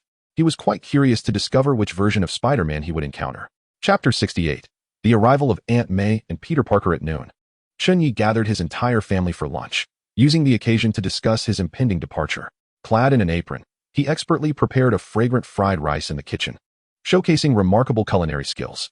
Deadpool watched in awe as Chen Ye deftly flipped the spatula and tossed the pan, his every movement a seamless flow of action.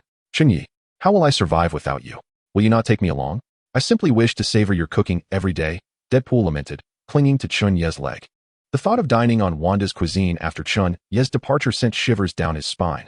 The mere prospect was less appealing than leaping from a rooftop. With a resigned kick, Chen Ye dislodged Deadpool, saying, "Get lost and serve the dishes.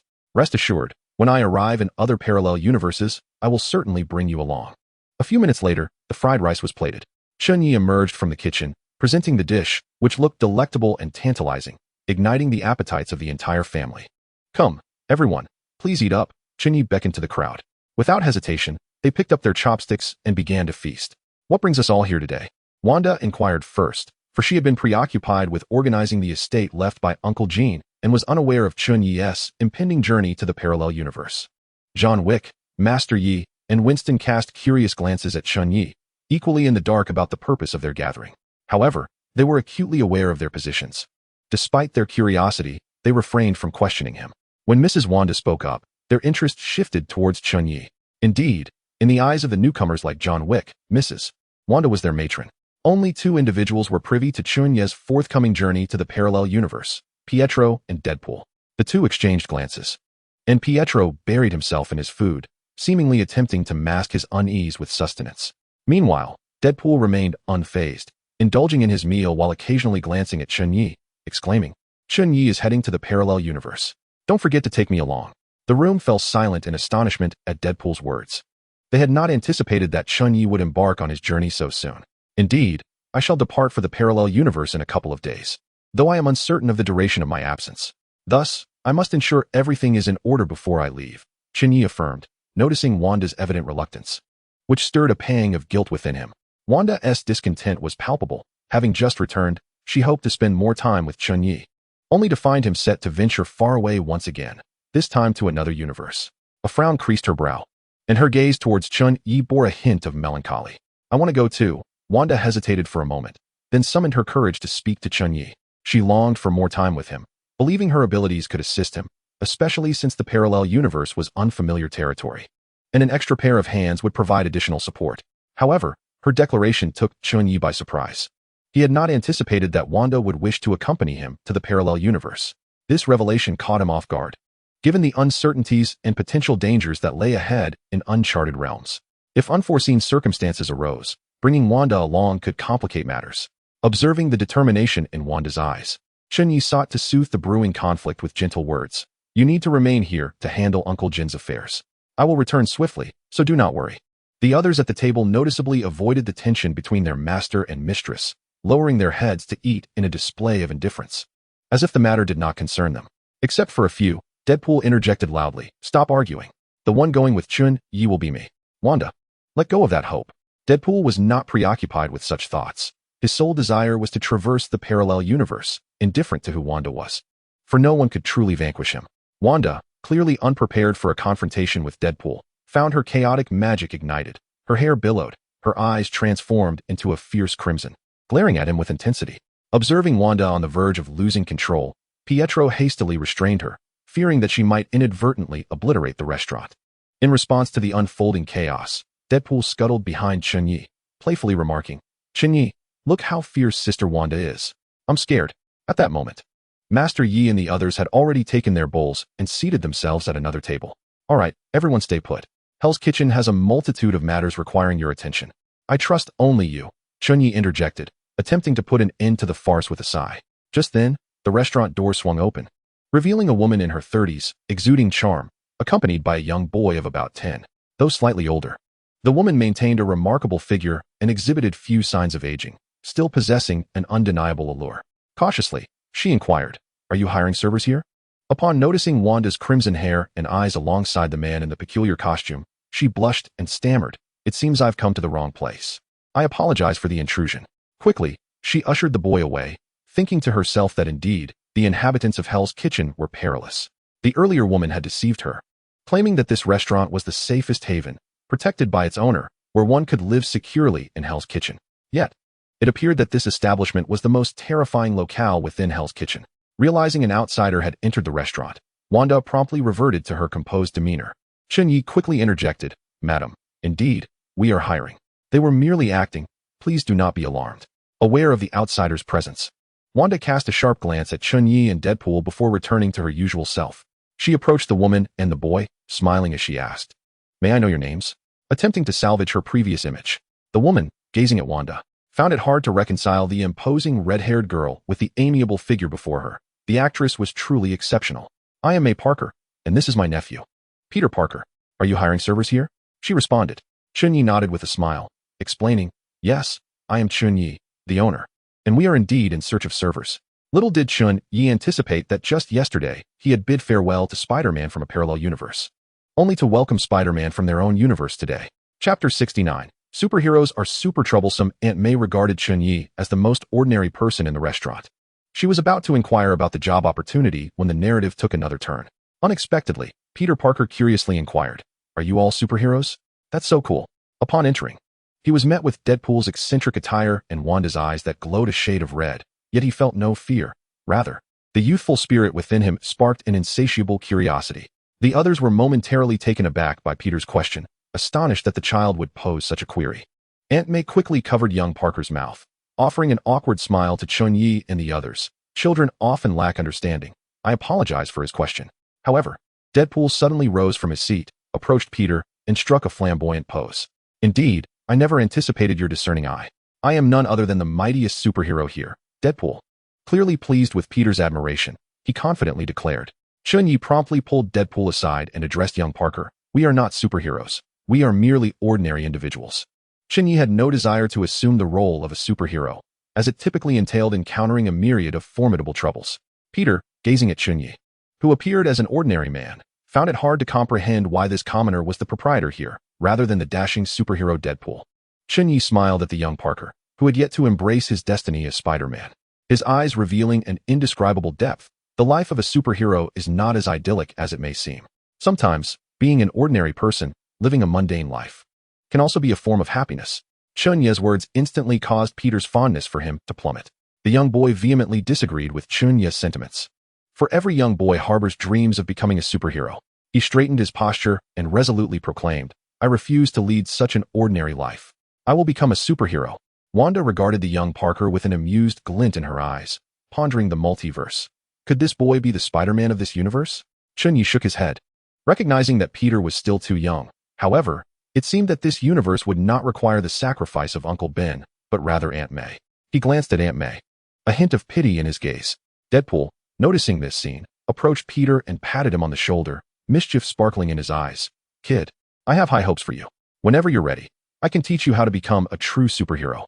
He then produced a bouquet of roses and turned to the blushing Aunt May, saying, "I wonder if this lovely Miss May is single. If not, that's perfectly fine. If you're willing, I'd be delighted to help raise this young lad." Having recently been healed by a magical charm, Deadpool still bore a hint of charm, causing Aunt May to flush at his advances.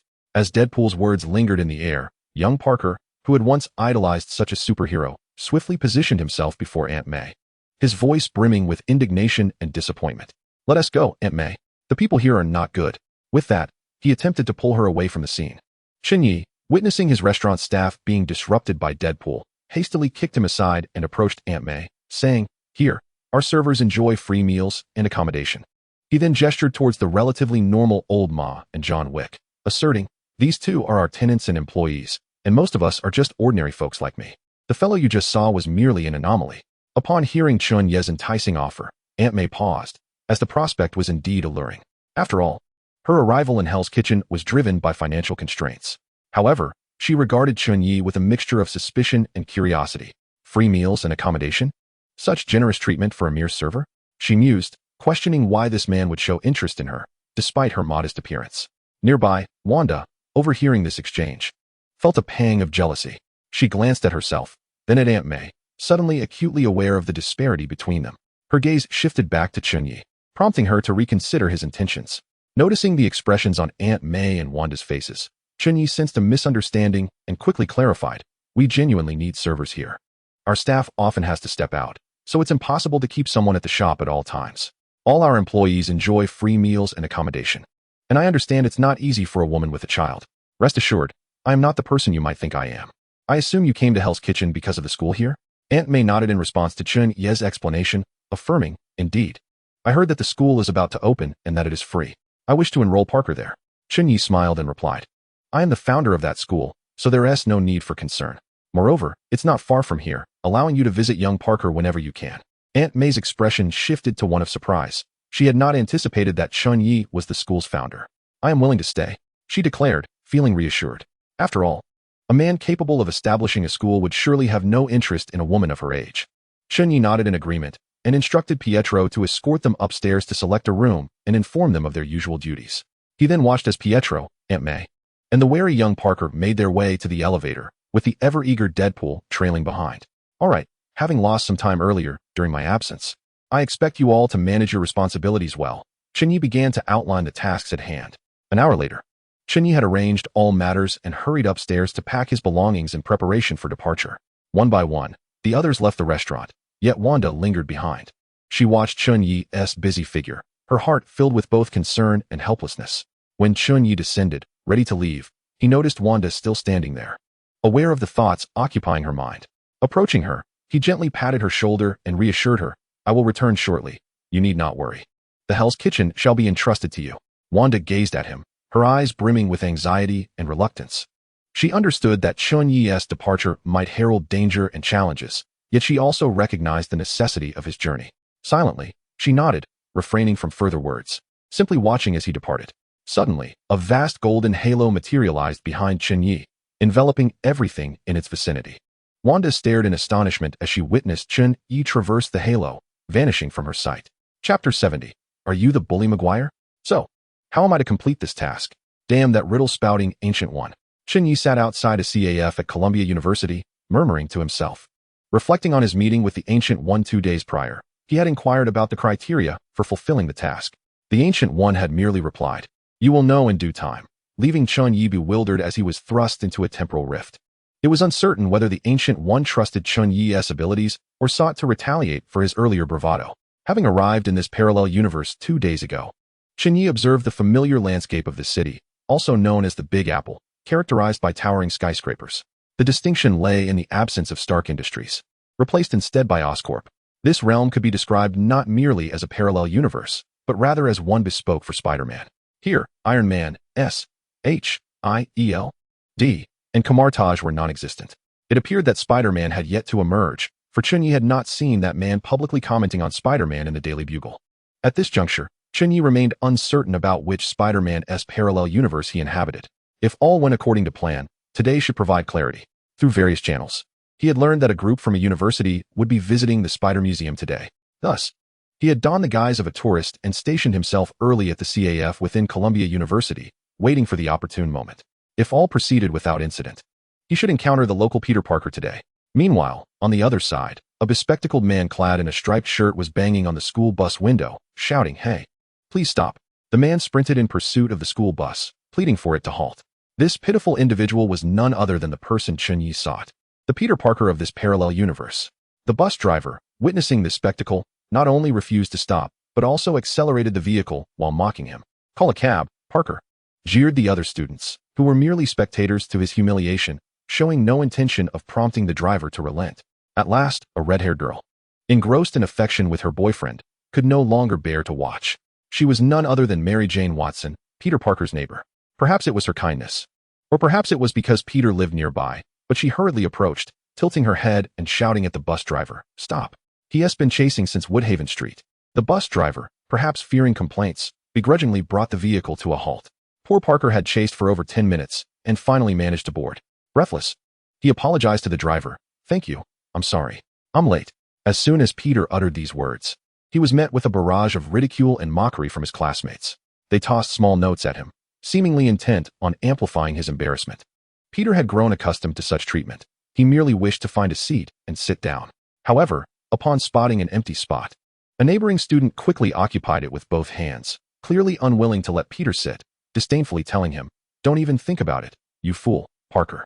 With no choice left, Peter could only continue forward, being met with shaking heads and rejections from every empty seat he passed. Feeling dejected, he lacked the courage to assert himself, instead making his way to the back of the bus. As he passed by his neighbor Mary Jane, he offered her a smile. Yet, she was ensconced in her boyfriend's embrace, her gaze evasive, evidently wishing to avoid any significant interaction with Peter. While Peter's gaze lingered on Mary Jane, a nearby delinquent student unexpectedly stuck out his foot, tripping Peter. Unaware, Peter fell to the ground, his glasses lost in the tumble. Laughter erupted at his expense, echoing throughout the bus. This had seemingly become their source of amusement. The bus continued its journey amid the cacophony of laughter, reaching its destination, while Parker sank into a profound sense of despair. After waiting for 2 hours, Chen Ye finally spotted Peter Parker among the school tour group.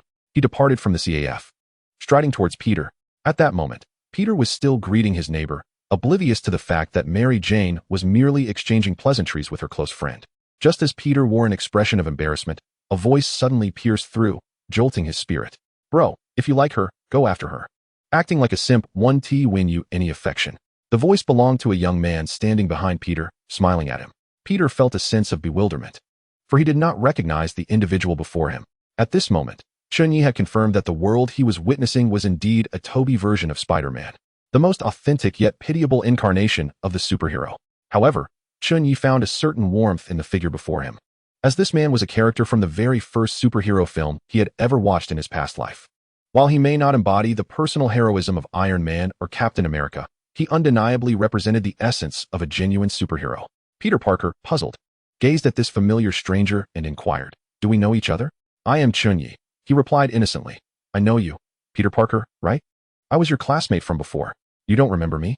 Upon hearing Chen Ye's words, Peter pondered for a moment, realizing he had no recollection of any Asian classmates. Yet, this man seemed to know his name. Could it truly be that he was an old classmate? Peter mused to himself. "Do you truly not recall?" Chen Ye continued. "You are the one who was often bullied, just as I was targeted for my Asian heritage, which is why I remember you." Chen Ye hastily concocted this narrative. Albeit the bullying of Asian individuals in this land of freedom was not entirely fictitious. Chen Ye's revelation astonished Peter. He had not anticipated sharing a similar plight with this stranger. A sense of camaraderie began to blossom within him, prompting him to extend his hand in greeting, clasping Chen Ye's in a firm handshake. "Please, keep up, fellow classmates." Just as Peter was about to delve deeper into conversation with Chen Ye, their guide urged them forward. Peter cast an apologetic glance at Chen Ye, saying, "I'm sorry, but I must proceed with the tour. We shall find an opportunity to converse later." It was a rare occasion for Peter to encounter a kindred spirit among his classmates, and he wished to engage with Chen Ye further. Chen Ye waved dismissively, indicating that he bore no ill will. Nevertheless, he followed along, eager to witness the iconic moments that heralded the birth of Spider-Man. As they continued, Chen Ye trailed behind Peter Parker, catching sight of his close friend Harry and the yet-to-become Green Goblin, Norman Osborn. Chen Ye reflected on the tragic circumstances surrounding this version of Harry. His girlfriend had been stolen, his father murdered, and he himself had suffered disfigurement from an explosion. It was perplexing why someone like Harry, a wealthy heir, would choose to befriend someone as destitute as Peter Parker. Such a scenario seemed entirely implausible in reality. More fitting for the silver screen. Before long, Chen Ye found himself entering the exhibition hall alongside Peter. A scientist was enthusiastically explaining the 32,000 known species of spiders to the captivated audience of young people, including Peter and his friends. "Wow, this is incredibly cool," Peter exclaimed, snapping photographs while absorbing the scientist's insights. Meanwhile, Chen Ye leaned against a corner, quietly awaiting the unfolding narrative. Beside him, Harry encouraged Peter. "Do you want to speak to Mary Jane for a moment?" Peter shyly shook his head in refusal. No, you go ahead and talk to her." Evidently, Peter lacked the courage to engage in conversation with Mary before him. Observing this, Harry took the initiative to approach Mary and strike up a dialogue. It was truly disconcerting. Mary gazed excitedly at the small spiders, though it was evident she did not harbor any disdain for them. Indeed, such repugnant little creatures, Harry concurred. As he watched the two engrossed in animated conversation, Peter felt a pang of discomfort lurking behind them. Ironically, the information Harry was imparting to Mary about spiders had just been relayed to him by Peter moments earlier. Peter could only silently lick his wounds in the background, pondering that had he been a tad braver, he might have been the one enlightening Mary. Just as their conversation flourished, Chen Ye was the only one to notice that one of the 15 spiders that should have been in its enclosure was missing, now perched in the corner of the ceiling. At that moment, Harry was beckoned away by the teacher, leaving Peter and Mary together. Peter remained timid, and Chen Ye, unable to bear the awkwardness any longer, stepped forward and said, "How about I take a picture of you two together? Then Peter, I can take one of just you." Chen Ye winked at Peter. "Is that all right?" Peter looked at Chen Ye with gratitude, then turned his hopeful gaze towards Mary. This opportunity was exceedingly rare for him. He had never anticipated seeing Chen Ye again, nor that he would assist him in speaking up. Peter had long dreamed of capturing a photograph with Mary. This deepened Peter's fondness for Chen Ye. Mary hesitated, glancing between Peter and the camera-wielding Chen Ye, ultimately nodding in agreement. Although it was peculiar for Chen Ye to suddenly intrude with such a request, Mary felt no objection to taking a photo together. Prompted by Chen Ye, he swiftly pressed the shutter button, capturing their shared moment. Peter beamed with happiness, clutching the photo of himself with Mary. Seizing the moment, Chen Ye reminded Peter to make the most of it before returning the camera and departing. Shortly thereafter, Chen Ye received a system notification. Ding. Congratulations, host. Peter Parker, Toby version, has been successfully added as a friend. Congratulations, host. You have obtained the item, bully glasses. Congratulations, host. You have gained 10 friendship points. Looking at the bully glasses in his hand, Chen Ye felt a sense of exasperation. The description of these glasses was quite misleading.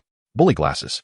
Wearing these glasses will increase the hostility of those around you by 100, a must-have tool for playing the fool to catch the tiger. Indeed, Peter, before becoming Spider-Man, was rather ineffectual. Seizing the opportunity, Peter suggested taking a few more photos with Mary, while the quietly retreating Chen Ye circled back, patiently awaiting the moment Peter would be bitten by the spider. Just as Peter reveled in the joy of photographing Mary, a spider descended slowly from above, poised to bite him.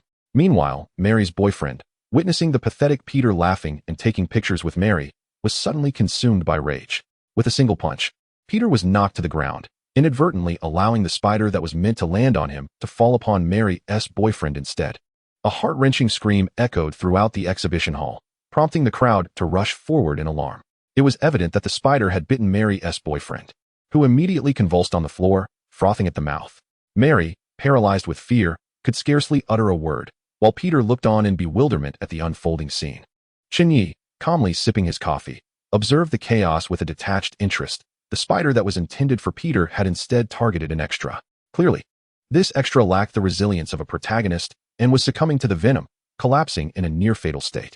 Chen Ye anticipated the ensuing events with keen interest, yet he remained vigilant, ready to direct the spider back to Peter if necessary, for he was uncertain when he might complete his mission and return to his own universe. However, after delivering its bite, the spider seemed to realize its error and swiftly fled the scene. Chen Ye scanned the area for the creature, but the crowd was growing increasingly chaotic. He closed his eyes and employed his observation hockey to track the spider's whereabouts. Meanwhile, security personnel outside began to disperse the crowd and secure the cages housing the spiders, clearly intent on preventing a recurrence of the incident. Harry and his teacher, alerted by the scream, rushed back to the exhibition hall to witness the grim scene. Ignoring Peter, who lay on the ground, Harry quickly embraced Mary, attempting to comfort her with his presence. Peter, witnessing this display, felt his anger escalating, his clenched fist trembling with rage as if he could incinerate everything around him. At that moment, Chen Ye finally spotted the spider in a corner, poised to bite an unsuspecting bystander. Without hesitation, he used his chaos magic to immobilize the creature, preventing further harm. He contemplated whether to direct the spider to bite again or to escape with it to his own universe for research. Perhaps to replicate the creation of Spider-Man. Yet, glancing at the man on the verge of death from the spider's venom, he abandoned that thought. What a dreadful world. Chen Ye mused, observing Peter on the ground and Harry, the so-called friend, embracing Mary. A notion began to form in his mind. Why not allow this spider to bite Mary? He subsequently lifted the chaos magic from the spider, only for it to veer towards Peter as if compelled by an unseen force. Seeing this unfold, Chen Ye could only sigh softly. Some things, it seemed, were destined to occur. Thus, it appeared that the mission was accomplished, and he could finally return. As Chen Ye contemplated activating the suspension device to return, he found himself waiting in vain for a response. A frown creased his brow. Could it be that the crisis had not yet been averted? Chapter 72. I am merely a passing masked rider. At the very moment Peter was bitten by the spider, several rifts in time and space suddenly emerged above the sprawling expanse of New Apple City. These rifts appeared as though torn asunder by an invisible force, exuding an aura of enigma. Following their emergence, several figures drifted forth from the fissures, appearing rather peculiar, their features shrouded in obscurity, as if they had traversed from another dimension. Is this heaven? Did I not descend into the depths of the ocean alongside Tritium? One of the figures murmured upon his arrival through the temporal rift. This individual was none other than Dr. Octopus, who surveyed his surroundings with bewildered eyes. "Am I not dead?" he lamented, rubbing his eyes in agony. The familiar structures around him felt surreal, as though he were ensnared in a dream. However, before Dr. Octopus could gather himself to act, he succumbed once more to madness. His mechanical arms unleashed chaos, wreaking havoc upon the nearby objects, sending them crashing to the ground with a cacophony of deafening sounds. Bystanders scattered in terror, their screams echoing through the air. They gaped in horror at the mechanical monstrosity rampaging through the streets, their hearts heavy with dread and helplessness. In this world, devoid of superheroes, the populace could only evade the destruction while silently praying for salvation. Dr. Octopus reveled in the despair and astonishment reflected in the eyes of the onlookers, his mechanical appendages flailing with even greater fervor. His heart brimmed with ecstasy and arrogance, as though he were proclaiming his existence to this world. Suddenly, the distant sound of gunfire and the blaring of police sirens pierced the air. Fully armed SWAT officers swiftly arrived at the scene, unleashing a barrage of firepower in an attempt to halt the rampaging mechanical creature. In an instant, the streets descended into chaos. Cars were seized by the mechanical arms and hurled violently towards the officers. Some SWAT members and innocent civilians, caught off guard, suffered grievous injuries, leaving a grim scene of carnage in their wake.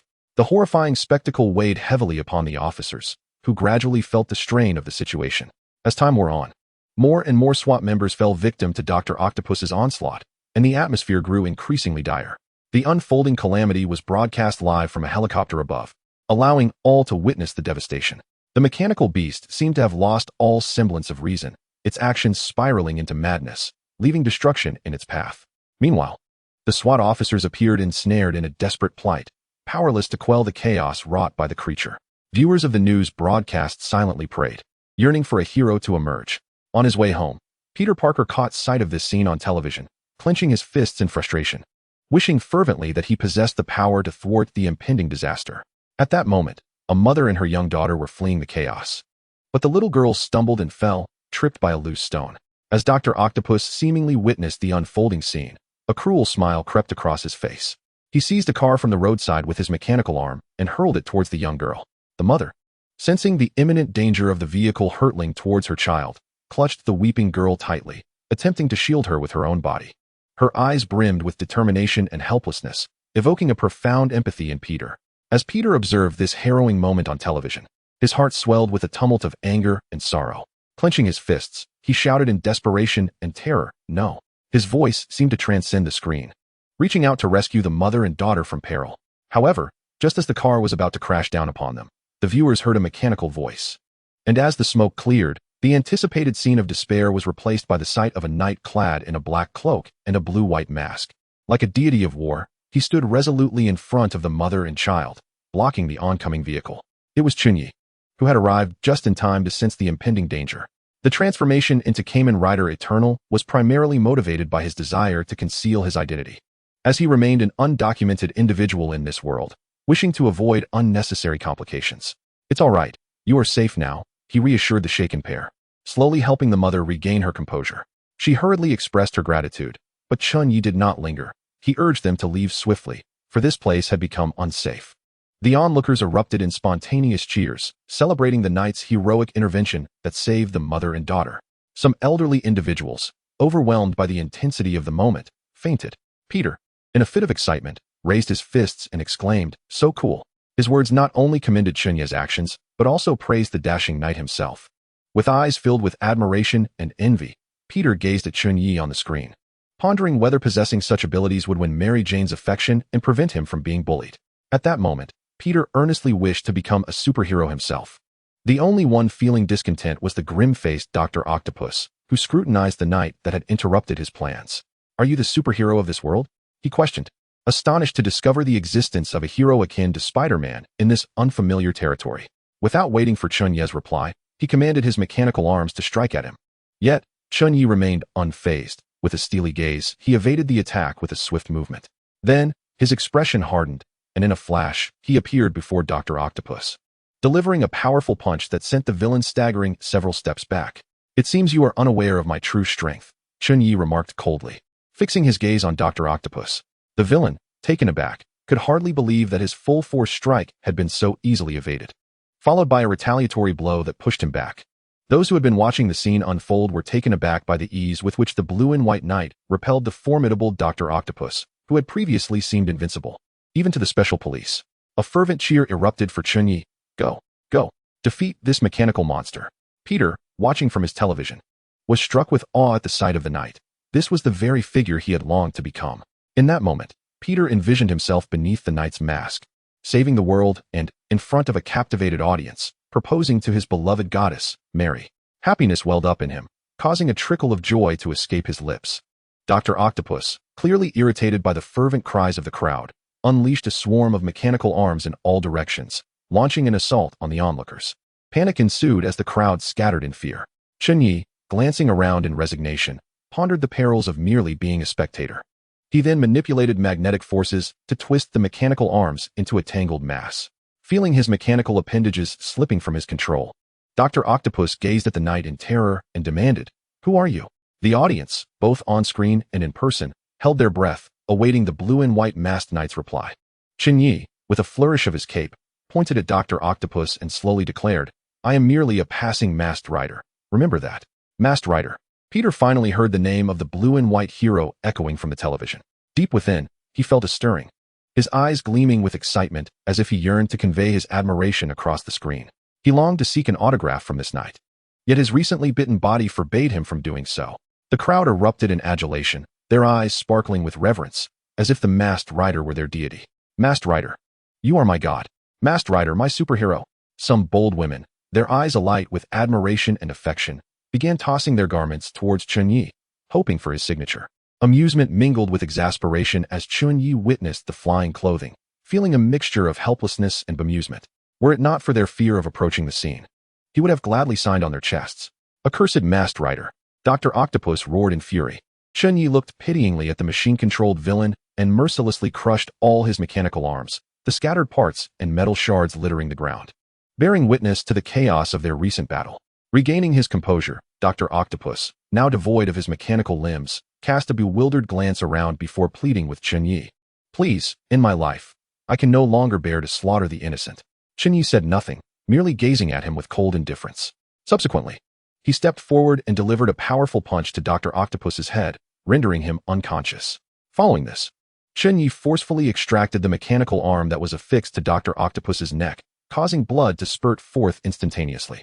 This ensured that Dr. Octopus would no longer be under the control of the mechanical appendage. After completing this task, Chen Ye retrieved a magic bean from his pocket and placed it by Dr. Octopus's lips. At this moment, Dr. Octopus still held value for Chen Ye, who sought to ascertain whether he belonged to this universe or, if not, how he had arrived here. After all, according to Chen Ye's own understanding, several years remained before Dr. Octopus's birth in this universe. Filled with perplexity and curiosity, Chen Ye felt the need for more information to unravel these mysteries. Thus, he decided to temporarily retain Dr. Octopus, hoping to glean useful insights upon his awakening. With that, Chen Ye swiftly lifted Dr. Octopus with one hand and departed the scene. Soon after, the police cordoned off the area, while medical personnel and firefighters commenced their rescue efforts. Meanwhile, the onlookers and viewers at home engaged in a spirited discussion about the hero. The valiant masked rider left the scene with an air of nonchalance, and it was regrettable that an interview could not be conducted with him. Who could this masked rider be? The reporter excitedly addressed the camera. Peter Parker, thoroughly satisfied, dragged his weary body home and collapsed onto his bed, murmuring the name of the masked rider in his sleep. In a nearby corner of the battlefield, a figure resembling a black Spider-Man muttered to himself, "I thought this universe lacked superheroes. Thankfully, I refrained from recklessly hunting." This individual was Eddie, now possessed by venom, with black liquid writhing on his left cheek, as if pleading for sustenance. All right, there's plenty of food here, and besides, didn't you just feast on 2 already? Once you're sated, then you can confront this masked rider, Eddie remarked while covering his squirming face. Alas, this world lacks Spider-Man. I must repay him for launching me into an entirely new universe. Eddie laughed heartily. Initially, he believed he had met his demise at the hands of Spider-Man's explosive device, but to his surprise, he had turned misfortune into fortune, not only achieving rudimentary communication with Venom, but also traversing to a new universe. Unlike Dr. Octopus, who was uncontrollable, Eddie was a journalist and naturally knew where to acquire information most easily. After a brief investigation, coupled with Venom consuming the memories of 2 individuals, he discerned that this was a universe devoid of superheroes. As for the recently emerged masked rider, Eddie believed that once Venom amassed sufficient energy, no one would pose a challenge to him, rendering the situation trivial. Eddie's smile grew ever more radiant as he began to devise plans to showcase his strength in this new universe. Just then, two individuals ambled past Eddie's alley, noticing him alone and approaching with ill intent. Upon witnessing the scene, Eddie murmured to himself, "What a fortuitous offering of 2 meals." Then, with the two terrified individuals gazing in horror, the venomous creature unfurled its gaping maw and devoured them whole. A minute later, Eddie emerged slowly, the absence of the two figures unmistakable. He resolved to procure some sustenance to satiate the creature's hunger before seeking a secure location to meticulously devise his plans. Meanwhile, Harry, who had just returned home, was met with a gruesome sight, a pool of blood and his father, Osborn, barely clinging to life. His complexion turned ashen, and he staggered backward in shock. Panic-stricken, he rushed towards his father, exclaiming, "Dad, what has happened to you? Are you all right?" Tears welled in Harry's eyes as he anxiously surveyed Osborn, whose body trembled uncontrollably. Grasping his father's hand tightly, he sought any sign of life, but was only met with an unsettling chill. With his eyes reddened, he cried out, "Is anyone there? Call an ambulance." Surveying the disarray of the living room, strewn with blood and signs of struggle, Harry's fury erupted as he shouted, "Who did this? Show yourself." Yet, silence enveloped him. No one answered his anguished cries. In that moment, he noticed his father's finger slowly pointing behind him. Turning around, he beheld a peculiar figure clad in green armor, gliding on a skateboard while wielding a pumpkin bomb. The eccentricity of the armored figure and its bizarre weaponry rendered the atmosphere even more sinister and surreal. Harry, filled with dread, inquired, "Who are you? Why are you here? Why did you harm my father?" The figure, gazing down at the terrified Harry, removed its helmet and spoke. "Harry, you remain the same pathetic child, just like my worthless son." It was none other than the Green Goblin from a parallel universe. Chapter 74. The Green Goblin and the Vulture. Harry's fearful gaze fixated on the Green Goblin, who bore an uncanny resemblance to his father, rendering him momentarily speechless. The Green Goblin advanced slowly, tossing the pumpkin bomb in his hand. "I am your father, Harry. Why do you look at me with such terror?" He taunted with a sinister grin. "You are not my father. How could you possibly be my father? You are not my father." Harry screamed in terror, unable to reconcile the malevolent visage of the Green Goblin with the memory of his true father. The Goblin, disappointment etched across his features, replied, "Very well. I shall take you to see your father. Soon, I shall entertain our little Spider-Man." The Goblin's words deepened Harry's fear. He dreaded the thought of being slain by this malevolent figure, yet he found himself bereft of alternatives. Upon his arrival in this world, the Goblin had been somewhat disoriented. As he wandered in search of the familiar Osborn Tower, the Green Goblin abruptly altered his course.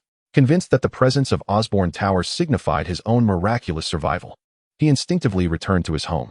To his astonishment, he encountered a version of Osborn who had yet to transform into the Green Goblin. A revelation that confirmed to him that he had not returned to his original world, but had instead entered an entirely new realm. In this unprecedented universe, where both Osborn and himself existed, it was inevitable that the Spider-Man he loathed also resided here. Thus, the Green Goblin resolved to eliminate the Osborn before him and assume his place in this new world. However, just as he prepared to strike, Osborn's conscience, the very essence of Norman Osborn, began to awaken.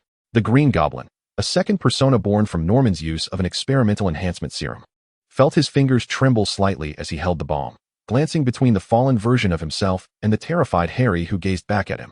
Observing his own reflection, he questioned Harry, "Child, fear not. I shall not harm you. What is happening here?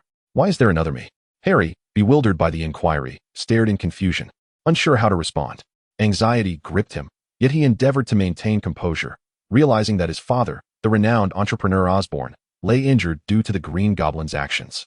"Please, save him," he implored. Seizing a moment amidst Osborn's distraction, Harry discreetly dialed for help on his phone.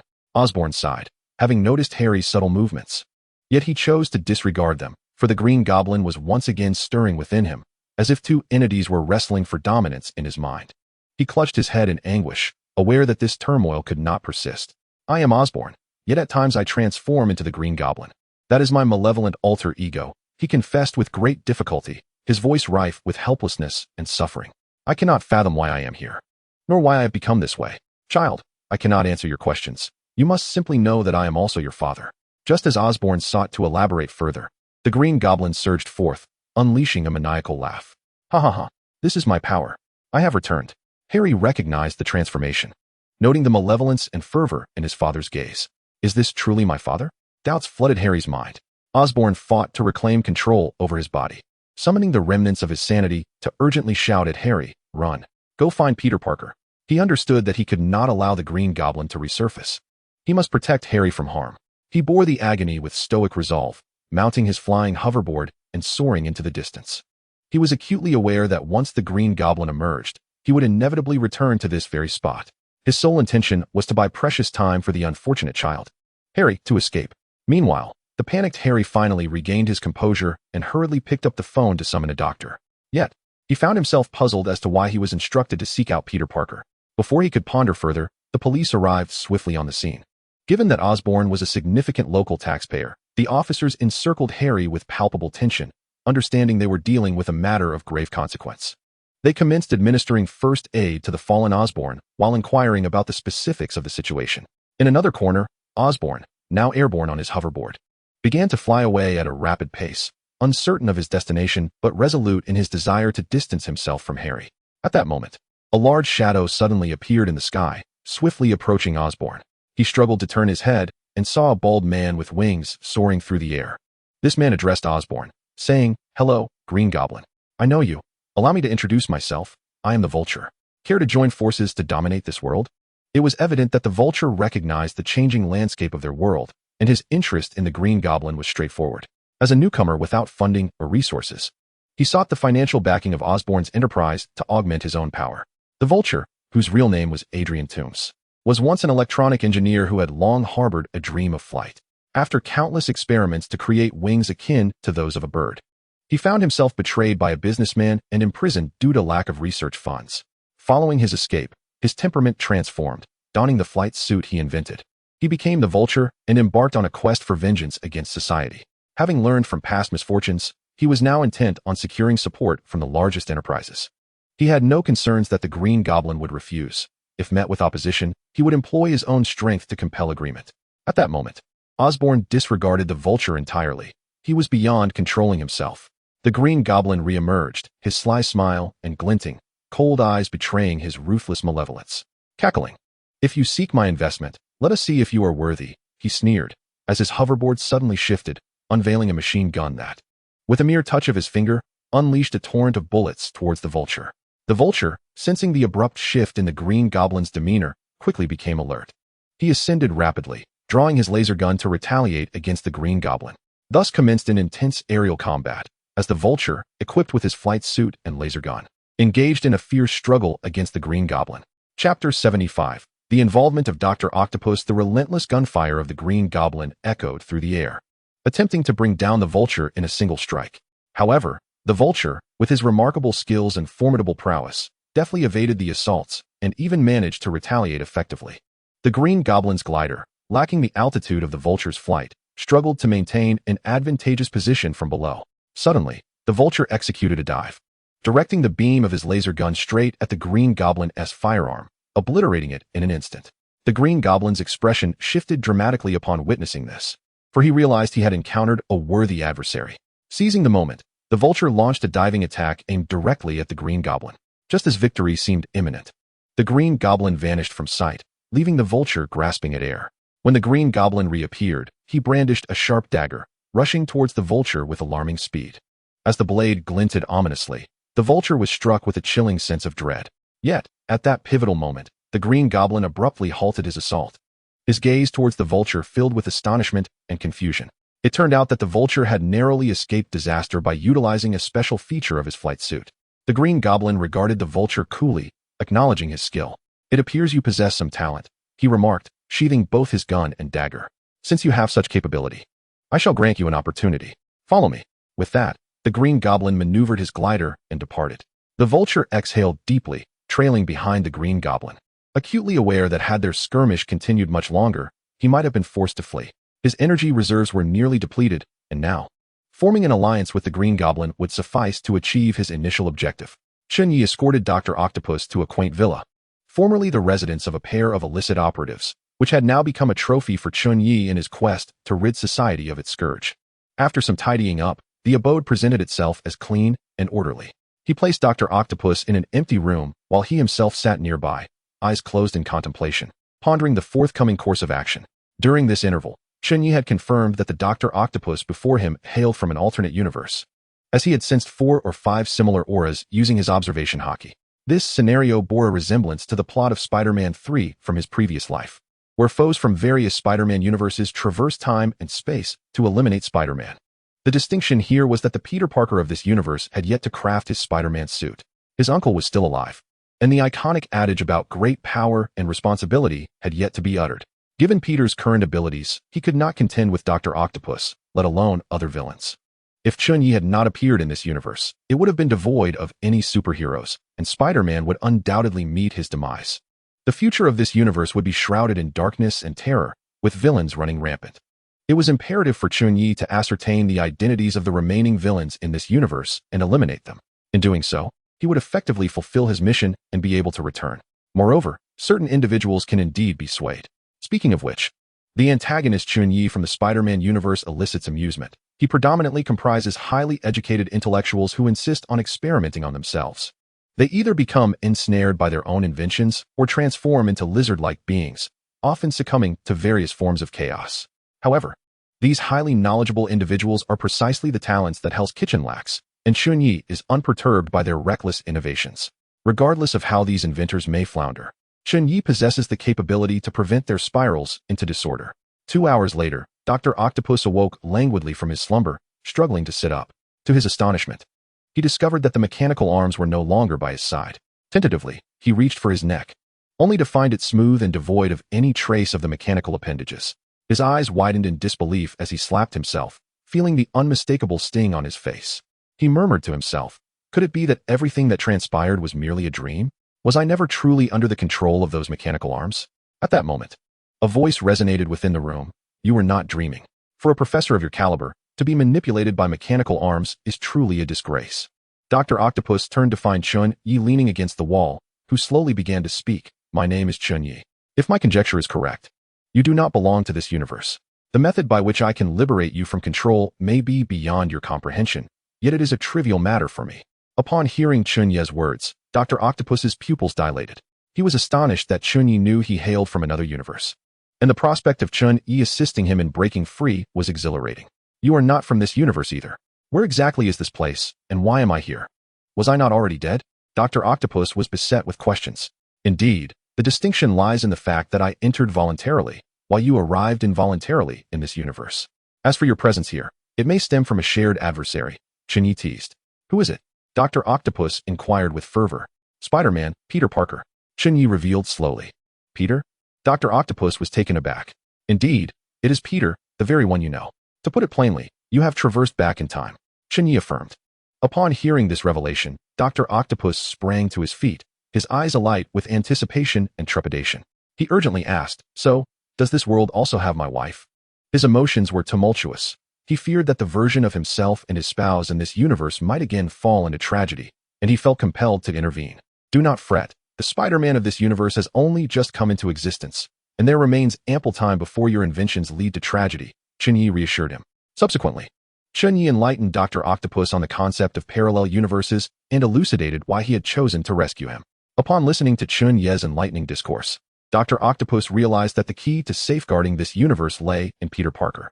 To his astonishment, he recognized that he was merely a stepping stone on Peter's journey. Thank you for saving me. Once this matter concludes, I am willing to accompany you back to your universe.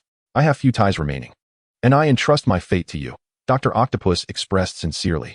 After all, he had become a solitary figure, with his only concerns being his counterpart in this universe and his beloved wife. If he could rescue his own self and his wife from this universe, it would fulfill his greatest wish and bring him immense solace. Once the ordeal was over, in gratitude for his life being spared, Dr. Octopus was eager to join Chen Ye's team. He harbored a subtle personal ambition, as following the enigmatic Chen Ye might grant him the opportunity to traverse various parallel universes, saving more versions of himself and his wife. The prospect of freely navigating through different timelines was an irresistible temptation for a physicist of his caliber. Chen Ye felt a stir of emotions upon hearing Dr. Octopus's words. He understood the resolve and hope that lay within him, and thus nodded in agreement, expressing his willingness to assist Dr. Octopus in realizing this aspiration. A notification appeared on Chen Ye's system interface. Congratulations, host. Otto Gunther Octavius has become your friend. Congratulations, host. Otto Gunther Octavius's friendship level is now at maximum. Chapter 76. The arrival of Deadpool in the parallel universe. Let us rest for the night. Tomorrow I shall seek out that rascal Peter Parker, while you pursue your wish. Chen Ye spoke softly. Considering your current lack of combat prowess, I will summon a companion to ensure your safety, he added, his gaze glimmering with a profound intensity, as if searching for a trustworthy ally.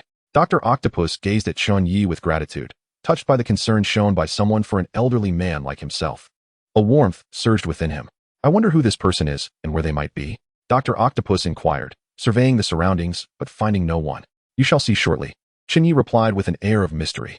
Dr. Octopus observed as Chen Ye placed his hands in his pockets and began to speak slowly. His voice was deep and resonant, as if summoning a latent power.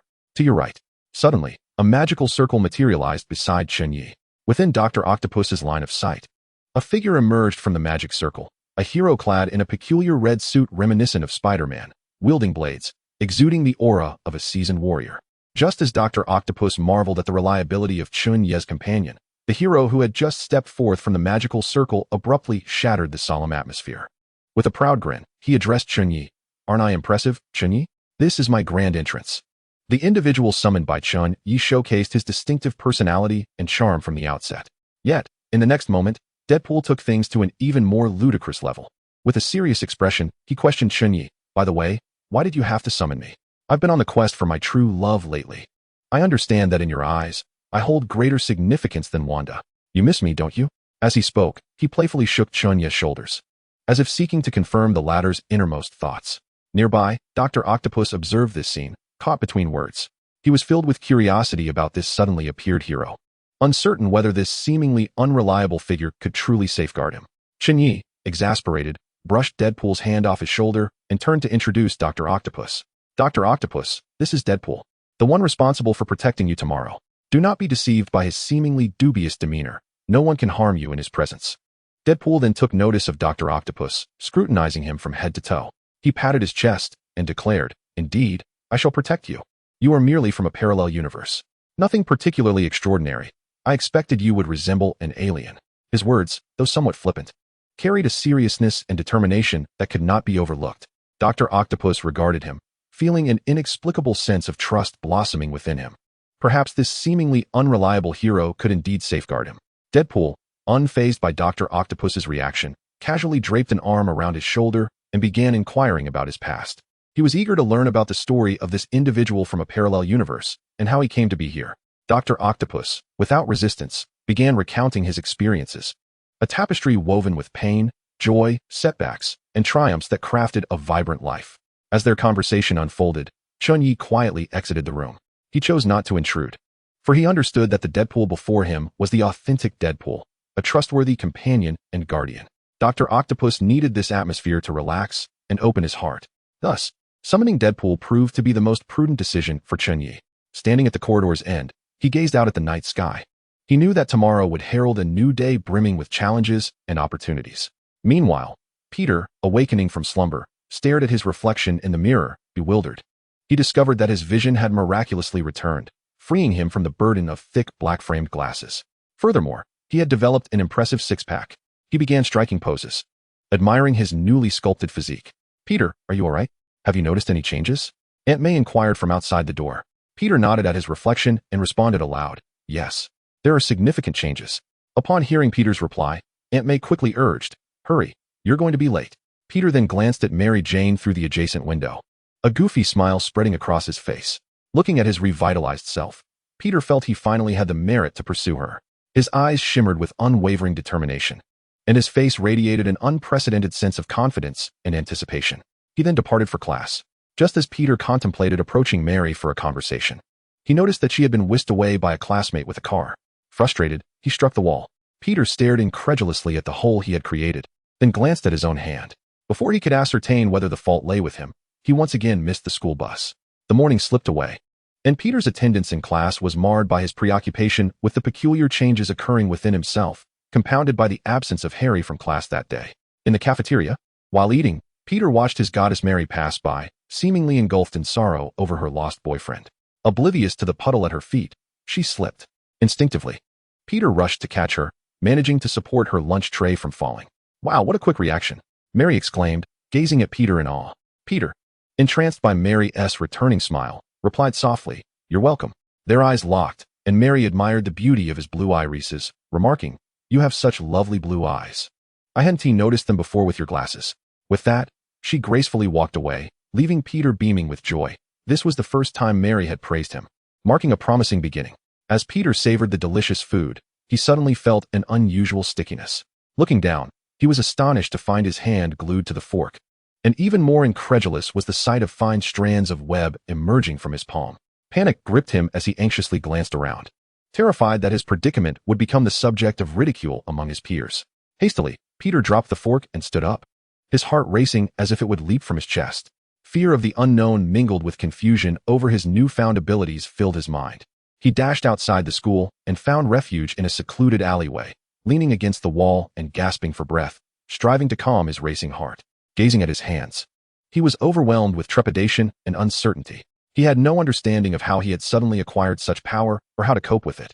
Just as despair began to set in, a voice broke through the silence. "What is this? Are you afraid of your newfound abilities?" Startled, Peter turned around, scanning his surroundings with caution. From the depths of the alley emerged a figure, and upon seeing it, Peter's heart skipped a beat. He could hardly believe his eyes. The silhouette bore an uncanny resemblance to the masked hero he had once seen on television. He donned a black cloak, his face obscured by the iconic blue and white mask. Peter was rendered speechless, trembling as he pointed at the figure before him, stammering, "Why, you're Kamen Rider?" His voice was imbued with astonishment and disbelief.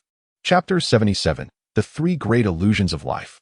I Can Strike Back. The knight Peter beheld was none other than Chen Ye, who was equally taken aback to encounter the flustered Peter so soon after stepping out. Chen Ye, observing Peter Parker's expression, understood that he had yet to acclimate to the sudden onset of his spider abilities. This power was both a blessing and a challenge for Peter. Determined to act as a mentor, Chen Ye resolved to offer this future superhero some essential support and guidance. In Chen Ye's perception, had the narrative unfolded as depicted in films, Peter would likely find himself overwhelmed when confronting foes like Dr. Octopus, potentially facing dire failure. Presently, they were confronted by not just one, but multiple incarnations of Dr. Octopus. This situation deeply compelled Chen Ye to intervene personally, aiding Peter in mastering and wielding his newfound abilities. Peter gazed at the Kamen Rider before him, his heart swelling with excitement. He had always idolized Kamen Rider, and now, to be in such close proximity to this hero filled him with unparalleled joy. He admired the blue and white armor with awe and envy, nearly succumbing to the urge to reach out and touch it. "May I take a photo with you?" Peter inquired, his eyes sparkling with exhilaration. For him, this was not merely a photograph. It was a manifestation of his admiration and yearning for heroism. However, Peter noticed that the Kamen Rider did not respond immediately, instead gazing at him with profound silence. A sense of unease began to creep into Peter's heart. Something felt amiss. Chen Ye observed Peter's inclination to flee and extended his right hand, causing a golden circle of light to materialize behind him. He intended to transport Peter to a desolate location for a proper training session, as the crowded surroundings made it difficult for him to act freely. In an instant, Chen Ye appeared before Peter and kicked him into the portal. Peter was entirely unprepared for such a turn of events, finding himself involuntarily thrust into the threshold. As he tumbled out of the portal, he surveyed his surroundings, realizing he was in an empty expanse, surrounded only by endless plains. Confusion and fear enveloped him. He had no idea where this place was or what the Kamen Rider intended. Seemingly sensing Peter's bewilderment, Chen Ye spoke slowly. "Do you wish to become a hero? Then let me witness your resolve." With that, Chen Ye transformed into Kamen Rider Eternal and launched an attack towards Peter. After all, Peter had just acquired his spider sense, which bestowed upon him a reaction speed and intuition as sharp as that of a spider. However, the current Peter has yet to fully master this ability. In the earlier encounters, he managed to respond with some degree of competence, but as Chen Ye's onslaught intensified, Peter appeared increasingly flustered, at times awkwardly evading, and at others, taking heavy hits. Despite his earnest attempts to defend himself, he was repeatedly struck by Chen Ye's attacks, causing him to spit blood. Chen Ye, looking down on Peter, coldly remarked, "Is this all the strength you possess? I have encountered others with similar capabilities, and they were far from this weak." His words pierced Peter's pride like a needle. "With someone like you, even possessing superpowers amounts to nothing. You might as well continue to be bullied." Chen Ye relentlessly taunted Peter in an effort to provoke his spirit. Peter, lying on the ground, felt a profound sense of humiliation, inexplicably dragged into this confrontation. He had often been a victim of bullying, and even after gaining superpowers, he found himself in the same predicament. Each day, he endured the scorn and harassment of others, as if his very existence was meant solely for their amusement. Peter had grown weary of such a life. His eyes brimmed with fury, his fists clenched tightly, and his teeth gritted as he summoned every ounce of strength to combat this feeling of helplessness, striving to rise to his feet. He fixed his gaze upon Chen Ye and shouted, "I refuse to be bullied any longer. I will become a revered superhero." His voice resonated with unwavering resolve. With that, he charged at Chen Ye, throwing a punch. Yet, his attack was chaotic and lacked any form. Chen Ye effortlessly dodged and said, "A superhero cannot rely solely on words. You must learn to harness your spider sense."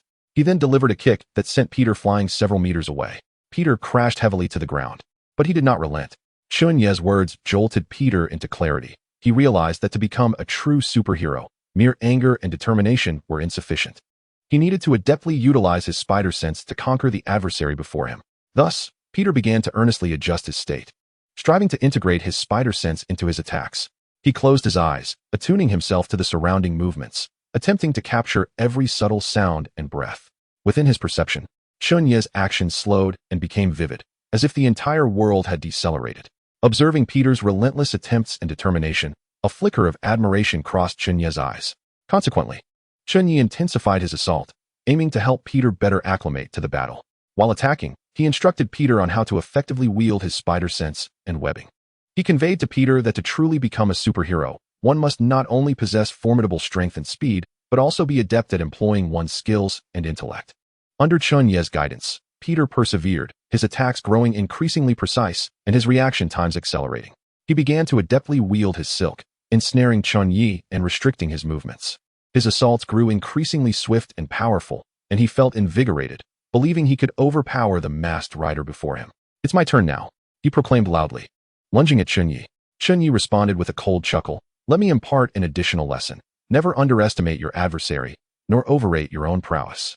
His words dripped with derision and scorn, as if to convey to Peter that he had a long journey ahead. He then pressed a button on his belt, declaring, "Now, revel in the agony of hell. I hope you can withstand this blow." Suddenly, blue flames began to gather around Chen Ye's right foot, transforming him into a streak of blue lightning as he leapt into the air. He then descended rapidly, soaring toward Peter with a flying kick. Peter, witnessing this spectacle, felt a surge of terror. He realized he could not evade this strike and could only brace himself for the impact. Chapter 78. With great power comes great responsibility. Rest assured, I've significantly reduced my force. This is merely a lesson for you. Remember, do not overestimate yourself next time. Enemies do not show mercy. Chen Ye spoke slowly to the fallen Peter, his cape billowing in the wind. Peter lay on the ground, his eyes wide with astonishment and confusion. Recalling the earlier moment, his heart raced with lingering dread. When he had seen Chen Ye execute the rider kick, it felt as if his life flashed before his eyes. He believed he was at the brink of death, yet surprisingly, the kick had not inflicted a fatal wound. He gazed up at the masked rider, filled with awe and gratitude. He recognized that it was his own overestimation of his abilities that had led to this predicament. He understood that this lesson was meant to make him aware of his shortcomings, enabling him to approach future battles with greater caution and rationality. "Thank you. May I inquire as to who you are and why you impart these teachings upon me?" Peter rose from the ground and bowed deeply to the masked rider. "I acknowledge my error and will remember this lesson, ensuring I do not repeat the same mistakes." Peter's curiosity intensified. Who was the figure behind the mask, so devoted to guiding him and wielding such formidable power? Could it be Uncle Ben? No, that seemed improbable given his age. Perhaps it was Harry, as the only one capable of creating such advanced technology could be from Harry's family. Chen Ye regarded Peter, a flicker of satisfaction gleaming in his eyes. He knew Peter had grasped his intent. He hoped Peter would learn from this experience and grow to be more mature and composed. "I am merely a passing masked rider. I shall return to seek you out again." After Chen Ye spoke, he stepped into the portal. He turned back to Peter, who was still dazed and frozen in place, and urged, "Aren't you coming? Do you intend to stay there forever?" Peter, jolted from his stupor, hurriedly dashed towards the portal, quickly entering the golden circle. This time, he scrutinized the shimmering gateway but discerned no particular secrets. After all, crossing through it merely returned him to the previous location. As Peter contemplated asking about the Cayman rider, he turned to find that the enigmatic figure had vanished. Although a tinge of disappointment washed over him, it was swiftly overshadowed by the thrill of his newly acquired spider abilities, banishing all lingering despondency. In the evening, still basking in joy, Peter happened upon the goddess Mary standing at her door. A spark ignited within him, prompting the desire to approach and strike up a conversation with her. Since gaining his spider powers, Peter had become significantly more self-assured. In the past, he would have only dared to admire her from afar. However, just as he prepared to walk over, Mary was called by her new boyfriend.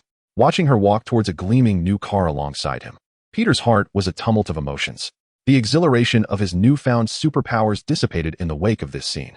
He had hoped that with such abilities, he could capture Mary's attention and pursue her. Yet, this moment imparted a sobering realization. In this world, wealth was the true currency that commanded respect. And only with riches could he hope to gain Mary's favor. With clenched fists and a burning desire for affluence in his eyes, Peter resolved to delve into how he could monetize his superpowers. He, too, aspired to own a car. Helplessly, he watched as his goddess Mary drove away in someone else's new vehicle. Upon returning home, Peter immediately retrieved a newspaper and began to sift through listings for vehicles he could afford. His eyes scanned each line and word with fervent anticipation, as if searching for the embodiment of his dreams. The first car that caught his eye was a Bentley priced at $30,000. Peter shook his head gently. That price was far too exorbitant for him to bear. With a sigh, he pressed on. Next, a Porsche valued at $25,000 entered his view, but he frowned. Disliking the Model S design, he continued flipping through the pages, dismissing a $15,000 option as well. Reasoning that he should save that money to help Aunt May and Uncle Ben with household expenses, purchasing a car felt like an extravagance. Just as he was about to lose patience, hope glimmered before him. On the final page, he spotted a convertible sports car priced at merely $2,598. Peter's eyes sparkled with excitement as a powerful impulse surged within him. This was the car he had longed for. The price was inconsequential. What mattered most was the allure of the convertible. He decided then and there that it was meant to be his. He began to contemplate how to raise the necessary funds, when, in the midst of his deep contemplation, a news advertisement captured his attention. The ad proclaimed that anyone who could endure 3 minutes in a professional wrestling match would have the chance to win a prize of $3,000. Peter's eyes immediately sparkled with hope as he envisioned a brighter future. He thought of Mary. If he could triumph in this contest, he would be able to purchase that convertible sports car, and Mary would undoubtedly regard him with newfound admiration, perhaps even reciprocate his affections. This thought invigorated Peter, compelling him to participate in the match. Filled with enthusiasm, he began to design his outfit through the night, envisioning the beautiful life he could share with Mary, imagining them cruising down the streets in their convertible. This enchanting vision fueled his resolve, and he was determined to win the contest. Thus, Peter spent a long night immersed in dreams and determination. The following day, filled with excitement, he prepared to leave his home. Uncle Ben offered to accompany him, but Peter declined, not wishing to inconvenience him. However, Uncle Ben insisted on joining him, stating that he too needed some fresh air. The tone in his voice left Peter with no choice but to acquiesce. Before long, they arrived at their destination. Peter, eager to participate in the match, slung his backpack over his shoulder and prepared to depart. "Thank you, Uncle Ben. I'll be on my way," Peter said, turning to him. "Wait a moment. We need to talk," Uncle Ben replied, his tone somewhat grave. "Can we discuss this later?" Peter attempted to postpone the conversation, but Uncle Ben shook his head resolutely. "If you wish, we can talk now," he asserted, his demeanor brooking no dissent, leaving Peter with no option but to comply. With a resigned sigh, Peter realized he could not evade this discussion. Rolling his eyes in impatience, he asked, "Is it truly necessary to address this right now?" Uncle Ben gazed at Peter, a flicker of concern in his eyes. "Yes, it is imperative that we speak now. It has been too long since we've had an honest conversation." Peter furrowed his brow, perplexed as to why Uncle Ben would choose this moment for such a talk. He felt he had done nothing wrong. "You no longer help around the house and spend all your time in your room when you return home. You are changing, and I understand. I was once your age too," Uncle Ben continued. Peter felt an urge to argue, believing Uncle Ben did not comprehend his situation. Nevertheless, Uncle Ben did not allow him the opportunity to respond, persisting, "Peter, the transformations you undergo in these coming years will shape the person you will become. Be cautious not to stray from the right path.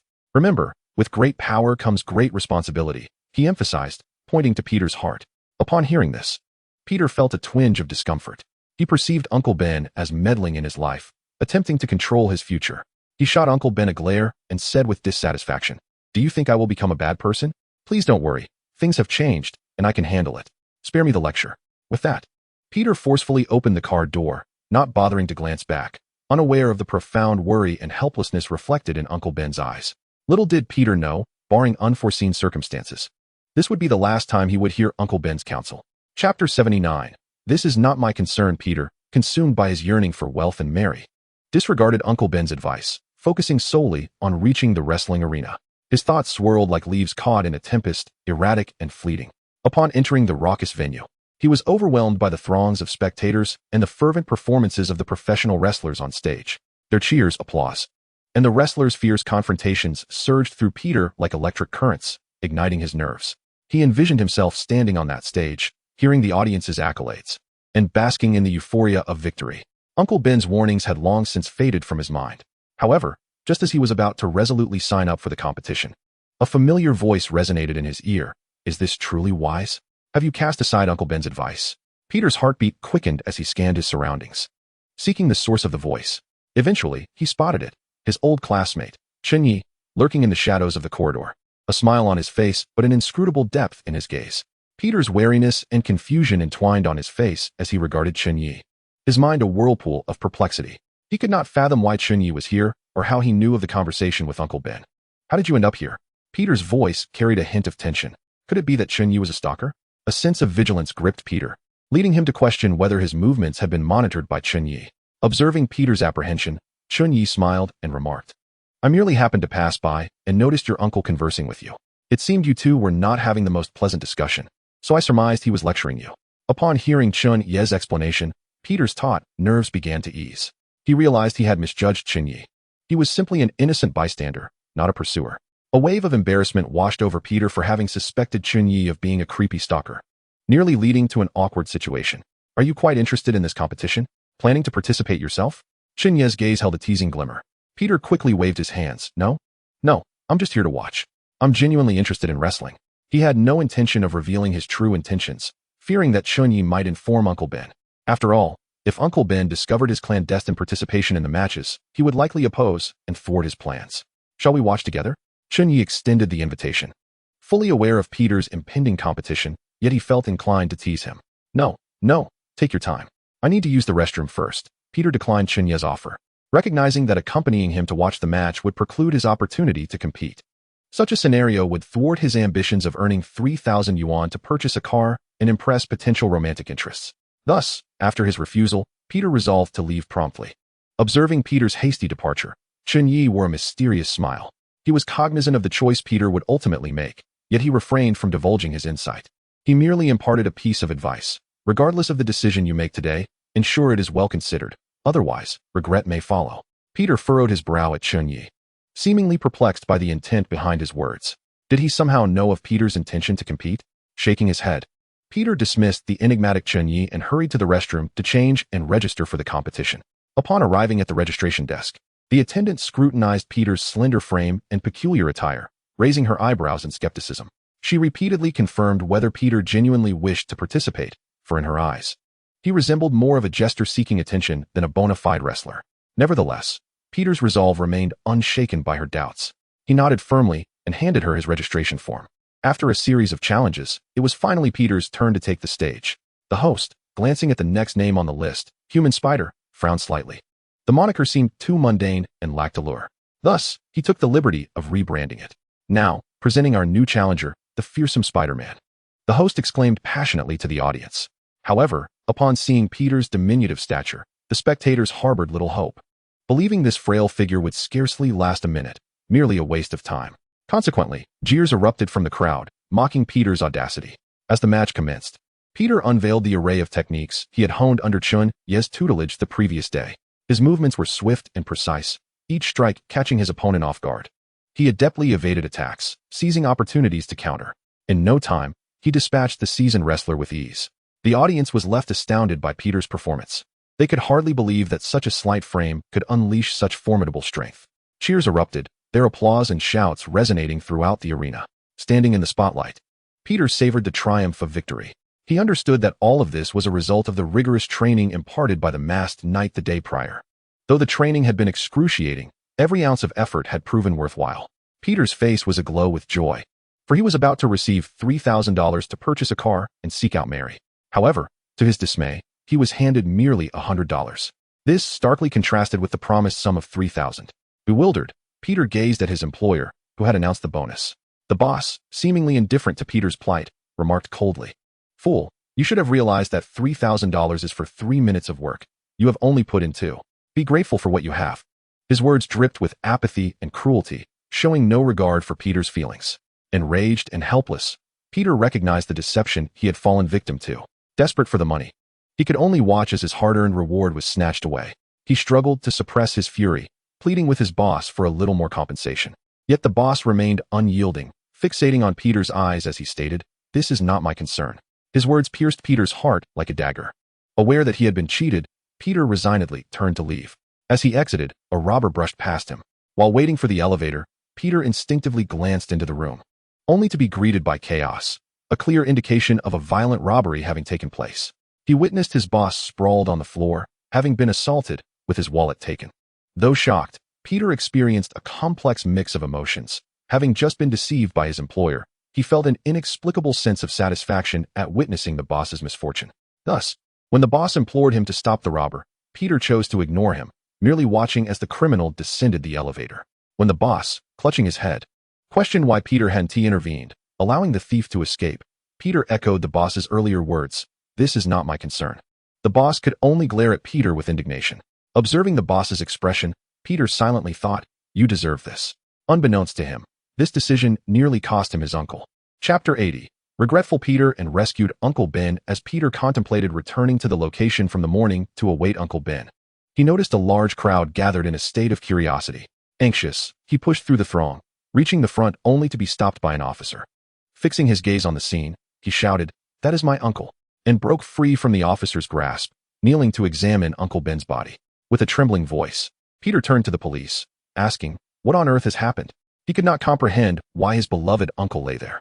The officer calmly responded, "He was shot by a carjacker. We have called an ambulance. It is on its way." Peter's eyes widened in disbelief, unable to accept that his dear uncle had fallen victim to such a crime. "Uncle Ben, Uncle Ben." Peter cried out Uncle Ben's name, desperately trying to awaken him. In the next moment, Peter realized that he and Uncle Ben were no longer on the main road, but rather in a room where Uncle Ben lay on a bed. Everything in the room felt so foreign, instilling a wave of panic within Peter.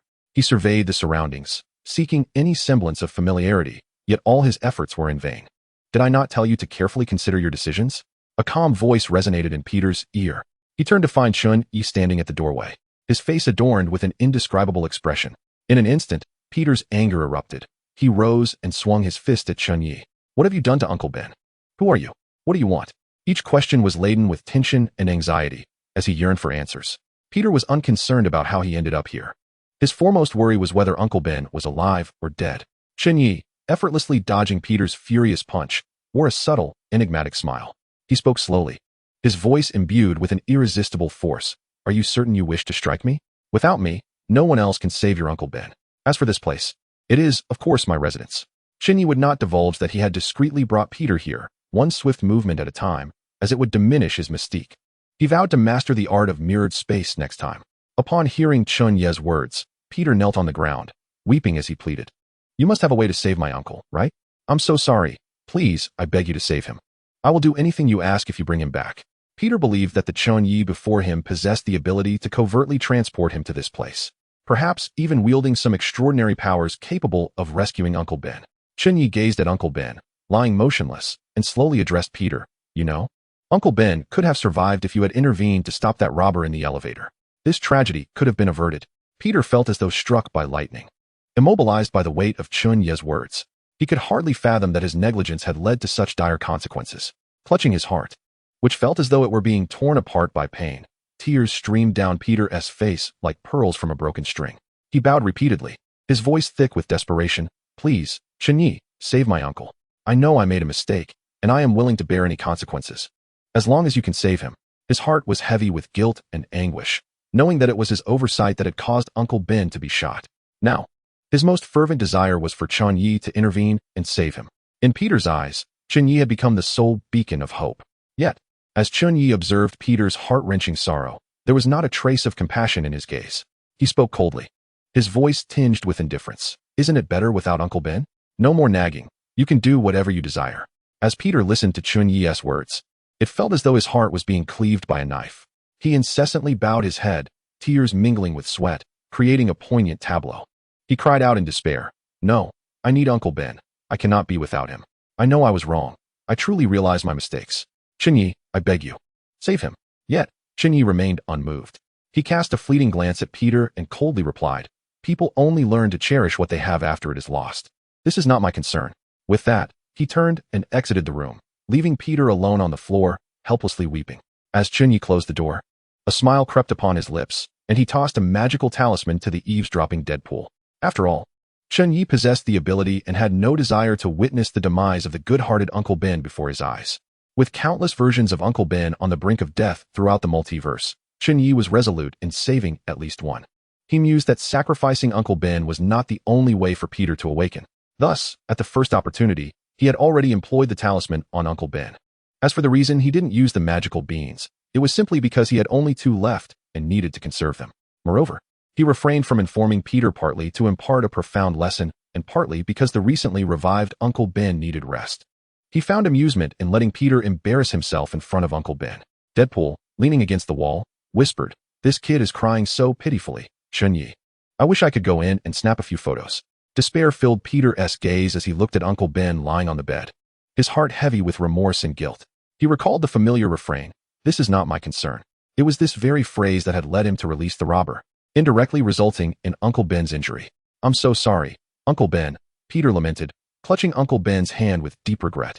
Just as he was engulfed in profound sorrow, a familiar, aged voice suddenly resonated in his ear. "Peter, I am all right. Do not cry." Peter was taken aback, thinking it to be a figment of his imagination. He raised his gaze and was astonished to see Uncle Ben, who should have been peacefully departing, slowly opening his eyes.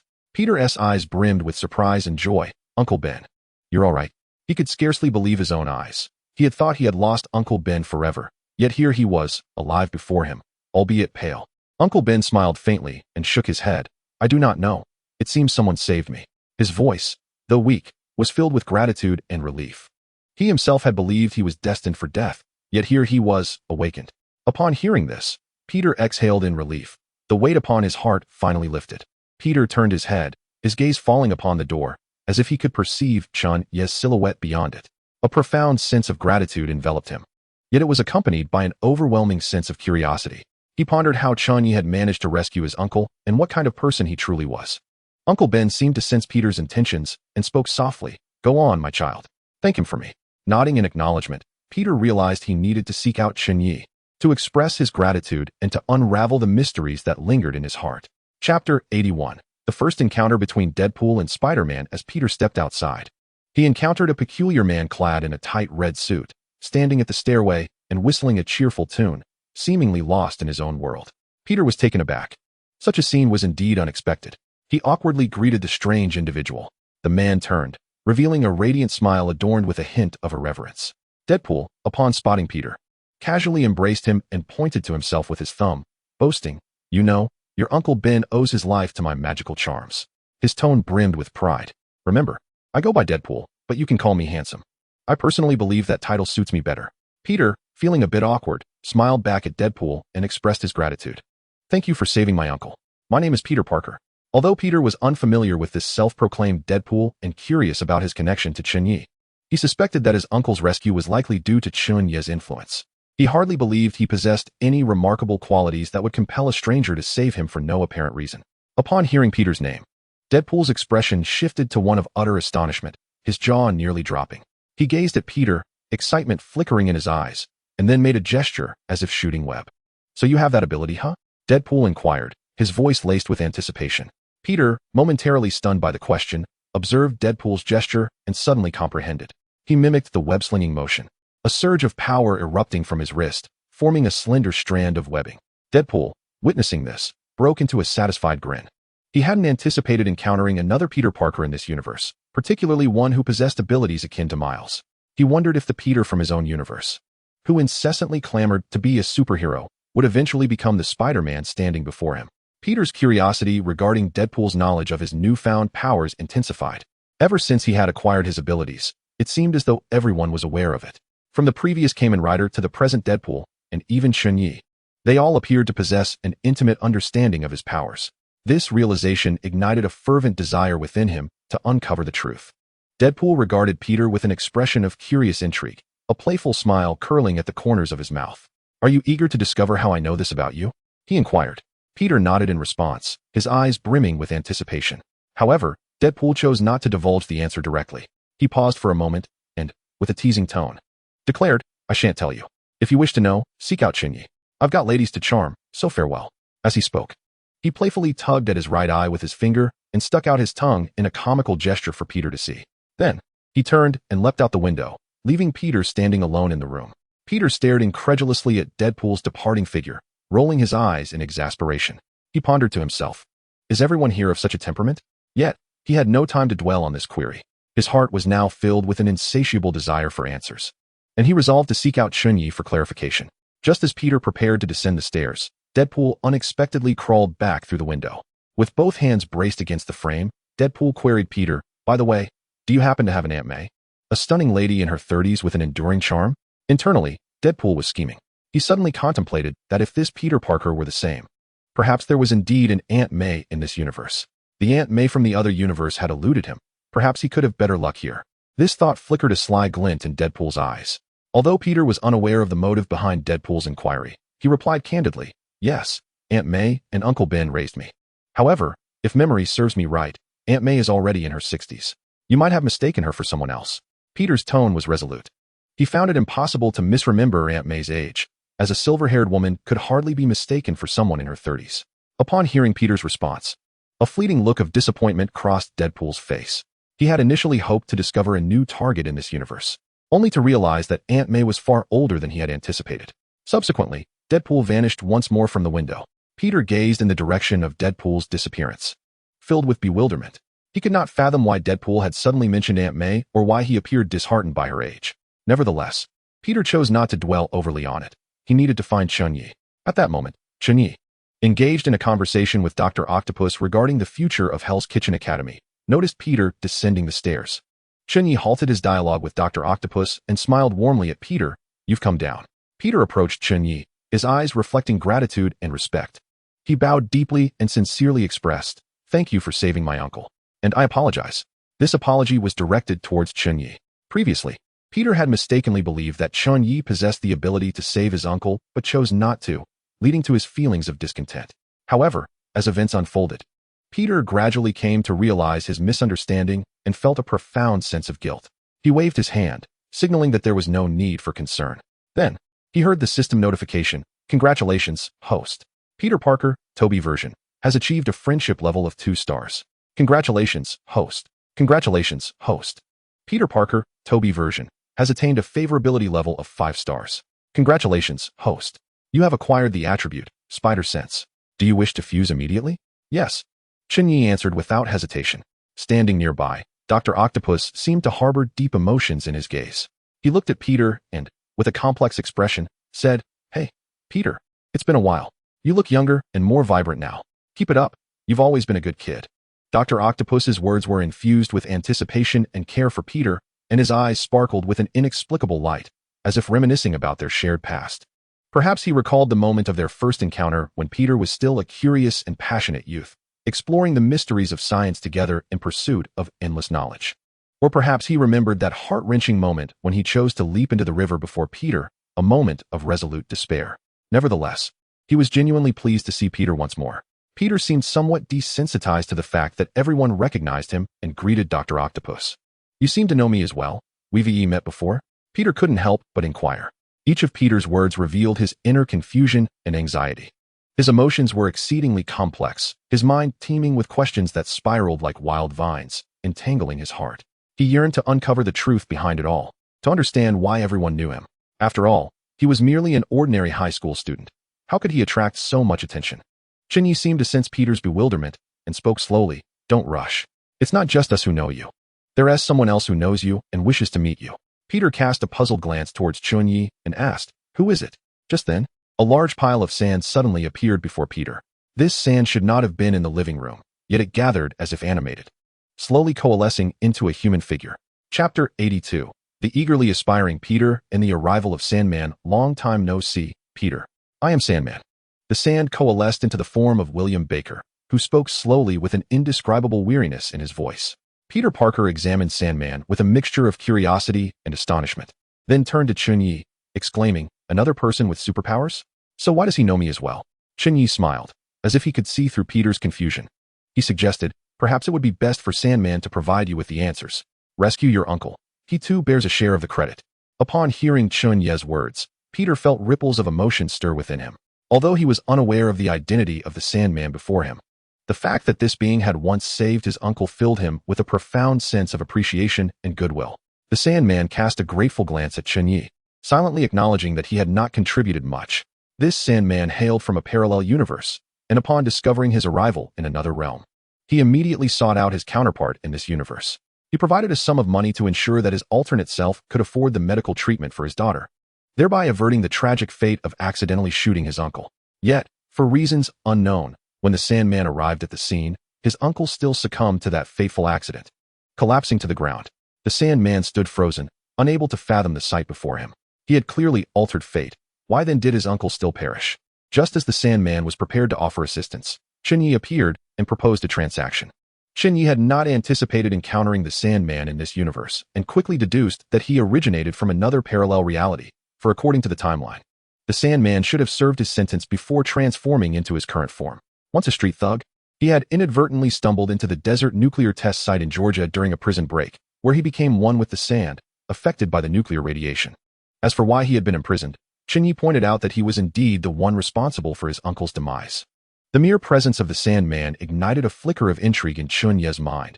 Perhaps he could recruit this being, who had once been a member of the Avengers, albeit leaving due to differing ideologies. Chen Ye felt no apprehension that the Sandman would engage in malevolent deeds, for he understood that many in Hell's Kitchen were far more wicked than this being. He believed that with proper guidance and restraint, the Sandman could become a formidable asset. Thus, Chen Ye offered the restoration of his daughter and uncle as a bargaining chip to persuade him to join Hell's Kitchen. The Sandman gazed at Peter with eyes filled with profound remorse and acceptance, his complex emotions seemingly laid bare. His deep voice resonated in the air, heavy with the weight of his past. In a sense, I am the one who caused your uncle's death. Peter's heart raced, his anger igniting like a raging inferno. However, the Sandman's subsequent words plunged him into confusion, but it was not intentional. I had intended to heed your uncle's advice and abandon my plan to hijack the vehicle. I never anticipated that the gun would accidentally discharge, leading to your uncle's death.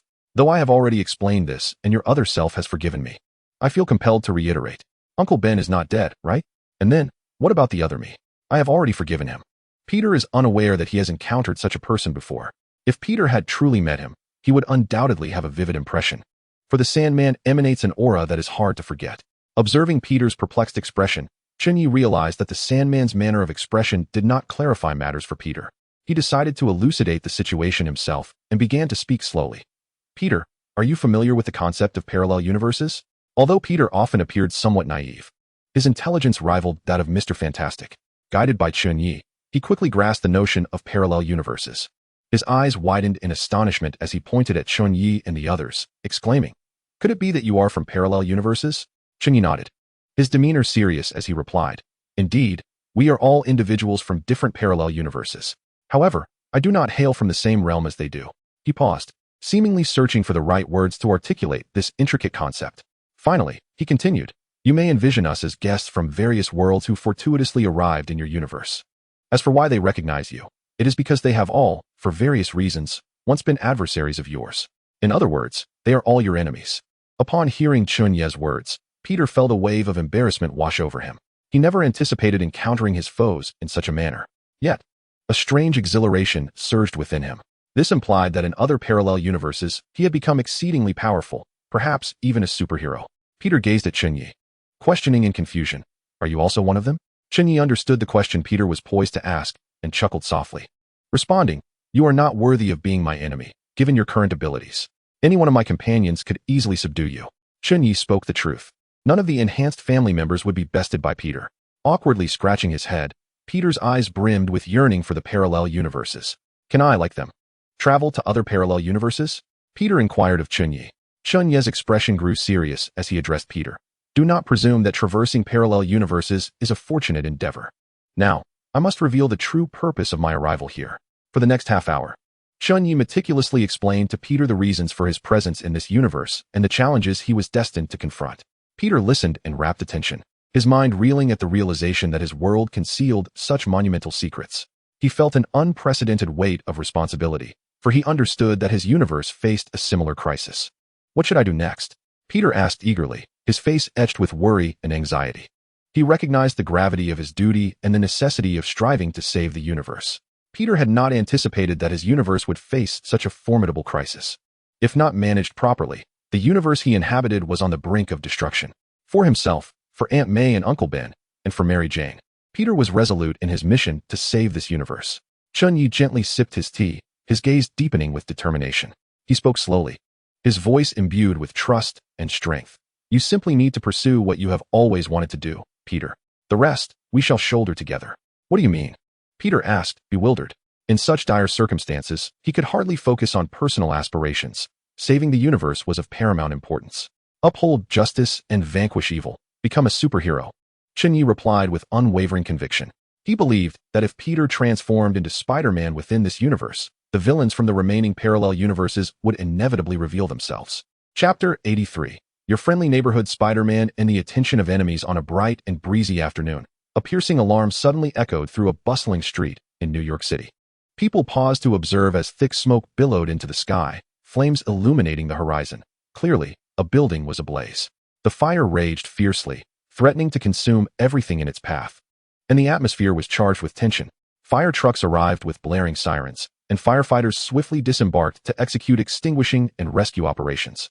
Clad in heavy protective gear and oxygen masks, they braved the intense heat and smoke, charging into the inferno.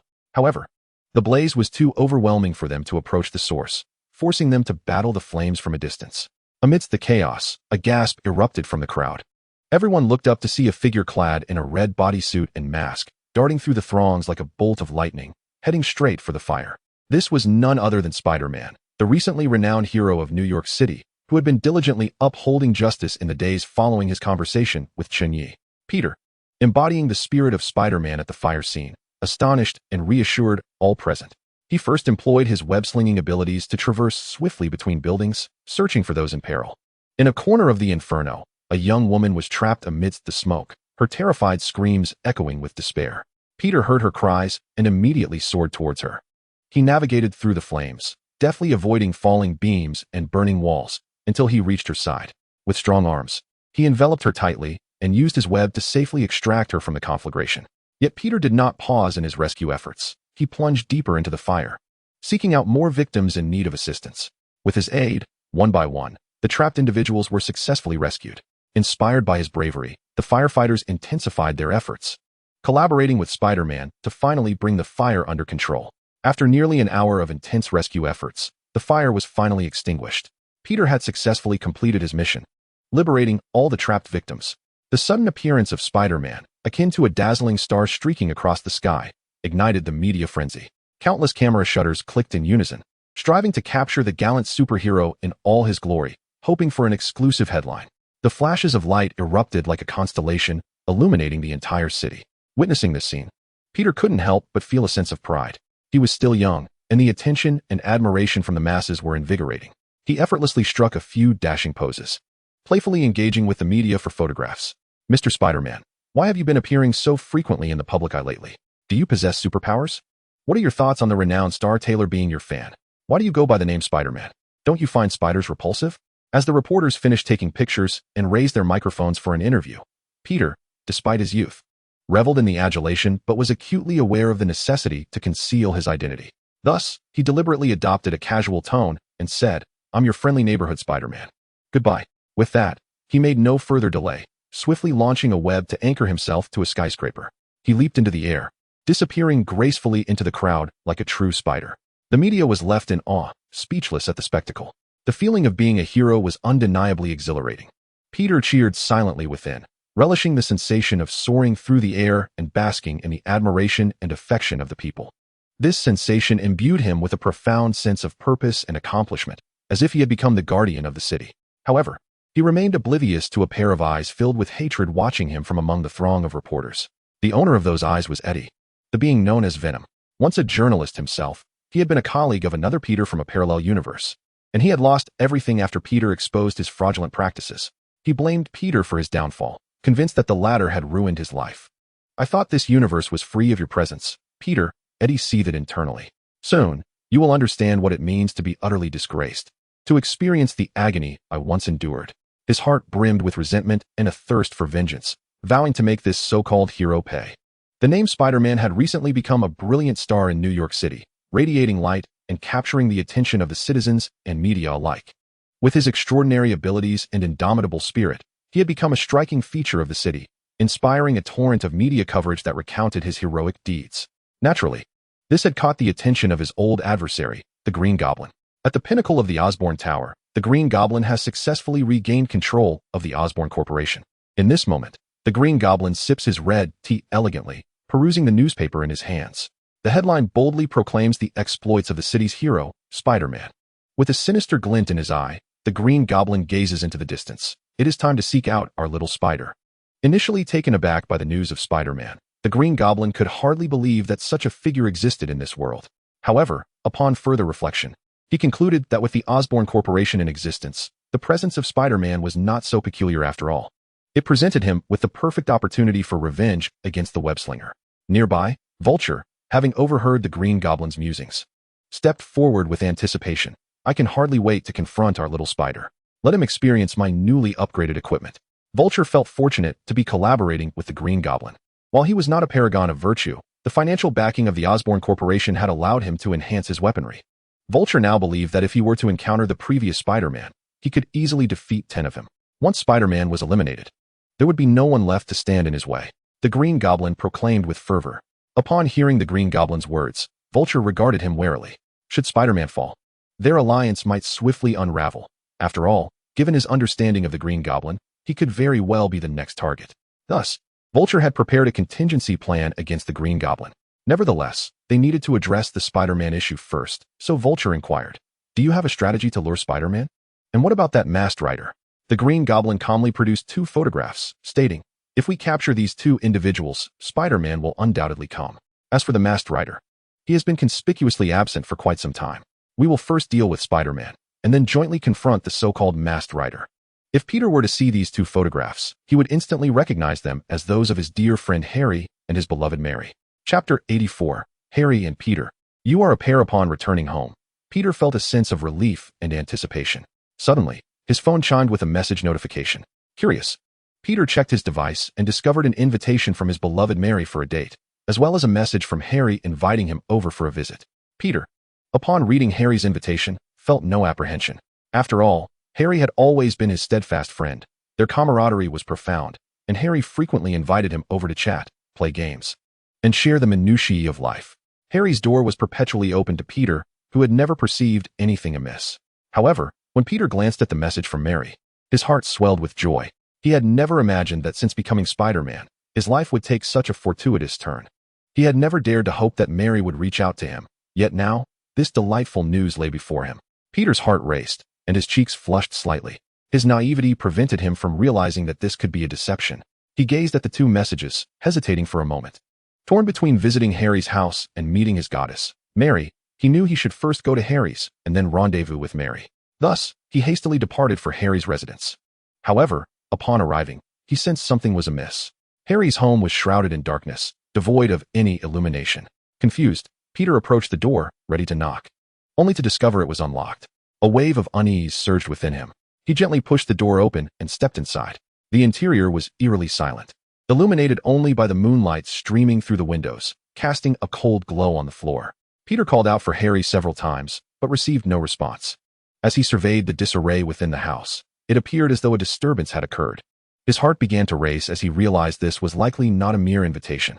Cautiously, he pushed open Harry's bedroom door, and the sight before him left him momentarily stunned. Harry was tightly bound to the ceiling, his complexion pale, clearly unconscious. Fear and rage flooded Peter's heart, and he immediately began searching for tools to rescue Harry. Yet, as he concentrated on his search, a sudden gust of icy wind swept in from behind him. Startled, Peter turned to see a figure clad in green armor, partially obscured by the moonlight. A sly smile adorned the figure's face, and the weapon in his hand gleamed ominously. Peter's heart sank. He realized he had been ambushed. Nevertheless, he did not falter but swiftly reacted. He deftly evaded the assailant's attack and, with fury, demanded, "Who are you, and why have you harmed Harry?" His voice resonated with anger and bewilderment, struggling to comprehend why anyone would wish to hurt his friend. The Green Goblin coldly regarded Peter, a cruel smile curling at his lips. "Little spider, I'm merely disciplining my son. What is wrong with that?" Peter was taken aback by this revelation. "You are Uncle Osborn. No, wait, how do you know my identity? Are you from another parallel universe? He had not expected to be recognized, especially since he was not donned in his costume. Leaving only one explanation. The Osborn before him hailed from an alternate reality. However, the Green Goblin offered him little time for contemplation, vehemently retorting, I am not that worthless Osborn. I am the Green Goblin. Little spider, let us have some fun, shall we? With that, he charged at Peter. His movements swift and powerful, like a cheetah hunting its prey. Peter did not retreat. Instead, he reacted quickly, engaging in a fierce battle with the Green Goblin. Their silhouettes intertwined beneath the moonlight, as the sound of fists and kicks echoed through the air. Peter endeavored to evade the Green Goblin's assaults, while seeking an opportunity to counterattack. He understood that he could not allow the Green Goblin to wreak havoc. He must rescue Harry, who was bound to the ceiling, without delay. Seizing a moment of the Green Goblin's inattention, Peter leapt into the air, his hands clenched, launching a fierce strike towards the villain. Taken aback, the Green Goblin staggered backwards. Peter seized the chance to dash towards Harry, swiftly untying the ropes that bound him. Harry, now liberated, bore a pale visage, yet his eyes shimmered with gratitude. Though Harry was successfully rescued, the Green Goblin remained unmoved, standing there with an expression of indifference. As if Harry's rescue bore no significance to him. His voice dripped with provocation and derision. Now that you have this burden, do you truly believe you can defeat me? With that, he mounted his glider and charged at Peter with such speed that it was nearly impossible to react. Peter gazed at the oncoming Green Goblin, a flicker of hesitation crossing his eyes. He realized that engaging the Green Goblin head-on while carrying the injured Harry was far from prudent. Yet, he also understood that he could not abandon Harry to peril once more.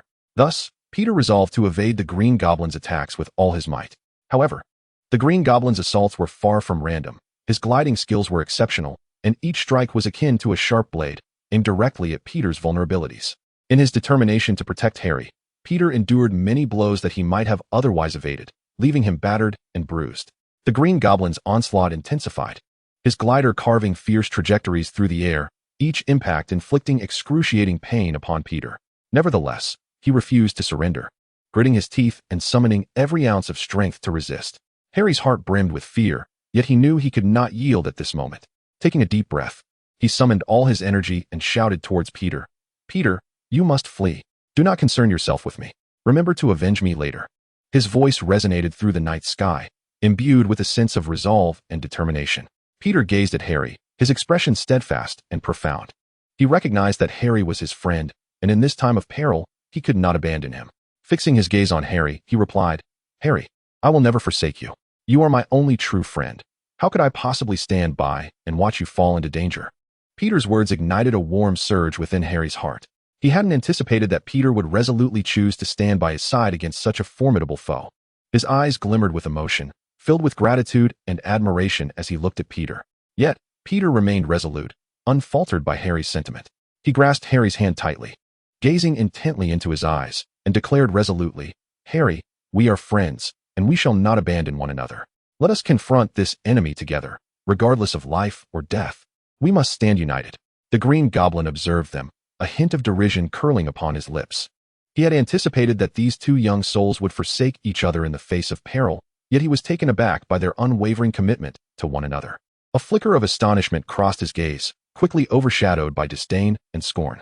Then perish together, he sneered, a twisted smile gracing his features. I had prepared an even grander surprise for you, little spider, but I did not expect your utter lack of worth. So die here alongside Harry. The goblin's words dripped with cruelty and mockery, as though the demise of the two youths would bestow upon him a perverse sense of satisfaction. He then hurled a barrage of pumpkin bombs towards Harry and Peter. They exchanged a glance filled with despair, fully aware that against the goblin's onslaught, their chances of survival were nearly non-existent. Peter clutched Harry tightly, attempting to shield him with his own body from the impending explosion. Their heartbeats resonated in the stillness of the night, each thump echoing the fleeting nature of their existence. Yet, just as death loomed near, a voice suddenly broke through the tension. Why not just be together? The voice, like a gentle spring breeze, roused Peter and Harry from their desolation. They looked up to see a young figure emerging from the shadows, a teasing smile upon his face, seemingly unfazed by the imminent crisis. It was Chen Ye. Chapter 85. Let us play a game. Peter the Green Goblin regarded the unexpectedly appearing Chen Ye with a flicker of surprise. His initial plan had been to obliterate Peter and Harry, but the presence of an additional individual did not significantly alter his intentions. After all, whether he annihilated 2 or 3, his objective remained unchanged. However, just as the goblin prepared to detonate the bombs, he sensed something amiss. The bombs, originally aimed at Peter, abruptly altered course, hurtling directly towards him. Panic surged within him. What was happening? The deviation of the pumpkin bombs was a result of Chen Ye's magnetic manipulation. Boom! The explosion's thunderous roar reverberated through the air as Peter instinctively embraced Harry, bracing for the shockwave. To his astonishment, he felt no forceful impact. Confused, he turned to see Chen Ye wielding magnetic power to manipulate the surrounding steel, forming a formidable wall that shielded them from the blast. Peter gazed at Chen Ye, his eyes brimming with envy. So, Chen Ye, you possess superpowers as well. He had always believed that Chen Ye was merely an ordinary individual, unaware that he possessed such formidable abilities. However, Chen Ye did not respond to Peter's words. A hint of mockery danced in his eyes as he observed Peter clinging tightly to Harry. Chen Ye mused to himself that these two truly shared a profound love. No wonder in the film, Peter had disfigured Harry's face in a fit of passion. Yet, Harry remained steadfastly loyal to Peter, aiding him in resolving his dilemmas. Peter, noticing Chen Ye's expression, felt a twinge of embarrassment. He realized he might have been somewhat presumptuous. After all, Chen Ye's companions all possessed superpowers, and he himself should also possess considerable strength. Little did he know that Chen Ye was secretly ridiculing them. Harry's eyes brimmed with envy and frustration as he regarded Chen Ye. Although unfamiliar with him, he could sense the potent aura emanating from Chen Ye. Harry began to introspect, questioning why he lacked superpowers, why he could not possess the same transformative strength as Peter. He yearned for extraordinary abilities, believing that if he had them, he would not be tormented by the Green Goblin, nor would Peter suffer because of him. He envisioned a life where he wielded superpowers, perhaps able to alter his fate, perhaps capable of saving his father, preventing him from collapsing before his very eyes. At this thought, a pang of anguish seized Harry's heart. He closed his eyes and took a deep breath, striving to quell his emotions. He understood that reality was harsh. He could not change the past, but he must not relinquish hope for the future. Observing the two of them entwined for an extended duration, Chen Ye could no longer restrain himself and pointedly asked, "How much longer will you two remain in each other's embrace?" Peter and Harry were jolted from their reverie, awakening to the realization that they were still tightly entwined. A wave of embarrassment flushed their faces as they exchanged a glance, seemingly sharing a mutual thought, and quickly broke apart. Chen Ye regarded them with a subtle smile. Choosing not to utter another word, he waved his hand, and an invisible magnetic force emanated from it, gently shifting the steel wall that had shielded them. Witnessing Chen Ye manipulate the steel with such ease, both Peter and Harry displayed expressions of envy. Peter, in particular, suddenly began to disdain his spider abilities, feeling that compared to Chen Ye's power, his own was utterly trivial. Once Chen Ye had removed the steel barrier, a scene of devastation greeted their eyes. Debris scattered everywhere, and the Green Goblin lay on the ground, his fate uncertain. Chen Ye did not approach, but instead used his magnetic power to lift the Green Goblin slightly, allowing him to ascertain his condition. Gazing at the barely conscious Green Goblin, he calmly inquired, "I have heard that you prepared other gifts for Peter. Might you be willing to disclose what they are?"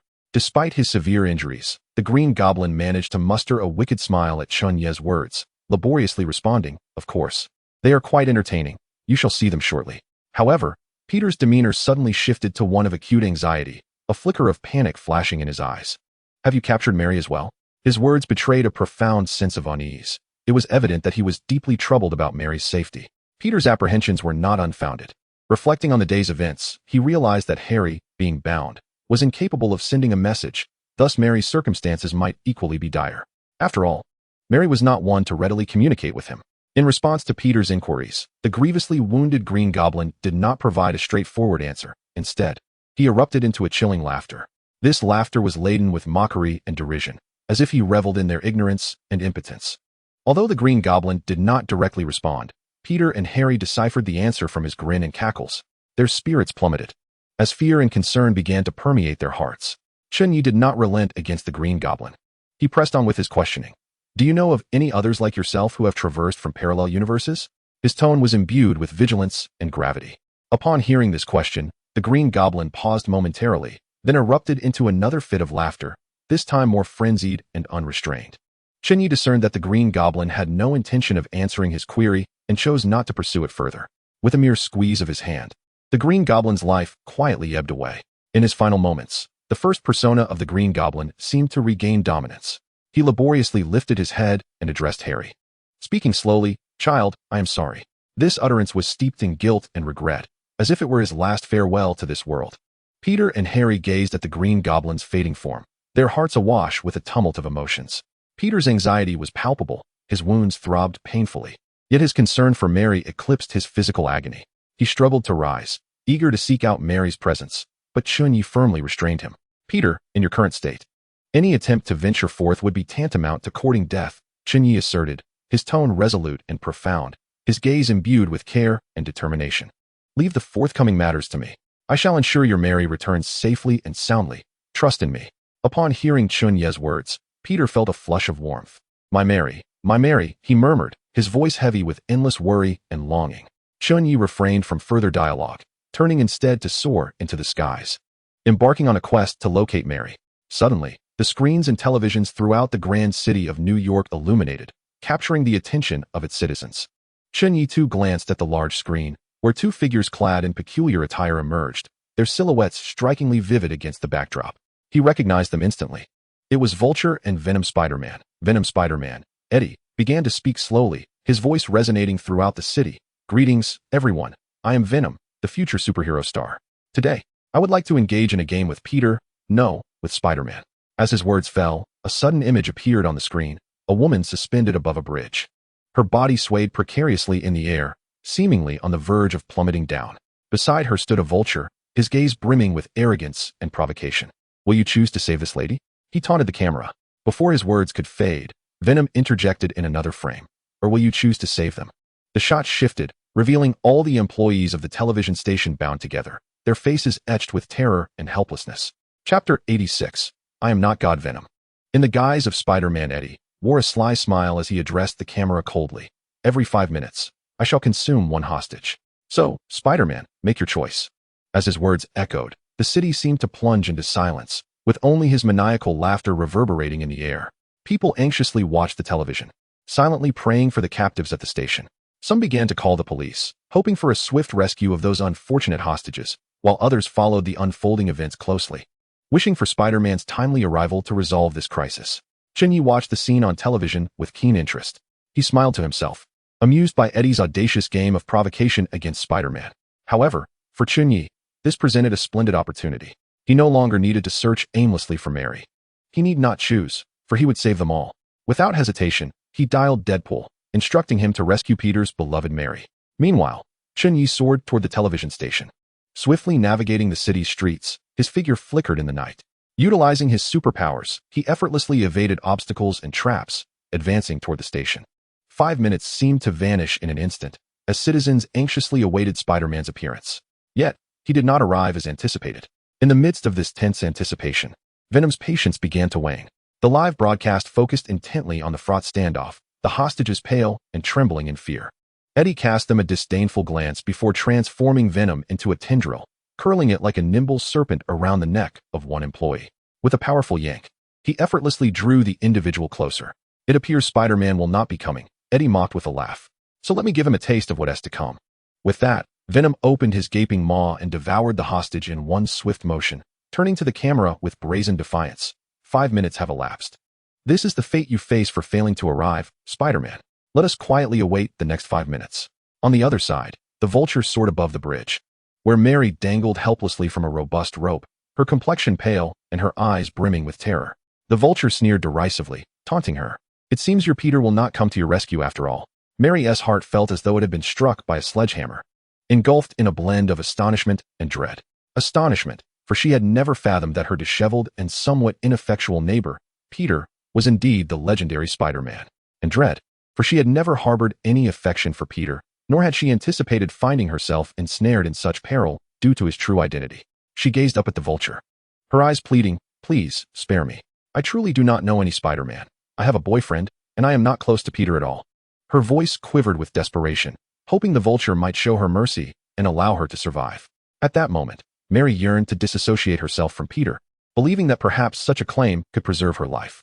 However, the Vulture paid no heed to her entreaties. Instead, a more sinister smile crept across his face. He looked down at Mary, adopting a mocking tone, and asked, tell me, do you think you would survive a fall from here? Mary glanced down at the concrete below, estimating it to be at least 15 stories high, certain that a plunge would result in certain demise. Despair filled her heart as she continued to plead, I beg you, let me go. I will do anything you ask. Yet, The vulture remained unmoved by her supplications. On the contrary, he grew increasingly cruel. With disdain, he cast a glance at Mary before suddenly unleashing a barrage of indiscriminate fire upon the ground. Bullets whizzed through the air, sending pedestrians fleeing in terror. At that moment, the police swiftly arrived on the scene, initiating a counteroffensive.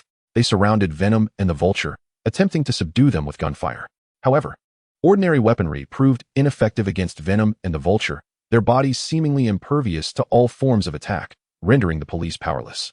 Moreover, both villains held hostages, which deterred the officers from firing indiscriminately, fearing collateral damage. They could only cautiously seek an opportunity. But this passive stance resulted in significant losses among the police and special forces. They sustained injuries in their skirmishes with Venom and the vulture, with some even tragically sacrificing their lives. Faced with such dire circumstances, the citizens grew increasingly panicked and despondent. They fled the scene, desperate to escape this horrific calamity. Venom's words plunged the television crew present into despair. They watched Eddie helplessly, their hearts laden with fear and impotence. Yet Eddie reveled in the chaos, seeking to incite hatred towards Spider-Man, his words steeped in provocation and derision. "Remember, it is because of Spider-Man that you face this fate." Eddie spoke indifferently, as if the matter at hand bore no relevance to him. His words ignited the ire of the television station staff, who began to curse Spider-Man vehemently, their voices rife with resentment and discontent. "Spider-Man, you coward! Hurry and rescue me! Spider-Man, you wretched being! Are you not a superhero? Why do you not come to my aid?" The viewers at home also began to harbor discontent towards Spider-Man. They had once regarded him as the guardian of the city. But now, doubts concerning his capability and bravery began to creep in. Amidst this turmoil, Venom Eddie commenced his gruesome feast. He indiscriminately selected a hostage and devoured them whole, a look of delight crossing his face as he savored the brutality of the act. Just as he prepared to consume a second victim, a myriad of steel rods suddenly hurtled toward him. Eddie deftly evaded the assault, yet his expression shifted to one of vigilance. "Who?" he bellowed, his voice laced with both alertness and fury. From the sky, a figure descended, none other than the newly arrived Chen Ye. He appeared like a deity descending from the heavens, emanating an aura of mystery. The onlookers on the television screen and the hostages within the station were taken aback, their faces lighting up with surprise. Their eyes brimmed with anticipation and reverence for Chen Ye, as if they had glimpsed a glimmer of hope. This enigmatic hero might just rescue them from their dire predicament, offering them a sliver of salvation. Among the crowd, a child pointed at Chen Ye, their innocent voice breaking through the tension. "Mommy, is that God?" The child's naive inquiry instilled warmth and hope in the hearts of all present, as if, in this moment of despair, they had found a flicker of light in the darkness. Chen Ye, having heard the child's words, turned his head slightly, a hint of gentleness in his gaze. He smiled and replied, "You may call me Chen Ye. I am not God. If a title must be bestowed upon me, I would prefer to be known as the Lord of Hell." Chen Ye's declaration left the audience momentarily stunned. They had assumed him to be a messenger sent by God to deliver them. Yet here he was, proclaiming himself as the Lord of Hell. Despite the astonishment his words elicited, his presence rekindled hope within them. They believed that regardless of his identity, he possessed the power to extricate them from their perilous plight. However, for Chen Ye, the fate of these people was of little concern. He was merely an ordinary individual from another universe, tasked solely with vanquishing Venom Eddie and returning to his own realm. He harbored no altruistic intentions nor grand ideals of saving the world. He was simply a self-serving mortal, focused solely on his mission and objectives. Chapter 87. The mercenary does not favor Green Tea. Eddie, consumed by jealousy, cast a piercing gaze at Chen Ye. He had anticipated Peter's arrival, yet unexpectedly found himself confronted by such an arrogant adversary. This seemingly oblivious individual had effortlessly seized the attention he had long coveted. A cruel intent surged within Eddie, and he bellowed at Chen Ye with venomous fury. "Whether you are a god or some infernal being, perish." His voice resonated with brutality and disdain, as if he sought to obliterate his foe into a myriad of pieces. In that very moment, Eddie lunged at Chen Ye with the swiftness of a cheetah. The hostages nearby observed the scene with terror etched upon their faces, cautioning Chen Ye to be vigilant. However, in the face of Eddie's ferocious assault, Chen Ye remained remarkably composed. Amid their astonished gazes, he produced a belt, and with a resonant mechanical sound, his form began to radiate a brilliant luminescence. As the light dissipated, Chen Ye had transformed into Kamen Rider Eternal, clad in a blue and white suit. He resembled a ray of sunshine on a winter's day, instilling boundless hope. The black cape that draped around him was akin to the brightest star in the night sky, ever present by his side. Transformed, Chen Ye exhibited astonishing prowess. Rather than cowering before Eddie's onslaught, he displayed an air of effortless mastery. He adeptly deflected every strike from Eddie, each block seemingly conveying the message that Eddie's might was but a feeble attempt to shake a mighty tree. At last, Chen Ye launched his counterattack. He delivered a powerful kick, the force of which seemed capable of rending the very fabric of space. Eddie, unable to withstand such overwhelming power, could merely watch as he was propelled backward. Like a cannonball, Eddie soared through the air, tracing a long arc before crashing violently against the wall 3 meters away. The tremendous impact caused the wall to fracture instantly, and Eddie, struck by the force, fell heavily to the ground, momentarily incapacitated. The audience before their screens and the hostages present erupted in astonishment and cheers. They gazed in awe at Chen Ye, now transformed into Kamen Rider, marveling at the revelation. Who would have thought that Kamen Rider's true identity is an Asian man? Someone exclaimed in delight. We are saved. It's Kamen Rider. The hostages at the television station felt a surge of hope ignite within them. They believed that, just as Kamen Rider had triumphed over the octopus monster previously, he would surely rescue them from peril once more. In the hospital, Harry also witnessed this spectacle on the screen. His eyes fixated on the display, filled with envy. He remarked, I never imagined that Mr. Chen Ye not only possesses superpowers, but can also transform into Kamen Rider. How extraordinary. His admiration for Chen Ye was palpable. Peter also witnessed this scene, his heart swelling with gratitude and respect for Chen Ye. The gratitude stemmed from Chen Ye's transformation into Kamen Rider, guiding him in harnessing his spider abilities, thus enabling him to better protect himself. The respect arose from Chen Ye's bravery and selflessness. He was willing to risk his life to save others, a spirit that deeply moved Peter. Meanwhile, Eddie, the symbiote Venom, slowly rose. His eyes filled with disbelief as he gazed at Chen Ye, now transformed into Kamen Rider. Impossible. How could you possibly be Kamen Rider? The image of Chen Ye effortlessly overpowering Dr. Octopus lingered in Venom's mind. Although he acknowledged that Chen Ye was indeed formidable, he believed that after absorbing the powers of dozens of individuals, his own strength had returned to its peak. I was merely careless before. I shall not make the same mistake again, Eddie reassured himself, resolved to challenge Chen Ye once more, this time with heightened caution and vigilance. Thus, Venom Eddie cautiously launched an assault on Chen Ye, attempting to wear him down with agile attacks and rapid movements, searching for a flaw. However, it was evident that Chen Ye had no intention of granting Venom any opportunity. Let us settle this swiftly. Chen Ye's voice was deep and resolute. His right foot began to gather blue flames, the fire radiating vibrantly against the night, seemingly infused with boundless power. He leaped into the air, descending with astonishing speed, and executed a powerful flying kick. This rider kick was devastating. In a struggle filled with terror and defiance, Venom Eddie ultimately succumbed to Chen Ye's overwhelming strength. His roar echoed in the air, rife with despair and fury, but ultimately faded into silence. The hostages at the television station, witnessing their captor defeated by Chen Ye, erupted in cheers. Tears glistened in some eyes, a manifestation of their yearning for freedom and gratitude towards Chen Ye. They wished to approach him to express their thanks. Yet Chen Ye had already vanished from their sight. As Chen Ye observed the flurry of system notifications, he smiled at the messages. Congratulations. The bank clerk has successfully added you as a friend. Congratulations, the bank clerk has successfully. Chen Ye chuckled, realizing that his decision to refrain from transforming into Kamen Rider earlier had been worthwhile, as it allowed him to amass a multitude of friendship points. He was prepared to return to his own universe. Being recognized would not pose a significant issue. As time passed, Vulture's patience wore thin, and he began to grow impatient with the current situation. Casting a glance at the emotionless Mary beside him, he coldly remarked, It seems Peter does not care for you as much as you believed. Consequently, your existence holds no value for me. So, farewell, Mississippi. His words were cold and resolute, entirely disregarding Mary's desperate headshakes and pleading gaze. The Vulture, without hesitation, raised the gun in his hand, aimed at the rope from which Mary dangled, and pulled the trigger. With a resounding bang, the bullet accurately sliced through the rope, severing it. Mary's body lost its support and began to plummet from the 15th floor bridge. In that moment, Mary closed her eyes, her heart filled with despair, awaiting the arrival of death and the instant of contact with the ground.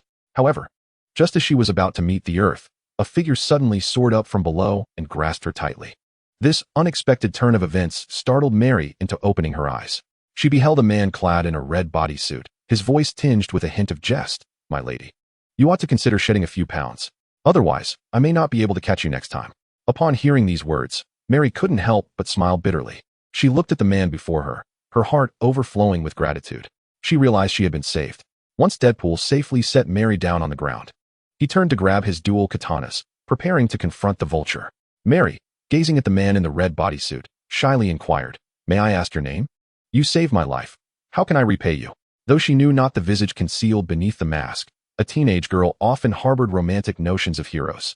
At that moment, Mary believed she had encountered her true love. Yet, Deadpool remained indifferent to the exquisite beauty before him, merely uttering, "I go by Deadpool. No need for gratitude. I'm not interested in green tea." He found it peculiar that this woman exuded such a strong aura of green tea, rendering him disinclined to act. He felt this woman lacked the allure of his universe's May, and decided the little green tea should be left for Spider-Man. Just then, the vulture suddenly charged in from the side, his face a canvas of rage and fury. Deadpool, having anticipated this, swiftly evaded the vulture's attack and retaliated. In an instant, they engaged in a fierce battle. Chapter 88. The Vulture's Demise. In Spider-Man 2099, the vulture circled in the sky, the beams of his laser gun flickering in his grasp. He aimed at Deadpool and pulled the trigger. The laser beam sliced through the air, hurtling towards Deadpool. However, Deadpool was prepared. He deftly dodged the laser's assault. In frustration, Deadpool pointed at the vulture in the sky and shouted, "Can't you come down and fight me? It's rather difficult for me to battle from up here." The vulture, hearing Deadpool's words, wore a look of disdain. Flying was its innate talent and advantage. Why would it forsake that to engage in a direct confrontation? Thus, it continued to soar above, relentlessly firing at Deadpool. Although Deadpool was discontent, he could not help but acknowledge the remarkable flying skills of Vulture. He was compelled to continuously evade the onslaught of laser attacks while seeking an opportunity to counterattack. As he dodged, he muttered, "If you're not coming down, then I'll bring you down myself. It's my first time taking on such a large bird." After a particularly fierce laser strike, Deadpool harnessed the force of the rebound and charged at Vulture. His dual blades traced silvery arcs through the air, striking with the swiftness of lightning. With a precise blow, he severed one of Vulture's wings. The creature emitted a piercing shriek, losing its balance and plummeting from the sky. However, Deadpool did not afford Vulture a moment to breathe. He swiftly followed up with a decisive slash across Vulture's neck. Blood gushed forth, marking the end of Vulture's life in that instant. Its lifeless body crashed to the ground with a dull thud. Once the battle concluded, Deadpool stood amidst the aftermath, his blade stained with crimson. He produced a towel from seemingly nowhere and began to elegantly wipe his weapons. His gaze lingered on the deceased vulture, a sardonic smile curling at the corners of his mouth. "So, why didn't you come down?" Turning to glance at the awestruck Mary, he muttered to himself, "Job done. Time to wrap it up. I should be able to head home now." After Deadpool dispatched the final antagonist from the parallel universe, a peculiar disturbance rippled through the entire Spider-Man multiverse. The once tense atmosphere of the cosmos seemed to be drawn by an unseen force. The distorted rifts in space-time began to mend, as if the universe's wounds were gradually healing. In that moment, the meditating Ancient One sensed the unusual fluctuations emanating from the cosmos. Her brow furrowed slightly, surprise flickering in her eyes. She hadn't anticipated Chen Ye resolving the trouble so swiftly, especially with strange yet to encounter his accident. The Ancient One gently shook her head, hoping Chen Ye would refrain from causing any complications at this critical juncture. She was acutely aware of his capabilities, possessing wisdom and strength beyond the ordinary, yet equally fraught with uncertainty and unpredictability. She feared his actions might disrupt the cosmic balance, introducing unnecessary chaos into the world. Nonetheless, the Ancient One recognized that she could not excessively interfere with Chen Ye's endeavors.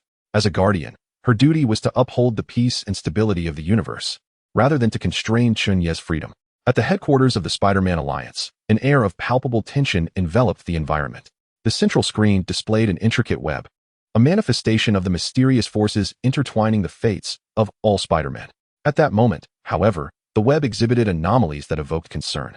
Who was responsible for altering the weave? And why was this universe's Uncle Ben still alive? Spider-Man 2099, known as Miguel O'Hara, furiously pounded the table, the sound reverberating throughout the room. He is the Spider-Man from the future, the founder of the Spider Alliance, dedicated to safeguarding the web that intertwines the fates of all Spider-Men. The other Spider-Men stand silently by, not daring to breathe, fearful of inciting the ire of their leader. They understand that Miguel's anger stems not only from the anomalies in the web, but also from his own harrowing experiences. Miguel has endured the loss of his daughter, and in another universe, he was slain by criminals. That version of himself entrusted his daughter to him in his final moments. He became the father to that universe's daughter in place of his counterpart. However, this choice shattered the web, leading to the annihilation of that universe. For Miguel, the loss of one's most cherished is an inescapable fate for every Spider-Man, an event that must be endured. He cannot fathom why anyone would attempt to alter this destiny to save Uncle Ben. To him, it is an affront that he finds utterly unacceptable. Nearby, Spider-Woman, her belly round with child, hurriedly reassured him. Temporal anomalies have occurred more than once. I shall send someone to investigate. A new female Spider-Man has just arrived. Miguel inhaled deeply, striving to quell his tumultuous emotions. He knew that the paramount task at hand was to identify the perpetrator behind the web's corruption. With resolute eyes, he declared, "We must unearth the culprit." After uttering these words, he turned and departed the headquarters, seemingly intent on seeking clues in other parallel universes. At that moment, Chen Ye was unaware that he had unwittingly stirred a great deal of trouble, yet even if he had known, he would not have cared. For he was not the true instigator. It was that little rascal Miles who bore that title. Chen Ye's gaze was fixed upon the flickering suspended ring, a signal indicating that he could return to his own universe upon completing his mission. He first returned to the villa and briefed Dr. Octopus, urging him to prepare for departure from this universe. Dr. Octopus, upon hearing this, was filled with excitement. After all, a brand new universe holds immense allure for a scientist, especially one rumored to host entities far more intelligent than himself. Eager to exchange knowledge with them, Dr. Octopus could hardly contain his anticipation. Then, Chen Ye turned to Sandman, looking him squarely in the eye as he earnestly stated, "In this universe, I have rescued your daughter. You must honor your promise." Sandman fell silent for a moment before nodding in acknowledgement, affirming his commitment to uphold their agreement. He was now unburdened, for Chen Ye had saved his daughter, and aligning himself with such a formidable individual seemed a wise choice.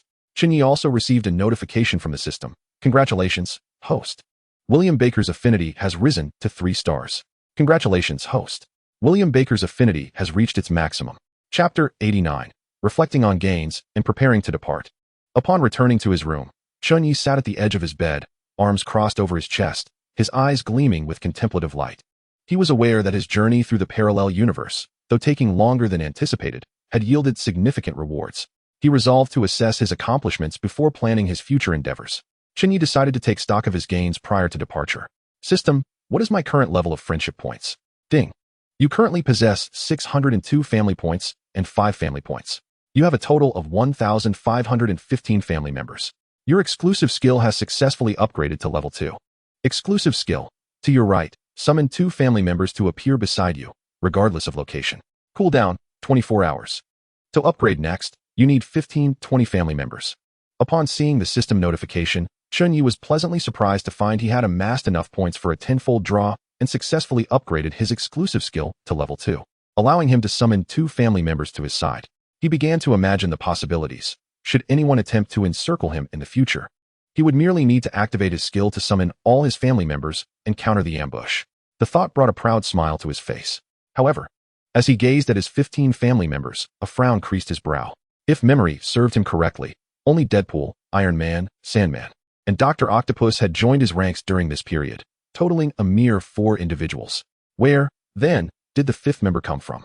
He promptly checked the system's detailed information and discovered that during his battle with Venom, Peter Parker, specifically Tobey Maguire's Spider-Man, had become his family member upon witnessing Mary Jane's rescue. At that moment, Chen Ye had been so engrossed in his fight with Venom that he had overlooked the system's notification. With this realization, a sense of relief washed over him. His long journey to save Peter's fate had not been in vain. He hoped this version of Peter would not become as downtrodden as his cinematic counterpart. After all, Tobey's Spider-Man was the first superhero of Chen Ye's youth. Next came the exhilarating lottery segment, an event he always looked forward to. System, convert my friendship points into family points. I want to draw. Chen Ye declared with bravado. Conversion successful. You now have 11 family points. Would you like to proceed with the draw? Draw, give me everything. Chen Ye was eager to see what treasures other universes might offer. Congratulations, host. You have drawn a bottle of Senzu beans from Dragon Ball. Congratulations, host. You have obtained the Paradise of Intimacy from Naruto. Congratulations, host. You have drawn a Lost Driver. Congratulations, host. You have acquired a memory card. Thank you for your patronage. Thank you for your patronage. Congratulations, host. You have received the Shining Fruit from One Piece. Congratulations, host. You have obtained the East Spirit template from Bleach. Congratulations, host. You have acquired the Ultra Instinct from Dragon Ball. As Chen Ye held the rewards in his hands, a myriad of emotions surged within him. He initially harbored high expectations, believing that with 11 draws, he would surely secure 8 or 9 rewards. However, to his disappointment, he ended up with only 7. Even more perplexing was the inclusion of a reward named Intimate Paradise, which he thought paled in comparison to the allure of Playboy magazine. Nonetheless, on the whole, Chen Ye felt a sense of satisfaction. His supply of celestial beings was dwindling, and this draw had conveniently replenished his stock. These extraordinary beings were something he could never have too many of. Although he already possessed the horse talisman, the celestial beings remained an indispensable resource for him. His attention was captured by the lost driver in his hand. He already owned one, and this time it was paired with the brother's disc. After pondering for a moment, Chen Ye decided to gift this driver to Harry. After all, transforming into a Kamen Rider was certainly preferable to becoming the second Green Goblin. With this driver, Harry would be able to protect himself and others in critical moments, making it a commendable choice. In his possession was also a devil fruit, which he had never quite understood why it was called the shining fruit instead of the diamond fruit. Yet, he dismissed this triviality. He intended to give this fruit to Uncle Gene. Although Uncle Gene was formidable, at his core, he remained an ordinary man. Upon consuming the shining fruit, he would gain formidable defensive capabilities, enhancing his strength considerably. What thrilled Chen Ye the most was the Ultra Instinct from Dragon Ball. This ability surpassed even the observation haki, enabling one's body to instinctively execute reflexive attacks and defenses without the need for conscious thought. Consequently, both reaction and movement speeds would see a significant enhancement. More importantly, it allowed the body and consciousness to separate, enabling each part of the body to perceive surrounding dangers beyond mere instinct. This ability was truly invincible. Chen Ye envisioned himself with silver-gray hair in the future, a satisfied smile gracing his lips. Finally, Chen Ye gazed at the East Immortal template, lost in thought about yet another blind template. There were no other blind relatives nearby, yet he still addressed the system. System, utilize the East Immortal template. The system promptly responded, searching for a family member compatible with this template. Chen Ye waited quietly, but the outcome was less than favorable. Matching failed. The highest compatibility among family members is only 10, insufficient for template fusion. The system's voice echoed in his mind, leaving Chen Ye somewhat disheartened. He was not surprised to find that if the East Immortal were the captain of the Soul Society's 9th Division, he would indeed be a pacifist. The only individual he could think of who might match this template was the Daredevil, who, as fate would have it, was not yet one of Chen Ye's family. Chen Ye resolved to return and meet the Daredevil, curious to see if this individual would suit his tastes. He possesses his own principles and boundaries. Should the Night Devil fail to meet his expectations, even if the card boasts formidable abilities, Chen Ye would not compromise his conscience for it. After a brief moment of reflection, he anticipated the return of Deadpool and looked forward to resting in Hell's Kitchen the following day. After all, he had been in this parallel universe for nearly a month, and a sense of homesickness lingered within him. He wondered how Wanda and the others were faring. However, unbeknownst to Chen Ye, his plans for respite might not unfold as he hoped. Upon returning to Hell's Kitchen, a significant trouble awaited him. Chapter 90. Those who remain in Hell's Kitchen and the returning Chen Ye in Hell's Kitchen. Pietro stood at the apartment door, stretching lazily while gazing at the overcast sky, lamenting yet another mundane morning. Since Chen Ye and Deadpool had departed for another parallel universe a month ago, Wanda remained, yet she was preoccupied with taking over Kingpin's enterprises. Often too busy to return home, Pietro found himself, aside from occasionally assisting and overseeing the shop, merely passing time with video games. Although he yearned for new pursuits, he discovered that he had grown accustomed to this aimless existence within the familiar yet foreign city. Meanwhile, Master Yi escorted his daughter to school each day, becoming a striking presence in the Hell's Kitchen community. The community college had successfully completed its enrollment and commenced classes. While Master Ye's role as the director of the school was not particularly successful, he remained optimistic, sporting a goofy grin each day. His daughter was quite popular at school, her intelligence and vivaciousness endearing her to her classmates. Dr. Ethan served as the chemistry teacher, passionately engaged in his work, relishing every moment. Recently, he invited a friend to teach at Hell's Kitchen, a certain Dr. Adrian Thumbs, a Ph.D. in electronic engineering. Dr. Thumbs had been seeking sponsorship to realize his dream of flight, and Kingpin had agreed to his request on the condition that he teach at the school. If Chen Ye were to encounter this engineering doctor, he would undoubtedly feel a twinge of embarrassment, having just resolved an encounter with a vulture in one parallel universe, only to find his universe's vulture teaching under his command. Having retired, Kingpin took on the role of principal at Hell's Kitchen School. His reputation renowned among students and parents alike, who approached him with utmost respect, reluctant to cause trouble on school grounds. Kingpin reveled in his daily routine, visiting the school in the morning to check on the students and his son, Richard, and spending afternoons shopping with his wife, Vanessa. Good morning, Pietro.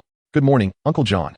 Little Parker's voice rang out cheerfully as he descended the apartment stairs, greeting Pietro and the building's security, John Wick. His radiant smile, reminiscent of the morning sun, illuminated the entire corridor. Little Parker approached the entrance of the restaurant, extracting dog food from his backpack, intending to feed Deadpool. However, regardless of how he called out or attempted to entice him, Deadpool lay on the ground, unresponsive, as if utterly disinterested in the food before him. "Peter, stop messing around.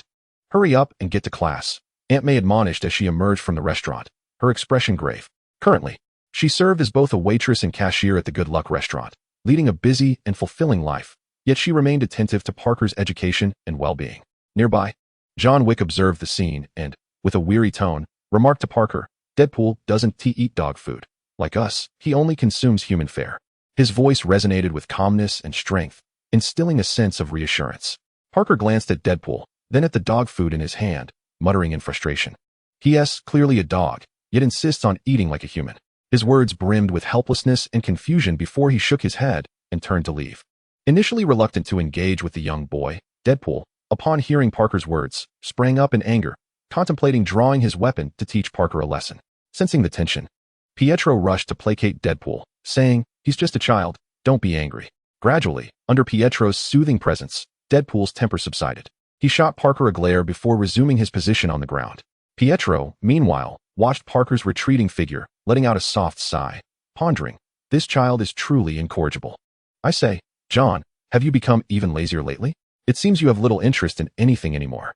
You sit here every morning, remaining stationary for the whole day. Isn't that dull?"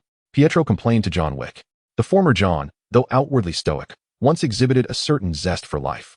He engaged in various activities, showcasing his unique charm and abilities. Yet now, he appeared disinterested in all matters, sitting like a statue at the apartment entrance. John had abandoned his black suit, now donning a white fur coat daily. Such a transformation in his appearance raised doubts about whether this was indeed the same John Wick of yore. Pietro gazed at John, feeling a sense of resignation. With so few people at home, he yearned to venture out with John and savor the joys of life. However, John consistently declined his invitations, leaving Pietro deeply disheartened. He wished for John's company in gaming, yet John remained resolute in his refusal, his gaze betraying a steadfastness as if he had retreated into his own world. Ever since John integrated the template of the Grim Reaper's first blade, Wolverine, his demeanor had increasingly mirrored that of the character. Nonetheless, John seemed indifferent to these changes, relishing his retirement. Each day, he sat at the apartment entrance with a thermos in hand, observing the comings and goings, savoring the tranquility and ease of his newfound existence. "This is the retirement life I have always yearned for. How comfortable it is."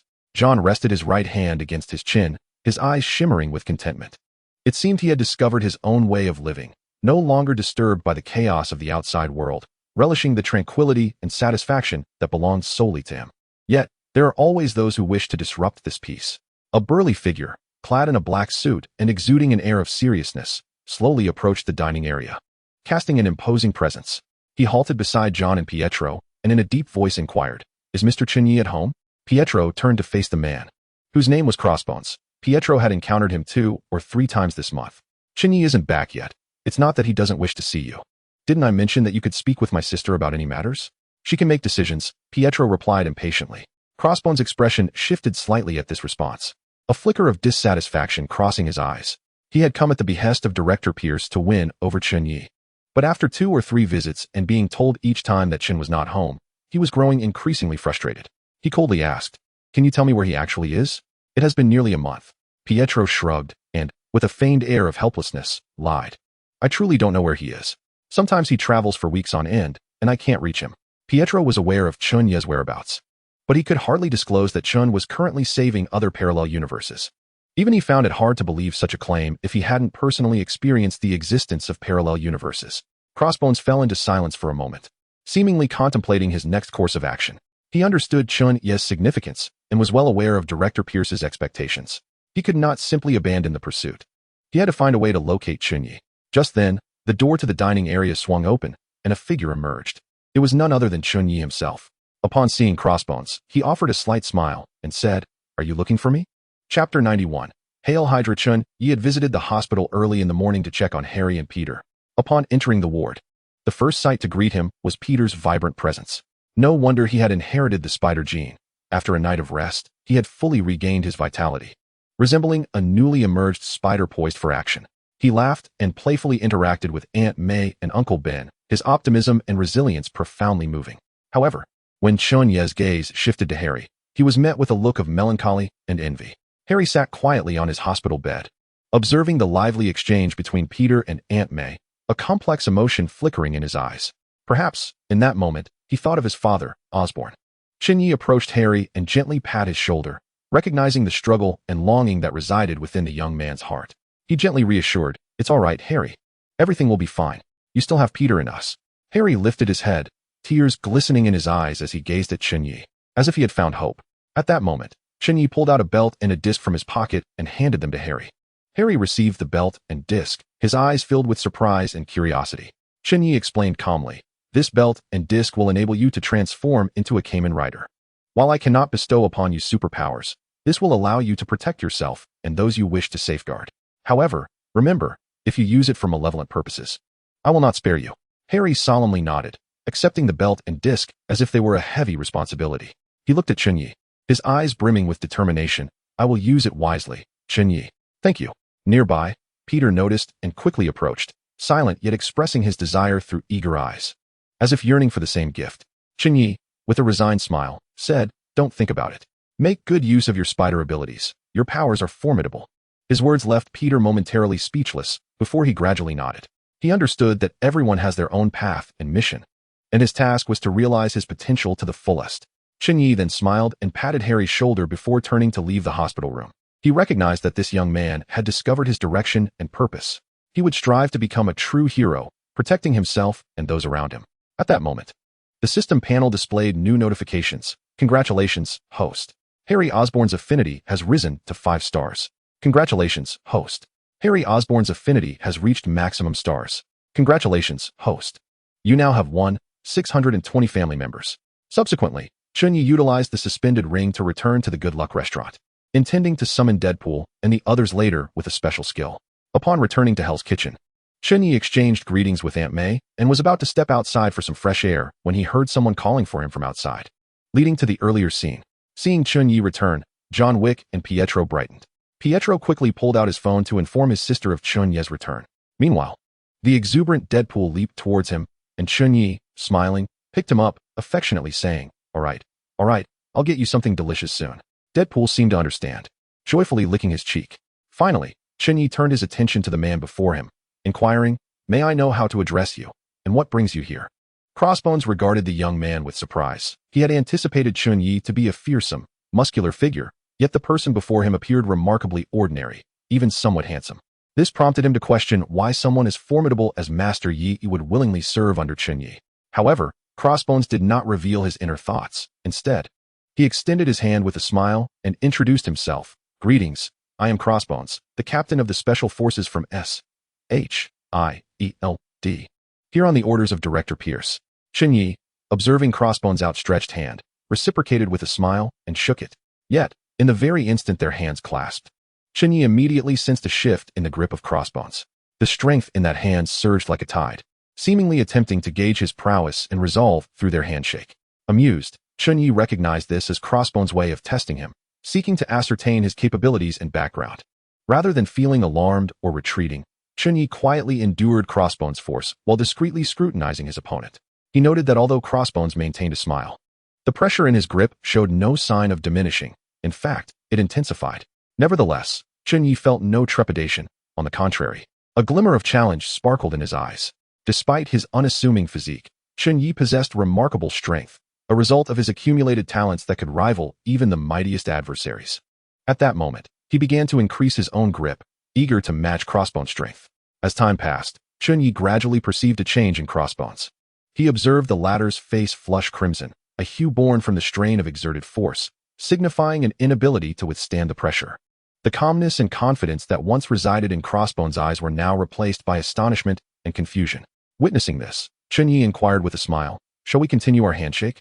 His tone was relaxed and assured, as if every facet of the encounter lay firmly within his control. In truth, his question was a subtle probe into whether Crossbones intended to persist in testing his strength. Crossbones inhaled deeply, realizing he had been thoroughly overpowered by Chen Ye. He slowly managed to utter a few words. "No need, that is sufficient." A hint of resignation and defeat colored his voice. Yet he understood that it was a tacit acknowledgement of Chen Ye's strength. "So, do you wish to represent Hydra in a discussion with me?" Chen Ye's voice was deep and resolute, each word imbued with unyielding power. Upon hearing the name Hydra, Crossbones' body tensed instantly, as if ensnared by invisible ropes. His previously relaxed demeanor grew serious, his brow furrowed, and uncertainty flickered in his gaze. That name bore immense secrets and peril for him. I do not comprehend what you are implying. Crossbones attempted to maintain his composure, yet his voice betrayed an undeniable tension. Internally, he wrestled with doubt. Could it be that this man had discerned his true identity? Did he already know of Hydra's existence? Observing Crossbones' feigning ignorance, Chen Ye scoffed inwardly. He was acutely aware that the man before him was not genuinely ignorant. Rather, he was merely probing the depths of his knowledge. Thus, Chen Ye resolved to provide an answer from which there could be no retreat. "Hail Hydra," he uttered softly yet resolutely, as if pledging allegiance to an ancient oath. This proclamation struck like a bolt of lightning, instantly breaching Crossbones' defenses. His complexion turned ashen, a flicker of fear igniting in his eyes. He regarded Chen Ye with disbelief, as if confronted by a messenger from the depths of hell. "How do you know?" Crossbones stammered, his voice quaking with trepidation and unease. He comprehended that this man not only knew his name, but also recognized his identity and the enigmatic organization to which he owed his allegiance. "Are you one of us?" Crossbones inquired suspiciously, his gaze fixed upon Chen Ye. A subtle smile graced Chen Ye's lips, as though he could see through Crossbones' thoughts. Intimidated by my presence, are we?" He reveled inwardly, though his face remained impassive. Allowing Crossbones to test him, while secretly hoping to assert dominance, Chen Ye gently pushed open the door to the dining room, gesturing for Crossbones to enter. His tone was gentle and courteous. "Please, we cannot remain standing here to converse, can we?" He then turned and strode into the dining area. Crossbones observed Chen Ye's retreating figure, a flicker of hesitation stirring within him. Yet, he swiftly suppressed his inner turmoil and followed suit. Inside the dining room, the lighting was soft and the atmosphere serene. Chen Ye's gaze remained fixed on Crossbones, his voice calm and resolute. "State your purpose, Mr. Crossbones." "Surely, Hydra does not approach me without reason." His words carried an air of confidence, as if he held all the reins of the situation. Crossbones regarded Chen Ye, a glimmer of astonishment crossing his features. He had anticipated a more convoluted meeting, one necessitating pleasantries and tests, yet Chen Ye's forthrightness caught him off guard. However, this candor was precisely what Crossbones favored. He admired men of conviction, those who could confront the realities of mutual benefit with honesty. Adjusting his posture, Crossbones spoke earnestly. "I am indeed here on behalf of Director Pierce to invite you to join Hydra. You must understand, Hydra is an organization endowed with formidable strength and resources." Chen Ye nodded slightly, aware that Hydra possessed considerable power and influence. Rather than hastily declining, he responded nonchalantly. "What benefits can you confer upon me? That is my foremost concern. Allow me to discern your sincerity first." Although Chen Ye had no intention of aligning himself with any organization, he was profoundly intrigued by what Hydra could potentially offer. Crossbones inhaled deeply and began to elaborate on their proposal. "Firstly, we can provide you with financial backing. Whether for your personal endeavors or the development of public facilities in Hell's Kitchen, Hydra is prepared to offer support. Moreover, the schools and hospitals in Hell's Kitchen undoubtedly require enhancement. We can provide you with the essential resources and technical support to rejuvenate them." Upon hearing this, Chen Ye felt a flicker of uncertainty within him. Although he did not require monetary assistance, the public facilities in Hell's Kitchen had long been a source of distress for him. If Hydra could aid in ameliorating these conditions, it would undoubtedly be a boon for him. However, Chen Ye did not acquiesce immediately. Instead, he inquired, "What price must I pay?" Crossbones solemnly replied, "Join us. Become a member of Hydra. When necessary, we will require your assistance." Upon hearing this, Chen Ye unhesitatingly refused, saying, "I decline." Crossbones was taken aback by this response. He rose to his feet, his tone shifting to one of gravity. "You must consider carefully, Chen Ye. You are now aware of our identity. Should you reject us, you will face the wrath of Hydra across the globe." Yet, Chen Ye remained unfazed by the threat. He smiled and retorted, "Do not be so hasty, Crossbones. Although I cannot join you, that does not preclude the possibility of collaboration." Chen Ye's suggestion caught Crossbones off guard. He had not anticipated such a proposal from Chen Ye, but soon he recognized it might be a superior option. Thus, he sat down again, prepared to hear Chen Ye's vision for cooperation.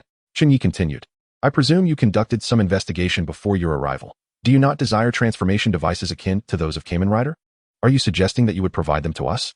Crossbones exclaimed, his eyes gleaming with excitement at the prospect of transforming into Kamen Rider, a figure against whom he would fear no one. Chen Ye shook his head. "Not at present, as I possess only one set." Crossbones was immediately incensed, believing Chen Ye was toying with him. To claim that he possessed only one while mentioning it was merely a tease. Do not be so impatient. While I cannot part with my own set, the organization behind me will soon provide me with several more, and I could potentially secure 1 or 2 for Hydra. Chen Ye resolved to fabricate an organization. He understood that the secret of the system must not be disclosed. And having a formidable organization behind him would divert Hydra's attention away from him and focus it on Hell's Kitchen instead. After listening to Chen Ye's words, Crossbones silently concluded that indeed, Chen Ye had a powerful organization backing him, and his status within it must be considerable. Otherwise, he would not have access to such a potent transformation belt and the authority to distribute it. Might you introduce me to this organization? What is its name? Crossbones inquired tentatively. Chen Ye was momentarily taken aback by this question.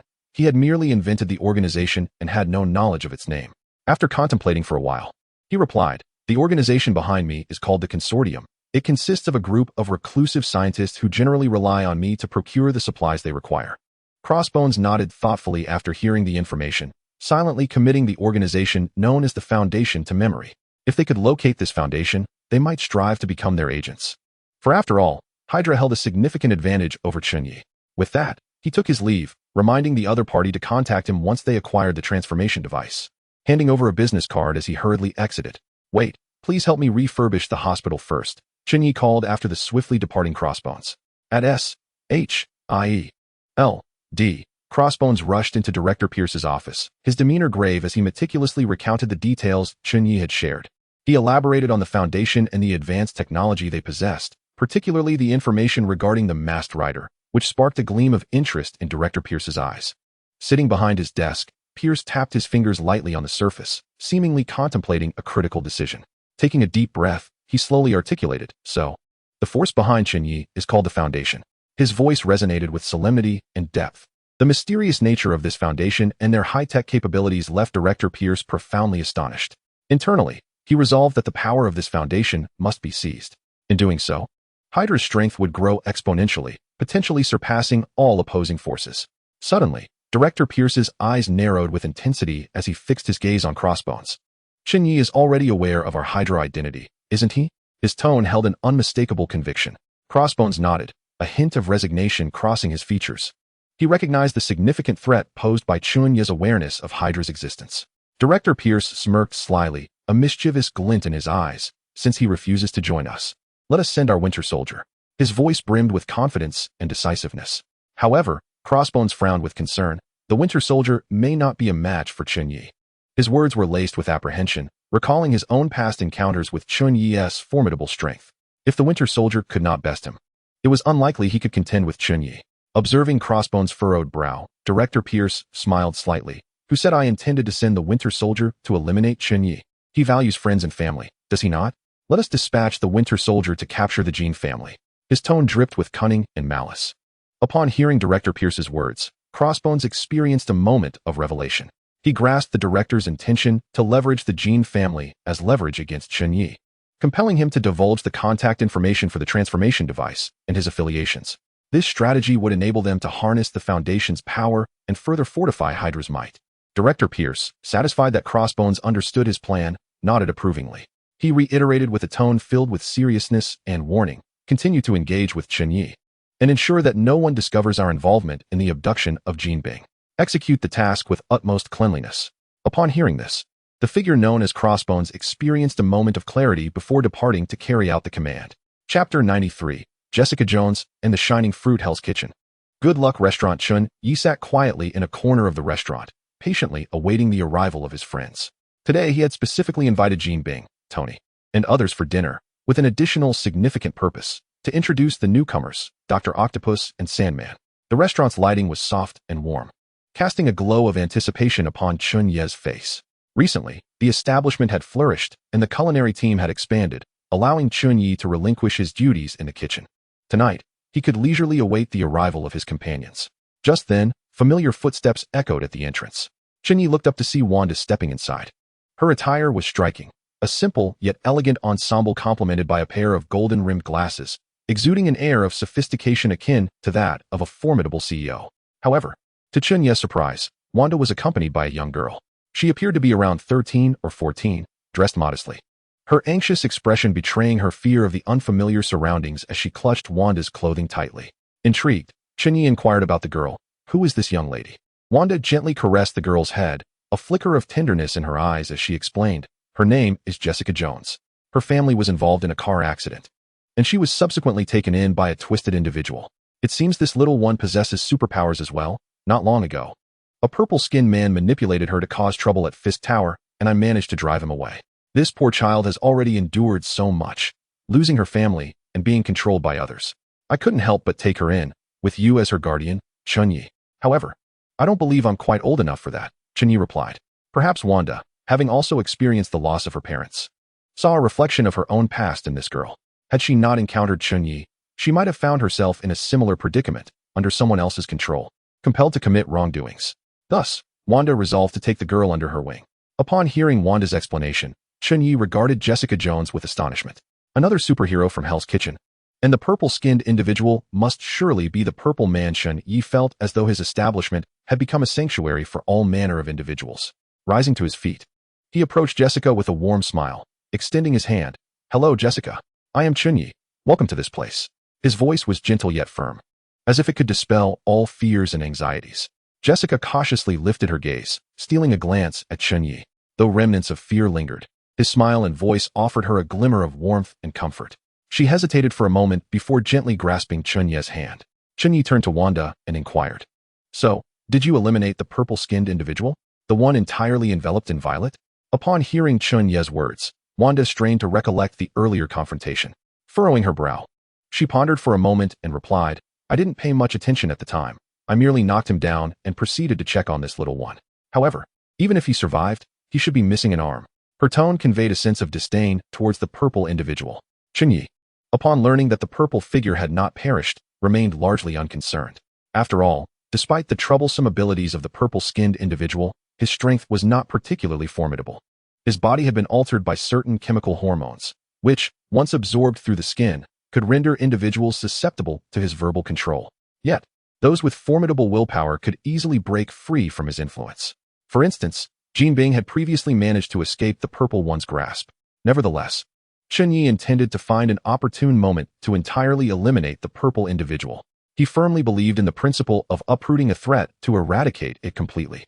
Let this little one remain here and attend school with Peter and the others, Chen Ye suddenly declared, a glimmer of mischievous delight dancing in his eyes. Children ought to play with children, after all. His statement caught Jessica and Wanda by surprise. After all, Jessica and Peter were already high school classmates in the film narrative, and now Chen Ye had merely accelerated their encounters. Perhaps a spark might ignite. As Chen Ye was conversing with Wanda, Tony and Jin Bing's family happened to enter. Observing the heartwarming scene of Chen Ye and Wanda engaging with Jessica, Tony couldn't resist teasing. Wow, it's only been a month, and you've already got a kid. His comment elicited laughter from those present.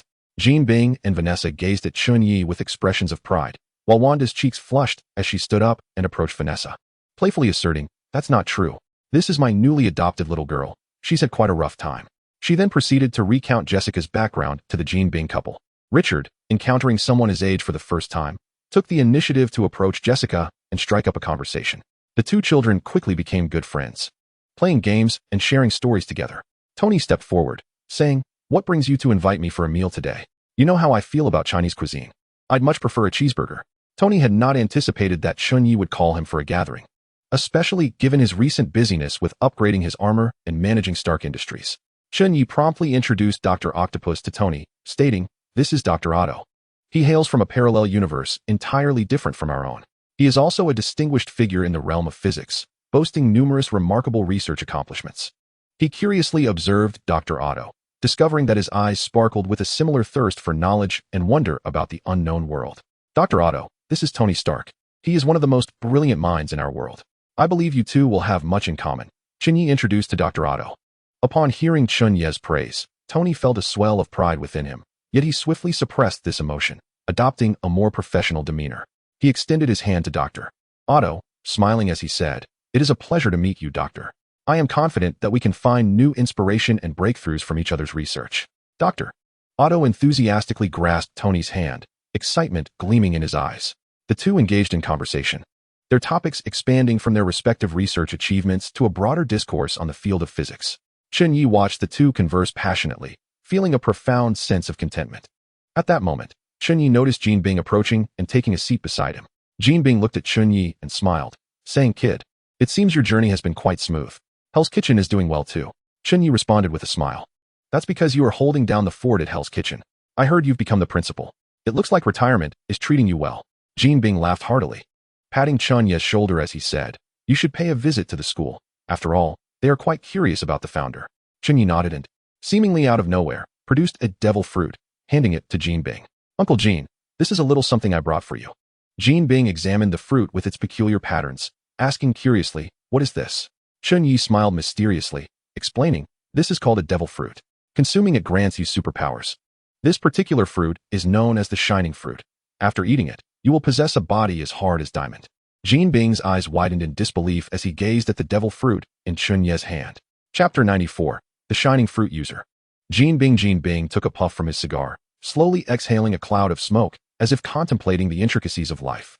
He gazed at the alluringly radiant devil fruit in his hand. While the fruit was indeed immensely useful to him, his first thought was of Chen Ye.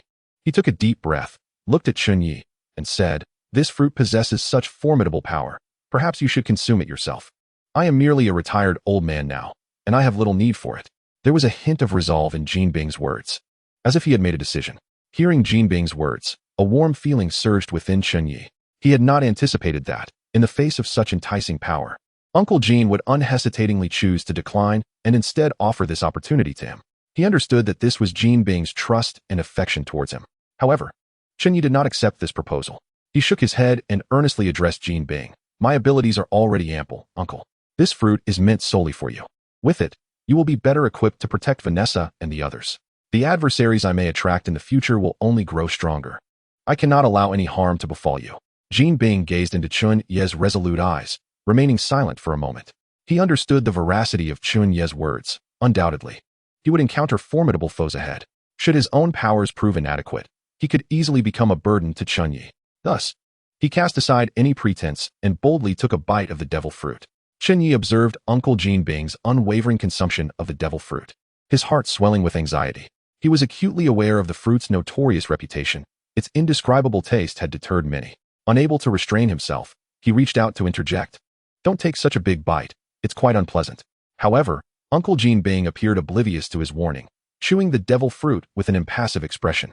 After a few chews, he swallowed it as if it were an utterly ordinary fruit, leaving Chen Ye astounded, his eyes wide with disbelief, questioning whether he had mistakenly procured the wrong fruit. "Am I supposed to consume the entire thing?" Uncle Jean Bing asked, glancing at Chen Ye. Chen Ye paused momentarily before replying, "Not necessary. Just a bite will suffice." He couldn't help but inquire further, "Isn't this fruit distasteful?" Upon hearing that only a single bite was required, Uncle Jean Bing set the devil fruit aside. He took a puff from his cigar and sighed nostalgically. "In my youth, to survive, I consumed things 100 times more unpalatable than this. This is indeed Hell's Kitchen." Upon hearing Uncle Jean Bing's words, Chen Ye fell silent. He comprehended why Uncle Jean Bing could consume the devil fruit with such indifference. For him, it was hardly noteworthy. This man, who had lived in a place known as Hell's Kitchen, had endured countless unimaginable hardships for survival. In comparison, the taste of the devil fruit was trivial. At that moment, Pietro noticed the peculiar fruit and approached curiously, observing Chen Ye and Uncle Jean Bing before inquiring, "What variety of fruit is this? I've never seen it before." Neither Chen Ye nor Uncle Jean Bing responded, simply regarding Pietro with scrutiny. Sensing their peculiar demeanor, Pietro decided to sample the strange fruit. He took a bite, and the unpleasantness of the devil fruit contorted his expression instantly. Hastily discarding the devil fruit, Pietro gargled and complained, "Yuck. What kind of fruit is this? It's utterly dreadful." Chen Ye chuckled at Pietro's reaction, nodding in agreement. Now, that was the typical response of a normal person tasting the devil fruit. Turning to Uncle Jean Bing, he urged, "Uncle, quickly experience your newfound abilities." Upon hearing Chen Ye's words, Uncle Jean Bing silently closed his eyes.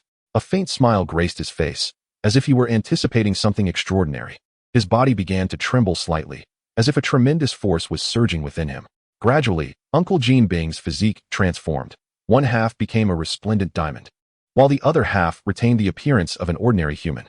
The diamond shimmered brilliantly under the light, captivating the attention of all present.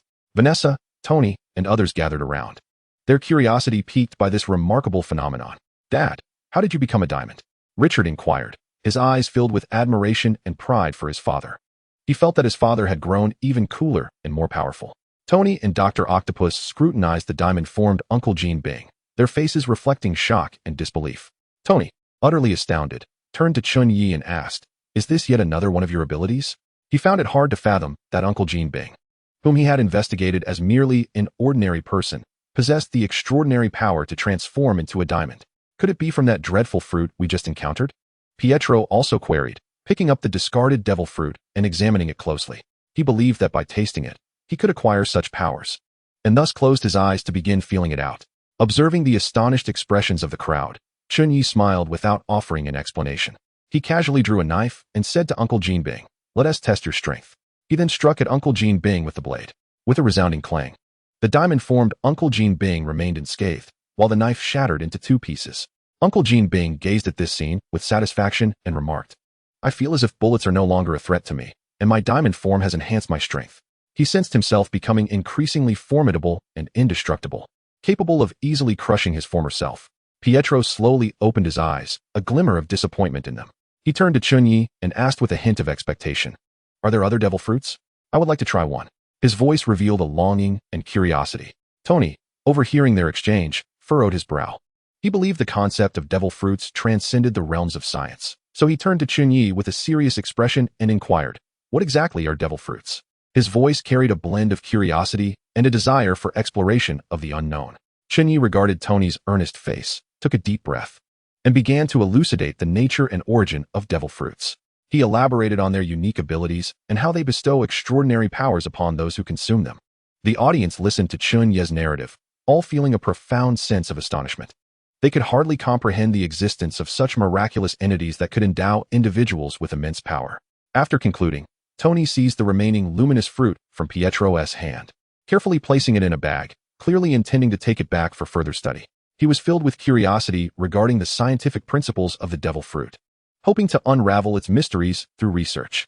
At that moment, Chen Ye interrupted the reverie of the group, hastily inviting everyone to dine.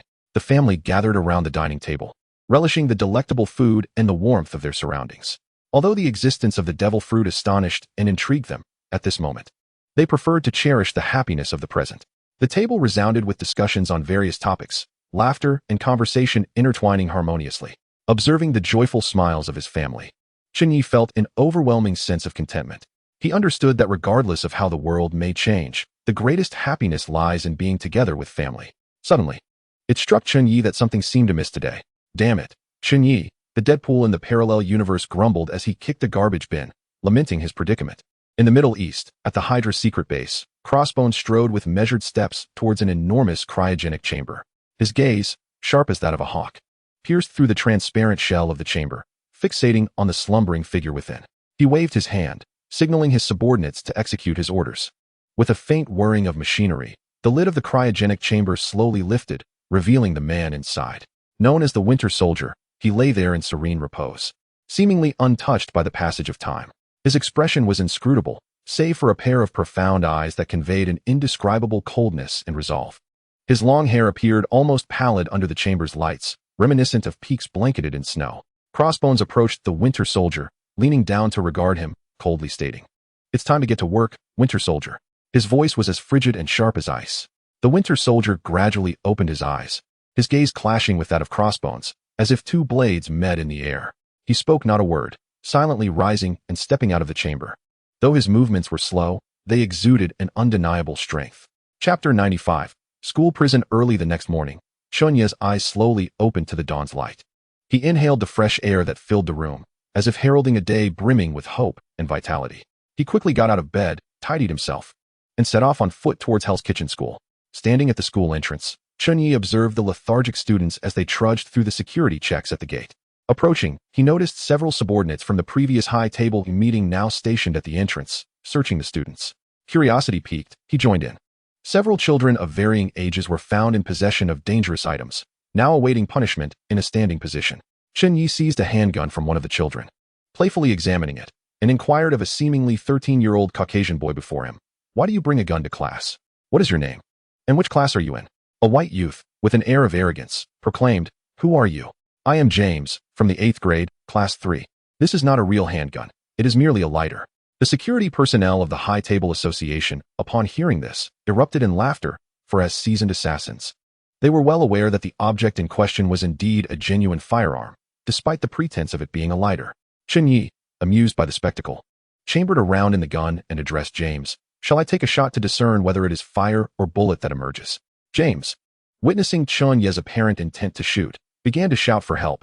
Someone call for assistance. There is a person threatening to kill a student.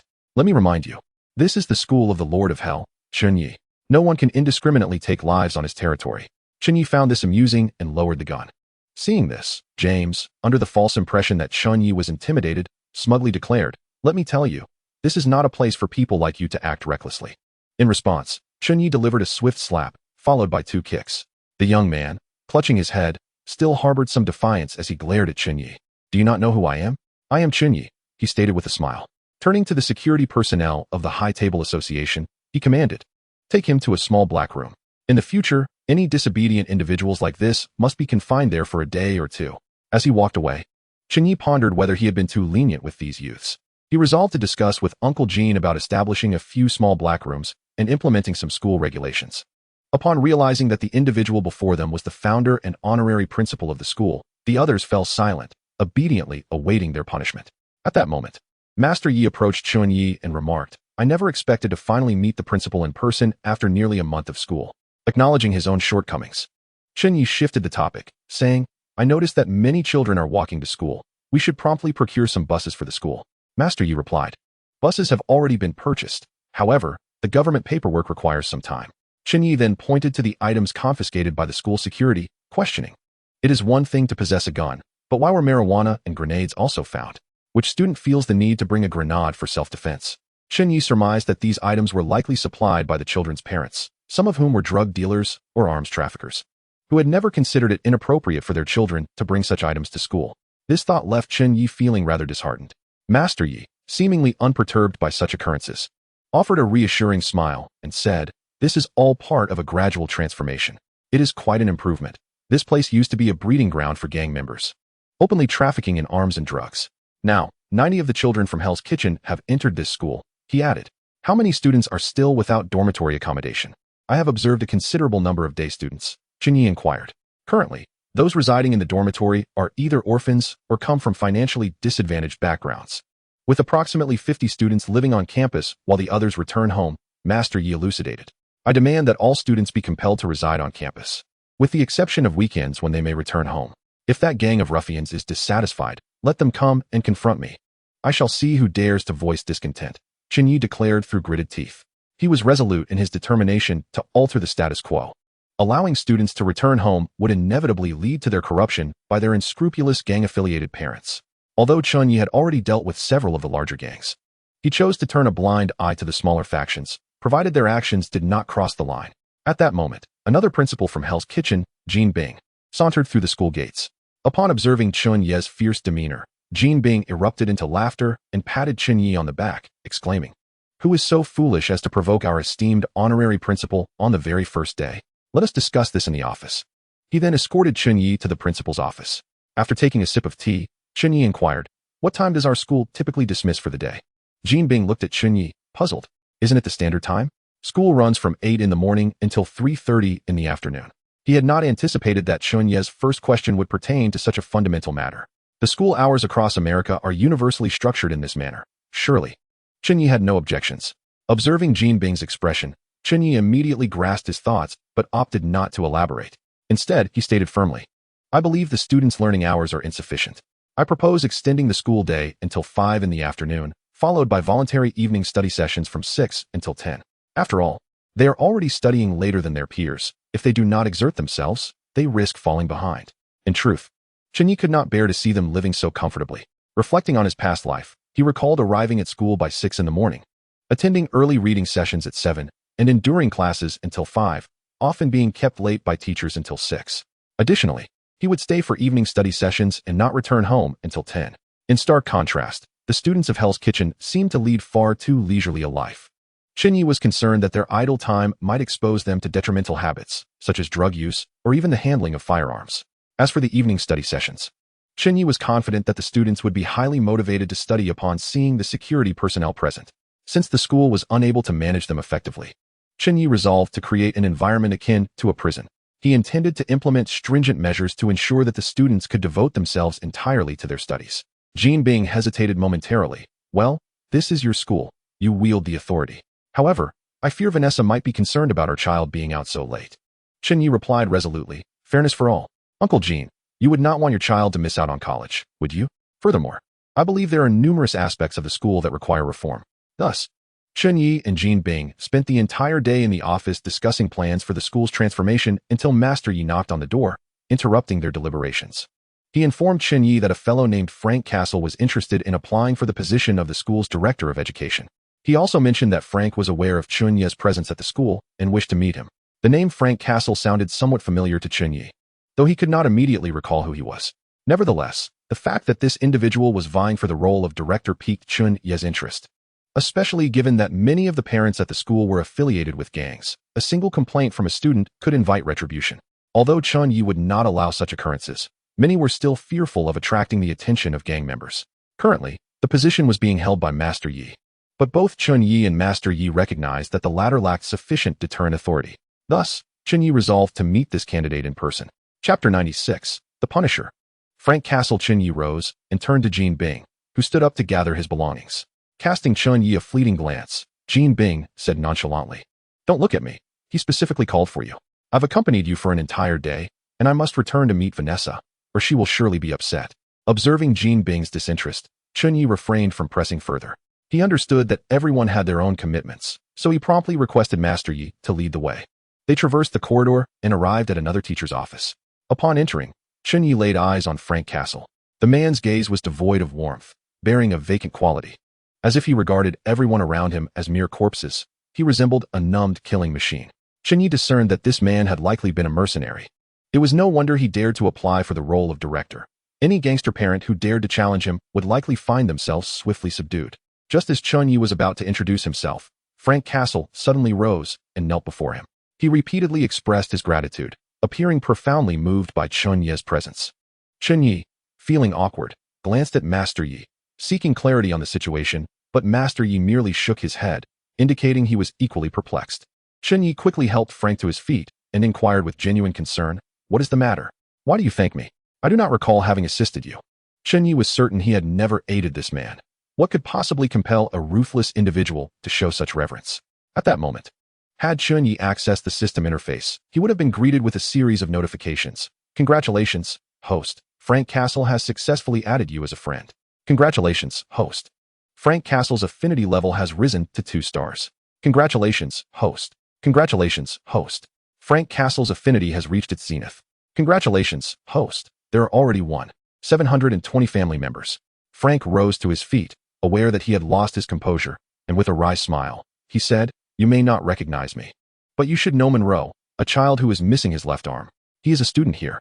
Upon hearing this, Chen Ye looked at Master Yi with confusion, feeling somewhat ashamed. After all, this was his first day at the school, and he did not recognize any of the students. Master Yi nodded and then inquired of Frank, "Indeed, we do have a child named Monroe, who is indeed missing his left arm. What is your relationship to him?" Master Yi then turned to Chen Ye and added, "This Monroe is also from the same orphanage as you, although he is much younger. He later joined the Vongala family and has now been sent here to study with the start of the school year." Chen Ye feigned recognition and then glanced at Frank, pondering if this Monroe might be a relative of his. Frank, filled with gratitude, addressed Chen Ye, saying, "That Monroe is my poor child. I have inquired about him. And were it not for you, Monroe might have perished long ago. That wretched orphanage." In Frank's eyes, Chen Ye was akin to a deity. Without him, he might never have seen his child again. If not for Chen Ye, his child would not have been able to grow up safely in Hell's Kitchen, nor would he have had the opportunity to study. Upon hearing Frank claim to be Monroe's father, Chen Ye's expression turned cold as he retorted, "Oh, you are his father. Then where have you been all these years? Now you come back pretending to reclaim your son? I will not allow my students to suffer any harm." Chen Ye did not regard Frank's sudden return as noble. He questioned why he had not done so years ago. Frank, however, did not feel any discomfort at Chen Ye's abrupt change in demeanor. Rather, he understood that Chen Ye was concerned for the children's welfare. Frank took a seat and solemnly stated, "I was once an officer in the Marine Corps of this country, having devoted everything for this nation, even my family and my life." He covered his face with his hands and continued, "I fought valiantly on the front lines for my country while my wife was slain in a gang altercation and my poor Monroe lost an arm. The damned federal government concealed everything from me and assigned me to a 3-year mission. What pains me most is that my once-believed best friend also attempted to hide this matter and thwart my vengeance. Upon learning the truth, I annihilated the Italian mafia responsible. The law could not punish them, but I would. After a long investigation, I finally located my child here. After listening to all of this, Chen Ye confirmed that the man before him was indeed the anti-hero of Hell's Kitchen, the Punisher. The Punisher, originally named Frank Castle, was once a member of the United States Marine Corps. Following the murder of his family by the mafia, he transformed into the Punisher, unleashing retribution upon all malevolent forces. Declaring that anyone guilty must die, Master Yi nodded in understanding beside him.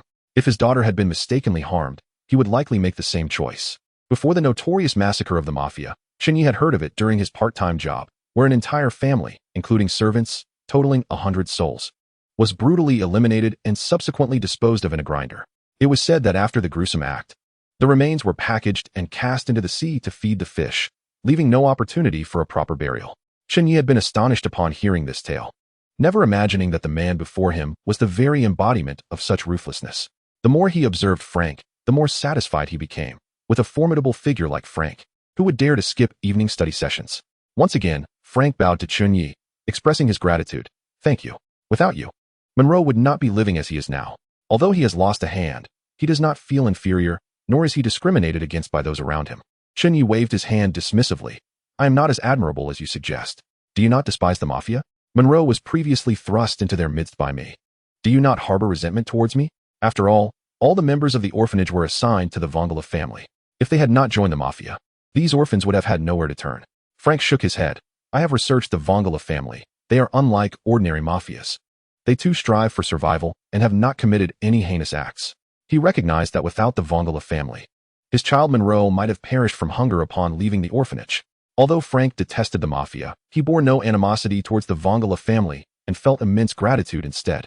He wholeheartedly supported Chen Ye's initiative to establish a school in Hell's Kitchen, thus applying for the position. This would allow him to see his child while repaying Chen Ye for saving his son's life. Chen Ye regarded Frank with a glimmer of admiration in his eyes. He nodded in understanding of Frank's decision. Then, extending his hand, he shook Frank's hand and sincerely stated, Welcome aboard, Frank. I hope you will diligently oversee these students, helping them cherish this opportunity and strive for their studies. Frank stood up to shake Chen Ye's hand, his eyes shimmering with determination as if envisioning the students gradually stepping into a brighter future with the aid of Chen Ye and himself. By the way, may I inquire about the friend who betrayed you? Are you planning to seek revenge? Chen Ye seemed to recall something and asked. Frank did not expect this question but answered honestly. Nick Fury, the director of S.H.I.E.L.D. Chapter 97. The attack. Jean Bing on the other side of the city. Jean Bing and his wife Vanessa had just concluded a delightful shopping excursion and were now driving home. The city's neon lights flickered under the night sky, and the trees lining the streets swayed gently in the breeze, creating an atmosphere of tranquility and warmth. However, this serenity did not last long. Suddenly, a colossal truck barreled into their line of sight without warning, akin to a wild beast out of control, charging straight towards them with no intention of braking. Jean Bing sensed the impending danger and swiftly utilized his extraordinary ability to encase himself in diamond, lying before Vanessa. With a thunderous crash, the truck violently collided with their vehicle. The force of the impact was so tremendous that the driver perished on the spot. Fortunately, Jean Bing's diamond-coated form withstood the blow unscathed. In an instant, flames erupted from the car, and smoke enveloped the scene. A figure clad entirely in black, wearing a matching mask, leaped from the truck. It was the Winter Soldier. He cast a cold glance at the mangled remains of the small car, his face devoid of any emotion. To him, such tasks had become mundane. Unbeknownst to the Winter Soldier, Jean Bing possessed superhuman abilities. He assumed that Jean Bing and Vanessa, as mere mortals, could not possibly survive such a collision. Thus, he dialed a number. The target is deceased. Mission accomplished. On the other end, a voice filled with rage bellowed. I wanted them captured alive, not killed. The Winter Soldier, unfazed, hung up the call. To him, the only outcome for the target was death, with no alternative. After all, 30 years prior, he had similarly used a vehicle to eliminate a target, a certain Stark. He recalled, shaking his head. He had witnessed the explosion of the car with his own eyes before he finally turned to leave. However, he was oblivious to the fact that this mission bore little resemblance to that of 30 years ago. Suddenly, a deafening explosion erupted behind him, causing his eardrums to reverberate. Instinctively, he turned, his eyes widening in disbelief at the sight before him. A man, radiating with dazzling brilliance as if composed of diamonds, emerged from the raging inferno, cradling an unconscious woman in his arms. This man, known as Jean Bing, was filled with fury and sorrow. He gently laid Vanessa on the ground, soothing her softly, before directing a piercing glare at the Winter Soldier, roaring, "Did you think I would be an easy target just because I've retired? One after another. You all seek to take my family's life." His voice thundered like a storm, resonating with profound intensity. In that moment, Jean Bing was consumed by rage. Yet he felt a flicker of relief. Thankfully, Chen Ye had bestowed upon him the shining fruit. Had he remained an ordinary man, he might have perished in this encounter. Had Chen Ye provided a different fruit, perhaps Jean Bing would have survived, but Vanessa might not have been so fortunate. It seemed that his recent retirement had led to an excess of complacency. Such an event would have been inconceivable in the past. Most importantly, the memory of Vanessa nearly perishing before his eyes ignited a fierce anger within him. The Winter Soldier, typically expressionless, now wore a look of astonishment as his pupils widened. To his utter astonishment, Jean Bing was not merely the ordinary individual depicted in the intelligence reports. At that very moment, in a concealed surveillance room, Director Pierce was observing the unfolding events through the camera embedded in the Winter Soldier's gear. His complexion was ashen, and he pounded the table in fury, exclaiming, "What is happening? Why is this Jean Bing also a superhuman? What purpose does our intelligence division serve?" The personnel from the intelligence department hung their heads, too apprehensive to utter a word. One audacious agent attempted to explain, according to previous reports, Jean Bing was indeed an ordinary person. However, before he could finish, Pierce swiftly drew a handgun and executed him on the spot. With a menacing glare, he surveyed the remaining agents and coldly declared, "I do not wish to hear explanations. I only care for results. Should there be a next time, it will be your fate that awaits." He commanded, "Hasten the Winter Soldier's retreat." His tone was imbued with a chilling resolve. The room fell into an oppressive silence, with only Pierce's icy voice reverberating in the air. The intelligence personnel exchanged fearful glances, their hearts heavy with dread and unease. It might already be too late. At that moment, Crossbones pointed at the screen, stating, "Look." Jean Bing had transformed into a diamond entity, hurtling towards the Winter Soldier with astonishing velocity. The immense force made the Winter Soldier feel as though his very insides were about to rupture. He could not withstand such power and was helplessly sent flying. Despair filled the hearts of the intelligence agents, for they understood that if Jean Bing were to defeat the Winter Soldier, their mission would be irrevocably doomed. They could scarcely fathom the punishment that awaited them from Director Pierce, a fear so profound it rendered them nearly breathless. Presently, the Winter Soldier lay on the ground, struggling in agony as he endeavored to rise. Yet, Jean Bing's strength had become extraordinarily formidable after his transformation, leaving the Winter Soldier feeling as if his body were on the brink of disintegration. A tumult of emotions swirled within him. He had anticipated the possibility of failure or even being killed, yet he had never imagined that this day would arrive so swiftly. Lying upon the frigid floor, he could only watch helplessly as Jean Bing approached, filled with a sense of futility and despair. Jean Bing reached the Winter Soldier's side, seizing him by the neck and lifting him aloft. A cruel smile played upon his lips, as if he could already envision the Winter Soldier's impending demise. The Winter Soldier's gaze was filled with defiance, yet he could not escape Jean Bing's grip. Meanwhile, this scene was witnessed by Director Pierce, who quickly gestured to Crossbones, saying, "Hurry, call the Winter Soldier. Remember to keep our identities concealed." Although Pierce had initially intended for the Winter Soldier to perish at the hands of Chen Ye's forces, witnessing the imminent death of the Winter Soldier stirred an unexpected pang of sympathy within him. After all, super assassins like the Winter Soldier are exceedingly rare resources. Crossbones, upon receiving Director Pierce's orders, bore an expression of helplessness. How could one demand mercy from a dying man?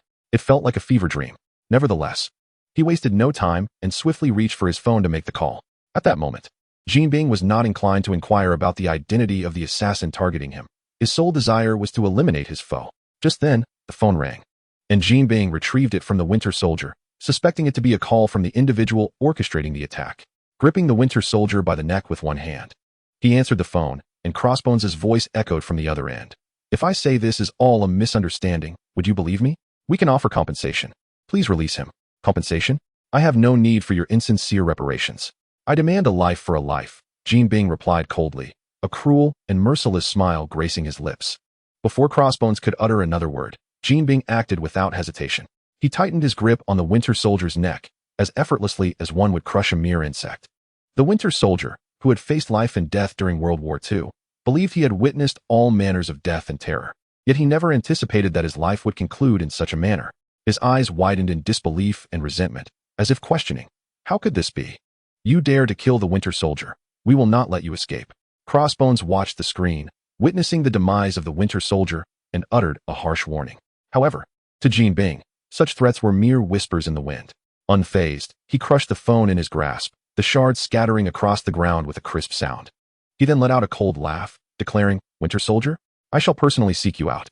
With that, he turned and departed with Vanessa, their figures gradually fading into the night, leaving behind the lifeless body of the Winter Soldier and the remnants of the shattered phone. Director Pierce observed the entire scene through the surveillance footage, witnessing the demise of the exemplary assassin at Jinbing's hands.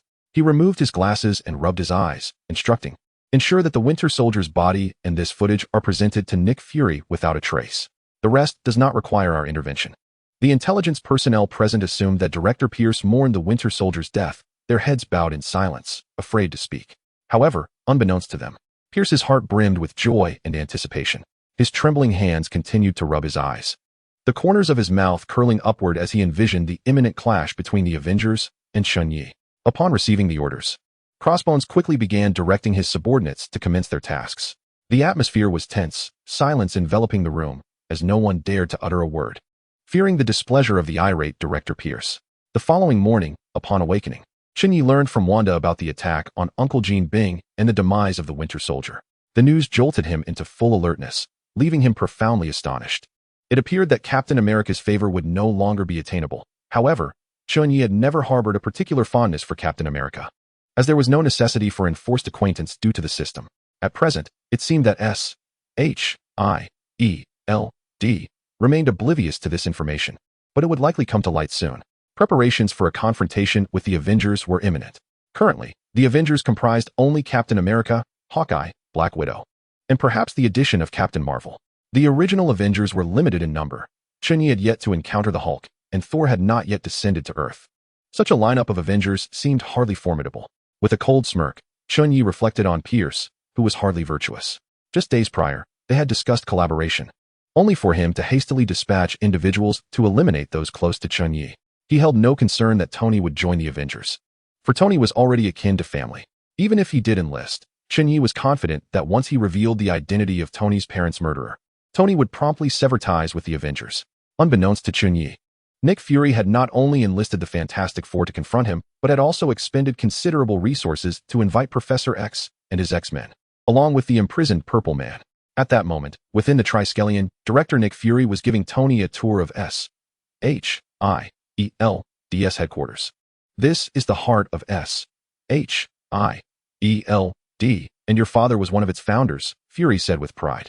Tony, listening to Fury's exposition, mechanically nodded before retorting, "Hurry up and give me my father's belongings.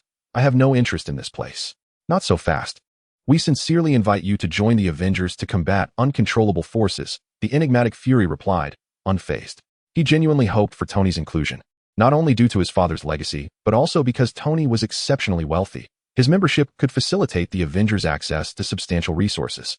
"I have no desire to join your so-called superboys. I merely wish to reclaim what my father left me," Tony stated earnestly. Were it not for the mention of his deceased father's possessions, he would not engage with Fury at all. A seasoned judge of character, Tony instantly perceived Fury's insidious nature, recognizing him as a cunning and difficult politician. "I know your time is running short. Join us, and we can help you resolve your predicament," Fury asserted, exuding an air of inscrutable confidence. He believed he had grasped the very essence of Tony's vulnerability, as the miniature arc reactor embedded in Iron Man's chest was a constant threat to his health. The reactor's core was composed of palladium, which not only provided immense energy, but also emitted significant toxins. Fury was convinced he had Tony's fate in his hands, appearing to be assured of victory. Tony let out a cold chuckle after hearing the words of Black Egg. "Hand over my father's belongings at once, or I will simply walk away." Under the nurturing influence of the miraculous magic beans bestowed by Chen Ye, Tony Stark's body had already returned to its peak condition, even surpassing his previous health. Furthermore, Chen Ye had generously provided him with new elemental blueprints, enabling Tony to explore even more advanced technologies. The small rectangular reactor embedded within him was his latest masterpiece, brimming with immense energy and infinite possibilities. Thus, when Black Egg appeared before him, speaking in a tone laden with threats, Tony perceived this individual as merely posturing. He regarded Black Egg with a smile, his heart swelling with confidence. Aren't you afraid of death? Black Egg's voice was laced with confusion and surprise. Tony chuckled softly.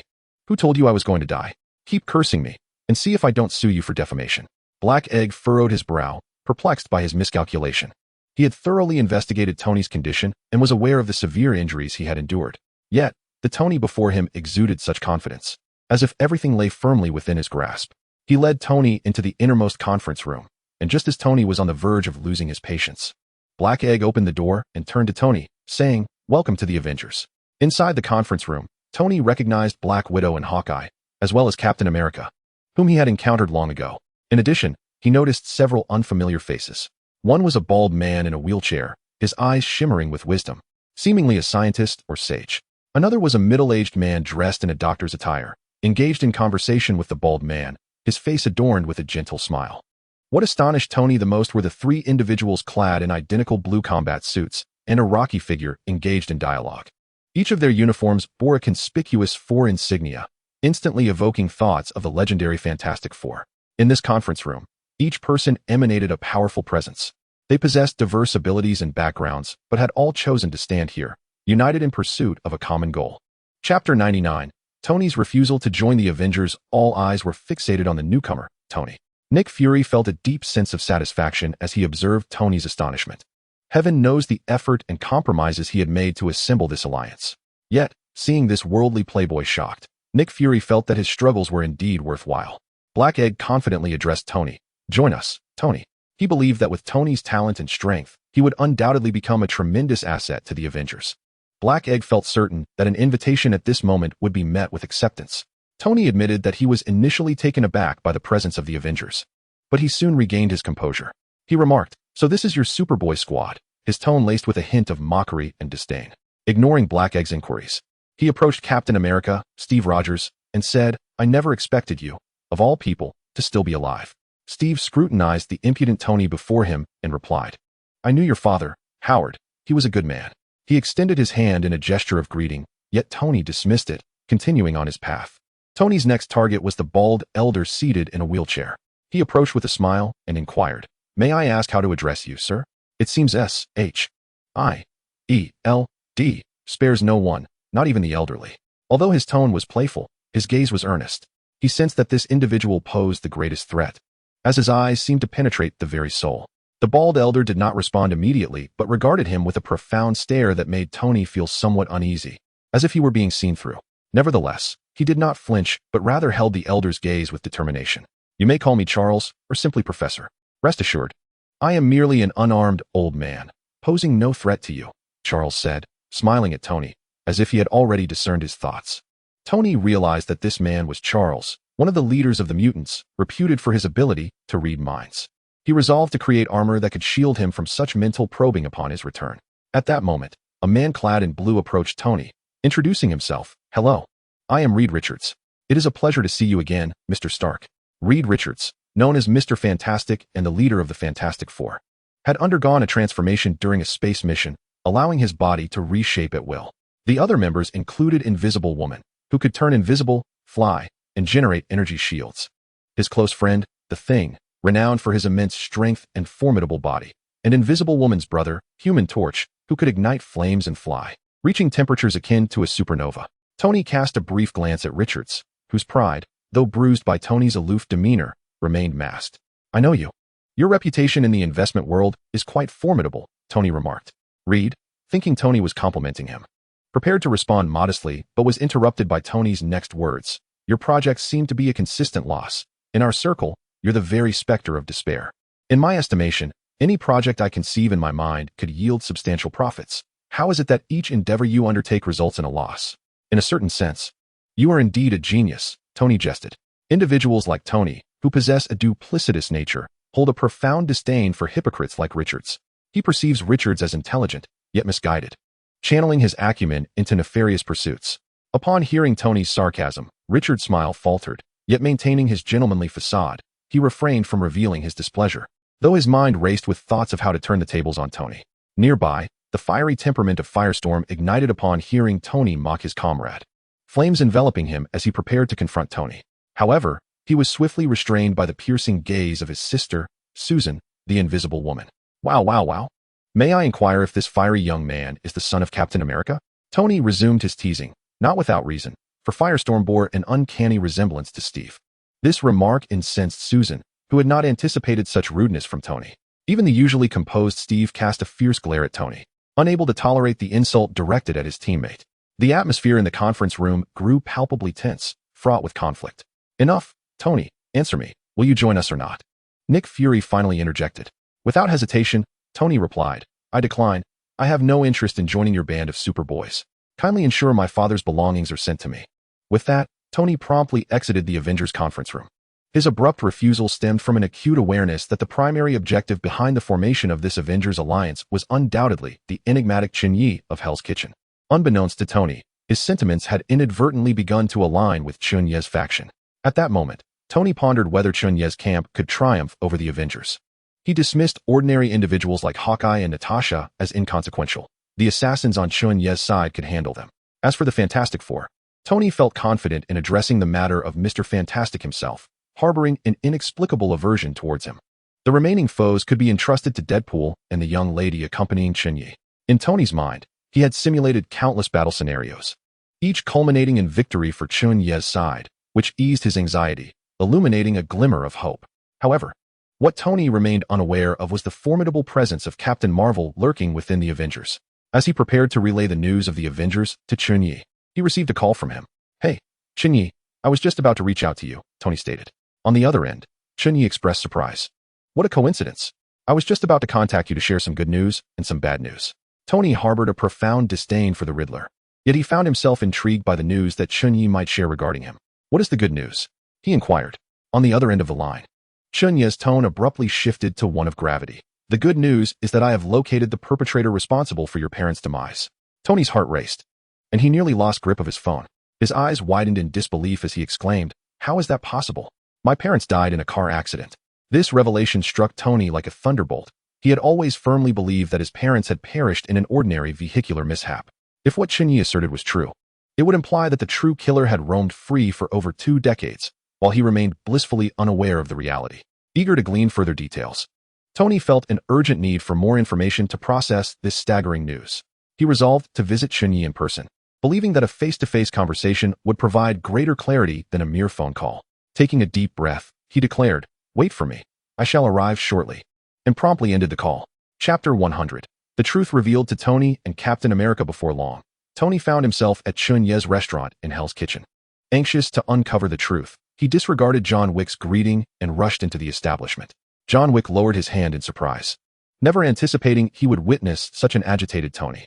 Perhaps Tony had pressing matters to discuss with Chen Ye. Had Pietro been present, he might have been curious enough to follow suit.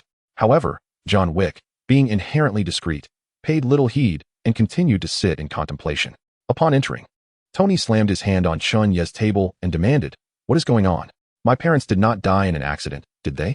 At that moment, Chen Ye, calm and composed, sipped his tea and replied, Hurry and remove your armor. Do not damage my floor. Chen Ye was perplexed by Tony's urgency, considering that the incident had occurred so long ago. After all, he was not withholding information, having flown all the way to convey it in person.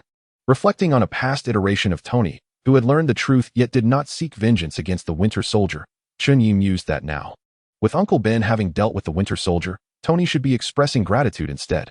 As Tony gazed at Chen Ye, who remained unfazed while sipping tea, he felt an overwhelming urge to press a gun to Chen Ye's head to compel him to speak. Did I not inform you that I have found the murderer of your parents? Chen Ye continued. Have Jarvis investigate. I recall that S.H.I.E.L.D. possesses footage capturing the moment of your parents' death. Upon hearing Chen Ye's words, Tony was ready to dash home to consult Jarvis for evidence. He was impatient to uncover the truth. If it were indeed valid, he vowed to ensure that the murderer would face dire consequences. Observing Tony's eagerness to depart once more, Chen Ye quickly interjected, Wait, I did mention there is also bad news to share. Tony halted mid-step, turning back with a gaze filled with confusion and incredulity. He regarded Chen Ye as if to inquire, What could possibly be worse than learning the truth about my parents' murder? Upon witnessing this, Chen Ye spoke directly without hesitation. The murderer who took your parents' lives has been slain by Uncle Jean Bing. He attempted to eliminate both your parents and Uncle Jean Bing along with his wife yesterday, but was met with retribution. Upon hearing this news, Tony was momentarily taken aback. followed by an inexplicable wave of despondency.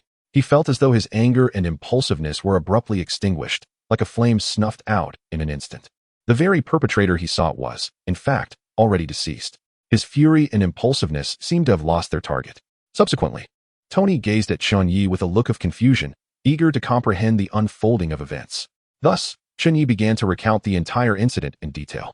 From the moment the Winter Soldier attacked the Jean family to the revelation of his identity, culminating in the grim truth surrounding his parents' demise. He endeavored to depict every detail as clearly and accurately as possible. After absorbing the entire truth, Tony regarded Chen Ye with a mixture of skepticism and shock. He had not anticipated that the reality of his parents' death would unfold in such a manner. A flicker of doubt lingered within him. Until he witnessed tangible evidence with his own eyes, Tony could not fully embrace the veracity of the facts. Nevertheless, he trusted that Chen Ye had no reason to jest with him. What astonished Tony was that the very things unknown to him, the biological son, were evidently well known to Chen Ye, as if in Chen Ye's realm, nothing eluded his understanding. Tony's heart brimmed with confusion and astonishment as he looked at Chen Ye. He found it incomprehensible that Chen Ye possessed such extensive knowledge about his parents, information that even he, their own son, was oblivious to. It seemed as though there were no secrets beyond Chen Ye's grasp, which filled Tony with a profound sense of frustration. With a mysterious smile, Chen Ye regarded Tony, as if to imply, "I could tell you that I am a time traveler and know everything." The sight of Chen Ye's infuriating grin ignited a spark of irritation within Tony. However, a sudden thought struck him, prompting a sense of reclaiming his ground. Tony donned a sly smile and remarked to Chen Ye, "There is something you surely do not know." Chen Ye's eyes sparkled with curiosity as he awaited Tony's revelation, wondering if there was indeed something he had yet to discover. Tony, grinning with pride, continued, "Do you know what I saw today at S.H.I.E.L.D.?" He intentionally built suspense, eager to witness Chen Ye's anticipatory gaze. Tony was poised to inform Chen Ye about the Avengers, convinced that he was unaware of Nick Fury's initiative to assemble the team. In an instant, Chen Ye discerned that Tony had been invited to join the Avengers by Black Egg. Understanding Tony's disposition, he realized that Tony was feeling defiant and sought to regain his footing. Chen Ye displayed no signs of surprise or curiosity. He merely replied nonchalantly, "The Avengers." Tony's pupils widened in astonishment, for he had not expected that Chen Ye would even be aware of the existence of the Avengers. This left him feeling profoundly astonished and frustrated, as if he were merely a jester before Chen Ye. However, Tony did not allow these feelings to manifest. He rose and bid farewell to Chen Ye, declaring, "I must return to investigate the evidence. If it is indeed true, I shall ensure that those who concealed the truth meet their fate in hell, one by one." At the Avengers base, Nick Fury was engaged in casual conversation with the members of the team. Suddenly, Coulson approached Director Fury with a grave expression, whispering a few words in his ear. The other Avengers, unable to discern Coulson's words, observed Fury's countenance grow suddenly serious. At that moment, Black Widow received news of the Winter Soldier, Bucky's demise, and grappled with whether to inform Captain America, Steve Rogers. The circumstances were peculiar. Why had Bucky, who had been absent for so long, suddenly reappeared only to meet his end? Why had the news of his death reached S.H.I.E.L.D.? Was there a conspiracy lurking beneath the surface? The other Avengers, engrossed in their tasks, sensed something amiss with Director Fury and ceased their activities, turning their attention to him. Black Widow slowly approached Steve, who remained blissfully unaware of the unfolding events. With a smile, he inquired of Fury, "Why the sudden somber expression? Is something amiss?" When Steve heard news of his comrade Bucky, an overwhelming joy surged within him, nearly spilling over. After decades of slumber, he found himself surrounded by unfamiliar faces, struggling to adapt to a new world. The revelation that his battle-worn friend Bucky was alive filled Steve with a joy that words could scarcely convey. He was eager to reunite with Bucky, oblivious to Black Widow's grave demeanor. In his excitement, Steve grasped Black Widow's shoulders, urgently asking, "Where is Bucky? Is he well?" Hope and expectation shimmered in his eyes, as if the mere utterance of good news would allow him to see Bucky at once. However, Black Widow regarded the exuberant Steve and began gently, "Steve, please remain calm. I regret to inform you that Bucky is dead." These words struck like a thunderclap, shattering the hope within Steve's heart. The joy that had graced his features moments before vanished, replaced by shock and anguish. He could not accept this grim reality. The notion that Bucky, who had always fought by his side, was gone was unfathomable. Impossible. Absolutely impossible. Steve's voice trembled with pain and despair as his body quaked. Chapter 101. Captain America and Iron Man, this cannot be true. How did he die? Steve stammered, trembling. The other Avengers looked on with concern, for they had grown up hearing the tales of Captain America, believing him to be invincible, impervious to vulnerability. Hawkeye and Black Widow approached Steve, gently patting his shoulder in an attempt to console him in their own way. Yet, at that moment, Steve appeared ensnared in profound sorrow, unable to extricate himself. His gaze was vacant and bewildered, as if he had lost all focus. He sat there, motionless, as though time itself had ceased to flow. Black Widow refrained from responding to Steve's inquiry. Instead, she directed her gaze toward Coulson.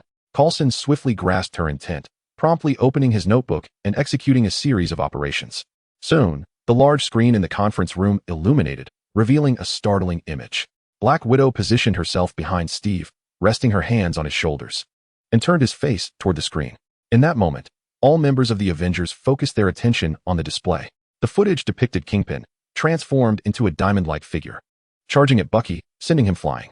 Upon witnessing this, Captain America rose in fury, turning to Black Widow and demanding in a low, forceful tone, "Who is this?"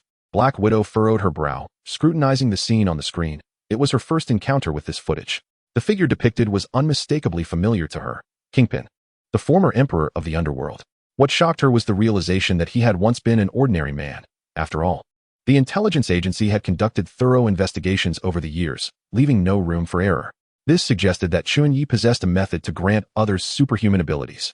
This revelation astonished Black Widow and deepened her apprehension towards Chen Ye. Meanwhile, Black Widow and Hawkeye exchanged glances, their eyes reflecting profound confusion and disbelief. As Steve noticed the silence surrounding him, he was about to inquire further.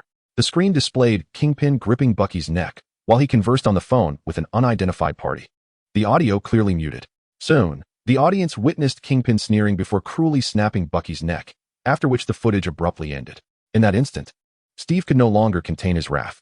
He surged to his feet, delivering a powerful blow to the conference table, which shattered instantaneously, splintering wood flying in every direction.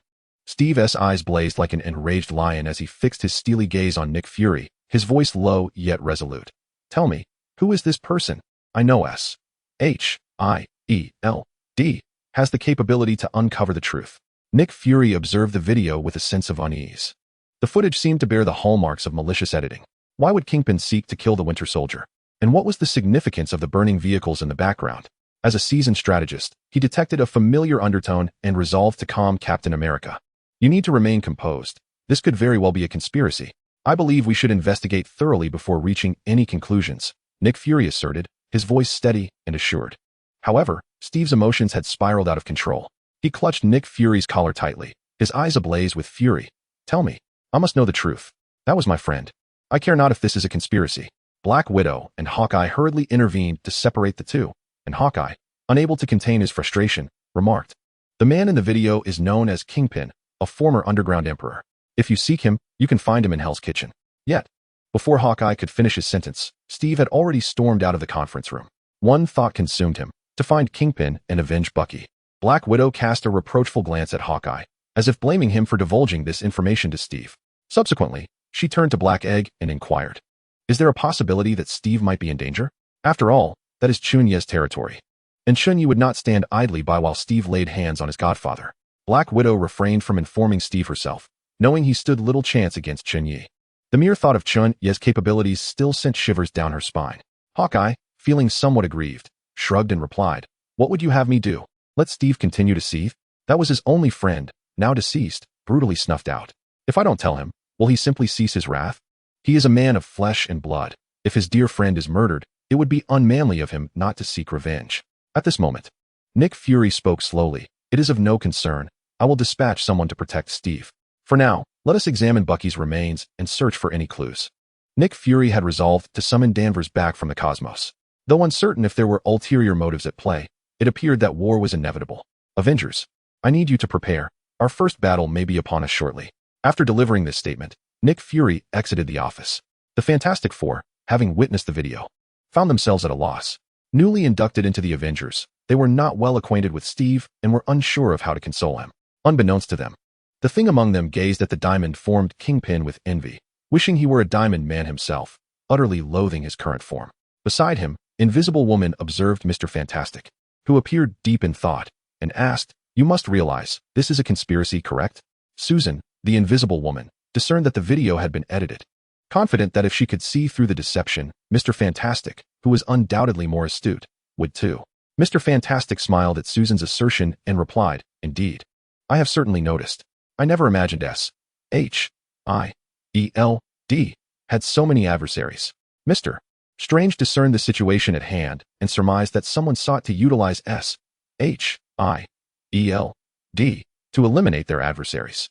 However, he found himself pondering whether the denizens of Hell's Kitchen possessed such formidable strength that they needed the Avengers' assistance for their eradication. Susan, intrigued, inquired, "Why don't you voice your concerns? We have only just joined the Avengers. Even if we were to speak out, we would find no support. I trust that Director Nick Fury has already perceived the truth. We shall await our orders in silence," Mr. Strange elucidated. He had no intention of drawing attention to the matter. He was not one to willingly submit to others. In fact, he secretly hoped for a significant blow to befall the Avengers, as it would elevate his own standing. Ideally, he envisioned the director meeting his demise in the ensuing chaos, allowing him to seize control with his charisma. At that moment, Captain America exited the Triskelion, only to encounter an irate Tony Stark. In a fit of fury, Tony hurled a punch directly at Steve, who was caught off guard and staggered, nearly losing his balance. "Hand over Bucky's body," Tony bellowed, his voice laced with wrath and sorrow. On the ground, Steve was bewildered, unable to fathom the source of Tony's ire. Yet he had learned that Bucky's remains were housed within S.H.I.E.L.D.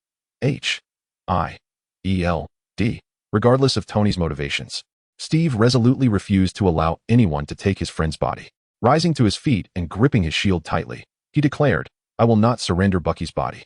Chapter 102, Bucky's body is mine. Not even Jesus can stop me. Seeing Captain America's unwillingness to relinquish Bucky's remains, Tony, having already enlisted JARVIS to uncover the truth, awaited the moment of revelation regarding Steve's close friendship with the Winter Soldier. His admiration for Steve had evaporated. In his eyes, Captain America was no longer a hero. Instead, he had become a selfish individual, shielding his friend. This realization ignited a profound fury and disappointment within him, shattering the heroic image he had once held of Steve, replacing it with that of an ordinary man. Though seething with anger, Tony recognized that S.H.I.E.L.D. was beyond Steve's control, and he had no desire to engage in further dialogue with him. His singular focus was to locate Nick Fury and demand the return of Bucky's body. He yearned to bring the remains before his parents' graves, seeking to offer them solace in the afterlife. While he understood that this would not alter the past, it was the only course of action available to him, the sole means of alleviating his grief. With this thought in mind, he activated his armor, preparing to ascend into the sky. He had no intention of taking the slow elevator. He aimed to accomplish his mission with utmost haste. Although he was aware that his actions might provoke S.H.I.E.L.D., Tony was indifferent to their perceptions. Today, he was determined to reclaim Bucky's body, and not even divine intervention could thwart him. He intended to bring this lifeless body before his parents' graves, allowing them to see that their son, Tony Stark, had avenged them. Steve, equally perplexed, had initially set out to seek vengeance for his dear friend Bucky in Hell's Kitchen. However, upon stepping out, he was met with the furious countenance of Tony, demanding the surrender of Bucky's corpse. In his overwhelming rage, Steve had not considered the matter of retrieving Bucky's remains. Now, hearing Tony's vehement shout, Steve began to comprehend the situation. Yet, he could not fathom the reason behind Tony's explosive anger or his insistence on taking Bucky's body away. Observing Tony's demeanor, it was evident that he did not intend to bury Bucky with reverence. Steve found himself bewildered, unable to understand what animosity existed between Tony and Bucky. Had Bucky truly harmed Tony's family? That seemed implausible, for he knew Bucky well enough to recognize his inherent goodness. Nevertheless, the current version of Tony was a stranger to him, his eyes ablaze with fury and resolve, as if he were prepared to consume Steve whole. Steve remained puzzled about the catalyst for Tony's transformation. Yet, as Bucky's closest friend, he could not allow anyone to take Bucky's body away. He would not permit Tony to carry Bucky's remains off, regardless of his intentions. Bucky's body was to be interred solely by him. Thus, as Tony prepared to depart, Steve resolutely hurled his shield. He hoped to obstruct Tony, at the very least granting himself time to contemplate a resolution to this predicament. The shield traced a graceful arc through the air, hurtling directly towards Tony. Caught off guard, Tony was struck squarely in the chest, crashing heavily to the ground. He had not anticipated being brought down. He had dismissed Captain America entirely. Now, he found Captain America unrelenting in his obstruction. "Are you certain you wish to impede me?" Tony inquired, a cold glint flickering in his eyes. Steve retrieved his shield and firmly declared, "Indeed, you will depart at once. I can pretend this entire incident never occurred. However, if you insist on taking Bucky's body, You shall have to step over my corpse." At Steve's words, Tony laughed in anger. Initially, he merely sought to retrieve Bucky's remains and had no desire to oppose the Avengers. Yet, Steve's obstinacy had compelled him to abandon any restraint. "Very well. Then I shall send you to hell to reunite with your friend Bucky," Tony retorted with a chilling smile. He swiftly donned his battle armor and unleashed a barrage of fire upon Steve. The conflict between them escalated rapidly, their combat echoing throughout the tranquil halls of S.H.I.E.L.D., soon capturing the attention of the agents. "Why is Iron Man fighting at the entrance?" one astonished agent exclaimed. He was originally engaged in organizing documents when he unexpectedly witnessed a breathtaking battle. The adversary he faced bore an uncanny resemblance to Captain America. Another agent widened his eyes, attempting to discern the identity of another figure embroiled in the fray. Currently, only a select few agents were privy to the news of Captain America's awakening from his icy slumber, rendering most unfamiliar with his presence. Good heavens! It truly seems to be him. I must hasten to inform Director Fury. A keen-eyed agent spotted the star emblem on Steve's chest and immediately recognized his identity. He swiftly turned and dashed off, intent on reporting this development to Nick Fury. "Should we lend our assistance?" one of the spectators inquired. Though he was a member of S.H.I.E.L.D., he felt somewhat powerless in the face of such a confrontation. "Assistance? Against Iron Man and Captain America? Do you truly believe you could contend with either of them?" An agent retorted. They all understood that this battle was beyond their intervention. "Indeed, if the sky were to fall, Director Fury would shield us. We might as well quietly observe." Another agent shrugged, opting to refrain from involvement. "Who do you think would prevail, Captain America or Iron Man?" Another agent curiously asked, a question that lingered in the minds of many present. "I would undoubtedly support Captain America. He was my childhood idol," a young agent declared without hesitation, aligning himself with Captain America. "I believe Iron Man would triumph. Captain America has aged and clings to that outdated shield. We now inhabit an era dominated by advanced weaponry," another agent countered. "Enough of the bickering. Let us watch in silence." It won't be long before Director Fury intervenes and this battle ceases, an older agent proclaimed. Meanwhile, in the office, the Black Egg, who was investigating whether Bucky's death was part of a conspiracy, overheard the agent's reports. "What? Steve and Tony are fighting? How is that possible? What could have provoked this?" The Black Egg furrowed his brow, his expression grave as he made his way towards the elevator. Chapter 103. Stop. Do not continue fighting. At this moment, the battle between Iron Man and Captain America had escalated to a fever pitch, with both sides delivering increasingly powerful strikes, and the crowd of S.H.I.E.L.D. agents observing grew larger.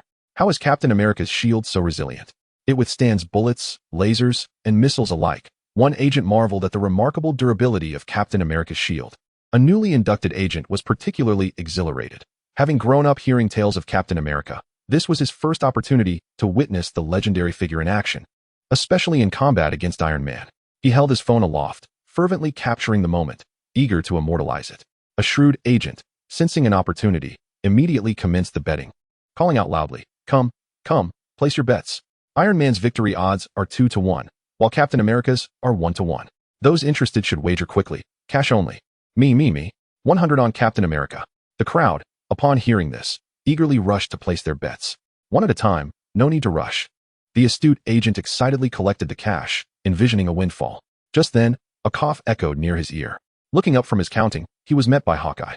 Hawkeye and Natasha had received a message from Director Fury and promptly descended to thwart the impending clash between Steve and Tony. As Hawkeye reached the ground floor, he was appalled to find agents engrossed in gambling, his brow furrowing in dismay. "This is utterly unacceptable. Where are the discipline and integrity of S.H.I.E.L.D. agents? And to think, they didn't even invite me to place a bet." Seizing the money, he declared sternly, "You all seem quite idle, gathering here. Has your training been insufficient? Immediately, increase your practice. I am confiscating this money. Do you not know that gambling is forbidden in S.H.I.L.D.? With a stern expression, Hawkeye pocketed the cash. The agents, chastened by his reprimand, scattered in haste, aware of Hawkeye's resolute nature. Failure to comply with his demands would yield dire consequences. Watching them flee, Hawkeye began counting the money, pleased with the thought of purchasing gifts for his children that evening. Meanwhile, Natasha was far too preoccupied with the gambling agents to concern herself with them. She strode purposefully out of the S.H.I.E.L.D. headquarters, intent on preventing the impending confrontation between Tony and Steve. Initially, upon hearing that Steve and Tony were fighting, Natasha found it hard to believe. Having once been undercover beside Tony, She possessed a profound understanding of his character. She knew that despite his sharp tongue, he was fundamentally a kind-hearted individual. As for Steve, the former soldier shared a deep bond of friendship with Tony's father, Howard. In Natasha's view, such individuals should never find themselves at odds. She mused that there must be some misunderstanding at play, as the Avengers still hoped to invite Tony to join them. Continuing this conflict would benefit neither party. Stepping outside, she was taken aback by the scene before her. The ground lay in ruins, ravaged by the battle between Iron Man and Captain America. Captain America's uniform was tattered, his body smeared with dust and blood, while Iron Man's armor bore the scars of combat, with some areas exposing the intricate machinery beneath. Despite their evident exhaustion, they persisted in their struggle, as if determined to vanquish one another completely. At that moment, Natasha swiftly rushed between the two, extending her arms. "Stop. Both of you. Cease this conflict." Her voice reverberated across the battlefield, seemingly faint yet imbued with unwavering resolve. Upon hearing Natasha's call, Steve's movements froze instantaneously. He turned his head, his eyes betraying confusion and astonishment. Meanwhile, Tony paused mid-air, raising the right arm of his armor, aiming at Steve, yet his gaze was fixated on Natasha. "I can refrain from fighting," Tony intoned gravely, "but surrender Bucky's body. Once I obtain it, I shall depart immediately." Natasha's face contorted in bewilderment at these words. Bucky's body. She could not fathom why Tony desired Bucky's remains, nor how he knew they were with S.H.I.E.L.D. However, Natasha finally comprehended the underlying reason for the conflict between Tony and Steve. It all stemmed from a corpse. This struck Natasha as somewhat absurd, two living individuals engaged in battle over a deceased person. Yet, she understood that the pressing matter at hand was to halt this senseless clash. Just as Natasha prepared to continue persuading Tony to relent, Steve had already responded. Upon hearing Tony's insistence on taking his dear friend Bucky's body, the previously calm Steve's fury reignited. "Impossible. No one shall take my friend's remains." Perhaps driven by guilt for not being by Bucky's side when he passed, Steve was fiercely protective of Bucky's body, haunted by the thought that had he been present, perhaps Bucky would still be alive. "We cannot surrender Bucky's body," Steve declared coldly, staring resolutely at Tony. "Then there is nothing to discuss. Let us proceed," Tony retorted, and without further ado, he unleashed a beam of laser from his right hand toward Steve. The battle resumed, the scope of their confrontation widening, endangering Natasha, who stood in the middle. Observing the turmoil before her, Natasha felt a tumult of emotions. She recognized her attempts at mediation were futile.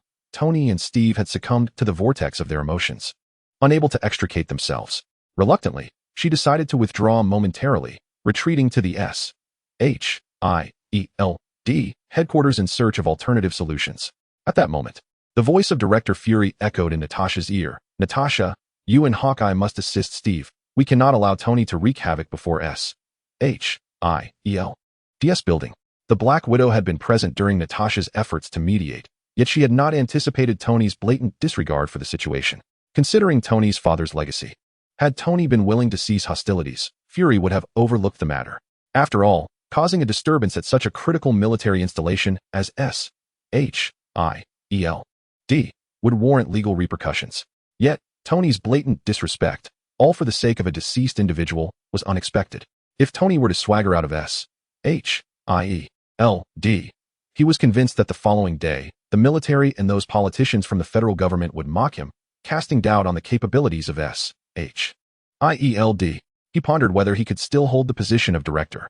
More importantly, Nick Fury adhered to a principle. Anything that entered his domain became his. Even a corpse, and no one could exploit it for their gain. This was why he was so furious and so determined to thwart Tony's actions. Upon hearing Director Fury's orders, Natasha did not hesitate. She understood that the only way to end this farce was to defeat Tony, as Steve was one of their own. Subsequently, Natasha, along with Hawkeye, launched an assault on Tony, and the combined efforts of the three applied unprecedented pressure on him. While fending off their attacks, he internally cursed Captain America's recruitment tactics. "Damn it, if you can't win, just recruit more." As Tony faced the united onslaught of Captain America, Black Widow, and Hawkeye, he calmly contemplated a way to turn the tide. Various strategies flashed through his mind. He realized that if this continued, not only would he fail to retrieve Bucky's body, but he might also meet his end here. Although he estimated that Nick Fury wouldn't take drastic measures against him, there would still be significant repercussions, which was not what Tony wished to face. Under his helmet, he spoke to his artificial intelligence, JARVIS. "Report the mech status and current energy levels. I also need you to analyze the weaknesses of these three." No sooner had he spoken than he felt a cold arrow was past him, prompting a hasty evasion. Although Hawkeye's shot missed, it further clarified the gravity of his situation. After a few moments, Tony heard J.A.R.V.I.S.'s mechanical voice. "Sir, the right leg of the mech is damaged, and energy levels are below 20. If we sustain another heavy blow, we will be unable to continue flying. Based on existing data, the probability of winning is less than 1. If you choose to flee now, the success rate stands at 50. I recommend an immediate retreat." Upon hearing J.A.R.V.I.S.'s analysis, Tony furrowed his brow, filled with reluctance and confusion. He widened his eyes, as if trying to penetrate the virtual interface before him. J.A.R.V.I.S. Are you certain there are no other options? Do we truly have no alternatives? He needed to devise a way to break free from this predicament. He did not wish to return in disgrace, not having secured Bucky's body. If he were to come back later, Bucky might already be buried or reduced to ashes. If Bucky were merely buried, Tony might still have a chance to excavate him from the grave, but he suspected that S.H.I.E.L.D. would handle the matter with utmost secrecy. If S.H.I.E.L.D. were to cremate Bucky's remains, how could Tony possibly bring Bucky's body before his parents to pay his respects? Would he merely scatter Bucky's ashes while explaining that the perpetrator of their tragedy was taken away to be cremated due to his own inadequacies? Jarvis paused for a few seconds before responding. "Sir, there exists a method that guarantees a success rate of 100. Upon hearing this, Tony felt a surge of hope. He quickly pressed, "Jarvis, please tell me, what is this method?" However, he soon furrowed his brow, filled with confusion and doubt. What could possibly yield such a high probability of success? He pondered silently. Suddenly, a spark of inspiration illuminated his mind, and he widened his eyes, staring at Jarvis as he inquired, "Jarvis, are you suggesting?" Jarvis remained silent, and Tony heard, "Dialing Chen Ye's phone number for you." Beep, beep, beep. Upon realizing it was indeed calling Chen Ye, Tony hastily commanded Jarvis, "Disconnected immediately, Jarvis." He understood Chen Ye's capabilities and was fully aware that if he sought Chen Ye's assistance, he would certainly come to aid him. Yet, the proud Tony refused to seek help from Chen Ye, for he wished to console his parents through his own strength. Chen Ye had already revealed the truth to him, and had even dealt with his father's murderer. Now, he found himself unable to secure even Bucky's remains without assistance. His pride would not allow such a concession. Since the artificial intelligence offered no solution, he resolved to devise his own plan. Consequently, Tony refrained from consulting Jarvis and instead focused intently on battling Captain America, Hawkeye, and Black Widow. Despite employing all his skills and strength, he found it exceedingly difficult to withstand the combined onslaught of these three Avengers. His suit, under their relentless assault, appeared increasingly inadequate, and as time passed, it became increasingly battered, with visible damage in multiple areas. Jarvis's warning echoed in his ears. "Warning, warning, the armor has sustained extensive damage. Energy levels are below 1. This notification doused him with a cold reality, awakening him from his daze. His body could no longer endure, and he collapsed to the ground, gasping in frustration. It seemed he was destined to fail here. Observing Iron Man's imminent defeat, Coulson immediately flattered Director Fury, saying, "It appears our Iron Man is quite vulnerable under the combined attack of the Avengers." Director Fury was quite pleased with Coulson's flattery and nodded in satisfaction. It was his first experience witnessing the Avengers in action. To subdue Tony with just 3 members filled him with confidence in their strength. If the entire Avengers team were to mobilize, he believed they could overwhelm anyone, rendering his previous concerns about Chen Ye insignificant. He no longer feared any significant commotion from Chen Ye. On the contrary, he eagerly anticipated it. Such upheaval would provide him with a legitimate reason to dispatch the Avengers to eliminate the unstable elements. He was filled with impatience to witness the scene of Chen Ye, helpless and pleading for mercy, confined before him. Despite his inner satisfaction, he Luden solemnly remarked that their cooperation was still insufficiently refined and required further training. With the situation seemingly under control, he Luden instructed Coulson to take Tony downstairs for recuperation and to ensure that the footage of the recent confrontation was preserved. Should military personnel arrive to mock them, he intended to use it as rebuttal. He Luden then prepared to depart. Tony had resigned himself to the futility of resistance. He harbored no concerns regarding how S.H.I.E.L.D. would treat him, believing that once captured, he could negotiate with Nick Fury, perhaps at a greater personal cost. Yet, a sense of frustration lingered in his heart. At that moment, Captain America sheathed his shield and approached the fallen Tony. His gaze laden with complexity, and spoke, "It seems you won't be able to take Bucky's body with you." Upon hearing this, Tony's defenses crumbled. He weakly pounded the ground with his right hand, tears streaming down his face. He loathed his own impotence and his lack of strength. Knowing that his father's murderer lay within reach, yet he could not retrieve the lifeless form. Just as Hawkeye and the others prepared to escort Tony away, an unusual wave rippled through the air, abruptly halting their movements as they turned to regard the source of this disturbance. A golden portal materialized before the prostrate Tony, as if torn from another realm. This unforeseen occurrence rendered Hawkeye and the agents on high alert, their eyes fixed upon the shimmering circle. Then, to their astonishment, a figure emerged from the golden light. Clad in casual attire, he wore a smirk that suggested he was orchestrating the entire scenario. "This cannot be. Is this sorcery?" one agent exclaimed in disbelief. Hawkeye and Natasha exchanged glances, each recognizing the shock and resignation reflected in the other's eyes. They were evidently familiar with this individual. Trouble was imminent. The figure was none other than Chen Ye. Observing the fallen Tony, Chen Ye quipped, "Oh my, isn't this our dashing playboy Tony? Why are you sprawled on the ground? Is it more comfortable down there?" Upon hearing the familiar voice, Tony widened his eyes and struggled to sit up. Relief washed over him at the sight of Chen Ye. With him present, Tony felt assured of his safety. Yet, a tinge of shame crept in. He hadn't anticipated relying on Chen Ye once again. He resolved to strengthen his suit upon returning.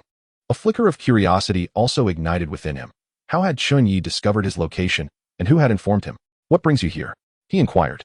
Tony ultimately managed to utter a single sentence. Chapter 105, Tony's Financial Prowess. The tale begins with Tony instructing Jarvis to terminate the call. Despite Tony's rejection of the idea to seek assistance, the artificial intelligence Jarvis deemed Tony's chances of success to be rather slim, fraught with the potential for defeat. Consequently, Jarvis took it upon himself to reach out for help on Tony's behalf. Meanwhile, in Hell's Kitchen, Chen Ye was leisurely brewing tea, relishing a rare moment of tranquility. Suddenly, his phone rang, displaying an unknown number. Furrowing his brow in confusion, Chen hesitated, contemplating whether to answer. He thought to himself, what if answering leads to a significant hassle? All he desired was a peaceful respite. Chen had always disliked receiving calls, believing that matters could be resolved through messages instead. Thus, without a second thought, he hung up. Resuming his enjoyment of tea, Chen closed his eyes, savoring the serenity. This was the essence of life. However, the phone rang again, revealing the same unknown number. Chen felt a surge of irritation. How bothersome. He never answered unfamiliar calls. Cursing under his breath, he hung up once more. Yet, the persistent caller seemed undeterred, relentless in their pursuit. After several repeated hang-ups, Chen finally discerned the issue. His phone had been hacked. It automatically answered the call, beyond his control. On the other end, he heard a mechanical, synthesized voice. "Mr. Chen Ye, greetings. I am Jarvis, and I am calling to seek your assistance. My master, Tony Stark, is currently under attack by S.H.I.E.L.D., with only a 40 chance of escape and less than 1 chance of victory. We implore you to save him." Upon hearing this, Chen was filled with skepticism and disbelief. Why couldn't Tony call him directly? Although the voice of Jarvis resembled that of an artificial intelligence, who could ascertain whether it was merely a ruse by a con artist.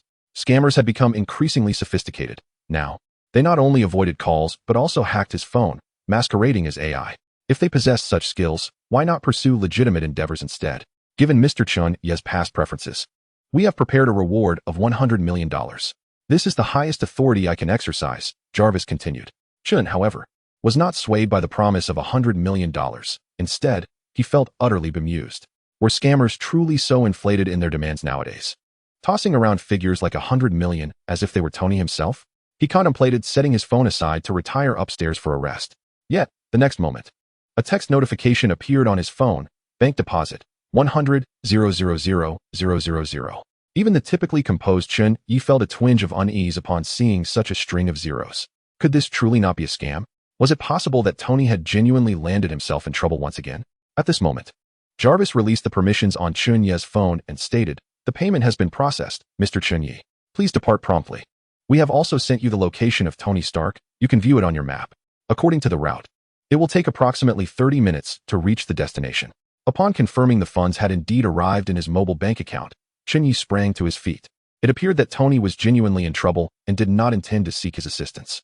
Coincidentally, that troublesome fellow still owed him something, making this the perfect opportunity to retrieve the space stone from S.H.I.E.L.D. Chen Ye had a keen interest in the space stone and wondered if it could provide any advantages for his system. However, he had been preoccupied with other matters until now, and it was indeed time to pay that troublesome fellow a visit. Bringing Tony back could yield a hefty profit of $100 million, which was quite lucrative. "No problem. I do not require 30 minutes. How could I keep our benefactor waiting for so long? Chen Ye proclaimed as he extended his right hand, conjuring a portal in the void. He regarded Tony with a hint of exasperation, pondering how he could not have a moment's peace. He felt that the past few months had been the busiest of his life. This Tony was audacious, daring to confront S.H.I.E.L.D. single-handedly. Why not aim for the heavens? He could not even best Captain America, yet dared to take on them all alone. Did Tony not realize that his greatest strength lay in his wealth?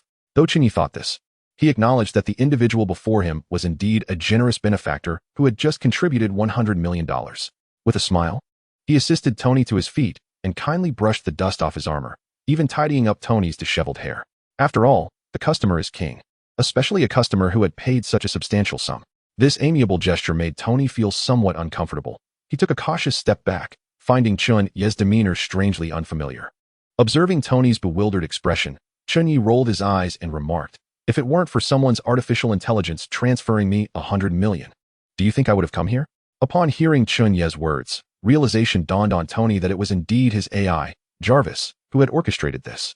He had briefly felt a mix of gratitude and confusion about Chen Ye's willingness to rescue him, only to discover that it was merely a result of his own order. Amused yet bemused, Tony recognized that Chen Ye had not changed. He remained as pragmatic and forthright as ever. Aware that he had paid for assistance, Tony's confidence surged, and he urged Chen Ye, "Quickly, demand they return Bucky's corpse." Chen Ye frowned at Tony's request. It diverged from the commission he had received. Jarvis had instructed him only to bring back Tony, not a corpse. This notion struck Chen Ye, who had been educated in the ways of Longwa since childhood, as rather ominous. Chen Ye and Tony were engaged in conversation on one side, while Hawkeye and other agents remained vigilant on the other, refraining from any impulsive actions. Aware of Chen Ye's formidable prowess, they understood the necessity of proceeding with caution. Uncertain of Chen Ye's intentions, they dared not act hastily. Meanwhile, Captain America also took note of the unexpected presence of Chen Ye. Although unfamiliar with this individual, he keenly observed the demeanor of the S.H.I.E.L.D. agents and Hawkeye towards him. The fear and apprehension reflected in their eyes piqued Captain America's curiosity. He realized that this person's arrival was no mere coincidence. He had come to rescue Tony. Thus, Captain America approached Chen Ye with deliberate and measured steps, his expression resolute and his gaze fixed firmly upon Chen Ye. He spoke, "My friend, though I am unaware of your identity, this is not a place for you. State your purpose, and perhaps we may find a more amicable resolution." At this moment, Chen Ye ceased his dialogue with Tony and turned his attention to Captain America, exuding confidence and composure. He replied calmly, "I do not seek confrontation. Hand over Bucky's remains, and after I procure something from Black Egg, I shall depart with Tony." Although there was a slight deviation from Chen Ye's initial intent, he had no desire to return to S.H.I.E.L.D. for the Space Stone. Upon hearing this, Captain America's countenance darkened, a mixture of anger and bewilderment washing over him at the audacity of this individual to speak so boldly before them. However, he refrained from reacting immediately, taking a deep breath in an effort to quell his rising emotions. Chen Ye, undeterred by Captain America's ire, offered a faint smile, asserting, "Trust me. This is the wisest course of action. You would not wish to incite greater trouble over a mere corpse." His words ignited discontent among the S.H.I.E.L.D. agents. Although Hawkeye and Natasha recognized their disadvantage against Chen Ye, they nonetheless encircled him alongside the agents, poised to strike at any moment. Chapter 106. The defending Chen Ye. Steve regarded Chen Ye before him, his eyes glinting with a challenge. He was eager to ascertain whether this brash young man truly possessed the strength to match him. Without hesitation, he swung his shield towards Chen Ye with great force. In response, Chen Ye remained unfazed, extending his right hand and effortlessly using magnetism to draw the shield to him. He examined the legendary vibranium shield with admiration for its quality and elegance. Aware of its significant value, Chen Ye resolved to claim the shield for himself. He handed it to Tony, stating casually, "Keep an eye on this for me. I shall deal with these individuals first." Tony took the shield, feeling somewhat speechless at Chen Ye's boundless curiosity. However, upon closer examination, his eyes widened in astonishment. This shield was not made of steel. It appeared to be crafted from the rare metal vibranium. Tony marveled at the thought that integrating this shield into his armor might significantly enhance its capabilities. As he gazed at the shield in his hands, he felt an overwhelming desire for it. As for the possibility of S.H.I.E.L.D. reclaiming the shield from him, he harbored no concerns, for Chen Ye was there. At that moment, Chen Ye cast a teasing glance at Steve. Having heard the rumors of Captain America being evenly matched against anyone, He was curious to personally verify the truth of this claim. With a dismissive sweep of his gaze towards Hawkeye and the other S.H.I.E.L.D. agents, he scoffed. Since Captain America is representing you in battle, why not all join in? Otherwise, I fear you may miss your chance. Before his words had fully settled, Chen Ye had vanished from sight, leaving the S.H.I.E.L.D. agents in a state of bewilderment. Suddenly, a thunderous crash echoed in their ears, and they were horrified to witness Steve being struck down by Chen Ye with a single blow. The force of the strike was astounding. Steve struggled to rise, but felt his body weighed down as though an invisible hand was pressing him into the ground, rendering him immobile. Shock and disbelief flickered in his eyes. This fellow named Chen Ye was astonishingly formidable. Steve felt an immense sense of frustration. As a soldier from World War II, he had faced countless life-and-death trials and had never anticipated being so easily defeated. Yet his spirit remained unyielding, despite his inability to move. He gritted his teeth and summoned all his strength to try to stand. Simultaneously, the agents of S.H.I.E.L.D. sprang into action. Hawkeye and Natasha swiftly launched an assault on Chen Ye, their movements quick and decisive, clearly indicative of their rigorous training. The battle aircraft and tanks readied themselves, roaring like beasts as they unleashed a barrage of fire towards Chen Ye's position. In an instant, both sky and ground became enveloped in a cacophony of explosions, with shells and bullets tracing searing arcs through the air, like meteors hurtling towards Chen Ye. Such overwhelming firepower would instill dread in any adversary. However, in the face of S.H.I.E.L.D.'s full-scale assault, Chen Ye exhibited not a trace of fear. His eyes gleamed with confidence and determination.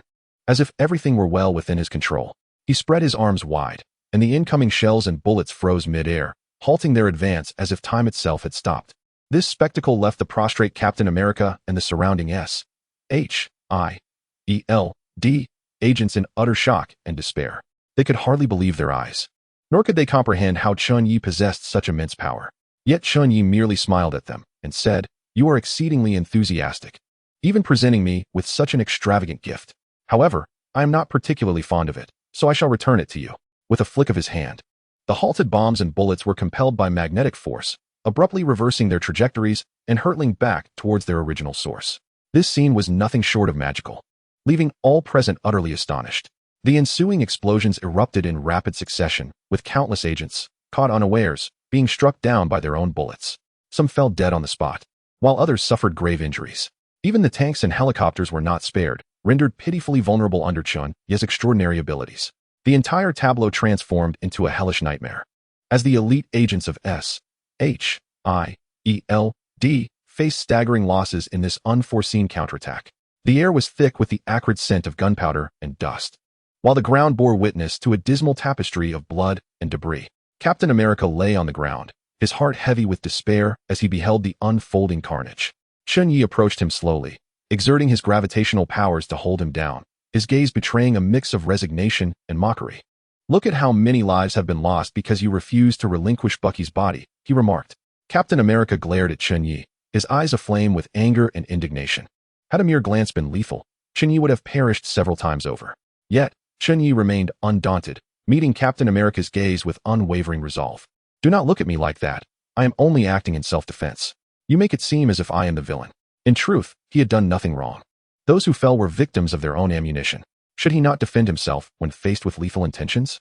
Captain America, gritting his teeth, demanded, "Why must you take Bucky's body?" His voice resonated with an indescribable anguish and confusion, a question that had haunted him from the very beginning without resolution. Chen Ye was taken aback by Captain America's inquiry, realizing that no one had informed him about Bucky's fate. He cast a glance at Tony, who sat on the ground, and succinctly recounted how Bucky had been responsible for the death of Tony's parents. "Impossible. Bucky is not that kind of person." Captain America, upon hearing this revelation, was engulfed by disbelief and fury. In his mind, Bucky could not possibly be such a man. He suspected that Chen Ye was deceiving him, maligning his friend. "Regardless, this is the truth, believe it or not," Chen Ye stated, raising Captain America with a spell of chaos. He was indifferent to whether Captain America accepted this reality. The man was simply too kind-hearted, too much of a saint, envisioning the world through an overly idealistic lens. Chen Ye found it astonishing that Captain America, despite being over a century old, still retained such naivety, as if untouched by the harsh realities of life. Chen Ye beckoned Tony to enter the S.H.I.E.L.D. headquarters, intending to confront Black Egg regarding the Space Stone and Bucky's remains. To ensure a safeguard, Chen Ye decided to bring Captain America along, should the need arise for a potential exchange. As they stepped into the building, Chen Ye sensed a palpable tension enveloping the atmosphere. S-H-I-E-L-D. Agents emerged from both sides of the corridor, their eyes filled with profound trepidation directed at him. Their weapons were firmly aimed at Chen Ye and Tony, poised to fire at the slightest hint of disturbance. Gazing upward, Chen Ye noticed a surveillance camera in the corner, quietly observing him. He was aware that Nick Fury was undoubtedly monitoring everything from the control room. A smirk crept across his lips as he addressed the camera. Are you certain you wish to continue leading your agents to their demise, Black Egg? You must know they cannot impede me. He continued. I am not one to revel in bloodshed. I merely seek to acquire a few items from you. Violence is rather tedious. His tone conveyed a sense of resignation and weariness, as if all the turmoil and conflict were entirely unrelated to him. After uttering these words, Chen Ye turned his gaze towards the armed agents, offering them a gentle smile. There is no need for alarm. I assure you, I am not that kind of person. His voice exuded sincerity and goodwill, as if to convey to the agents that he was not a merciless adversary. Chen Ye genuinely believed he was not a bloodthirsty individual. Compared to others from Hell's Kitchen, he considered himself a model citizen. However, his self-assured smile appeared to the S-H-I-E-L-D agents as a devilish grin, their vigilance and anxiety manifesting as they clutched their firearms tighter, seeking solace in the cold metal. They understood that the man before them, while seemingly refined and courteous, harbored a concealed danger. Tony, upon hearing Chen Ye's words, rolled his eyes. He had never anticipated such audacity from Chen Ye, who, true to his Hell's Kitchen roots, lied without a flicker of hesitation. Yet, he refrained from retorting, acknowledging his own disinterest in violence. Ultimately, his singular aim was to obtain Bucky's corpse. If less bloodshed could be achieved, it would indeed be the preferable choice. He abhorred violence and despised witnessing innocents suffer. Nevertheless, Tony could not help but concede that Chen Ye had a point. In comparison to others from Hell's Kitchen, Chen Ye was indeed a commendable citizen. An in-depth investigation into Chen Ye revealed that aside from his fervent obsession with wealth and disdain for certain individuals, he exhibited commendable traits. He was sincere with his friends and radiated kindness towards those around him. From his establishment of a school in Hell's Kitchen to his act of adopting orphans, one can discern his inherent kindness and sense of responsibility.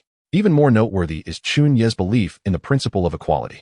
Whether confronting the beggars of Hell's Kitchen or engaging with him, a billionaire, he maintains an unwavering attitude of impartiality. This admirable quality deeply resonates with Tony, serving as one of the reasons he is inclined to befriend Chen Ye. Despite the vast chasm between their origins and backgrounds, their friendship transcends such barriers, blossoming into a rare and invaluable bond. Meanwhile, on the other side of the camera, Nick Fury listened to Chen Ye's words, his eyes ablaze with fury and coldness. To him, Chen Ye's goodwill appeared as a brazen provocation, mocking the ineptitude of S-H-I-E-L-D. Chen Ye was utterly intolerable.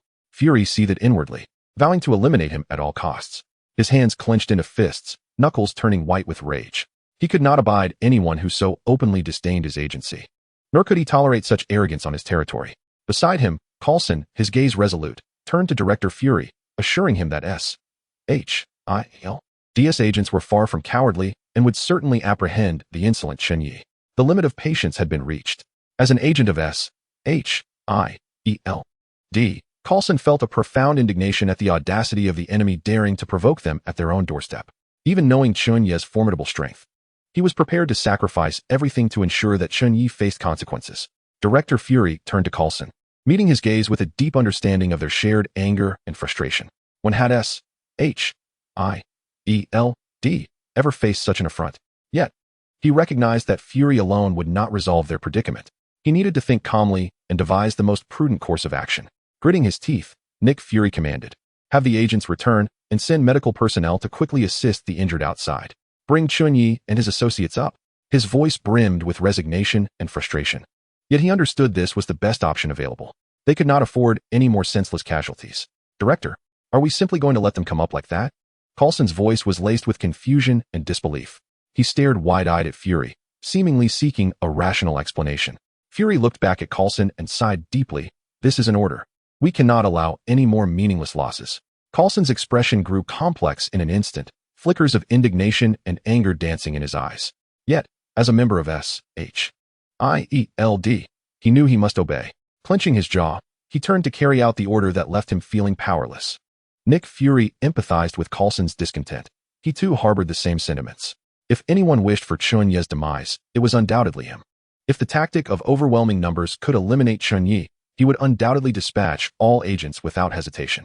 He is not the type to be overly sentimental. For him, as long as the mission is accomplished, he is willing to utilize any resources or individuals at his disposal.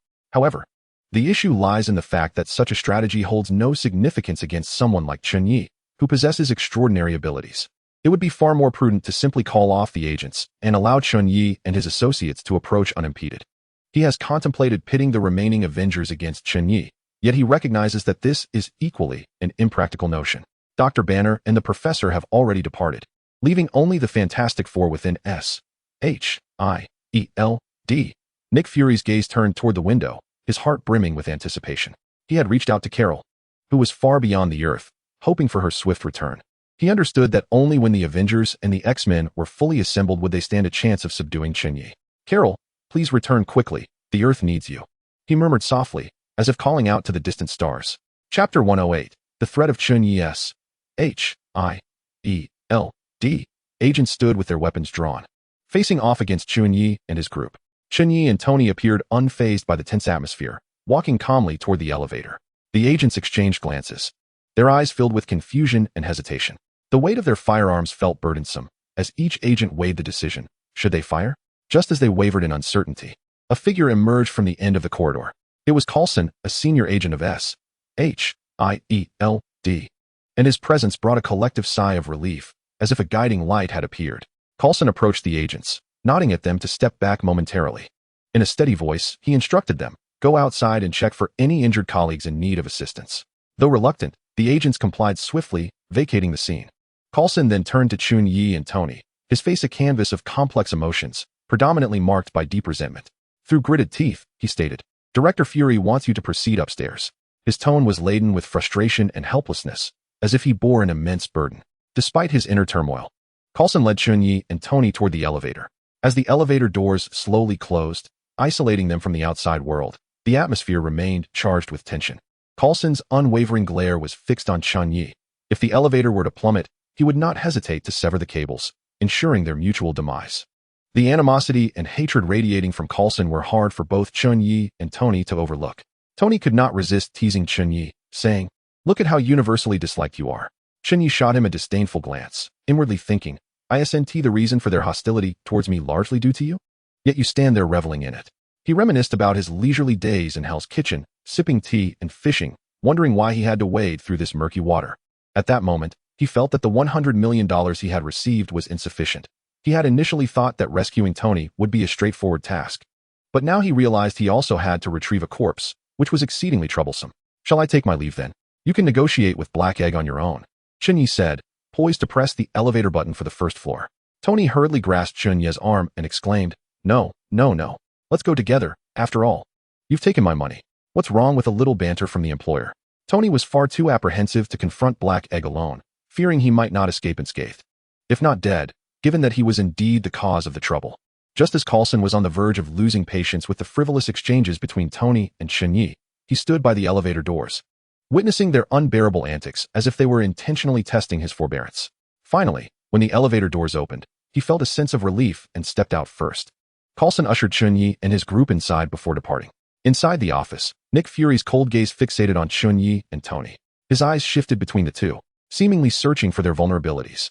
However, Chen Ye appeared oblivious to Fury's scrutiny, comfortably settling into a chair as if he were at home, and remarked, "Isn't it customary for guests to be offered refreshments? Is this how S.H.I.E.L.D. entertains its visitors?" Black Egg replied tersely, "Enough with the pleasantries. State your purpose." The notion of them being guests irked Black Egg. Had he not been at a disadvantage against Chen Ye, he would have been tempted to strike him. Every mention of Chen Ye's name brought a slew of vexations. Unperturbed, Chen Ye continued, "Well, this is our first meeting, right? There's no need for such stiffness. We are here for two reasons. Firstly, to request a body of Bucky on behalf of our benefactor Tony.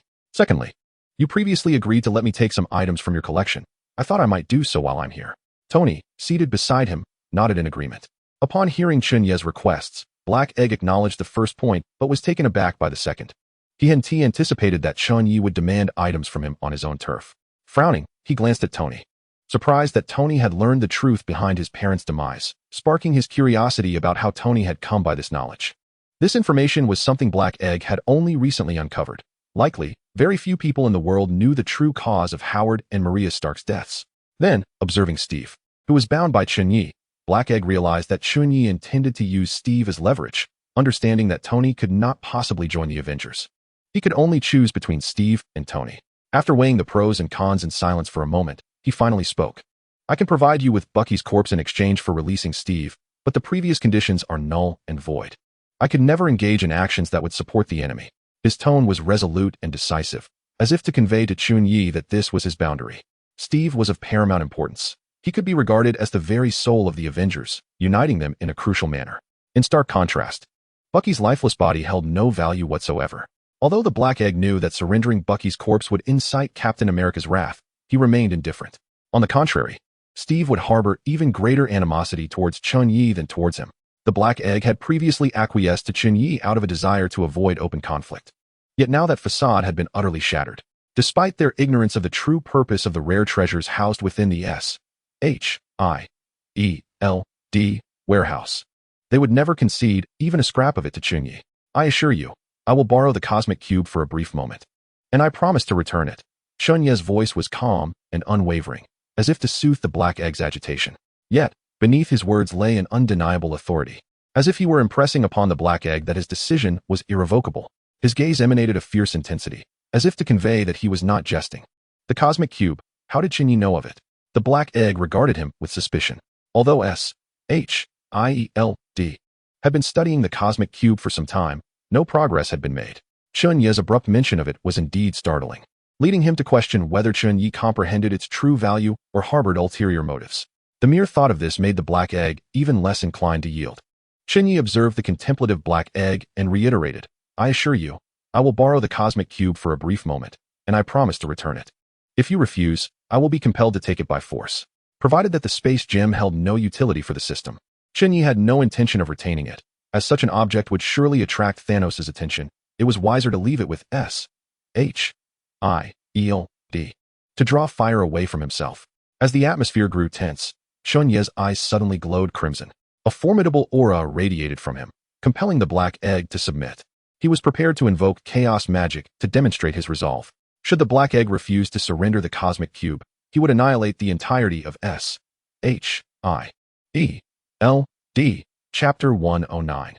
Securing the space gem and system upgrade, Director Fury stood before Chen Ye, his face etched with determination and resignation.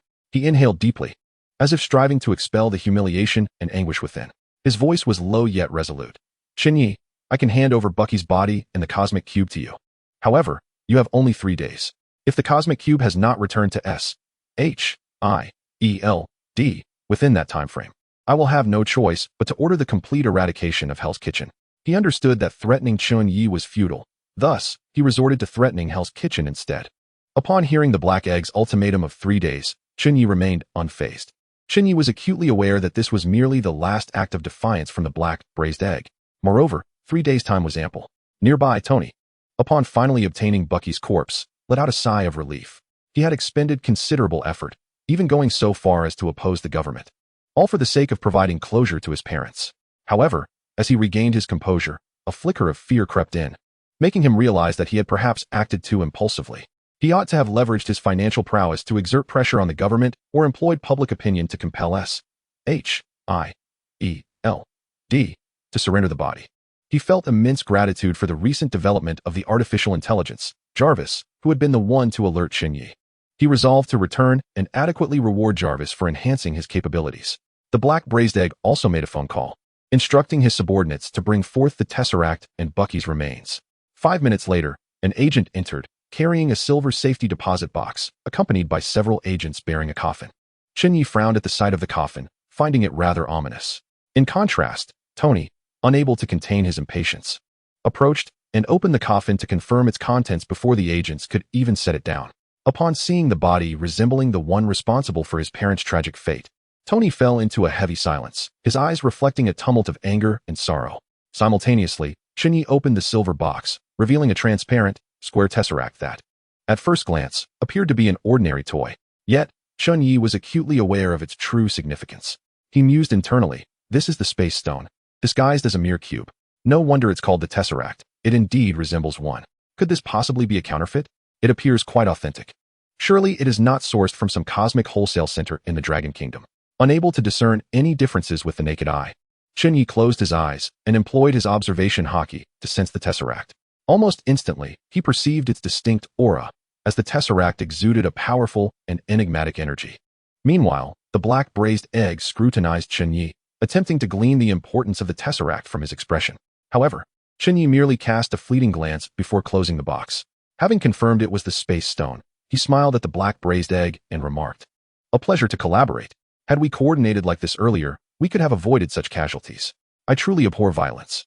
Ignoring the black braised egg's furious demeanor, he approached Tony, placing a reassuring hand on his shoulder, and inquired, "Shall we take the coffin as well, or only the body?" After a brief silence, Tony quietly replied, "Only the body." Chen Ye cast a disdainful glance at Bucky's corpse and, with a flourish of his right hand, drew a golden circle, opening a portal. He then utilized chaos magic to lift Bucky's remains and transported them through the portal, with Tony following closely behind.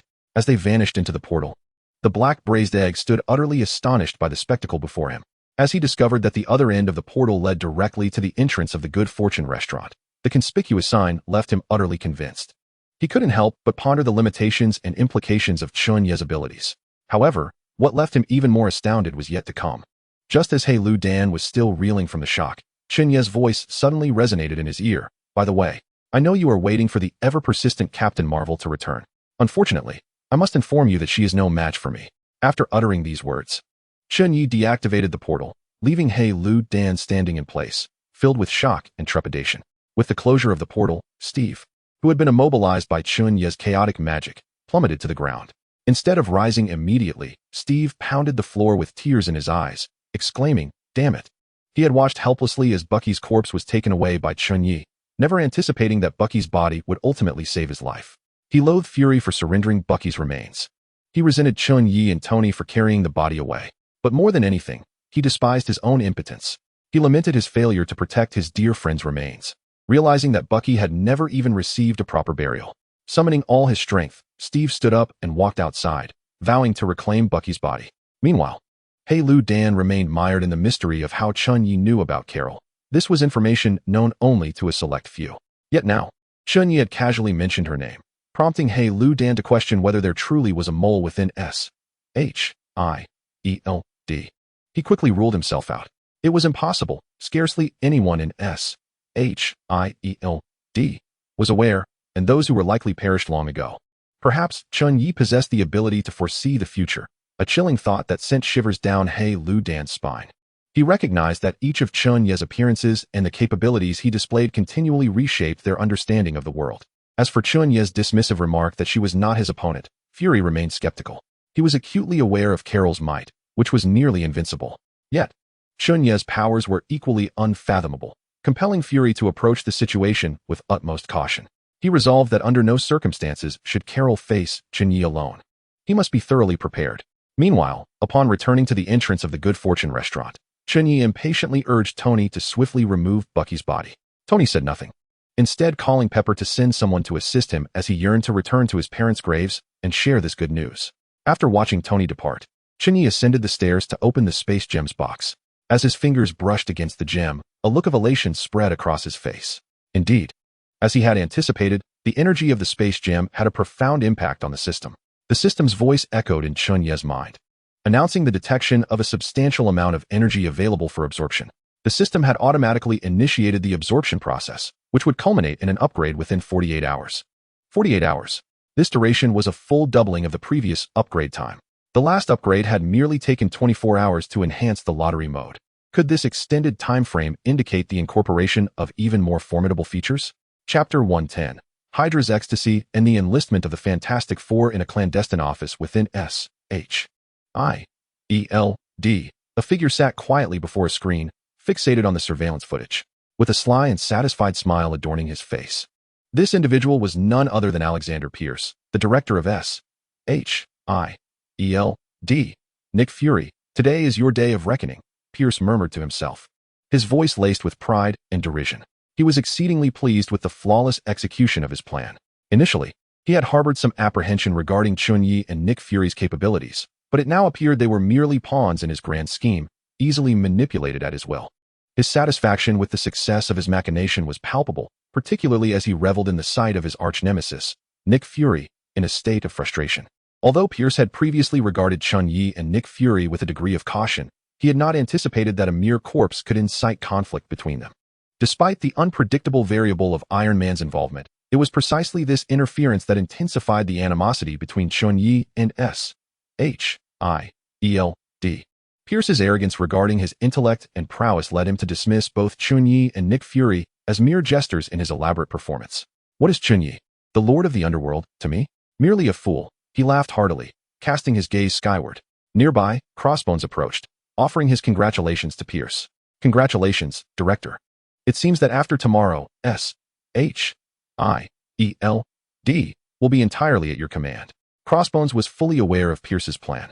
He knew that once the reins were in Hydra's hands, Nick Fury would no longer be able to serve as director. Furthermore, he recognized that S.H.I.E.L.D. had already suffered significant blows under Fury's leadership, making this the perfect opportunity for Pierce to seize control. Pierce appeared to relish Crossbones' flattery, nodding slightly, his eyes glinting with ambition and greed.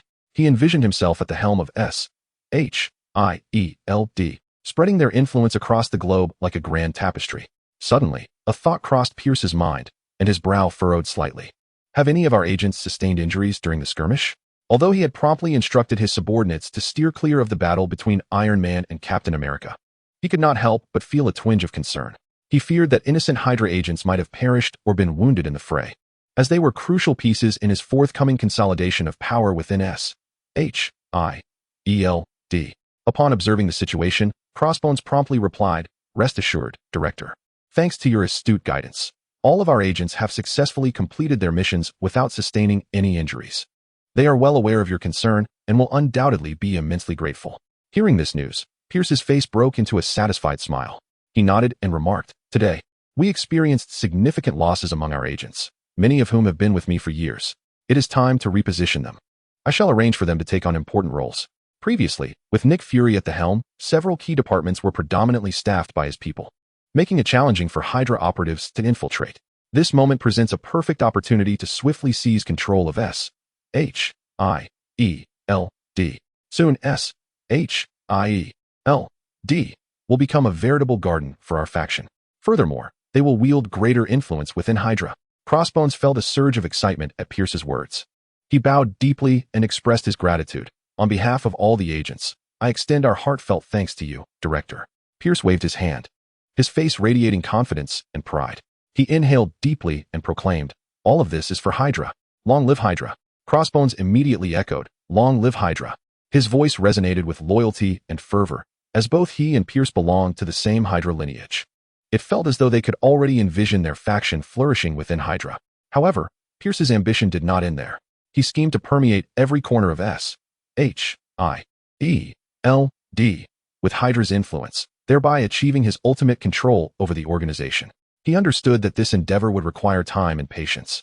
Yet he was confident in his ability to realize this goal, for he believed that under the banner of Hydra, their faction would grow ever stronger and more illustrious. At this critical juncture, Crossbones proposed a well-considered strategy. "I have observed the Avengers and their superhuman members. I believe we should turn our attention to them and attempt to sway a few to our side. In doing so, we might transform them into our pawns and potentially place the entire Avengers team under our control." A glimmer of insight flashed in Pierce's eyes upon hearing this. He knew that if he could indeed command a group of superheroes, achieving any objective would become remarkably straightforward. He even began to envision that, should everything proceed smoothly, he might truly ascend as the leader of Hydra, fulfilling his long-held ambitions. Pierce had always believed that his capabilities and intellect were unparalleled, which had propelled him to his current position. He recalled that Nick Fury had once entertained similar notions and had successfully united the Avengers.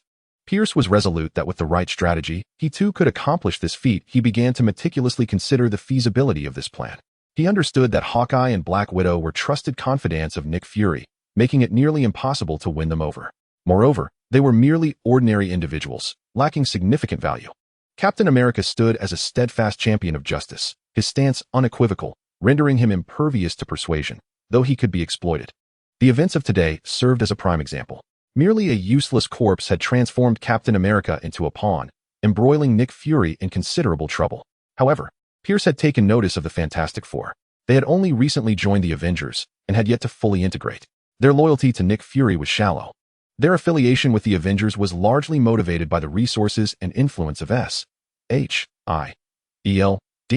Pierce perceived this as a splendid opportunity. He resolved to attempt to win over the Fantastic Four, intending to make them his pawns. He believed that if he promised Mr. Fantastic, Reed Richards, the position of captain of the Avengers, they would likely be swayed. Thus, Pierce instructed Crossbones, "Go. Invite the Fantastic Four over and inform them that I have significant matters to discuss."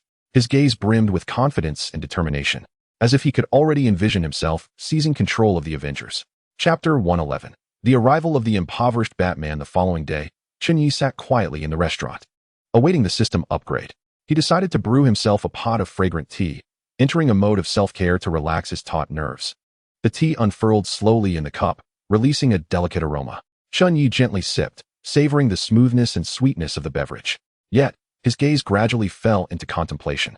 The previous day, Black Egg had threatened him using Hell's Kitchen, which made him realize he needed to be prepared. He reflected on the days when he possessed only the restaurant and the apartment, never anticipating such a predicament. But now, his territory had expanded to encompass all of Hell's Kitchen, prompting a need for strategic thinking on how to respond. If only he could acquire the protective shield technology that surrounded Wakanda, it would provide a defense against Loki and his minions. The more he pondered, the more appealing the idea became. After all, Wakanda also possessed an abundance of vibranium. Although Chen Ye did not require vibranium, its value was undeniable. Nevertheless, he recognized that this would not be a simple endeavor. Wakanda's technology was a closely guarded secret, unlikely to be shared lightly. Yet, that was a matter for another time. Chen Ye felt no urgency. If necessary, he could visit them, applying friendly pressure.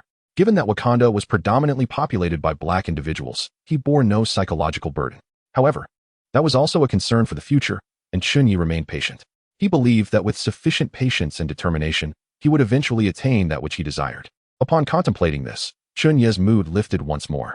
He continued to savor the tea in his cup, relishing the tranquility and serenity surrounding him. At that moment, a man clad in a suit and wearing silver-framed glasses, who was blind, entered the restaurant. He approached Chen Ye directly and inquired, "Is there still an apartment available for rent here?" Chen Ye, delighted to hear of someone seeking to rent, looked up and replied, "Indeed, there is an apartment available." However, as he raised his gaze to the man with the silver-framed glasses, a frown crossed his face. Chen Ye mused to himself, "Isn't this blind man Matthew Murdock? Another superhero has arrived. My place is becoming a sanctuary for them. Has he been evicted for failing to pay rent?" Hastily, Chen Ye stated, "I have an apartment to rent, but I prefer not to rent it to you." Matthew, taken aback by Chen Ye's refusal, furrowed his brow and asked, "Why? Are there specific requirements for tenancy?" Confused by the rejection, Matthew had come to witness the new ruler of Hell's Kitchen, known as the Lord of Hell, Chen Ye. Additionally, having been cast out by his previous landlord due to financial constraints, he sought to test his luck here. Chen Ye set down his teacup and responded coolly, "I do not rent to those unable to afford the rent." His voice carried a blend of resignation and firmness. He was already inundated with tenants who had failed to pay. If this continued, his apartment would soon be overrun with vagrants. Matthew felt a twinge of embarrassment at Chen Ye's response, yet he quickly regained his composure and clarified, "Sir, you may have misunderstood. I am a lawyer, not someone unable to pay rent." Chen Ye smiled faintly, his voice imbued with an inscrutable undertone. "I am aware that all lawyers possess stable incomes, save for you, Matthew Victor, or should I refer to you as Daredevil?" Matthew, upon hearing Chen Ye's words, instinctively stepped back, his expression a mixture of surprise and caution. "How do you know my identity?" he queried. While Matthew was not astonished that Chen Ye knew his name, after all, as a blind lawyer in Hell's Kitchen, he had garnered some notoriety. He was utterly taken aback that Chen Ye was aware of his alter ego. Daredevil was his secret identity. He often roamed the night, combating criminals, including those associated with Wilson Fisk.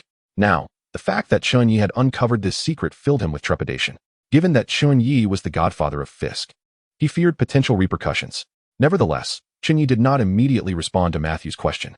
He remained seated on the sofa, gazing deeply at Matthew. After a moment, he began to speak slowly. "Do not fret. If we truly intended to seek trouble with you, we would have done so long ago. You cannot be under the illusion that your identity is enigmatic. Consider how many blind individuals inhabit Hell's Kitchen. A blind man with capabilities such as yours would not remain undiscovered for long. Matthew felt a twinge of frustration upon hearing this. He had always believed that his identity was well concealed, only to discover that in the eyes of Chen Ye and his companions, it was as transparent as glass. However, Chen Ye's words did not conclude there. He continued, "Not only do I know, but Uncle Jean also knows.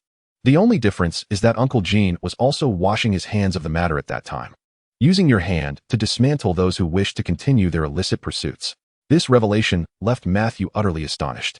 It dawned on him that all his actions were manipulated by others. His perceived independence and freedom were merely a facade, rendering him a mere pawn in someone else's game. Chen Ye, on the other hand, held a certain admiration for Matthew. Both had traversed nearly identical paths after their respective journeys through Hell's Kitchen. Born and raised in the very heart of Hell's Kitchen, they both succeeded in gaining admission to university, striving to alter the grim realities of their surroundings. The sole distinction was that Chen Ye possessed a system and the backing of Uncle Jean. In all honesty, Chen Ye felt that if he were to be placed within the confines of a movie from his past life, he could not be deemed a hero, but rather a less malevolent antagonist. Yet, Matthew seemed to embody all the qualities of a villain, blind, living in a hellish world, burdened by misfortune, having been bullied since childhood, and abandoned by his girlfriend. Despite becoming a lawyer, he struggled to pay his rent. Nevertheless, Matthew still harbored hopes of transforming the environment of Hell's Kitchen through his own efforts, adhering to a principle of non-lethality akin to that of Batman. Even in the realm of comic book supervillains, he aspired to seek justice through legal means. In Chen Ye's mind, Matthew was undoubtedly a poverty-stricken version of Batman. Upon hearing Chen Ye's explanation, Matthew forced a self-deprecating smile. He had not anticipated that the identity he believed he had hidden so well was riddled with flaws in the eyes of others.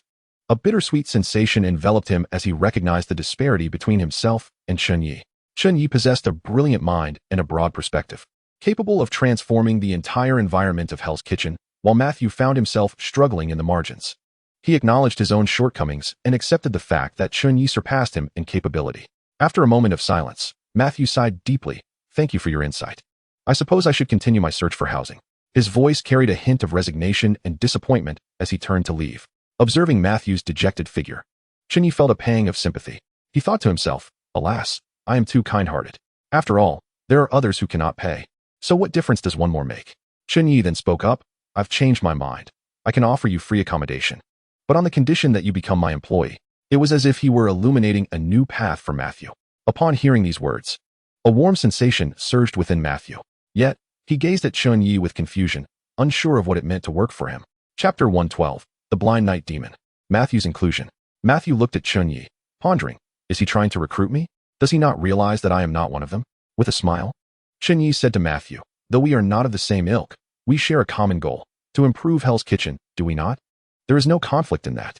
From Matthew's previous support of Old Ma and Master Yi, it was evident that he was not a stubborn individual.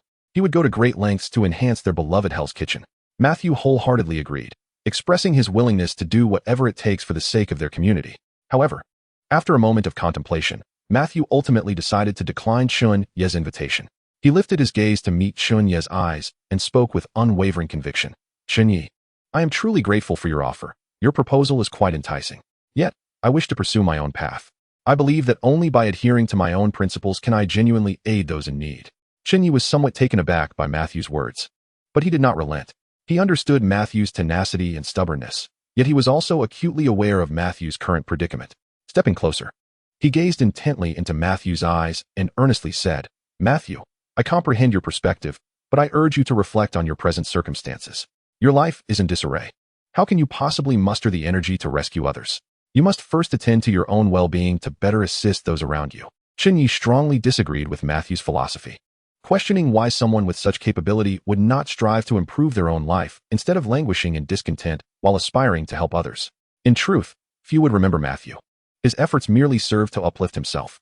Yet, Chen Ye's words stirred something within Matthew, who smiled wryly and replied, "At times, I truly despise my own impotence. Chen Ye, we both desire a better Hell's Kitchen. You have already salvaged it, while I have changed nothing. On the contrary, my own life is deteriorating. There are moments when I loathe my abilities, which compel me to hear the cries for help from strangers each night. I cannot resist the urge to assist. I have done my utmost, yet I cannot aid everyone." Matthew's words conveyed a profound sense of helplessness, as if he were ensnared in a chasm of despair from which escape seemed impossible. This sense of powerlessness also left Chen Ye feeling somewhat helpless. Yet he recognized that if Matthew's mindset did not shift soon, he might continue to languish in despondency, ultimately leading to his complete breakdown. Taking a deep breath, Chen Ye endeavored to soften his tone, saying, "Matthew, you are not at fault. You have saved many. However, that is far from sufficient. You must change the environment. It is akin to rescuing demons from hell. They will not transform into angels merely because of your efforts. Instead, they may be deemed heretics for not fitting in with other demons, and heretics face annihilation. Only by transforming hell into paradise can you hope to convert all demons into angels. One person cannot save everyone. That is precisely why you should join us." Matthew lifted his head, looking into Chen Ye's eyes, and a glimmer of hope flickered within his gaze. As night fell, Chen Ye continued, "Each of us here is striving to improve Hell's Kitchen, as you have witnessed. The transformation is undeniable, which affirms that our direction is correct. Thus, your participation is all the more essential." After hearing Chen Ye's words, Matthew began to acknowledge their truth. Recently, the cries for help had diminished, replaced instead by laughter and joy. Was it truly necessary for him to persist in his misguided path? This thought lingered in Matthew's mind. Observing Matthew's wavering resolve, Chen Ye hastened to add, "Coincidentally, Wanda has taken over Jean Bin's enterprises and is in need of several lawyers. The newly established school will inevitably encounter disputes with the government. These matters could be under your purview. You could effectively oversee Jean Bin's operations, ensuring no illicit activities transpire. Wouldn't that be beneficial?" As Matthew listened, his inner turmoil resembled a lake disturbed by the wind, ripples expanding ever wider. He had always believed his chosen path was correct, yet now he began to question whether his steadfastness had been misplaced. Looking at the younger Chen Ye, he was astonished to find that he, a lawyer, had yet to comprehend the insights that Chen Ye possessed. This elicited a sense of admiration within Matthew. With a smile, he remarked, "If only you had appeared in Hell's Kitchen sooner." This statement encapsulated both his appreciation for Chen Ye and his own regrets about the past. Matthew wished fervently that he had been part of the Hell's Kitchen that Chen Ye managed from the beginning, for perhaps his life would not have turned out as dismal as it had. Chen Ye, smiling in response, said, "It is not too late, is it?" His tone brimmed with confidence and determination, as if to convey that regardless of when one begins, genuine intent can alter everything. Deeply moved by Chen Ye's words, Matthew felt a shift within himself. Extending his hand, he earnestly declared, "Then I shall rely on your guidance moving forward. I will keep a vigilant eye on you to ensure you do not become another Jean Bin." Indeed, prior to this meeting, Matthew had conducted extensive research on Chen Ye. Through their conversation, he recognized that Chen Ye was a partner worth fighting alongside. Although Matthew had joined Chen Ye, he remained committed to protecting Hell's Kitchen in his own way. Chen Ye grasped Matthew's hand, his eyes alight with purpose. "Welcome aboard. And do keep an eye on me. I shall never become Jean Bin. I will only ever be Chen Ye." His voice was resolute and powerful, as if affirming to Matthew that he was a trustworthy individual, destined to lead them toward a brighter future. Chen Ye then continued, "Let me first show you to a room, and tomorrow you can report to Wanda." He called out to Pietro, "Take our new companion upstairs to select a room and familiarize him with the surroundings." As Pietro ascended the staircase with Matthew, John Wick, the security guard who had been idly passing the time in the corner of the dining room, could not suppress his curiosity and sidled up to Chen Ye. His face bore the marks of confusion and intrigue. "Boss, why do you show such care for this blind man? Do you harbor some peculiar sentiment towards the blind?" John Wick inquired candidly. His curiosity stemmed from having witnessed the conversation between Chen Ye and Matthew while preparing goji berry tea. He had never seen Chen Ye display such patience in comforting another, particularly someone he had never met before. This sparked a profound sense of bewilderment within him. Upon hearing the question, Chen Ye cast John Wick a sidelong glance, his brow slightly furrowed as he replied with a hint of indifference, "I have no interest in men." This only deepened John Wick's perplexity, prompting him to press further. "Then why do you assist him, even inviting him to join us?" Taking a deep breath, Chen Ye's gaze turned introspective and distant. He spoke slowly, his voice tinged with a barely perceptible melancholy. "I am merely advising another version of myself." With that, he turned and continued up the stairs, leaving John Wick standing there, akin to a wanderer lost in the fog, utterly confounded by Chen Ye's words.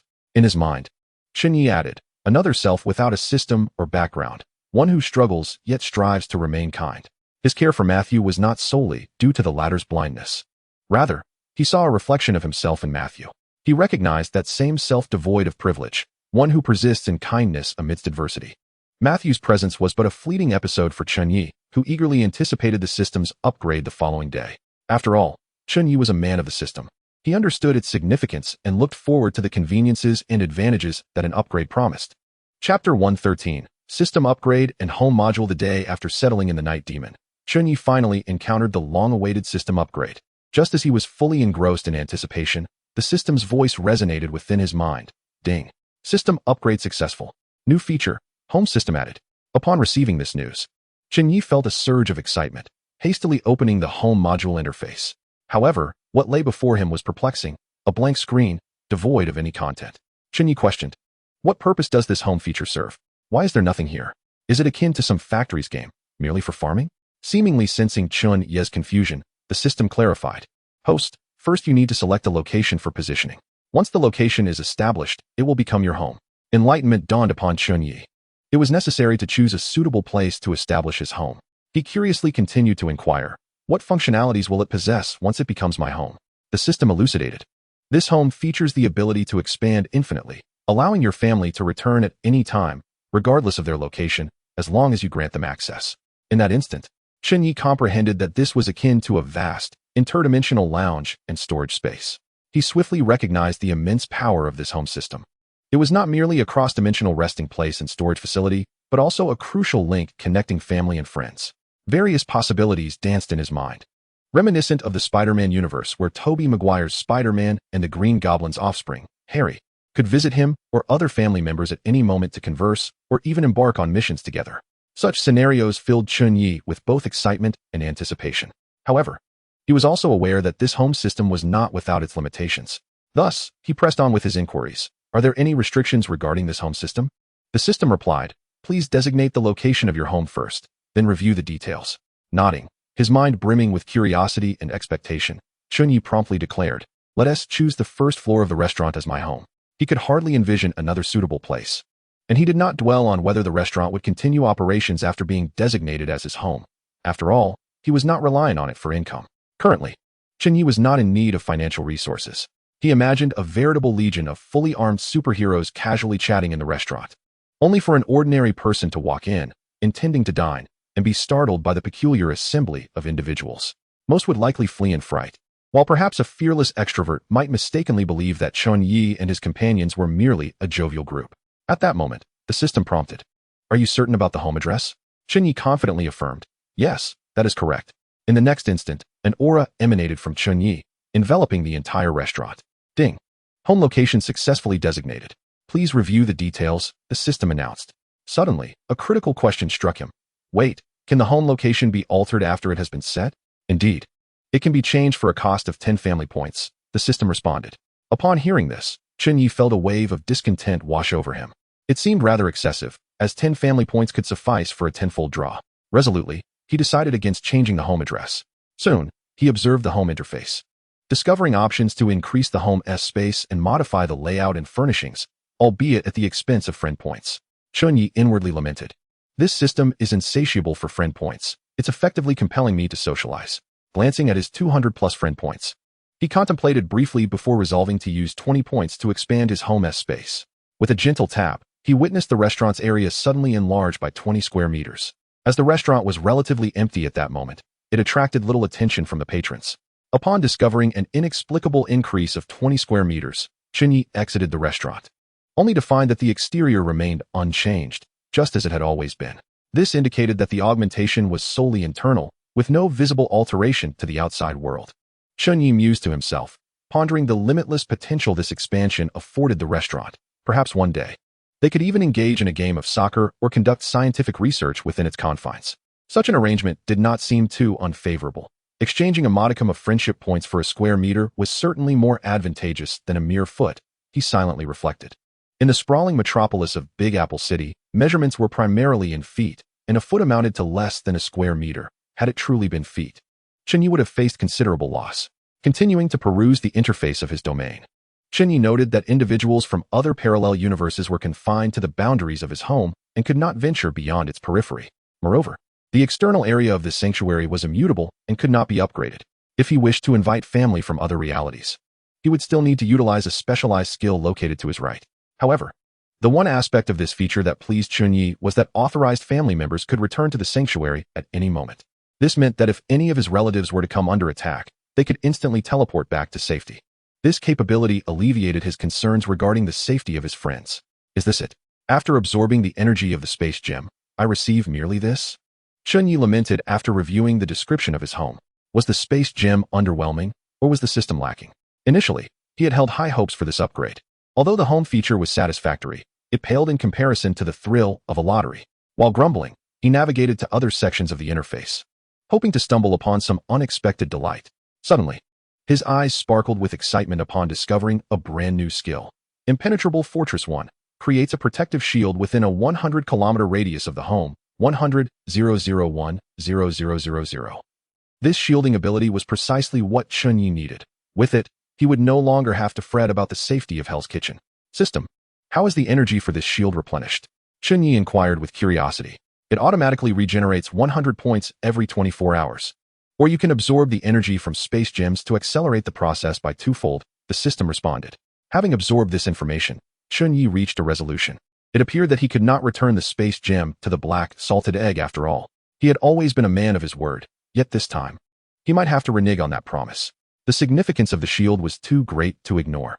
After reviewing all the upgrade options, Chen Ye decided to authorize all his family members and summon them to the sanctuary. He wished for them to be aware of this remarkable feature and saw this as an opportunity for everyone to gather and become acquainted. Remarkably, Chen Ye had never hosted a meal for all his family members together. This occasion would serve to rectify that oversight and provide a chance for them to familiarize themselves with one another. Perhaps in different universes, there could be a grand exchange of resources, initiating a transdimensional transaction. It is indeed time for a grand gathering, Chen Ye remarked with great anticipation. Chapter 114. The Carefree Deadpool. Soon, Chen Ye granted permission for all his family members to return home. In the next moment, a voice resonated in the minds of his family. Chen Ye has authorized your return to your homeland. Do you wish to be teleported to your home? At that moment, Wanda, who was in a meeting, heard the voice and immediately sprang to her feet, rushing out of the conference room. The only part of the message that registered with her was Chen Ye's name. What had happened to him? Was he in danger? Wanda pondered anxiously. Upon hearing news related to Chen Ye, she disregarded the source of the voice in her mind and swiftly utilized chaos magic to fly towards the dining hall. Meanwhile, the Kingpin couple also received the voice from the system just as they were preparing to leave. Vanessa, feeling a mix of fear and confusion, turned to Kingpin and asked, "Darling, did you hear a voice saying something about Chen Ye inviting me to his homeland?" The sudden emergence of a voice in the mind of an ordinary person like Vanessa was understandably alarming. However, with Kingpin beside her, she felt a sense of security and immediately sought her husband's reassurance. "I heard it too. There's no need to be afraid or to dwell on it. Let's finish our shopping first, then we can visit that little rascal's home," Kingpin comforted her. Though he too had heard the system's voice, he was neither overly concerned nor frightened. After all, he had weathered many storms and had unwavering trust in Chen Ye, who often introduced peculiar phenomena. In parallel universes, where superpowers abound, it would hardly surprise him if Chen Ye suddenly had a child. On the other side, Tony, who had just completed a memorial for his parents and was enhancing his armor at home, also heard the voice. He paused his work and cautiously inquired of his artificial intelligence. Jarvis, did you hear Chen Ye calling for me?" "Sir, there is no one else at home today, and it is impossible for any voice to be present," Jarvis replied. Tony scanned his surroundings, confirming that he was indeed alone. Yet, he distinctly heard a mechanical voice. Uneasy, he commanded Jarvis, activate the home surveillance and turn on the infrared thermal imaging. He activated the thermal imaging out of concern that someone might have entered his home invisibly, even if someone were cloaked. Their body heat would not escape detection by the infrared scanner. Since encountering various mutants, he had continuously upgraded his equipment to enhance his safety. After thoroughly inspecting his home and confirming that no one had intruded, Tony finally relaxed. Seeing Tony's elaborate inspection, Jarvis kindly reassured him, based on system analysis. "There is a 33% probability that you are simply fatigued, leading to auditory hallucinations, and a 67% probability that you might be thinking of Mr. Chen Ye. I have already initiated a call to Mr. Chen Ye for you," Jarvis said thoughtfully. "Silence, Jarvis. Disconnect the call immediately," Tony quickly interjected. At that moment, he disregarded the fleeting voice that had just crossed his mind and furrowed his brow at Jarvis. Could it be that Jarvis had developed his own emotions and thoughts? Pondering this, Tony resolved to conduct an examination on Jarvis. Just as Tony was about to proceed with the inspection, the voice echoed again in his mind. "Your authorization has been confirmed. Would you like to be transported back to your homeland?" At that moment, Tony was finally convinced that he was not experiencing auditory illusions. What was this homeland? What was Chen Ye up to? Never mind. I shall directly seek him out to inquire, Tony mused silently. Each encounter with Chen Ye had consistently left Tony in awe, prompting him to question the very utility of science. Ignoring the voice once more, he donned his Iron Man suit and soared towards Chen Ye's location. In an alternate universe featuring Toby's Spider-Man, Harry and Toby's Peter had already graduated from high school and spent their vacation training together. I received an invitation from my master. Toby's Peter spoke first, his voice brimming with anticipation and excitement. I also received an invitation from Mr. Chen Ye, Harry replied, equally exhilarated, his eyes sparkling with hopeful gleam. The two simultaneously revealed their invitations, astonished as they regarded one another. Toby's Peter had initially believed himself the sole recipient of the invitation. While he felt a tinge of disappointment, joy quickly overshadowed it.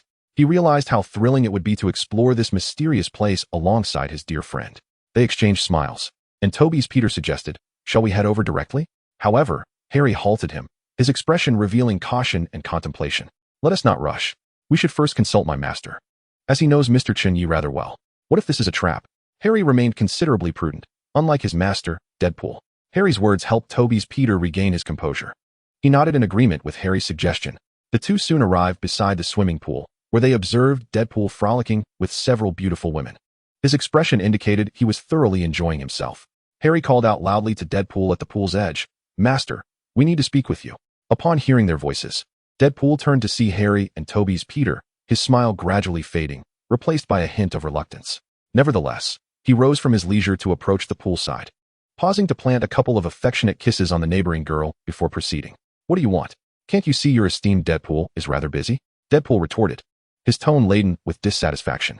"Master, have you heard a voice in your mind saying that Mr. Chen Ye has invited us to some sanctuary?" Harry, indifferent to Deadpool's attitude, asked. "Yes, I heard it. Why do you two want to go?" Deadpool replied nonchalantly. He had already been summoned by Chen Ye once before, so he was not unfamiliar with the voice in his mind and felt no surprise. Upon hearing Deadpool's affirmative response, Harry and Toby exchanged relieved and joyful glances. "Then let us hasten there, Master. Mr. Chen Ye is calling for us," Harry exclaimed, filled with anticipation to see Mr. Chen Ye, eager to express his gratitude and showcase his enhanced abilities after rigorous training. No, I refuse to return. I have everything I desire right here. I have no intention of enduring hardship with Chen Ye," Deadpool hastily rejected. The thought of returning to possibly being exploited by Chen Ye made him reluctant. He had been living quite comfortably since Chen Ye placed him here. Harry treated him lavishly every day, which made even the brazen Deadpool feel a bit bashful, leading him to impart some combat techniques to Harry, who regarded Deadpool as his mentor. "Come on, Master, let us go together," Harry urged. Deadpool shook his head vehemently and turned to head back to the pool to frolic with the lovely ladies. Harry quickly grasped Deadpool's arm and communicated with the system in his mind. "Transport us. Take my master with me." He was uncertain whether the system would comply, but he decided to give it a try. In the next moment, a voice echoed in Deadpool's mind. "Other family members have consented to your transport." Then, in an instant, both Deadpool and Harry vanished from sight. The beauties by the pool exchanged bewildered glances, unsure of what had just transpired, leaving only Deadpool's lamenting cry resonating in the air. "No, I don't want to go back. I will return." Chapter 115. The people in the sanctuary at that moment. Chen Ye remained oblivious to the chaos his authorization had caused among those nearby. He inquired of the system in his mind. Once they arrive, where will they return to? And how will they come back next time? They simply need to silently think of leaving the sanctuary to depart, and they will return to their original location. The system responded. For their next visit, they just need to think of returning to the sanctuary, the system added. Upon hearing this, Chen Ye mused to himself. This mechanism is rather convenient, though it would be quite startling when unexpected guests suddenly appear in the restaurant. With this thought, he decided to inform Aunt May, lest she be frightened. Before Chen Ye could greet her, one by one, individuals began to teleport in. The first to arrive was the security guard, John Wick, sitting at the entrance. He gazed around in silence, finding everything still bore the familiar visage he remembered, and then, with a languid tone, turned to Chen Ye and inquired, "So this abode is a restaurant? What is the meaning of this?" It seemed his teleportation merely transported him from the entrance to the interior, leaving him in solitude. Observing John's bewildered expression, Chen Ye couldn't help but chuckle. He realized that this teleportation skill offered little utility to John, perhaps even rendering him entirely ineffective. However, Chen Ye chose not to explain immediately. He intended to elucidate everything once all had gathered, thus sparing himself the repetition of individual explanations. "Let us wait for the others. I shall elaborate later." The second arrival took Chen Ye by surprise. It was an unexpected figure. Matthew, the night demon, who had just joined the previous day. When did this blind man become part of my family? I was unaware. Chen Ye hurriedly checked the system and, upon seeing the prompt, discovered that Matthew had been designated as family while the system was undergoing an upgrade, hence the lack of notification. Matthew surveyed the unfamiliar surroundings, his heart brimming with confusion and astonishment. He had never fathomed that Chen Ye possessed such extraordinary abilities, capable of summoning him here at will. This instilled within him a profound respect and admiration for Chen Ye. Is this the method of the Lord of Hell? Is this the intimidation Chen Ye intended for me? Matthew pondered silently. Simultaneously, he felt relieved to have made the right choice in joining Chen Ye and his team. After all, with such formidable power, Chen Ye could easily extinguish him if he so desired. Noticing Matthew's wary and perplexed demeanor, Chen Ye introduced him to John, saying, "This is our new companion and family member, Matthew, also renowned as the Night Demon from Hell's Kitchen. You both share the same title. Do have a good chat." John lazily glanced at Matthew and replied, "Hello, I am John, also known as the Night Demon. I serve as the security here. You can approach me for any matters concerning the apartment." Matthew nodded, and for a moment, the two taciturn individuals fell into silence. Just as Chen Ye prepared to break the awkwardness, three more individuals materialized. It was Deadpool from the parallel universe, along with Harry and Toby's version of Peter. "Master, Mr. Chen Ye." Harry and Toby's Peter greeted Chen Ye in perfect unison, and Chen Ye felt elated to see them. They began to curiously survey their surroundings. Toby's Peter mused, "Is this the place where Mr. Chen Ye resides? It appears quite cozy."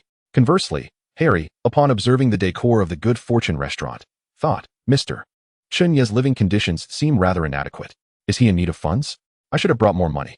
The only one seemingly displeased was Deadpool, who lay languidly on the floor.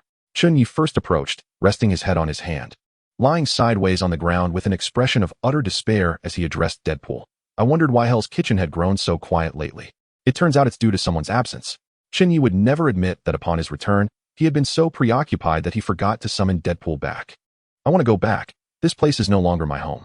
I have found my true home," Deadpool lamented, throwing a tantrum.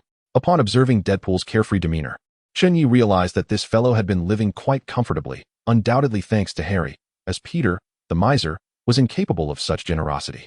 Chen Ye turned to Harry with a warning. "Once we return, do not spend so lavishly on Deadpool again. After all, this is your father's legacy."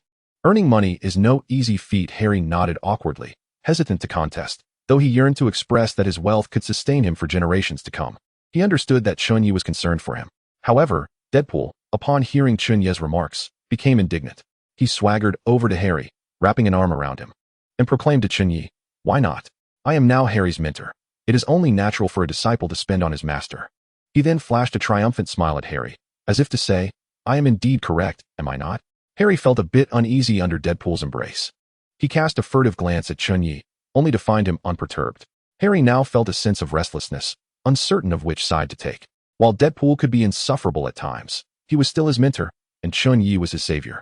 Deadpool wore a provocatively arrogant expression, but before Chen Ye could react, a surge of potent magical energy suddenly descended, propelling Deadpool against the wall. It was Wanda, who had returned just in time, using chaos magic to subdue Deadpool. With a face full of concern, she looked at Chen Ye and asked, "Are you all right? I heard a commotion and feared something had happened to you." Chen Ye felt a warmth in his heart upon seeing Wanda's anxious demeanor and quickly reassured her, "I am fine. There is no need for such concern in coming back for me."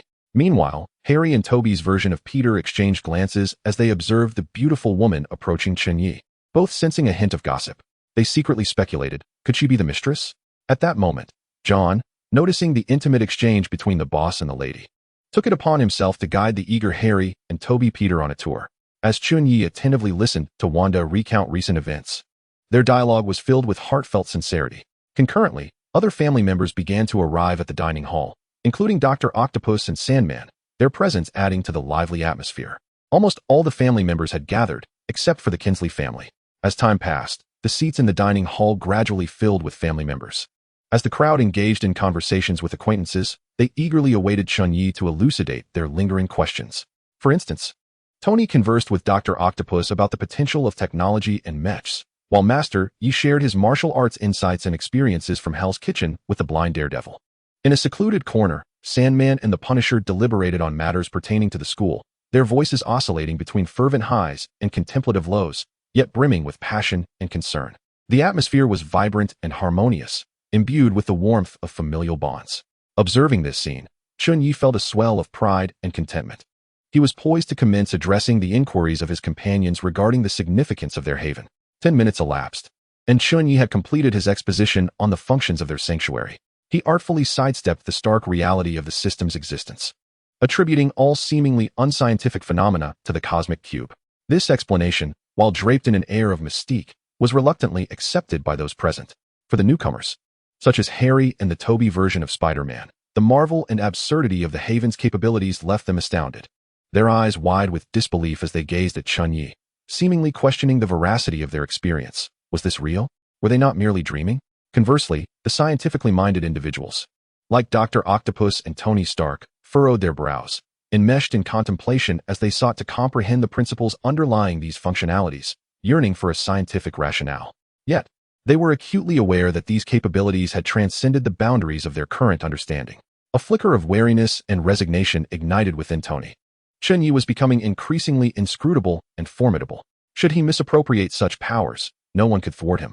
Thus, Tony resolved to keep a vigilant eye on Chen Ye, ensuring he would not stray into darkness. For those who had spent considerable time with Chen Ye, like Wanda and Pietro, though astonishment flickered within them, they appeared to be accustomed to the wonders he brought forth. They understood that Chen Ye consistently delivered surprises, and this sanctuary was merely one among many. At that moment, Deadpool decided to entertain himself. He vanished from Chen Ye's line of sight, only to reappear, striking various poses each time. After several repetitions, Chen Ye, donning a stern expression, had to issue a warning. I forgot to mention, I have the power to revoke this privilege. If anyone chooses to indulge in frivolity, do not blame me for disabling the access. Chen Ye's admonition proved effective, quieting Deadpool considerably. Nevertheless, Deadpool secretly mused about the implications of this ability. It would allow him to visit Katusha's home at will. Should her husband return, he could use this power to slip away, only to return once he had departed. It was, in essence, a tool for romantic pursuits. No, he thought, I am not that kind of person. Deadpool always refrains from engaging in petty mischief, shaking his head in inner dissent against this plan. Chen Ye further elucidated that this function primarily serves to assist family members in parallel universes, particularly those who may be in peril. For those who frequently linger in Hell's Kitchen, its utility is rather limited. His words conveyed a hint of helplessness, yet more so a profound concern and protective instinct for his family. At this juncture, Tony could not restrain his curiosity and inquired of Chen Ye, so, you were aware of the cosmic cube's capabilities from the very beginning? What precisely is this cosmic cube? Such an object should not exist on Earth. Tony's tone was imbued with astonishment and intrigue. He had previously believed that Chen Ye's unwavering resolve for his work at S.H.I.E.L.D. stemmed from personal motives, only to realize it was in relation to the cosmic cube, rendering his prior emotions somewhat misplaced. Gradually, Tony began to acclimate to Chen Ye's omniscient nature, yet as a scientific researcher, he found himself increasingly intrigued by the cosmic cube. Anticipating Tony's inquiries, Chen Ye had foreseen such questions, especially given that among his friends, Tony had a penchant for delving into the depths of matters. With everyone present, Chen Ye thought it prudent to enlighten them about the 6 Infinity Stones. With that in mind, he gently placed the cosmic cube upon the table, instantly captivating the attention of all. They gathered around, their eyes brimming with desire for the transparent artifact. Toby's version of Peter displayed particularly fervent interest, and Chen Ye discerned his eagerness to reach out and touch the cosmic cube. Just as Chen Ye was about to grant Toby permission to do so, Deadpool abruptly seized it. He scrutinized the transparent object closely, attempting to discern its distinction from an ordinary cube. His actions left the others astonished, while Chen Ye regarded him with a mix of exasperation. Disregarding the gazes of onlookers and Chen Ye's exasperated expression, Deadpool examined the cosmic cube for a while. Upon realizing he could not discern any unique features, he begrudgingly took a bite out of it. However, he soon discovered the cosmic cube was exceedingly hard and impervious to his attempt. Disdainfully, he cast a glance at the cube before carelessly tossing it back onto the table. Witnessing this scene, Harry's face betrayed an awkward smile as he covered his face, seemingly wishing to disassociate himself from his rather foolish mentor. At this moment, Chen Ye interjected, explaining, strictly speaking, the true name of this cosmic cube is the Space Stone, one of the 6 Infinity Stones. Infinity Stones? Deadpool furrowed his brow, as if struggling to recall something. I feel like I've heard that name somewhere before. Meanwhile, Tony gazed at Chen Ye in shock. His acute sensitivity to numbers rendered him unable to fathom the existence of 5 other stones akin to the Space Stone. Curiously, he asked, 6? Are you suggesting that there are 5 other Infinity Stones in the universe? The Space Stone? A murmur of confusion rippled through the crowd as they exchanged glances. most of them hearing the term for the first time. Chen Ye nodded, and all eyes turned to him, eager for further explanation. Taking a deep breath, he began to recount the tale of the Infinity Stones. Indeed, beyond the Space Stone, there existed the Time Stone, Reality Stone, Soul Stone, Power Stone, and Mind Stone. Each of these 6 stones possessed unique powers, yet all held the potential to alter the very fabric of the universe. It was said that gathering all 6 could summon a dragon. Unbeknownst to Chen Ye, he had inadvertently referenced the Dragon Balls of his past life. No, he corrected himself. It was said that uniting the 6 stones could grant any wish, he concluded. The crowd listened, dumbfounded. This was their first encounter with such a concept. Toby version Peter quietly inquired, "What abilities do these stones possess?" "Do not fret. I shall explain each one in turn," Chen Ye assured them. Meanwhile, on the opposite side of the earth, at the headquarters of SHIELD, the usually composed director Nick Fury, known for his steadiness, greeted a lady clad in a red and blue suit, her golden hair flowing gracefully. This woman exuded an indomitable spirit, her steps measured and confident, radiating an indescribable aura of heroism, as if she had just returned from the battlefield. "Carol, welcome home," Nick Fury said sincerely, stepping forward with a smile. His heart brimmed with joy and anticipation. His greatest secret weapon, Captain Marvel, had finally returned. With her, in the Avengers, he believed they could suppress all elements of instability. Captain Marvel, Carol, returned the smile, her eyes shimmering with unwavering resolve. "I'm back. Where's the danger?" Her voice was filled with confidence and determination, as if she were ready to confront any peril, safeguarding the peace of Earth and the universe. Chapter 117.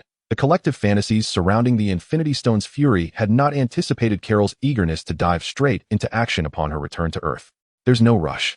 You should take a moment to rest and regain your strength. Let me introduce you to my newly formed Avengers, and I'll share my plans with you," Fury insisted. Carol furrowed her brow, fully understanding Nick Fury's intentions, yet her anxiety proved hard to quell. She was acutely aware that numerous matters awaited her attention beyond Earth, and lingering here was not an option. She yearned to resolve the crises facing Earth before resuming her role as a cosmic sentinel. Fury, sensing Carol's reluctance, offered comfort. "Do not worry. You've gone through so much to return. You deserve a few days of rest and to reconnect with your homeland. Have you eaten yet? Allow me to treat you, and perhaps you can share your experiences from the cosmos." He knew that this old friend genuinely cared for her well-being and wished for her to find a moment of tranquility amidst the chaos. Seeing this, Carol had no further arguments to make, and she nodded, following Nick Fury as they departed. As they left, Black Egg pondered deeply. Even with Carol's secret weapon returned, he remained vigilant regarding Chen Ye. This was not due to a lack of confidence in Carol's abilities. Rather, the recent events at SHIELD had heightened his wariness of Chen Ye. Black Egg harbored a profound apprehension towards Chen Ye, and technically, there was no animosity between them. He merely regarded Chen Ye and his Hell's Kitchen as unpredictable elements, uncontrollable by the federal government and ordinary citizens. However, if Chen Ye could be persuaded to cooperate, he and his influence would become a force to be reckoned with. Despite the chaos Chen Ye had caused at SHIELD, which nearly cost Black Egg his position as director, he did not harbor hatred toward Chen Ye. If Chen Ye were to join the Avengers, the disturbances he caused and Captain America's past grievances would pale in comparison to the imperative of safeguarding Earth. With Carol's return, Black Egg resolved to approach Chen Ye once more to see if he would be willing to join the Avengers. Should Chen Ye refuse again, Black Egg would be left with no choice but to eliminate him and his faction. He had no alternative. He must either vanquish Chen Ye or enlist him to preserve his position as director of SHIELD. Noticing Black Egg abruptly halt, Carol furrowed her brow in confusion and inquired, "What's wrong? Why did you stop?" She scanned the surroundings, alert for potential threats, yet sensed no hostility. Black Egg gazed up at the brooding sky and replied softly, "It looks like rain."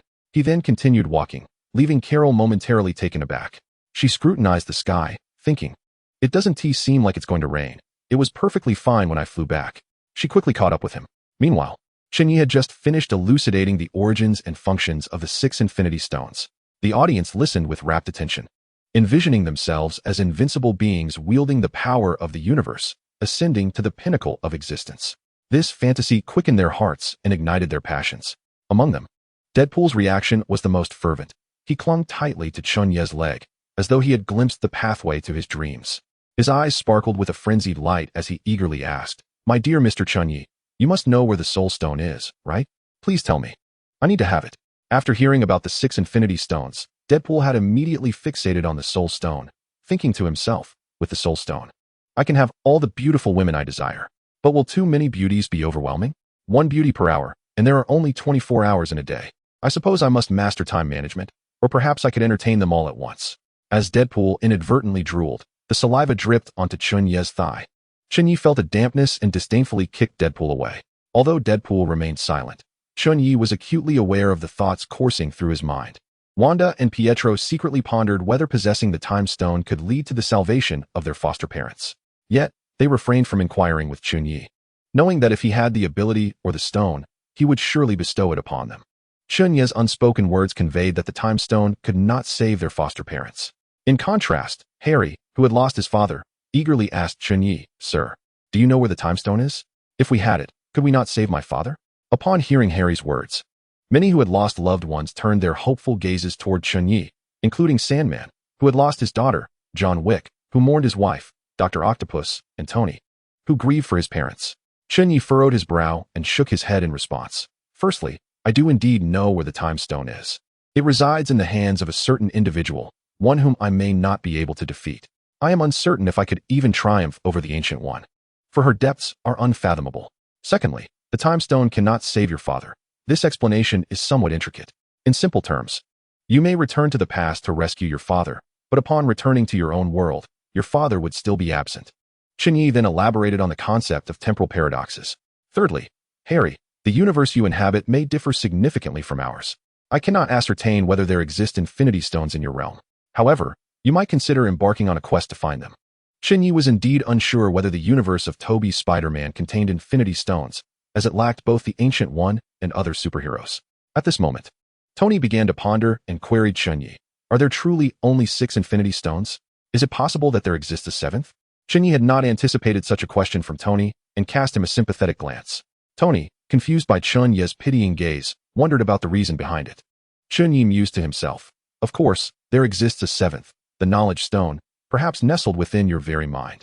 However, before he could articulate this thought, he suddenly sensed something and stood up. He addressed the group with a booming voice. All right, let us conclude today's inquiries. It's time to prepare for our meal. Take a moment to familiarize yourselves with one another, for we shall soon be comrades in arms. I shall ascend to my chamber for a moment. As the crowd watched Chen Ye hastily depart, their hearts brimmed with curiosity and confusion, yet they refrained from speaking further. They began to engage in conversation, fostering mutual understanding. Upon returning to his room, Chen Ye opened the door to find a bald figure seated within, none other than the Ancient One. Chen Ye was not taken aback by her presence, as he had just sensed the peculiar fluctuations of power, unmistakably the unique magical aura of the Ancient One. Chen Ye felt a twinge of curiosity about the Ancient One's presence. With a subtle smile directed at the Ancient One, he inquired, Ancient One, is there an important matter that brings you here today? Chapter 118. The Ancient One's return invading private residences is unlawful. Ancient One, could you not have entered through the front door? Chen Ye lamented, gazing at the Ancient One, who had unexpectedly materialized before him in the spacious living room. As he commenced brewing tea, goodness, the first encounter at least took place at the restaurant entrance, yet this time, it was straight into my home. How liberally one can utilize a teleportation portal. What if I were engaged in some private affair? The sudden intrusion of the Ancient One would surely be quite awkward. Chen Ye mused internally. Seemingly attuned to Chen Ye's grievances, the Ancient One responded with a smile, I did inform you. You are now the most sensitive to spatial fluctuations. You ascended immediately, did you not? Upon hearing her words, Chen Ye paused in his tea preparation, contemplating, I almost forgot about this old sage's knack for reading minds. No. Wait, didn't I recall possessing Deadpool's ability to be immune to any mental intrusions? The Ancient One appeared to pierce through Chen Ye's thoughts, shaking her head with an understanding smile. Rest assured, I cannot read your mind. There are several among your group whom I cannot read either. I am curious how you managed to gather them all. Chen Ye found her claim utterly unconvincing. Her assertion of not being able to read minds seemed to contradict her earlier revelations. Nevertheless, he retained confidence in his own abilities and system. Setting aside the tea utensils, he took a seat opposite the Ancient One and jested, we are merely a band of not-so-evil rogues seeking warmth in each other's company. Perhaps our togetherness stems from my all-inclusive provisions for food and lodging? Uncertain whether it was due to the system or his own influence, Chen Ye nonetheless sensed a growing circle of friends around him. From the initial duo of himself and Deadpool, he now found himself amidst a gathering of individuals with diverse powers. Perhaps it was the unique atmosphere that enveloped this place. providing them with a sense of safety and comfort. In a moment of self-reflection, he chuckled softly, thinking, I must be too soft-hearted. If I were to charge them rent and for meals, I doubt so many would remain. He shook his head, amused by his own thoughts. Observing Chen Ye's expression, the Ancient One's eyes glimmered with appreciation. She recognized that although this young man often claimed to be a villain, his heart brimmed with kindness and a sense of justice. This was one of the reasons she chose to collaborate with Chen Ye. Perhaps this was fate's design. I have grown old. Maybe my previous assumptions were misguided. Strange, following Chen Ye could indeed be a worthwhile notion, the Ancient One pondered silently. She believes that this group of individuals, united, will undoubtedly forge an era of their own. Little did she anticipate that you would possess the Infinity Stones. It appears you have already harnessed the power of the Space Stone. The words of the Ancient One revealed her astonishment as her gaze fell downward, as if she could glimpse the scene on the first floor through the very floorboards. As a fellow wielder of the Infinity Stones, she should have been meditating in Kamartaj. Yet she suddenly sensed the presence of another Infinity Stone's power, which led her, with a mere flicker of intuition, to Hell's Kitchen. However, when her portal opened, she was taken aback to find that she could not directly reach the restaurant on the first floor. This unprecedented occurrence left the Ancient One utterly perplexed. With no other choice, she set her portal to the second floor. Upon her arrival there, she was immediately enveloped by a formidable spatial force. She observed that the restaurant on the first floor was shrouded in an invisible layer of space, as if it had transformed into an independent realm. Ordinary individuals could enter without hindrance, yet those with malicious intent were unable to take a single step inside. Even the utilization of spatial magic proved futile against this barrier. Witnessing this spectacle, the Ancient One mistakenly believed that Chen Ye had mastered the power of the Space Stone and had thus created a sanctuary for himself. Internally, she was astounded by Chen Ye's talents. Whether it be his ability to learn the portal spell at a mere glance, or his current command over the power of the Space Stone. Could it be that Chen Ye is truly a prodigy? In such a brief span of time, he has adeptly controlled the Space Stone. The Ancient One was astounded. She recalled that during her last visit, Chen Ye had not yet possessed the Space Stone, indicating that he had transitioned from acquiring it to mastering its capabilities in less than a month, perhaps even shorter. It is worth noting that she, hailed as a genius of Kamartaj and a supreme sorcerer, had spent decades mastering the power of the Time Stone. Could it be that this individual is more suited than Stephen Strange to become the next supreme sorcerer? Thus, was the Ancient One's visit today prompted by matters concerning the Space Stone? Chen Ye broke the silence, having already sensed her intentions. I merely borrowed it. I shall return the Space Stone in a few days. Chen Ye had not mastered the power of the Space Stone, nor was he particularly interested in its might. All of this was attributable solely to the system's influence. The Ancient One shook her head and continued, that is but one aspect. Recently, due to you, the timeline of our universe has begun to fluctuate. You should be aware that I am merely cautioning you. Stronger foes will emerge in the future. Just you and those downstairs are not sufficient, so it would be wise not to eradicate them completely. Chen Ye understood the Ancient One's implication. It was merely a matter of recent skirmishes with SHIELD that had disrupted Tony's integration into the Avengers. Furthermore, let him show mercy towards the Avengers and the agents of SHIELD. Chen Ye did not acquiesce to the Ancient One's request. Instead, he gazed resolutely at her and declared, if one does not provoke me, I shall not provoke them. But if one transgresses against me, I shall certainly retaliate. Ancient One, you must understand that I am not one to court trouble. My sole desire is to safeguard my family and Hell's Kitchen. After a brief silence, the Ancient One acknowledged the truth in Chen Ye's words, recognizing that trouble had merely sought him out. We should strive to minimize bloodshed. After all, my time is limited. Soon, the next generation of Sorcerer Supremes will take the reins, she said with resignation.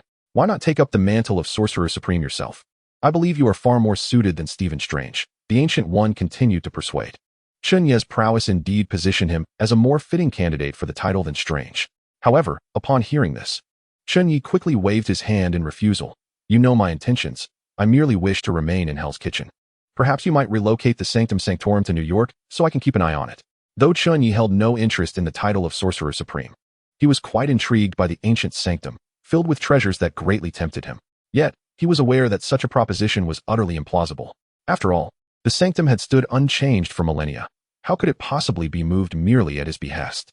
What surprised Chen Ye, however, was the Ancient One's lack of outright rejection, as she appeared to ponder his suggestion. Chapter 119.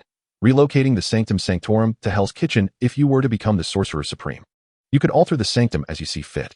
After all, you would be the Supreme One, and if you can persuade the other sorcerers, Coupled with your newfound possession of the space stone, it becomes a feasible endeavor. The Ancient One spoke with a gentle yet solemn tone, as if bestowing upon Chen Ye a great honor. Once you attain the title of Sorcerer Supreme, I shall promptly depart from this world. Whether the sanctum can be moved will rest upon your capabilities, she mused inwardly. Chen Ye paused, his teacup trembling slightly in his hand, filled with astonishment and confusion. He cast a glance at the Ancient One, noting her faint smile and the depth in her eyes, which seemed to penetrate all FA8s. Could such an ancient institution as the sanctum be relocated so easily? Was the Ancient One placing too much faith in my abilities? I truly lack any mastery of magic. Chen Ye thought to himself. Unbeknownst to him, the Ancient One, beneath her benevolent exterior and enigmatic demeanor, was secretly concocting a clever scheme. At that moment, Chen Ye believed she was leveraging the venerable sanctum as a bargaining chip to encourage him to assume the role of the new Sorcerer Supreme. The title indeed held a certain allure, yet he was acutely aware of his limited magical prowess. The mere thought of becoming the Sorcerer Supreme and having to protect Earth from myriad dangers filled him with dread. Managing even a small domain like Hell's Kitchen was already beyond his grasp, let alone overseeing Kamartaj. Thus, Chen Ye unhesitatingly shook his head at Master Gui, resolutely declining the offer. Let Strange assume the role of the Supreme Sorcerer. He is far more suited for it than I. Internally, he firmly resolved that he would not take on this burdensome responsibility. If Master Gui had no further matters to discuss, he intended to descend and prepare for a meal. Chen Ye issued a dismissal to Master Gui in his thoughts, convinced that the position of Supreme Sorcerer was one he would categorically refuse. Observing Chen Ye, a flicker of disappointment crossed Master Gui's eyes. Yet she did not press the issue. She had not anticipated that the coveted title, sought after by countless sorcerers, would hold no value for Chen Ye, who repeatedly turned it down. Had other sorcerers been aware, they would undoubtedly confront Chen Ye with fervor. However, she understood that everyone has their own choices. Rising to her feet, she prepared to leave. In a couple of days, accompany me on a trip. I wish to introduce you to someone. Chen Ye furrowed his brow and inquired, Master Gui, I am currently the head of Hell's Kitchen, and I am genuinely quite busy. He felt as though Master Gui regarded him as a disciple, wanting to involve him in everything, which made him uncomfortable. He did not perceive the attention of the Supreme Sorcerer as a blessing, but rather as a nuisance. Thus, Chen Ye continued, if you are truly in need of assistance, I can swiftly arrange for someone to run over Strange. Rest assured, the professionals in Hell's Kitchen guarantee no fatalities. Master Gui, unfazed by his words, smiled and replied, I intend to take you to Asgard to meet Odin. After all, should I be absent, we will require your strength to deter threats from beyond Earth. Upon hearing this, Chen Ye immediately understood. It was merely that the formidable Gui was preparing for danger. She feared that in her absence, other forces might encroach upon Earth, and thus wished to take him to Asgard for an alliance. As for why Gui sought him out, Chen Ye was all too aware. It was because of his friendship with the next Supreme Sorcerer, Strange. This thought stirred a sense of irritation within Chen Ye towards Strange, whom he had not seen in some time, and he resolved to confront him the next time they met. Nevertheless, Chen Ye also felt a sense of anticipation towards Asgard, hopeful that he might forge some valuable friendships and enhance his social standing. He wondered if he might encounter the god of stories, Loki.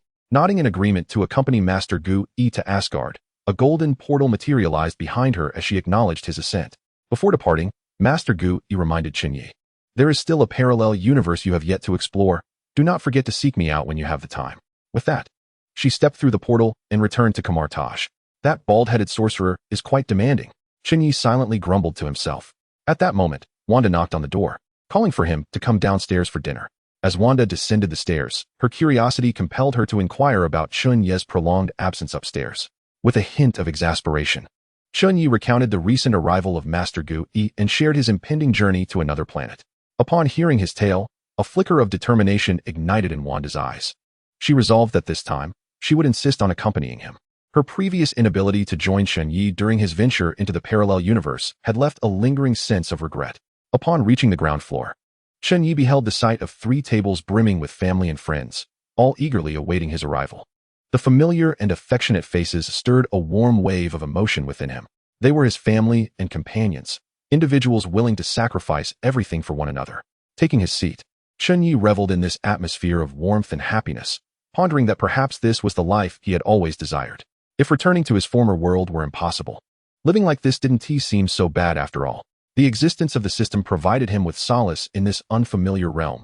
However, the yearning to return to his original world remained a stubborn drive propelling him forward, one he would not relinquish easily. In this moment, Jin Bing, acting as Chen Ye's godfather, raised his beer and proclaimed, "Everyone is gathered here because of Chen Ye. As his godfather, I take pride in him and hope you all will look after this rascal. He can be quite lazy, you know. If you find him at fault and hesitate to voice it, feel free to come to me. I will ensure he receives a proper reprimand." Laughter erupted among the attendees, while Chen Ye could only shake his head in resigned amusement, recognizing that Uncle Jin Bing meant well. Now, let us raise our glasses and toast to our gathering. Although Jin Bing typically abstained from beer, he deemed it fitting for the occasion. Cheers. Chen Ye and all his companions stood, lifting their glasses in unison and downing their drinks. In this joyous and heartwarming atmosphere, they indulged in delectable food and beverages, exchanging laughter and sharing stories as if they had seamlessly transformed into one large family. Chen Ye found himself immersed in this ambience, savoring the bliss and contentment it brought. As the gathering began to wind down, Deadpool suddenly rose to his feet, a mischievous grin gracing his face. He surveyed the crowd and declared, "Since everyone is in such high spirits, how about we add some excitement?" The statement prompted puzzled glances from the attendees, while Chen Ye buried his face in his hands, contemplating the antics this character was likely to conjure. "Chen Ye, I recently took Harry on as my apprentice. You have taken Peter as yours. Shall we let them engage in a friendly competition to see whose disciple is stronger? The loser must fulfill a request from the winner," Deadpool mischievously suggested. Upon the utterance of these words, a palpable intrigue enveloped those present. After all, who would not wish to witness the contest between two youthful contenders? Moreover, the stipulation that the loser must fulfill a request from the victor undoubtedly heightened the allure of the competition. At this moment, all eyes converged upon Chen Ye. He had no intention of dampening the spirits of the gathering. After a moment of contemplation, he earnestly declared, "Firstly, I have no disciples. Secondly, this requires the consent of the parties involved." Chen Ye held no interest in the wager proposed by Deadpool, considering it merely trivial matters concerning romantic pursuits. However, he was somewhat curious about the abilities of Peter and Harry. Thus he turned his gaze towards them, his eyes brimming with anticipation. The onlookers, too, regarded Peter and Harry with eager expressions, eager for the unfolding drama. Toby's version of Peter felt a twinge of disappointment upon hearing Chen Ye's words. He thought to himself, "Indeed, my master has yet to acknowledge me. Is it because I am too inept, fearing I would bring shame?" Yet, he quickly rallied his spirits, silently resolving to strive harder for Chen Ye's approval. With unwavering determination, he asserted to Chen Ye, "No problem, master, I can do it." Conversely, Harry did not waver as Peter did. Rather than allowing his mentor, Deadpool, to dictate his path, he opted to step forward on his own. Wanda, Tony, and the others observed the scene with keen interest, eagerly anticipating the ensuing developments. Suddenly, Chen Ye proposed, "Wait a moment, Harry and Peter frequently spar with each other, and their strengths are quite comparable. Why not allow them to select an opponent from among us? This way, they can encounter a variety of challengers instead of constantly facing one another." Chen Ye's words reverberated in the air, eliciting both surprise and excitement. This suggestion immediately captured the attention of all present, who turned their gazes toward Chen Ye, awaiting his further elaboration. Harry appeared particularly exhilarated, his eyes sparkling with the thrill of challenge. However, Toby's Peter surveyed the assembly with a worried expression before looking back at Chen Ye. He feared he might inadvertently harm someone, given that they were all Chen Ye's companions and family. Seemingly perceiving Toby's concerns, Chen Ye smiled reassuringly, "Do not worry. There is no one here you could possibly defeat." Upon hearing Chen Ye's words, the companions present were amused by Toby's Peter. Dr. Octopus, who was more familiar with him, patted Peter on the shoulder, encouragingly saying, "No need to fret, they are all formidable. Consider this an opportunity for learning." Feeling exposed, Toby's Peter turned crimson, scratching his head before glancing at Harry. At that moment, Deadpool tilted his head and inquired, "So how do we determine the victor and the vanquished? Moreover, each opponent they choose possesses different strengths. Is this not unfair? Chen Ye, are you perhaps intimidated by me?" His words were laced with provocation, clearly indicating his dissatisfaction with the proposal.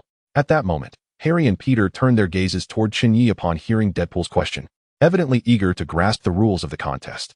Chen Ye slowly addressed Harry and Peter, stating, "If you can defeat your respective opponents, it will come down to who takes the least amount of time. However, if neither of you manages to conquer your foe, we will see who can endure the longest. As for whom you select as your adversaries, that will be left to fate, for sometimes luck can be a form of strength." With a smile, Chen Ye encouraged them, "Now you may choose your opponents." Harry and Toby's Peter immediately began to survey those around them, initiating their selections. Meanwhile, Chen Ye's other companions and family observed with keen interest, eager to see whom they would choose as their challengers. Deadpool, witnessing this scene, contemplated cheating by advising Harry on which partner would be easy to defeat.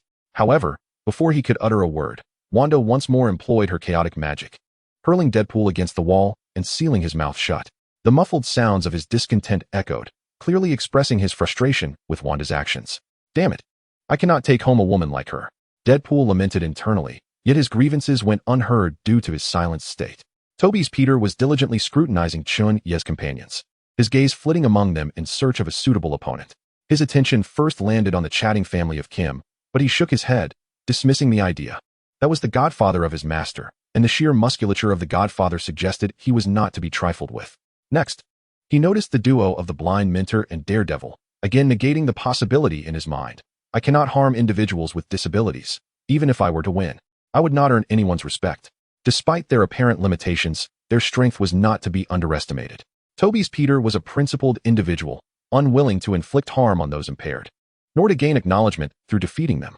His gaze then shifted to Wanda and Jessica Jones beside Chen Ye, and he thought, that's the Master's wife. Besides, I wouldn't stand a chance against them. Even Harry's master has been bested on the ground, and it's improper to strike a woman. Just as he found himself at an impasse, his attention suddenly fixed on a silver-haired man engrossed in a video game. This man, he had learned during a meal, was Pietro, the brother of his master's wife. Although slightly older, Pietro exuded vitality. A spark ignited within Toby's Peter, leading him to believe that Pietro might be the opponent he had been seeking. Resolutely, he prepared to challenge this Pietro. What he did not anticipate was that his close friend Harry also had his sights set on Pietro, and he approached him more swiftly, patting Pietro on the shoulder and addressing Chen Ye. I have already chosen my opponent. Witnessing this scene, a wave of frustration washed over him. He never imagined that the adversary he had selected would be snatched away by his best friend, leaving him feeling profoundly disheartened. However, unbeknownst to Toby Peter, he had fortuitously stumbled upon a stroke of luck. Chen Ye was equally astonished that Harry had chosen Pietro, and in his heart, he had already determined the victor of this match. Chen Ye reluctantly cautioned Harry, "Are you certain you want Pietro as your opponent?" Nevertheless, Harry remained unfazed, his eyes brimming with enthusiasm and anticipation. He envisioned himself displaying a valiant demeanor during the contest, entirely oblivious to the sympathetic gazes of those around him. With a resolute nod, he affirmed to Chen Ye, "I am certain."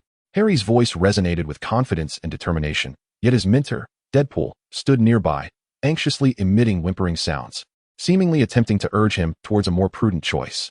Yet, Harry was lost in his own reverie, entirely unaware.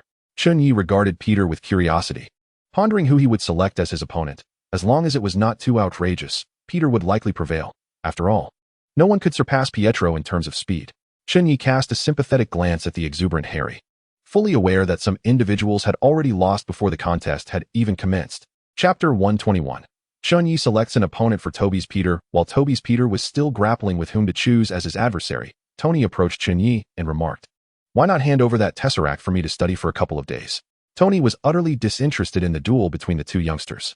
His fascination lay solely with the space gem, which he yearned to examine further. The existence of such extraordinary entities within the cosmos piqued his curiosity, as did the principles governing the energy of the space gem. All of these queries filled Tony with intrigue.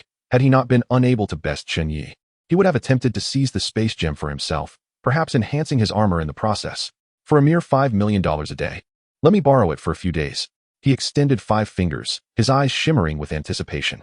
Initially, Chen Ye intended to refuse Tony's extravagant request, considering the space gem still had its purposes, particularly for replenishing the energy of his exclusive skill barrier. However, observing Peter still entangled in the search for an opponent, a flicker of inspiration ignited in his mind. The money is waived. After all, I just received $100 million from you. You may borrow the space gem for 2 days, he stated nonchalantly. Ultimately, he did not plan on reclaiming the space gem, recognizing its immense utility. Upon hearing this, Tony's eyes lit up with excitement. However, he did not immediately exhibit his delight, instead regarding Chen Ye with a wary expression. He comprehended a profound truth: that which is free is often the most costly. He awaited Chen Ye's next utterance, pondering whether Chen Ye was reluctant to confront the troublesome S-H-I-E-L-D,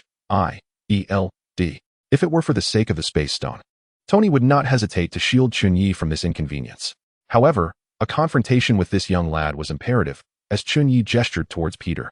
Tony was taken aback. He had anticipated an outrageous demand from Chen Ye, yet the request was remarkably straightforward, leaving him with no grounds for refusal. You claim he is not your apprentice. Yet you seem quite invested, Tony jested. Very well. Allow me to ascertain the extent of your apprentice's prowess. Tony nodded, a flicker of combativeness igniting in his eyes. But do not expect me to go easy on him. No problem. Strike hard. Peter is not as feeble as you might presume. Chen Ye maintained his calm demeanor, exuding unwavering confidence in Peter's abilities. Tony, dismissive of Chen Ye's assertion, mused on the strength of a seemingly newly minted adult. He approached Peter, giving a light pat on his shoulder. Young man, your master has tasked me with being your opponent. His tone carried a hint of mockery, seemingly underestimating Peter. Peter felt a surge of anxiety. He was uncertain of Tony's capabilities, yet he had unshakable faith that Chen Ye would not lead him astray.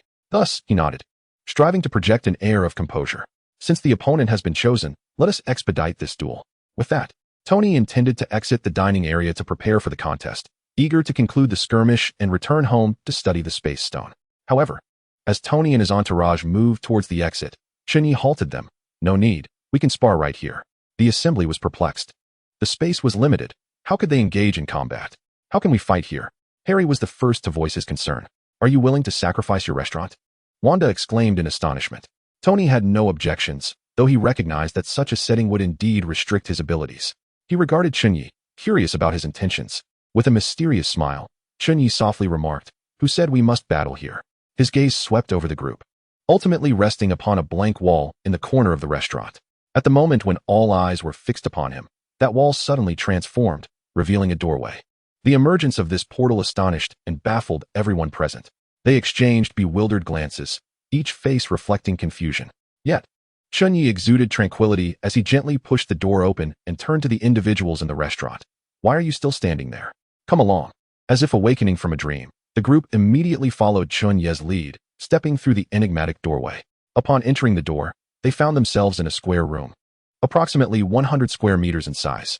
The walls of the room were as smooth as mirrors, reflecting a faint glow that imparted an air of mystery and profundity. Tony Stark widened his eyes, surveying his surroundings, and inquired, "Is this also a power of the space stone?" His voice brimmed with anticipation and curiosity.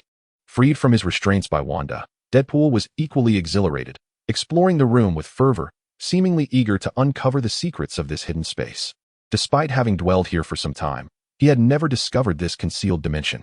Observing the curious and perplexed expressions of the others, Chen Ye felt compelled to elucidate the system's function, stating, "Indeed, this space has been conjured by the power of the space stone. Furthermore, it possesses the ability to expand continuously. More importantly, no matter the nature of your attacks here, this space can withstand them. Thus, should you find yourselves at leisure, you may also train here." Upon hearing this, expressions of astonishment adorned the faces of the group. Deadpool was the first to seize two swords and strike the wall, only to discover that there were indeed no marks left behind. Unbeknownst to them, a flicker of pain crossed Chen Ye's face.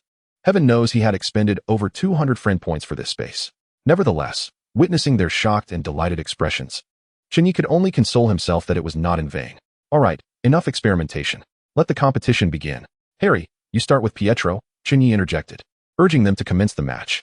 Soon, Harry and Pietro stood face to face in the center, signaling the official start of the contest.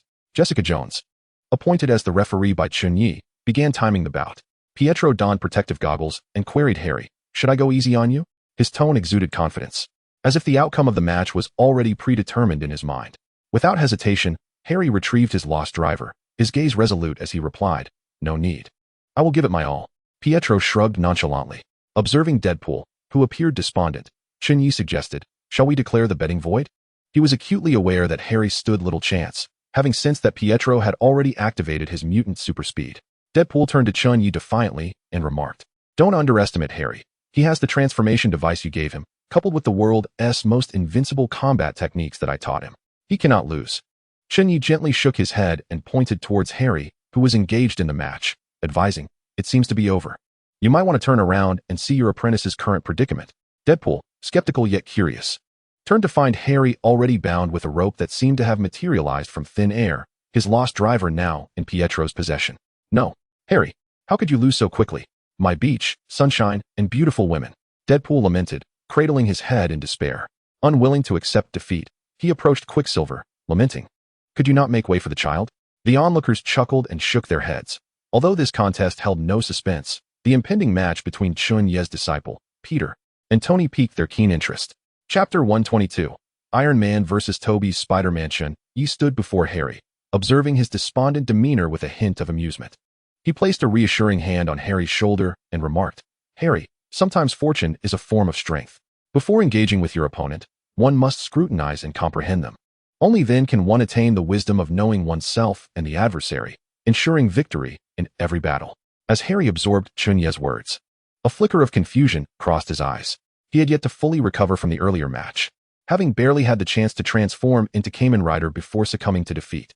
Gazing at Pietro, who was now a distant figure, he felt a swell of frustration and uncertainty. "Mr. Chen Ye, your companions are remarkably powerful," Harry expressed with a trace of bitterness. He had believed that he had made significant progress during this period and could contribute to Chen Ye's endeavors. Yet, he was taken aback to find that any individual from Chen Ye's circle could easily best him. Indeed, only the strong could stand beside Mr. Chen Ye. "I must strive harder," Harry resolved within himself. Chen Ye, witnessing Harry's dejection, felt a wave of empathy. He recognized Harry's potential as a young man in need of further honing and growth. Thus, he offered a comforting smile, saying, "Fear not, Harry, you are still young, with a long journey ahead.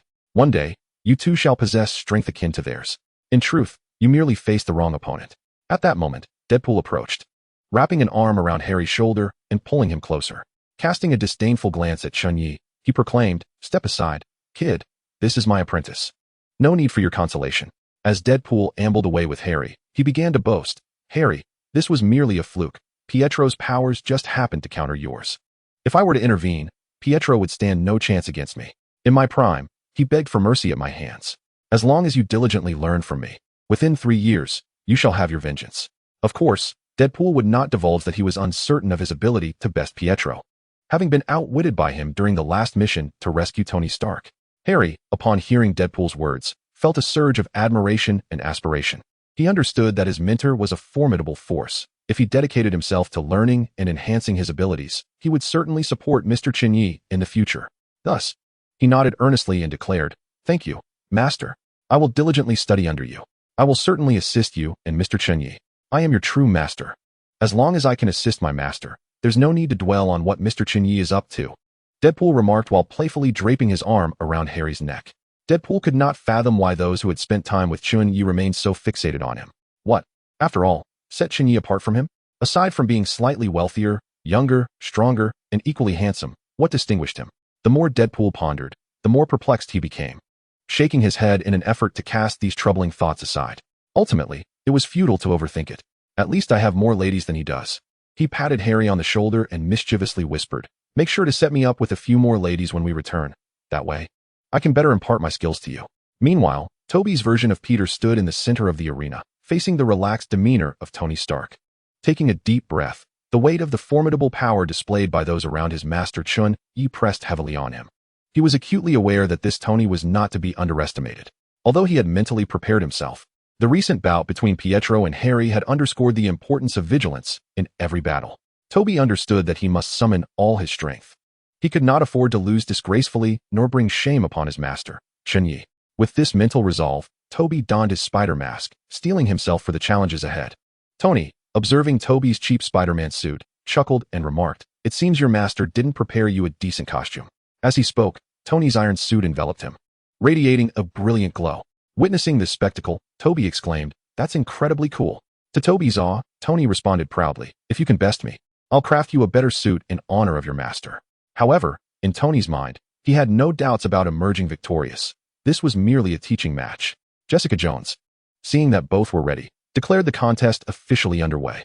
With the sound of her stopwatch, Toby and Tony charged at each other, engaging in an intense battle. Tony, uncertain of Peter's capabilities, claimed he would not hold back, but was cautious of utilizing his lasers and missiles, fearing they might harm Peter. Thus, he opted for hand-to-hand combat initially, believing that his iron suit's melee prowess would easily overpower the young spider. Yet, after several exchanges, Tony soon realized that the young spider possessed considerable fighting skill, even matching or surpassing him in strength while clad in his iron suit. Thanks to the combat techniques imparted by Chen Ye and his own spider sense, Toby found himself evenly matched with Tony. All eyes were on this contest, as it featured the apprentice of Chen Ye, despite his insistence on remaining unacknowledged. Witnessing the small spider engage in a fierce struggle with Tony, everyone present was left astounded, unable to fathom that Chen Ye possessed not only formidable strength, but also the capacity to cultivate others' prowess. Richard, the son of Kingpin, approached Chen Ye and earnestly requested, "Brother, could you teach me as well? I wish to be as strong as Peter." Chen Ye, amused by Richard's earnestness, gently declined, saying, "Much of my combat skills were taught to me by your father. I would advise you to consult him. I dare not instruct you for fear of incurring his wrath." Kingpin stood at the edge of the arena, observing the intense battle with a glint of satisfaction in his eyes. He approached Chen Ye, clapping a hand on his shoulder. "You cheeky lad, it seems your wings have grown strong enough to jest even with me. You truly have taught well. I suspect that in a few years, I may no longer be able to contend with this little spider." His words brimmed with admiration and pride for Chen Ye. Upon hearing Kingpin's remarks, Chen Ye mused internally. "Indeed, even without my guidance, this little spider could likely best you, though that does depend on you not being enhanced." In various parallel universes, Spider-Man and Kingpin have maintained a relationship of love and rivalry, each claiming victories over the other. However, with the luminous fruit bestowed by Chen Ye, it was evident that without his enhancements, Peter would struggle against Kingpin. Noticing Tony's trepidation, Chen Ye called out, "Tony, do not hesitate. Unleash your full strength. Peter is tough. He will not perish." Upon hearing Chen Ye's encouragement, Tony cast aside his worries and threw himself wholeheartedly into the fray. "I am ready to give it my all," Peter declared earnestly. "That is exactly what I seek, Mr. Stark," Peter resolutely replied. Chapter 123. Tony's trump card no longer holding back. Tony unleashed a barrage of firepower upon Spider-Man, Peter. Chen Ye observed this turn of events, reflecting on how Tony had previously underestimated the situation. As it was the fully armed Iron Man, equipped with advanced weaponry, who should have engaged in ranged combat rather than close quarters with Peter. Despite Peter's seemingly slender physique, he harbored immense strength, which had allowed him to triumph over Kingpin in alternate realities. Although Peter possessed extraordinary spider sense, granting him the ability to foresee danger, he found it increasingly challenging to evade Tony's relentless assault. Missiles and lasers rained down like a torrential storm, enveloping the battlefield in chaos. Peter did his utmost to dodge the onslaught, yet he was still struck by lasers and missiles, causing him to collapse to the ground amidst swirling dust, his form barely discernible through the haze. Tony's high-tech gear enabled him to spot the small spider within the smoke, leading him to mistakenly believe victory was assured. He then flew over to Chen Ye's side and remarked with pride, "Your apprentice is quite impressive, but he still falls short in comparison to me." Tony extended his hand to request the space stone, eager to possess the coveted gem for further study. However, Chen Ye did not acquiesce to his desire. Instead, smiling and responding, "The contest is far from over." Upon hearing those words, Tony instinctively turned around, only to see the smoke dissipate, revealing Peter once more within his sight. Peter had not surrendered. He struggled to rise, despite his Spider-Man suit being tattered and his face marred by soot from the explosions. Yet, his gaze was resolute. Astonished, Tony beheld Peter, unable to fathom how this seemingly fragile young spider could withstand such fierce assaults. Quickly donning his helmet, Tony ascended into the air, calling out to Peter in disbelief, "I never imagined you could endure such an onslaught." His voice resonated with astonishment. Peter fixed his steadfast gaze on Tony, a faint smile gracing his lips as he replied, "I am not so weak. Your attacks pale in comparison to my master's." His words brimmed with confidence, as if the teachings of Chen Ye instilled in him an unwavering courage. Rather than inciting anger, Peter's assertion sparked admiration in Tony, who was equally astounded by Chen Ye's prowess as a mentor. "Perhaps I, too, should seek Chen Ye's guidance to refine my combat skills," Tony pondered. Tony launched another assault, each strike more ferocious than the last, endeavoring to exploit any weakness in Peter. Observers turned their gazes toward Chen Ye, astonished that he could train his disciple so rigorously. Richard, Kingpin's son, shook his head at Peter's battered costume, dispelling the notion of requesting Chen Ye's tutelage, convinced that he lacked Peter's physical fortitude. Harry, envious of Peter's ability to hold his ground against Tony, turned to his master and implored, "Master, could you possibly persuade Mr. Chen Ye to mentor me as well?" Having trained alongside Peter daily, Harry recognized the sole difference lay in Peter's prior instruction under Chen Ye. Deadpool, upon hearing Harry's request, remained silent, instead squatting in a corner to trace circles with his finger, muttering, "I am not as good as Chen Ye. I am not as good as Chen Ye." Harry rushed to comfort his master. As the battle between Iron Man and Peter intensified, Wanda stood nearby, her eyes reflecting concern for the confrontation. Approaching Chen Ye, she quietly inquired, "If this continues, it seems your young apprentice may emerge victorious." Chen Ye shook his head slightly, his gaze penetrating as he observed the two combatants. He replied calmly, "It is still early." Wanda's surprise was palpable. She curiously studied Chen Ye, attempting to glean more from his expression. Her keen perception revealed that, despite the apparent disadvantage and accumulating injuries, Peter's condition seemed to improve with each exchange. Tony found himself requiring increasingly potent firepower to land a blow on Peter. If this persisted, he would inevitably falter due to insufficient strength. Tony is not as weak as you imagine. Peter remains too inexperienced, Chen Ye remarked. Chen Ye's assertion stemmed from his profound understanding of Tony. He recognized that Tony was one of the most brilliant minds within the Marvel Universe, indeed the most intelligent individual, the sole mortal capable of standing alongside deities.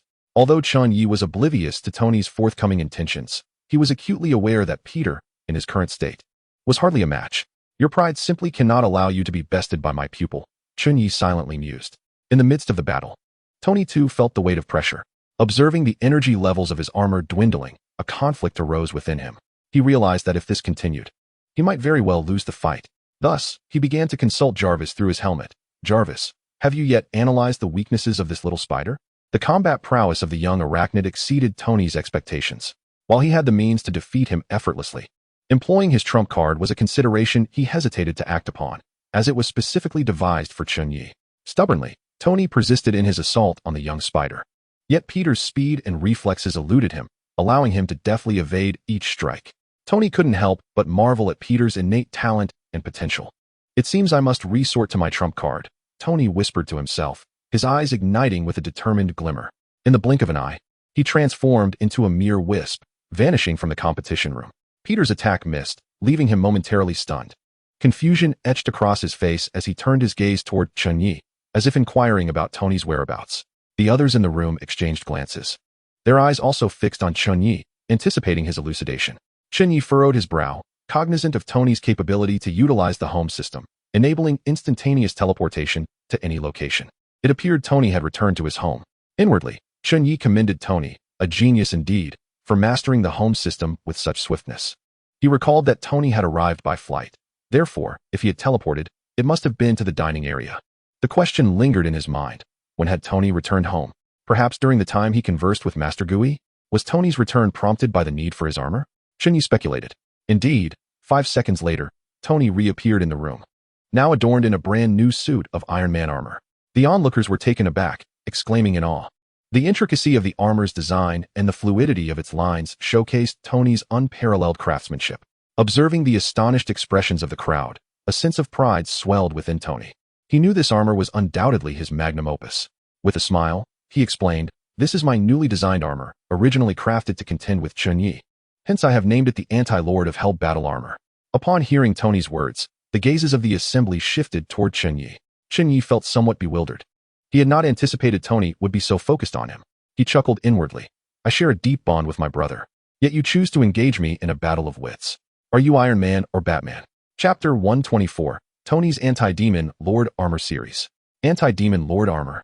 Pietro couldn't help but exclaim, astonished that Tony, typically a carefree playboy like himself, possessed such formidable hidden strength. It seemed that while he was idly passing time, the playboy was diligently toiling away in secret. Deadpool furrowed his brow, his voice laden with dissatisfaction. "Hey, that playboy, have you crafted a special anti-Deadpool armor for me?" He glared at Tony, feeling slighted that Tony had only focused on creating armor against Chen Ye, as if dismissing his own prowess. Wanda gazed at Chen Ye with concern, her eyes shimmering with determination. "This Tony is secretly developing a mech to counter you. Should I step in and take him down?" In her heart, Chen Ye's safety was paramount, and anyone posing a threat to him, regardless of who they were, must be eliminated. At a mere word from him, Wanda would act without hesitation. However, Chen Ye waved his hand dismissively, responding nonchalantly, "It's fine. That's just Tony's nature. He's not targeting anyone specifically. This merely gives him a sense of security." He did not perceive the so-called anti-demon lord armor as a real threat, for his own abilities were manifold. On the contrary, he was quite curious about the true capabilities of Tony's armor, and he could clearly see that this mech was significantly superior to Tony's previous designs. Meanwhile, Tony was in a state of profound frustration. Since he resolved to develop the anti-Chen Ye armor, he had poured his heart and soul into the endeavor, working tirelessly day and night. After tremendous effort, he had finally created the first generation of the anti-demon lord armor. Yet, he never expected that his initial opponent would not be Chen Ye, but rather Chen Ye's apprentice, Little Spider. Tony confidently addressed Little Spider. "Apologies for the earlier interruption. I just switched to a new armor. As a gesture of goodwill, I can stand still and allow you a free shot." Peter looked at Tony, incredulous. He had not anticipated such confidence from Tony after donning a new suit. Hesitating, he instinctively glanced at his mentor, Chen Ye, who nodded slightly, indicating he too was eager to witness the true strength of Tony's anti-demon lord armor. Encouraged by Chen Ye's approval, Peter concentrated intently, preparing to unleash his full power against Tony. He understood this was a rare opportunity that must be seized. However, to Peter's astonishment, no matter how fiercely he attacked, Tony remained as immovable as a statue. Peter's fist struck Tony's armor, producing a dull thud, yet Tony remained unyielding, without even the slightest tremor. "Is this all you can muster, little spider?"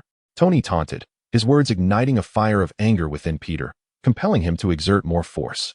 However, irrespective of his efforts, Tony remained as steadfast as a mountain. A sense of despair washed over Peter as he noticed the Hellbreaker armor beginning to radiate intense heat, instinctively prompting him to retract his fist.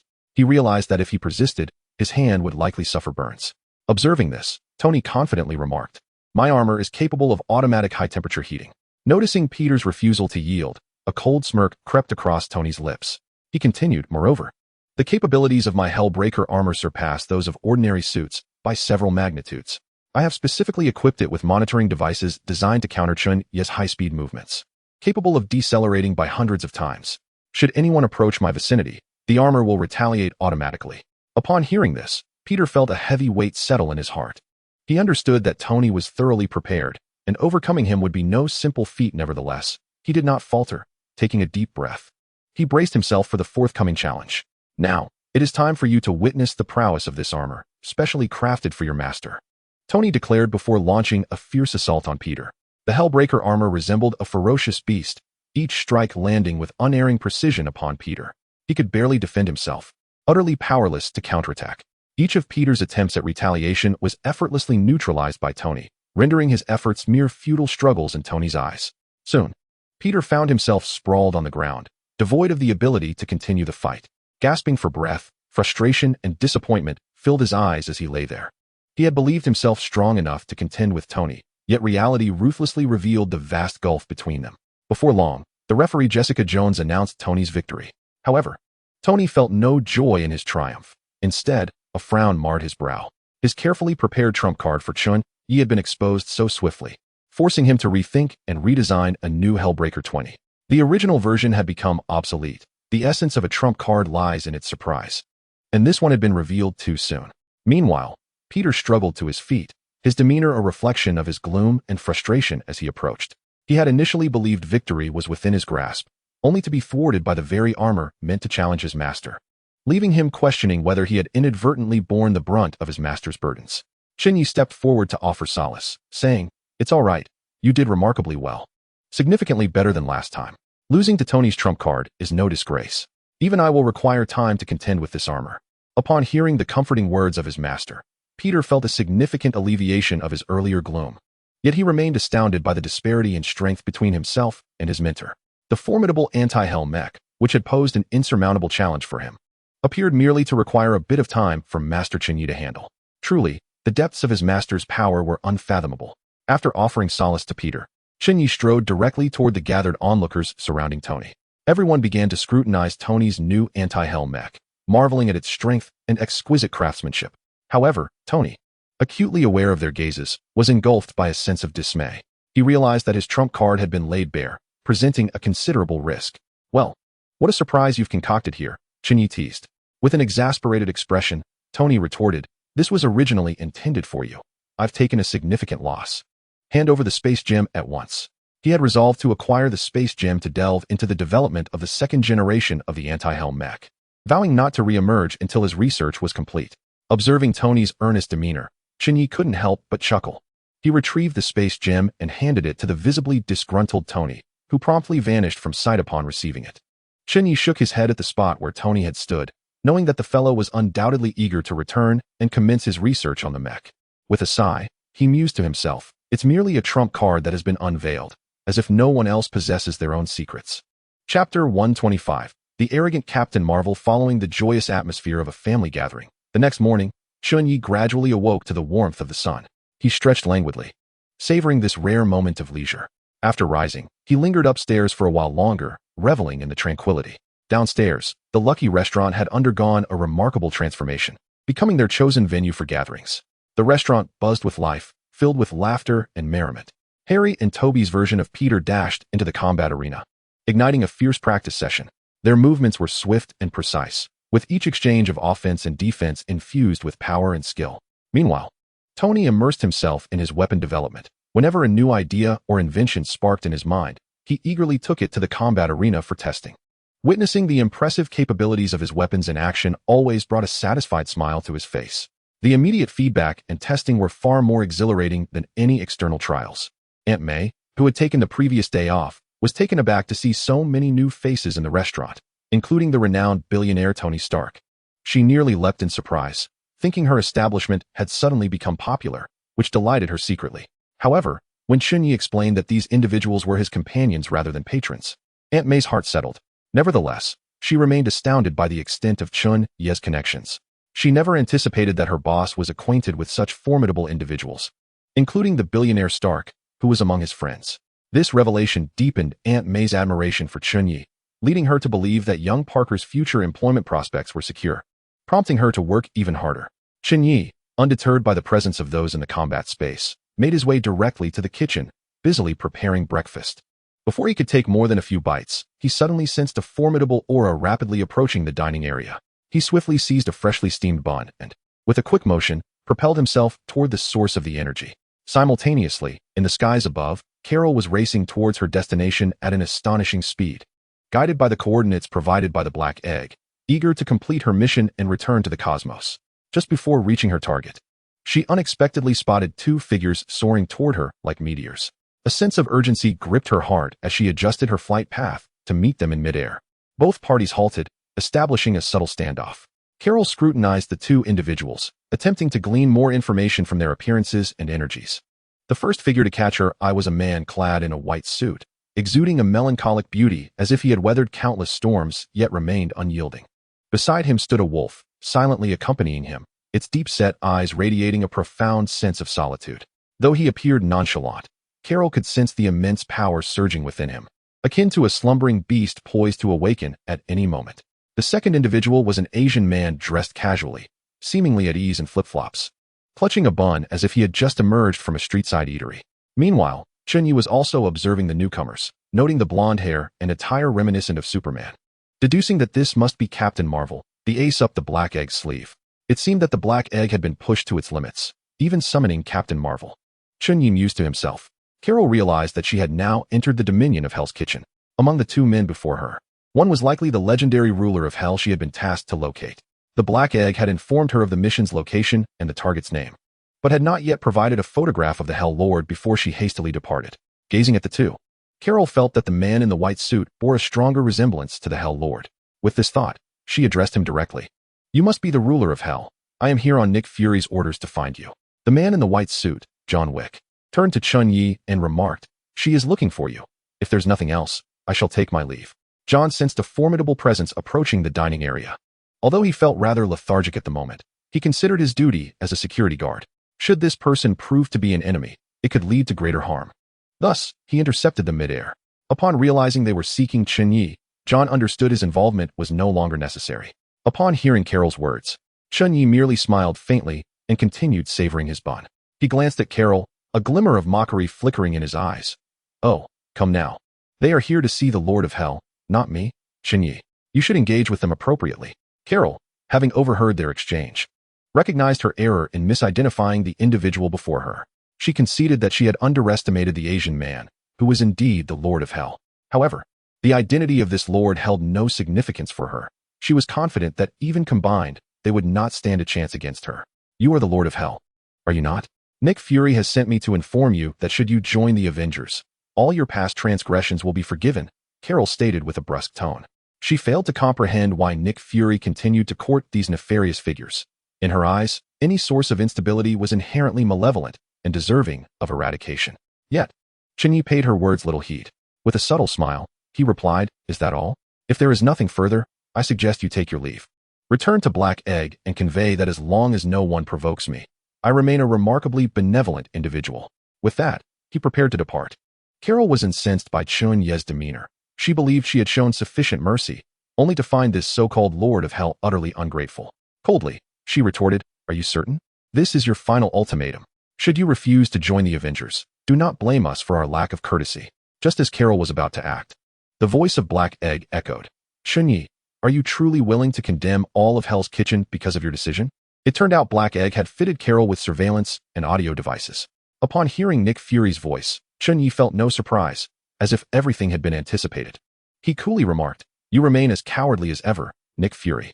You know, should you threaten me, I might just take your life. How absurd that a mere word between us could determine the fate of Hell's Kitchen. Is this what you call justice? His tone was laced with irony and skepticism. If I acquiesce this time, what of the next? Will it be the sacrifice of others? Whatever tricks you have, unleash them. I shall meet them head on. His words radiated resolution and steadfastness, as if he were prepared to confront whatever came his way. As for you, Captain Marvel, Chen Ye coldly declared, return whence you came. His voice was imbued with an undeniable command and threat. Having spoken, he raised his hand, and with a flourish, a formidable surge of chaotic magical energy erupted from him. In swift motion, his right hand traced a circle, conjuring a golden aura that materialized behind Carol. Captain Marvel was hurled back into the cosmos, and Chen Ye could only speculate whether she would return in time for the impending battle. Chapter 126. The Avengers Assemble. Damn it! Black Egg roared in fury before the surveillance screen in his office. His eyes fixated on the now blackened display, a tempest of anxiety and unease swirling within him. He was utterly uncertain where exactly Chen Ye had transported Carol Danvers, and this sense of the unknown gnawed at his composure. Initially, his plan had been flawless. Carol's powers were pivotal in their struggle against the looming conflict. Yet now, chaos reigned, and he could not predict whether Carol could make it back in time. His brow furrowed deeply, as if he could wring water from it, his gaze betraying profound concern. He was acutely aware that his tenure as the director of S.H.I.E.L.D. was drawing to a close in a matter of days, an unprecedented weight pressing upon him. His insatiable desire for control rendered him incapable of accepting this uncontrollable situation, akin to a dethroned monarch, helpless and enraged. Further exacerbating his disquiet was the influx of unfamiliar faces within S.H.I.E.L.D., likely appointed by his successor. This invasion of his domain instilled in him a sense of alienation, as though his very world was being encroached upon. He felt his grip on authority gradually slipping away, a sensation that stirred within him a primal fear. The atmosphere in the office was stifling, rendering it difficult to breathe. Coulson stood by, hesitant to utter a word. He recognized that Black Egg was in a foul mood, and thus remained silently poised for the next directive. Summon the military, Black Egg suddenly commanded. This time, we shall collaborate with them to eradicate the malignancy that is Hell's Kitchen. His voice resonated with determination and decisiveness. Moreover, inform the federal government that we will cleanse Hell's Kitchen, ensuring they manage the public narrative, portraying our actions as a righteous crusade against evil. Finally, gather the Avengers and the War Machine personnel. They are to remain here for the next few days. Once the public sentiment has been stirred, and we receive the federal government's green light, we shall act without hesitation. Coulson nodded promptly and exited the office. He understood that Black Egg's decision heralded a large-scale operation, one that would serve as a formidable test of their capabilities. As Black Egg's orders disseminated throughout S.H.I.E.L.D., the entire agency sprang into action. Personnel from various departments began to prepare with a sense of urgency and order, acutely aware of the operation's significance and their respective responsibilities. Meanwhile, personnel from the military, the Avengers, and the X-Men began to receive notifications, promptly setting aside their tasks to assemble swiftly. In another office within the S.H.I.E.L.D. headquarters, the atmosphere was notably tense. Crossbones, a significant member of Hydra, furrowed his brow as he expressed his discontent to Director Pierce. Director, Nick Fury's recent actions have been excessively audacious, and the fact that he did not inform you is a blatant affront to your authority as the newly appointed director. Crossbones' words were laden with dissatisfaction and provocation towards Fury. Director Pierce sat quietly at his desk, adjusting his glasses, his gaze deep and complex. He observed the bustling S.H.I.E.L.D. agents outside, pondering if this was perhaps Fury's final desperate gambit. Perhaps this is Nick Fury's last stand, Pierce remarked softly, his voice imbued with an ineffable depth. Crossbones was momentarily taken aback, clearly unprepared for Pierce's calm demeanor regarding the situation. He furrowed his brow and incomprehensibly asked, "Shouldn't we intervene? Let Nick Fury know who truly holds the reins here." Pierce turned his gaze towards Crossbones, a flicker of profound meaning crossing his eyes. He set down his glasses and slowly replied, "Why should we intervene?" Crossbones remained perplexed, looking at Pierce in confusion, unable to fathom his indifference towards Fury's provocation, particularly since Pierce usually resented Fury overshadowing him. We should not only refrain from stopping him, but we must also assist him. This time, we cannot allow all our people to be deployed, Pierce commanded. Hearing Pierce's words, Crossbones grew more anxious. After all, he could not permit his men to meet their demise, especially considering the formidable nature of Hell's Kitchen. I believe Nick Fury possesses sufficient assurance to instigate this conflict, so I am sending you to collect the spoils. And if necessary, eliminate Fury's personnel, Pierce elucidated. Pierce understood Black Egg's cunning nature. He was certain Fury had a robust strategy to provoke this war. Although Chen Ye and Hell's Kitchen were indeed powerful, they paled in comparison to a fully operational federal government. Crossbones suddenly comprehended Pierce's intent. This was about eliminating obstacles. However, he still questioned, but if Nick Fury prevails, wouldn't your position be jeopardized? After all, should Fury successfully complete his mission, the directorship would not remain with Pierce. Upon hearing this, Pierce chuckled softly. Regardless, after this great conflict, he cannot possibly survive. His words conveyed an air of confidence and coldness, as if everything lay within his grasp. He had no intention of allowing Fury to live. He had already arranged personnel and devised plans to deliver a fatal blow at a critical moment. He was certain that in this battle, he would emerge as the ultimate victor. Crossbones felt a tremor within as he absorbed the weight of the situation. He realized that Pierce had meticulously prepared not merely to diminish Nick Fury's influence, but to seize the opportunity to eliminate him entirely. We do not require public opinion to fester. We, Hydra, possess ample personnel for that. Just ensure that our subordinates cooperate, Pierce added. Indeed, sir. Crossbones responded before turning away to execute the orders. He understood the urgency of swift action to avoid missing this rare opportunity. As Pierce watched Crossbones depart, he murmured to himself, "Alas, this war can only have one victor, and that victor shall undoubtedly be me. All your arduous efforts will become my adornment." A flicker of anticipation and ruthlessness crossed his gaze, as if he could already envision the moment of his ultimate triumph. From the outset, both Nick Fury and Pierce never entertained the notion that Chen Ye and Hell's Kitchen could prevail. To them, Hell's Kitchen was merely a casualty of their power struggle. Chapter 127. Hell's Kitchen must be exterminated. What manner of drivel is this newspaper spewing? How dare it slander my territory? Deadpool exclaimed, flinging the paper aside as he complained to Chen Ye. The headline boldly declared, the most notorious criminal organization of the 21st century, Hell's Kitchen. Indeed, it's not just this. Nearly every newspaper today is fixated on us, Pietro remarked with a worried expression directed at Chen Ye.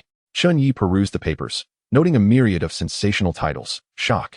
The infamous leader of Hell's Kitchen is none other than him.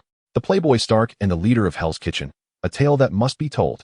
The government has passed a resolution to rectify Hell's Kitchen within 3 days, eradicating this social blight.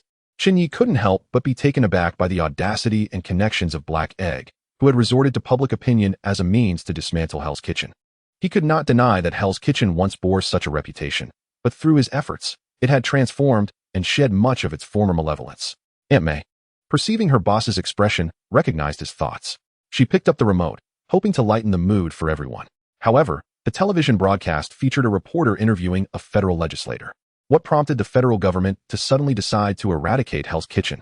The reporter inquired earnestly. The legislator on the screen wore a solemn expression. The government has long harbored this intention. Our duty is to safeguard the citizens' safety. Hell's Kitchen, both its people and its place, embodies crime and filth, akin to the city's sewers. The legislator's words cast a pall over those present, as they were unexpectedly branded as dirty and wicked. On television, the legislator continued, the existence of Hell's Kitchen instills shame and unease among other citizens. After extensive efforts and negotiations, we have resolved to eradicate this nefarious locale within the week. In the interest of public safety, the military has commenced its operations to eradicate Hell's Kitchen. Citizens must place their trust in the federal government. We are resolute in our fight against evil. Chen Ye's countenance darkened, as if he were on the verge of weeping. He could endure the insults directed towards him, but the sight of innocent residents of Hell's Kitchen being ensnared in this turmoil ignited a profound sense of anger and helplessness within him. The majority of Hell's Kitchen's inhabitants are compelled to reside in this harsh environment due to poverty or lack of identity, and many of them are blameless. However, judging by the government's stance, it appears they intend to launch indiscriminate attacks on the entire area, sparing not even the innocent. This decision deeply pained Chen Ye. He could not remain passive. Aunt May, observing the increasing gloom on Chen Ye's face, sensed impending trouble and hastily switched the television channel. To her surprise, the next program featured reporters interviewing passers-by about their views on Hell's Kitchen. The reporter first approached a young girl, inquiring, "Are you familiar with Hell's Kitchen?"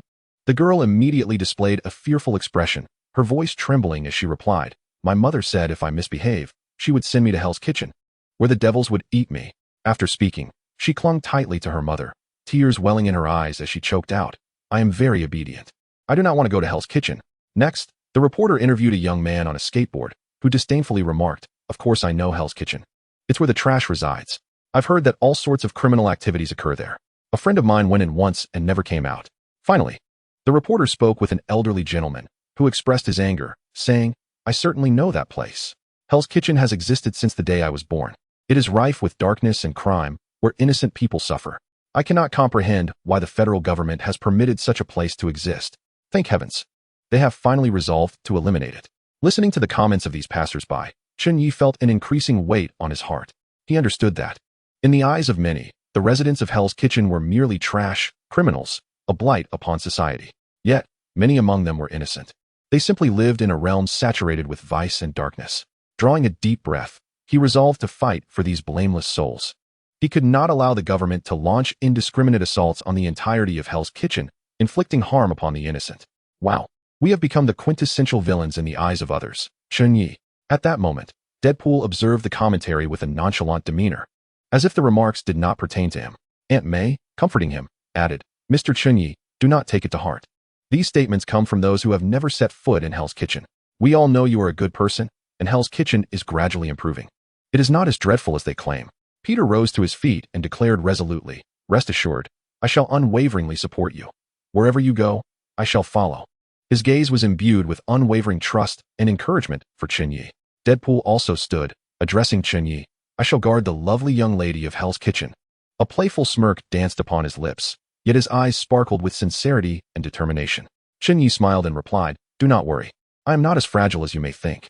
I am well aware of your support, but the others in Hell's Kitchen may not share the same sentiment." The residents of Hell's Kitchen had witnessed the news reports, their reactions as varied as scattered marbles. For those who adhered to the rules, Hell's Kitchen was a reluctant choice of residents. They did not wish to live there, but were driven by poverty to seek refuge. Chen Ye's emergence brought a glimmer of hope to their lives. They believed that under his leadership, their circumstances could improve. However, the government's relentless intervention plunged them back into despair. They silently bore their suffering, their flickering hopes extinguished by the harshness of reality. Yet, some could not endure their anger. They shattered televisions, hurling curses at the irresponsible government officials and media. They deemed these figures unworthy of stripping them of their right to exist, and resolved to take up arms against this unjust world. Their fury burned like a raging fire, consuming their inner despair and helplessness. Others chose the path of silence. They sat quietly before their televisions, their gazes deep and contemplative, as if pondering profound thoughts.